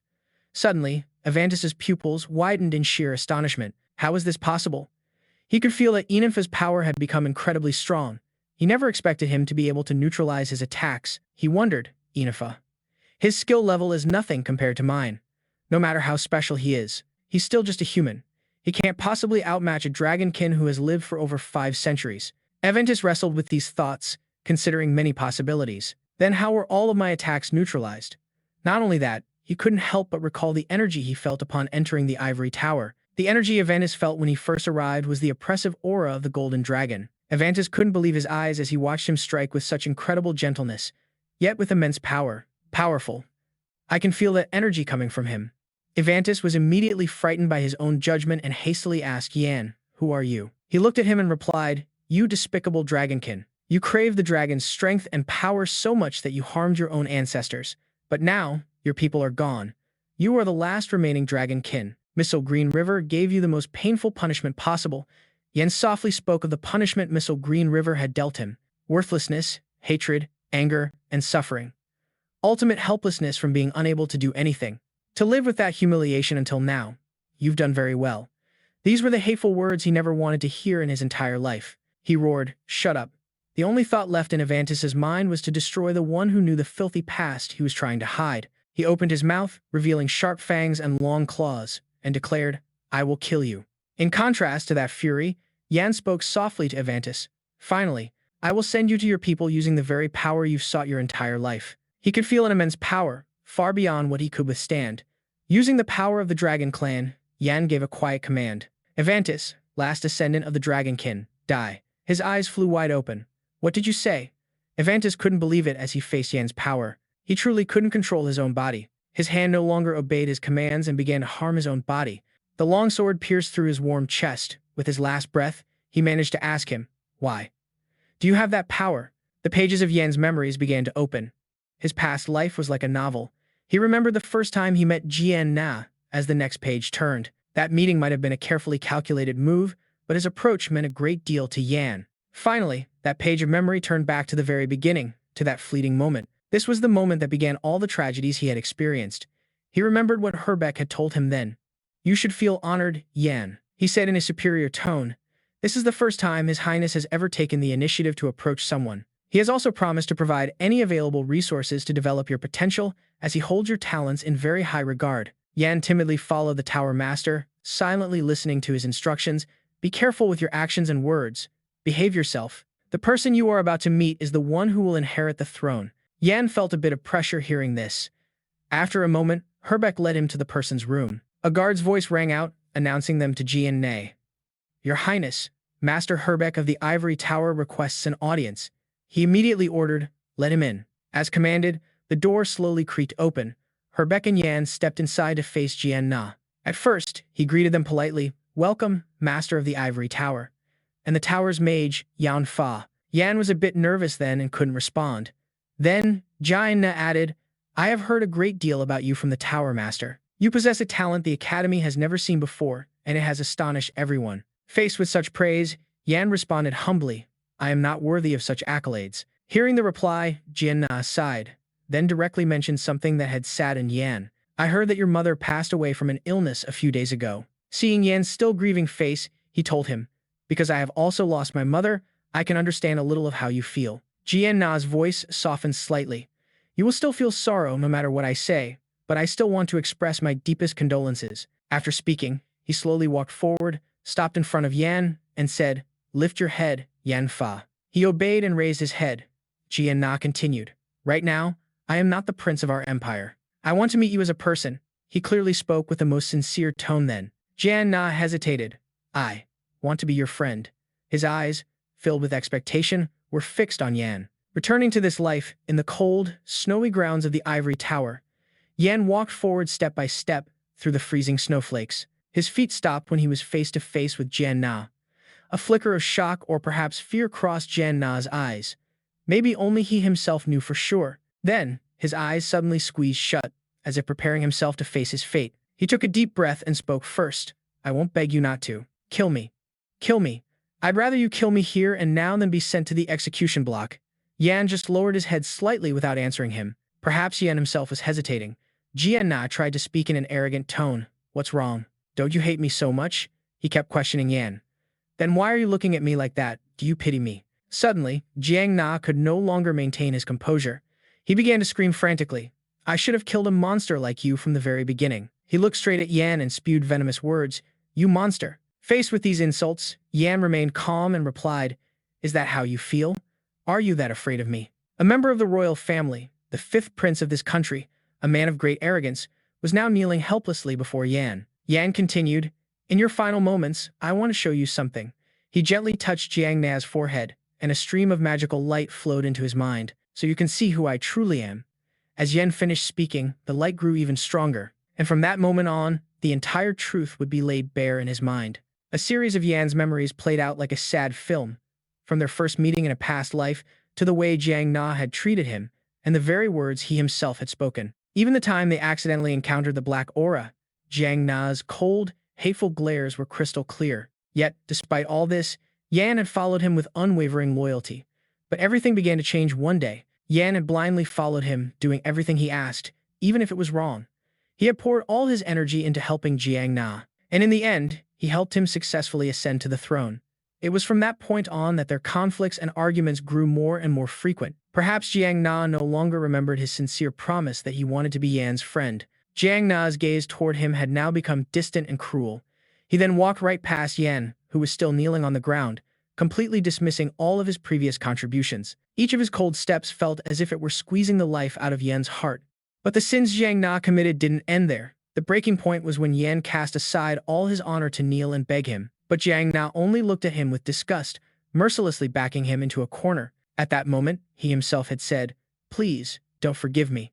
After seeing the truth, Jiang Na finally snapped back to his senses. He was stunned for a moment, as if he couldn't process this flood of information. Jiang Na's lips quivered, wanting to say something. Finally, he managed to whisper, "Yan Fa, who are you?" As Jiang Na's hesitant voice trailed off, Yan had already cast his magic, creating an ice spear in his hand. A moment later, Jiang Na was lying collapsed on the ground. Both of his sinful lifetimes finally came to such a quiet end. Yan was silent for a moment, his expression completely blank, making it impossible to tell if he was happy or sad. But immediately after, he decisively turned and walked away, leaving behind everything that had once caused him so much pain. After the day the Dragon Man and the fifth prince died, a large-scale purge was initiated against the dragon cult and anyone associated with it. The order was carried out, starting with the captain of the Royal Knights, who brought the news to all the nobles who had aided the fifth prince in his rebellion. Thanks to the dedicated care the princess showed Emperor Terry Green River, he was able to recover quickly and regain his consciousness. A haggard Terry sat on his sickbed, speaking with Princess Harry. After learning the truth, tears streamed down the emperor's cheeks. He had heard about the fifth prince's death and was deeply saddened by it. The three individuals who attempted to assassinate the emperor while under the influence of dark magic were confirmed to have returned to normal and were declared innocent. His grave was honored, and he was able to rest in peace alongside the other royal knights. The fifth prince's rebellion, which involved the use of forbidden dark magic, was recorded in the history books as a rare and horrific crime, and all records of the Dragon Man, Avantis, were sealed under the order of the royal family. His existence was to be kept a secret from the world forever. Time passed, and the death of the fifth prince, Jiang Na, was gradually and quietly forgotten. And so, Yan's revenge and the rebellion, which felt like it would last forever, finally came to an end. One morning at the Ivory Tower, it was the day of the princess's trial for the use of illegal magic. Harry was sitting alone on a bench, looking worried, when Yan's voice suddenly spoke up. "Are you nervous?" She immediately called out, "Sir Yan." Yan approached, dressed in a judge's robes. Harry confessed to him, "To be honest, I'm very nervous." Yan asked seriously, "You don't regret your decision, do you?" Harry's small hands clenched with determination. "That's right. I don't regret it." Her determined gaze said it all. "I don't want to hide it anymore.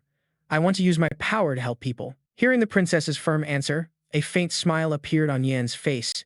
He then leaned down slightly and told her, "Don't worry. Your Highness, everything will be all right." Just then, the door to the courtroom opened. A low-ranking mage announced, "Master of the Ivory Tower, Your Highness, please come in." A moment later, the trial finally began. Harry, as the accused, stepped forward. "Model," a voice boomed. "The trial of Princess Harry Green River, for the crime of casting and using illegal magic, will now commence." Seated in the highest position, Yan gazed down at her in silence. Then, he spoke in a solemn voice. "Before this trial begins, I have something to say." He then suddenly rose from his seat and walked over to Harry's side. Yan stated flatly, "I am connected to the charges against Her Highness, and as such, I cannot preside over this trial. I will have Sir Ronal and Decker preside in my stead." Following Yan's declaration, the entire courtroom erupted in murmurs. Decker cried out in shock, "What are you saying all of a sudden?" In response to the question, Yan placed a hand over his left breast and declared, "I was one of the people who taught magic to Her Highness." Ronald calmly said, "Please elaborate for us." Yan then began to slowly recount the events. "I have known that she was a mage for 6 years. The full story began to unfold with his words, even though I witnessed her using magic right before my very eyes. At the time, Harry had said to Kelvin, 'Why is my magic so weak?'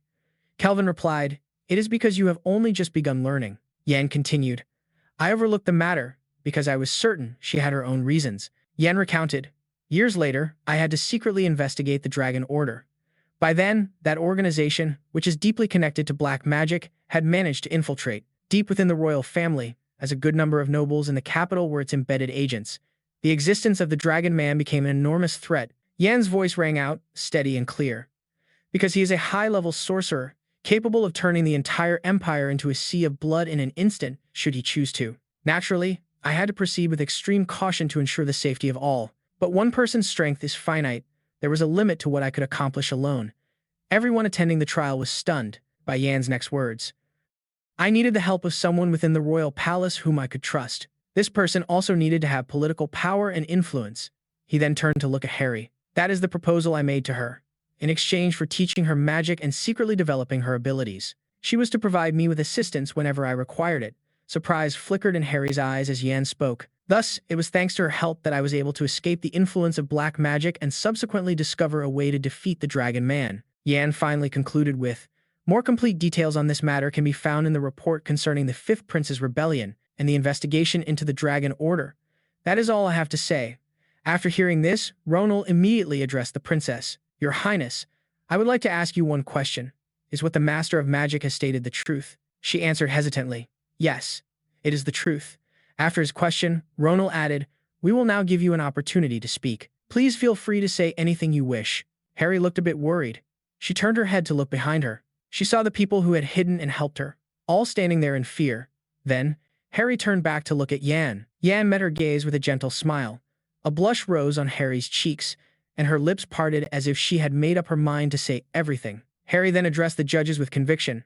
"I am a sinner who has broken the laws of our empire. I am prepared to accept any punishment I am given." With all the courage she could muster, Harry declared loud and clear, "I do not expect any special treatment simply because I am a member of the royal family. I wish to be punished in accordance with the laws of the Empire and the Ivory Tower.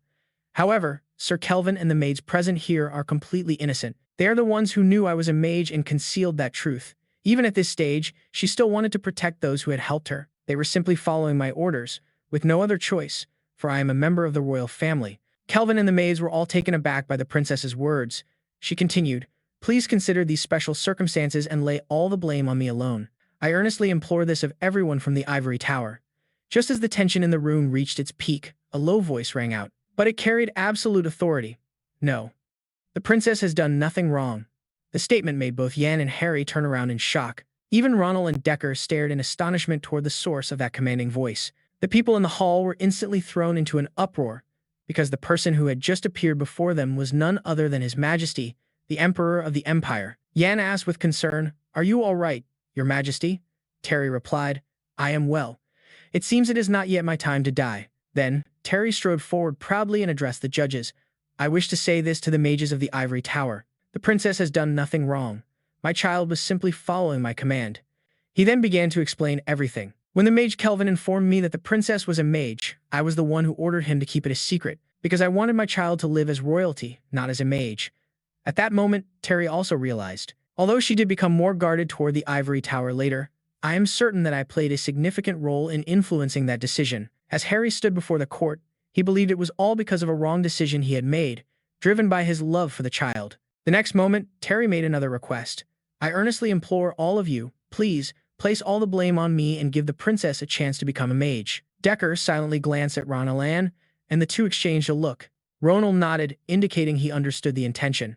Then, he began to speak. "Normally, we would only announce our decision after discussing it with the Master of the Ivory Tower. But since the Master of the Ivory Tower is also involved in this matter, I will be the one to announce our decision." Ian and Harry listened intently to Ronald's verdict.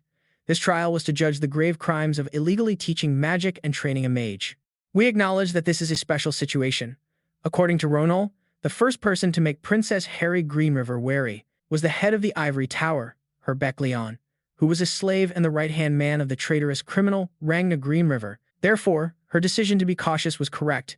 He added, "And we have confirmed that Her Highness has not yet received any benefits through the use of magic. Thus, it cannot be concluded that she concealed the truth for her own ambitions." Next, Ronald came to a final conclusion. Because she was able to reach the 4th class in a restricted environment, it is clear that her talent for magic is exceptionally rare. The kind one would be hard-pressed to find even if one searched the entire continent. His voice slowed slightly as he articulated each word clearly.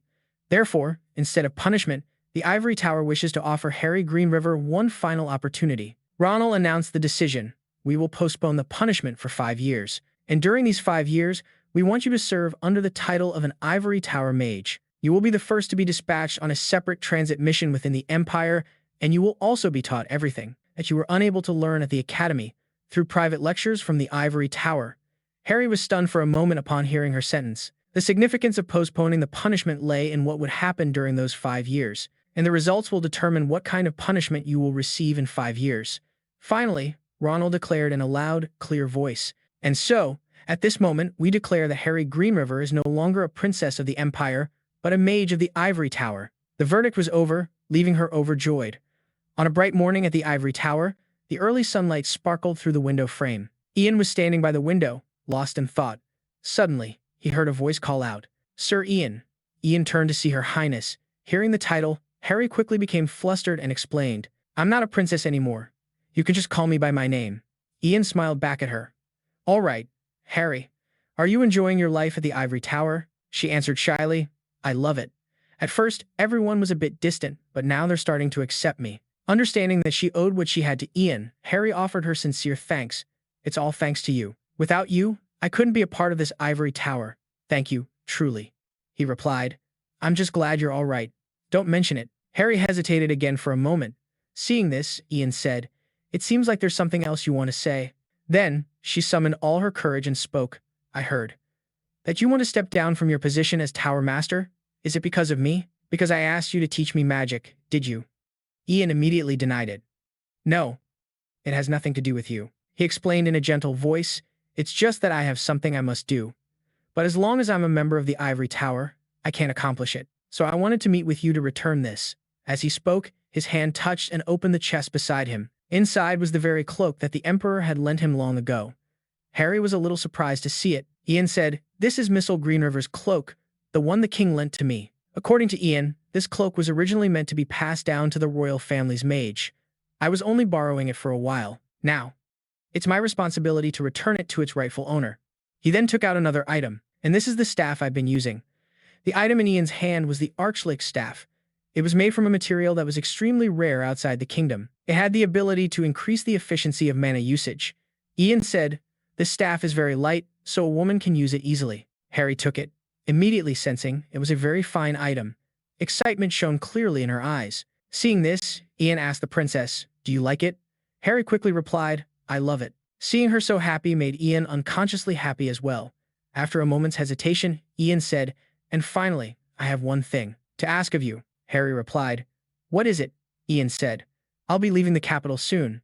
This journey will likely be very long. It could be several years. While I'm gone, I need you to watch over my family in my stead, so they can remain safe here in the capital." Upon hearing this, the joyful expression on Harry's face vanished, replaced by surprise. "Yan, what?" she asked hesitantly. "You're leaving? Where are you going?" Yan gently shook his head and replied, "I can't tell you right now, because I don't even know where I have to go myself." He could only say vaguely that the world out there was still full of lurking dangers. "I will seek out those dangers, the ones that only I can find and deal with." Harry's eyes couldn't hide her sadness upon hearing this news. Her hands tightened around the staff she was holding. "Sir Yan, I've been able to live the life I've always wanted to live." Harry tried to persuade Yan, saying, "With the power I now have, I will do everything I can to help those in need, establishing charity funds with my brother to donate to the less fortunate. When my father found out about my plans, he was so happy. He's always ready to support me." As she reached this point, her words seemed to get caught in her throat, unable to come out. Harry paused for a second to compose herself, then directly stated her wish. "I truly hope that you can stay by my side. Please don't go." The utter helplessness in Harry's tone was clear. Yan knew it, too. He closed his eyes and thought for a moment, but in the end, he uttered a word that disappointed her. "I'm sorry." The next day, at the royal palace, Haydn shouted in astonishment, "What? You're leaving the capital?" Yan replied calmly, "Yes, Your Highness." Haydn said in confusion, "Do you have any idea how surprised I was when I received the report about your resignation as Tower Master? And now you're saying you're leaving? These troublesome matters aren't even fully resolved yet." Then he remembered his sister. And to top it all off, Harry has been crying nonstop. Haydn then questioned Yan with an annoyed expression. "Did you dump her?" Yan stammered in reply, What? No, that's not it. Haydn grunted and said seriously, "It's a bit embarrassing to say, but Harry is truly a woman with a strong personality." He began listing Harry's good qualities. "She's kind like my mother, and on top of that, she's an incredibly talented high-level mage. You won't meet another woman like her." However, Yan didn't understand Haydn's intention and replied nonchalantly, "She truly is a lovely girl with a great personality. That's why I sincerely hope she can meet someone better than me and live a happy life." Hearing Yan's blunt response infuriated Haydn. "Why are you so dense when it comes to romance?" After that, he gave up on the matter of love and changed the subject. "All right, what did you want to tell me?" Yan said seriously. "Before Sir Paul Lamb passed away, he asked me to do something. He wanted me to pass on a message to you, Your Highness, and to Captain Oliver, that he was sorry and very grateful to you all." Haydn was stunned for a moment upon hearing the news. After speaking, Yan bowed respectfully. "This is all I can do. I beg for your forgiveness, Your Highness." Looking at the man before him, Haydn replied, "Yan, you have helped me so much."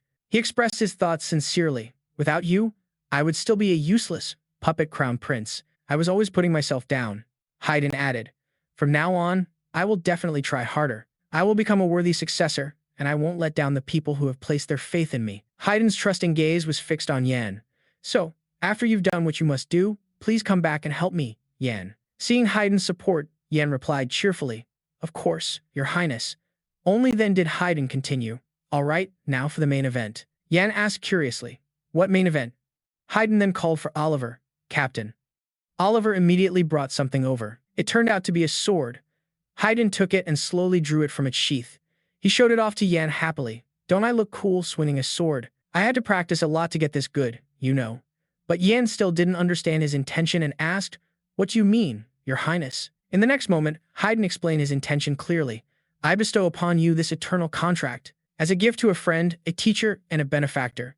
The tip of the sword gently touched the floor. It symbolized a firm declaration that the royal family's doors would always be open to the great mage Yan, should he ever need their help. "Our royal family is prepared to offer our full support."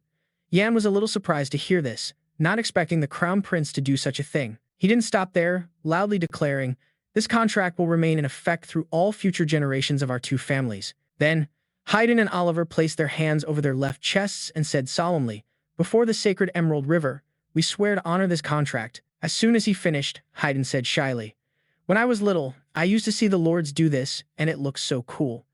I always wanted to try it once. Go do what you must do. We will be waiting for your return." Those words once again moved Yan deeply. 2 tears welled up in the corners of his eyes. Yan gently rested his head on the crown prince's shoulder and said, "Thank you, Your Highness." One evening at Yan's residence, he was in his study organizing documents when he heard a knock on the door. Vanessa's voice came from outside. "Yan, may I come in?" Knowing it was his mother, Yan replied, "Come in, Mom." He then walked over to her side. Yan said, "Mom, why are you here? You're still tired from the trip. Shouldn't you be getting more rest?" But as soon as he touched her hand, Yan immediately realized something was wrong. He quickly asked, "Are you all right? Your hands are so cold, and you don't look well." But Vanessa didn't answer. Her whole body was trembling slightly, but she still forced herself to say she was fine. Then suddenly, just a second later, she couldn't bear it any longer and collapsed into Yan's arms, causing him to panic and cry out, "Mom." Then Yan immediately said, "Wait here a moment, Mom. I'll get radio and a doctor right away." Her trembling hands stopped him. "Don't," Vanessa used all her strength to speak clearly. "I just came to see you, to know you're back safely. Now that I see you, I'm at a loss for words." Seeing his mother like this, Yan's heart ached as well. He kept calling out to her. Just then, Vanessa asked, "Yan, do you really have to go?" She explained, "After I returned to the capital, I heard that something had happened to you. When I heard it, I couldn't breathe." At that moment, she couldn't help but sob. Vanessa blamed herself. "Why did something so terrible have to happen to you? Why did you have to face such a different kind of trial all by yourself? It's all my fault. My heart feels like it's being torn apart." Knowing his mother was worried about him, Yan quickly explained, "Mom, when I was in Mojin's territory, I was so afraid I would never be able to see you again." A look of shock appeared in her eyes.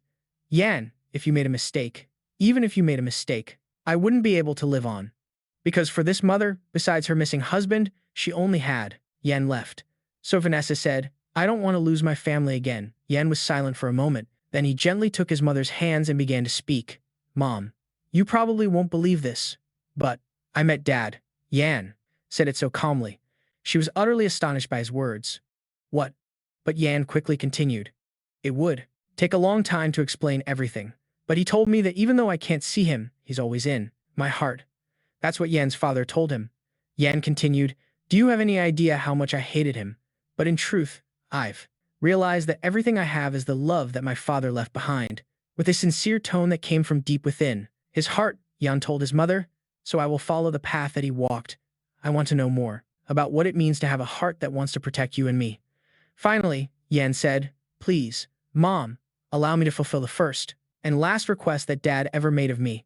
In that moment, it was as if Vanessa saw the image of her husband and their son. She was stunned for a moment, and tears began to well up in her eyes. Tears from those gentle eyes rolled down her cheeks, but her voice was incredibly calm as she said, you've really grown up so much. I still thought of you as my little boy. Yan reassured his mother, please don't worry too much, and don't think that you're alone, because now there are people who love you very much. Even I can see this change. He mentioned radio. He truly is a good person. His heart is like a father's love, something I've never felt before. And then there's Douglas. Whenever that kid is around, the atmosphere always brightens up. He's a smart and kind boy who knows how to care about people's hearts. Yan looked directly into Vanessa's eyes and said, I want you to be happy. Then he hugged her tightly. I promise I'll come back. As the two of them were talking, they were completely unaware. The door to the room was still slightly ajar. It was unclear how long Radio and Douglas had been there, but Douglas couldn't hold back his sobs. Time passed quickly, and by the next morning, Yan was preparing his luggage on his horse's back. At that moment, Radio spoke up. Are you leaving now? Yan replied to him, yes, I suppose it's time for me to go. This scene felt somewhat nostalgic for Radio. Are you only taking one horse? You remind me of when I left the village and met you. He smiled as he reminisced. Your horse riding was terrible back then. Yan replied, I'm much better now. I was just too short back then. After joking for a bit, Yan got to the main point. Radio, please take care of my mother for me. He replied, please don't worry. I will protect the madam with my life. Just then, Douglas's clear voice rang out. Brother Yan. Yan still wasn't used to being called that by him. Douglas, if you call me that. Douglas took out a small bag and handed it to Yan. He said cheerfully, these are the mana, elixirs, and healing potions I made.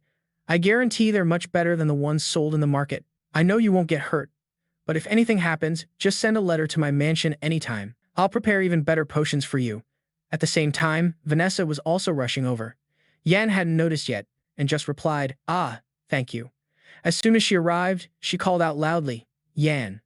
Seeing his mother, Yan immediately called back to her. As usual, Vanessa had thoughtfully brought a package of pastries. Eat these on your way. I packed a lot. She instructed him carefully. Don't skip any meals, always take care of your health, and write to me often. Yan replied, I will, Mom. You take care too. Take care.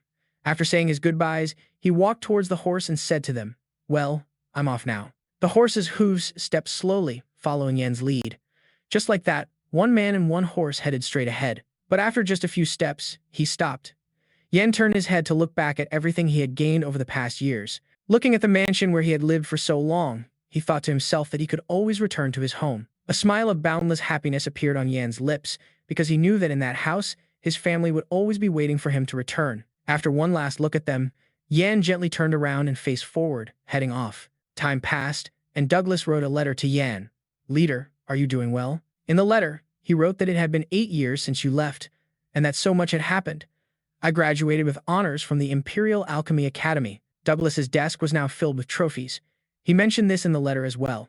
I found a cure for an incurable disease, my childhood dream.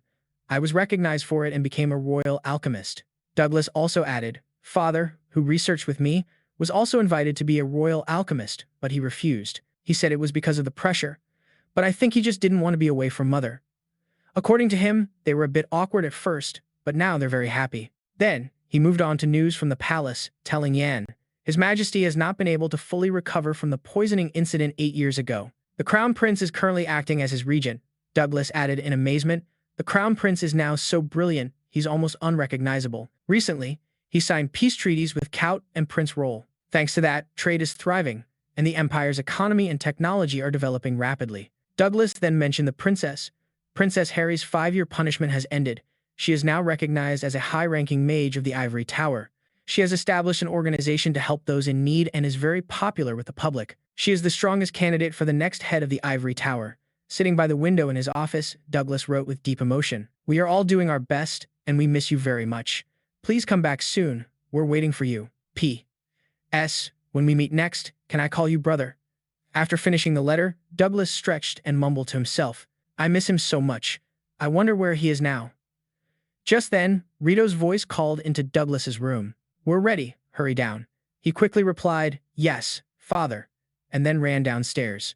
Suddenly, Douglas's eyes widened in surprise. He saw Vanessa standing in the hall.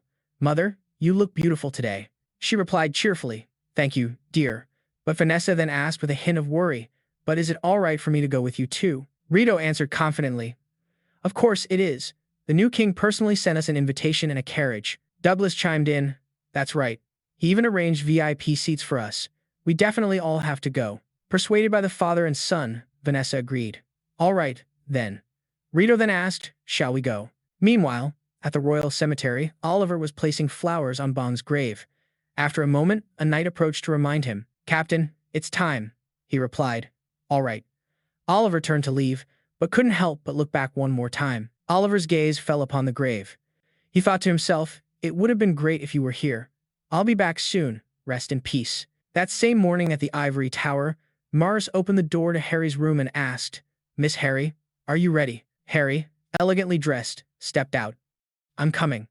She then looked towards the staff that Yan had given her and walked over to it. She touched it lightly, then decisively took it with her.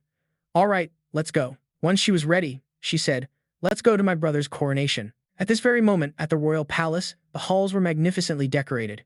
Everything was meticulously prepared for this day. Everyone was dressed in their finest attire to attend the ceremony.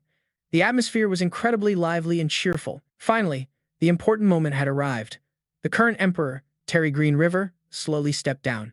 He began to announce, "My beloved subjects." Vanessa, Rito, and Douglas were also present, listening intently to the emperor's speech. "I wish to take this opportunity to pass this noble throne to my son, Crown Prince Hayden Green River." Harry stood to one side with Ronald and the other mages of the Ivory Tower, happily accepting this news. Terry continued, "Usually, this throne is passed down upon my death, but after careful consideration, I have realized that this is what is best for the Empire." His solemn tone rang out, "So that the Empire may continue to prosper and its people may live in greater abundance with a new king." Terry spoke with the utmost seriousness as the doors slowly opened. "Subjects of Green River, greet your new king." Hayden appeared from behind the doors. Unlike his usual carefree demeanor, Hayden was now incredibly mature, with the complete bearing of a sovereign. Hayden slowly stepped forward, each step exuding an extraordinary aura. He stopped before his father and gently knelt. Bowing respectfully before him, Terry said with satisfaction, "I am proud of you." His son, Hayden, replied earnestly, "I will do my best to make you proud, father." Hearing this, he nodded in contentment. To continue the ceremony, a servant brought him the emperor's crown. Then, Terry gently placed it on Hayden's head. The next moment, he solemnly declared, "At this moment, I declare Crown Prince Hayden Green River the new king of Green River." The people immediately erupted in cheers, everyone joyfully shouting, "Long live the king." On the other side, the crowd cheered ceaselessly. But mixed in with the crowd, a familiar figure seemed to be there, clapping enthusiastically, amidst the people's praise of, "Long live the king." "Congratulations, your majesty.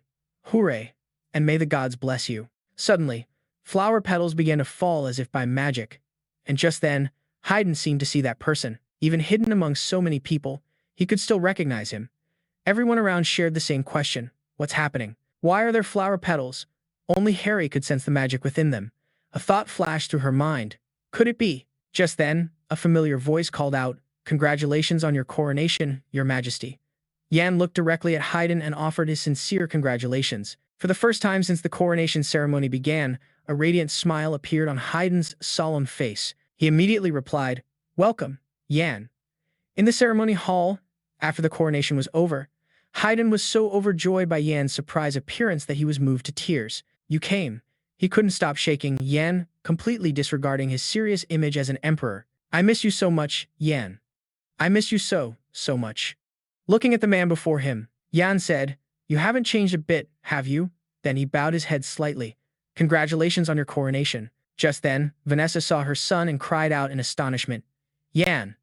Immediately, Vanessa, along with Radis and his daughter, Douglas, rushed over to embrace Yan. Unable to contain her emotions, she said, "Oh my God, why didn't you contact us? Are you okay? Have you been eating well? Do you have any idea how much we've missed you?" Meanwhile, Douglas said through tears, "Yan, I miss you so much." Yan replied to them, "I missed everyone too. Mom, Douglas, and Dad." He addressed each of them in turn. Vanessa then asked her son, "Have you finished what you needed to do?" Yan smiled and replied to his mother, "Yes, this time, everything is truly settled." At that moment, Haydn cleared his throat pointedly. It was as if he was trying to remind Yan not to forget someone. Yan still didn't understand his meaning, so Haydn had to blatantly point to the side. Yan followed Haydn's gesture and saw Harry standing there, waiting for him. Only then did he remember the young woman. She was smiling at him.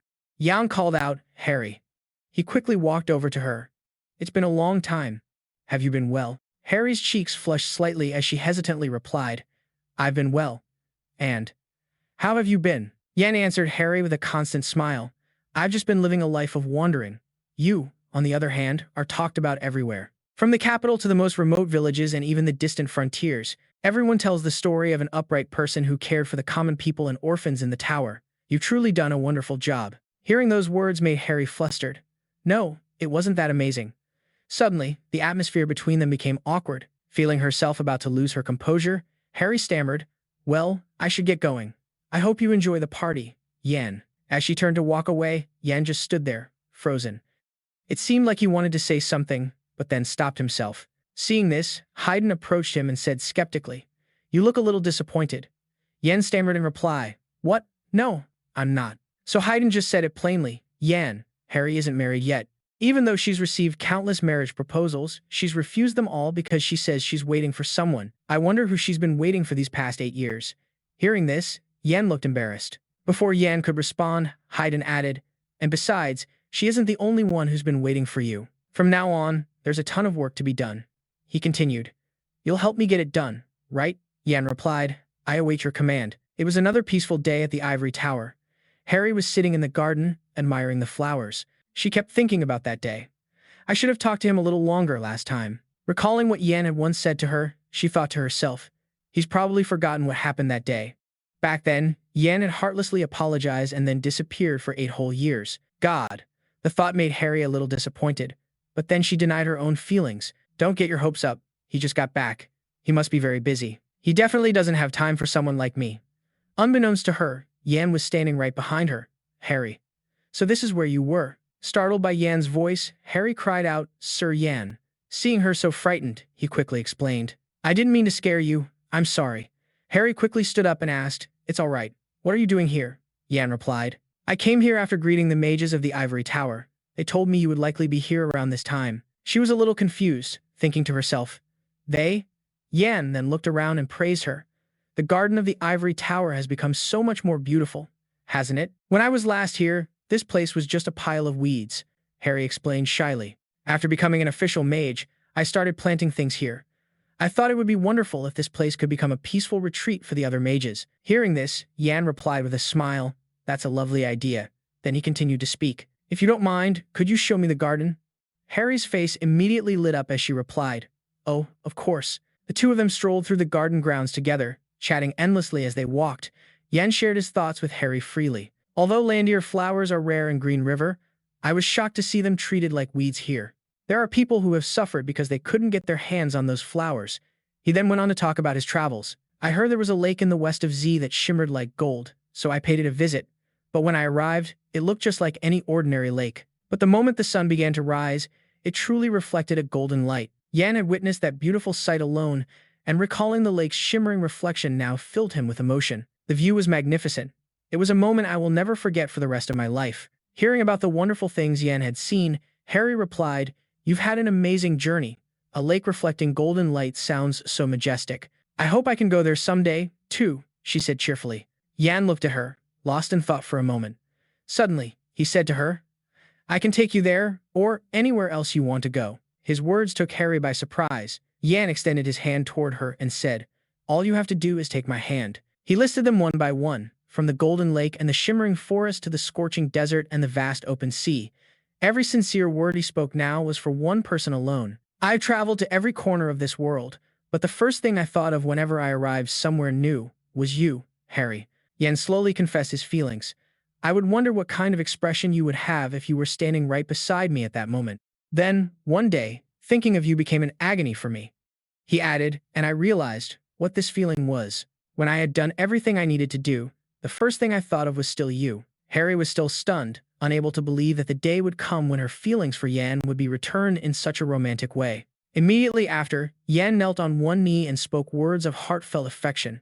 Harry, please be my companion for the rest of our lives. With all the love in his heart, Yan said, allow me to be by your side for all my remaining days. Seeing the man she had secretly loved for so long now confessing his feelings right before her eyes, Harry was momentarily at a loss for how to react. Her beautiful face grew redder and redder, but there was still hesitation in her eyes. Harry then asked hesitantly, You won't leave again, will you? Yan immediately affirmed, That's right. I will always be by your side. After that answer, Harry burst into tears. Seeing her sob until she trembled, Yan grew flustered. But her next words truly touched Yan's heart. I missed you so much. I've been waiting for a very, very long time. And so, Harry gave him a firm answer. I will. She gently placed her hand on Yan's and said, I would be overjoyed to allow you that. And finally, all of Yan's hardships across 2 lifetimes came to a happy end. Model.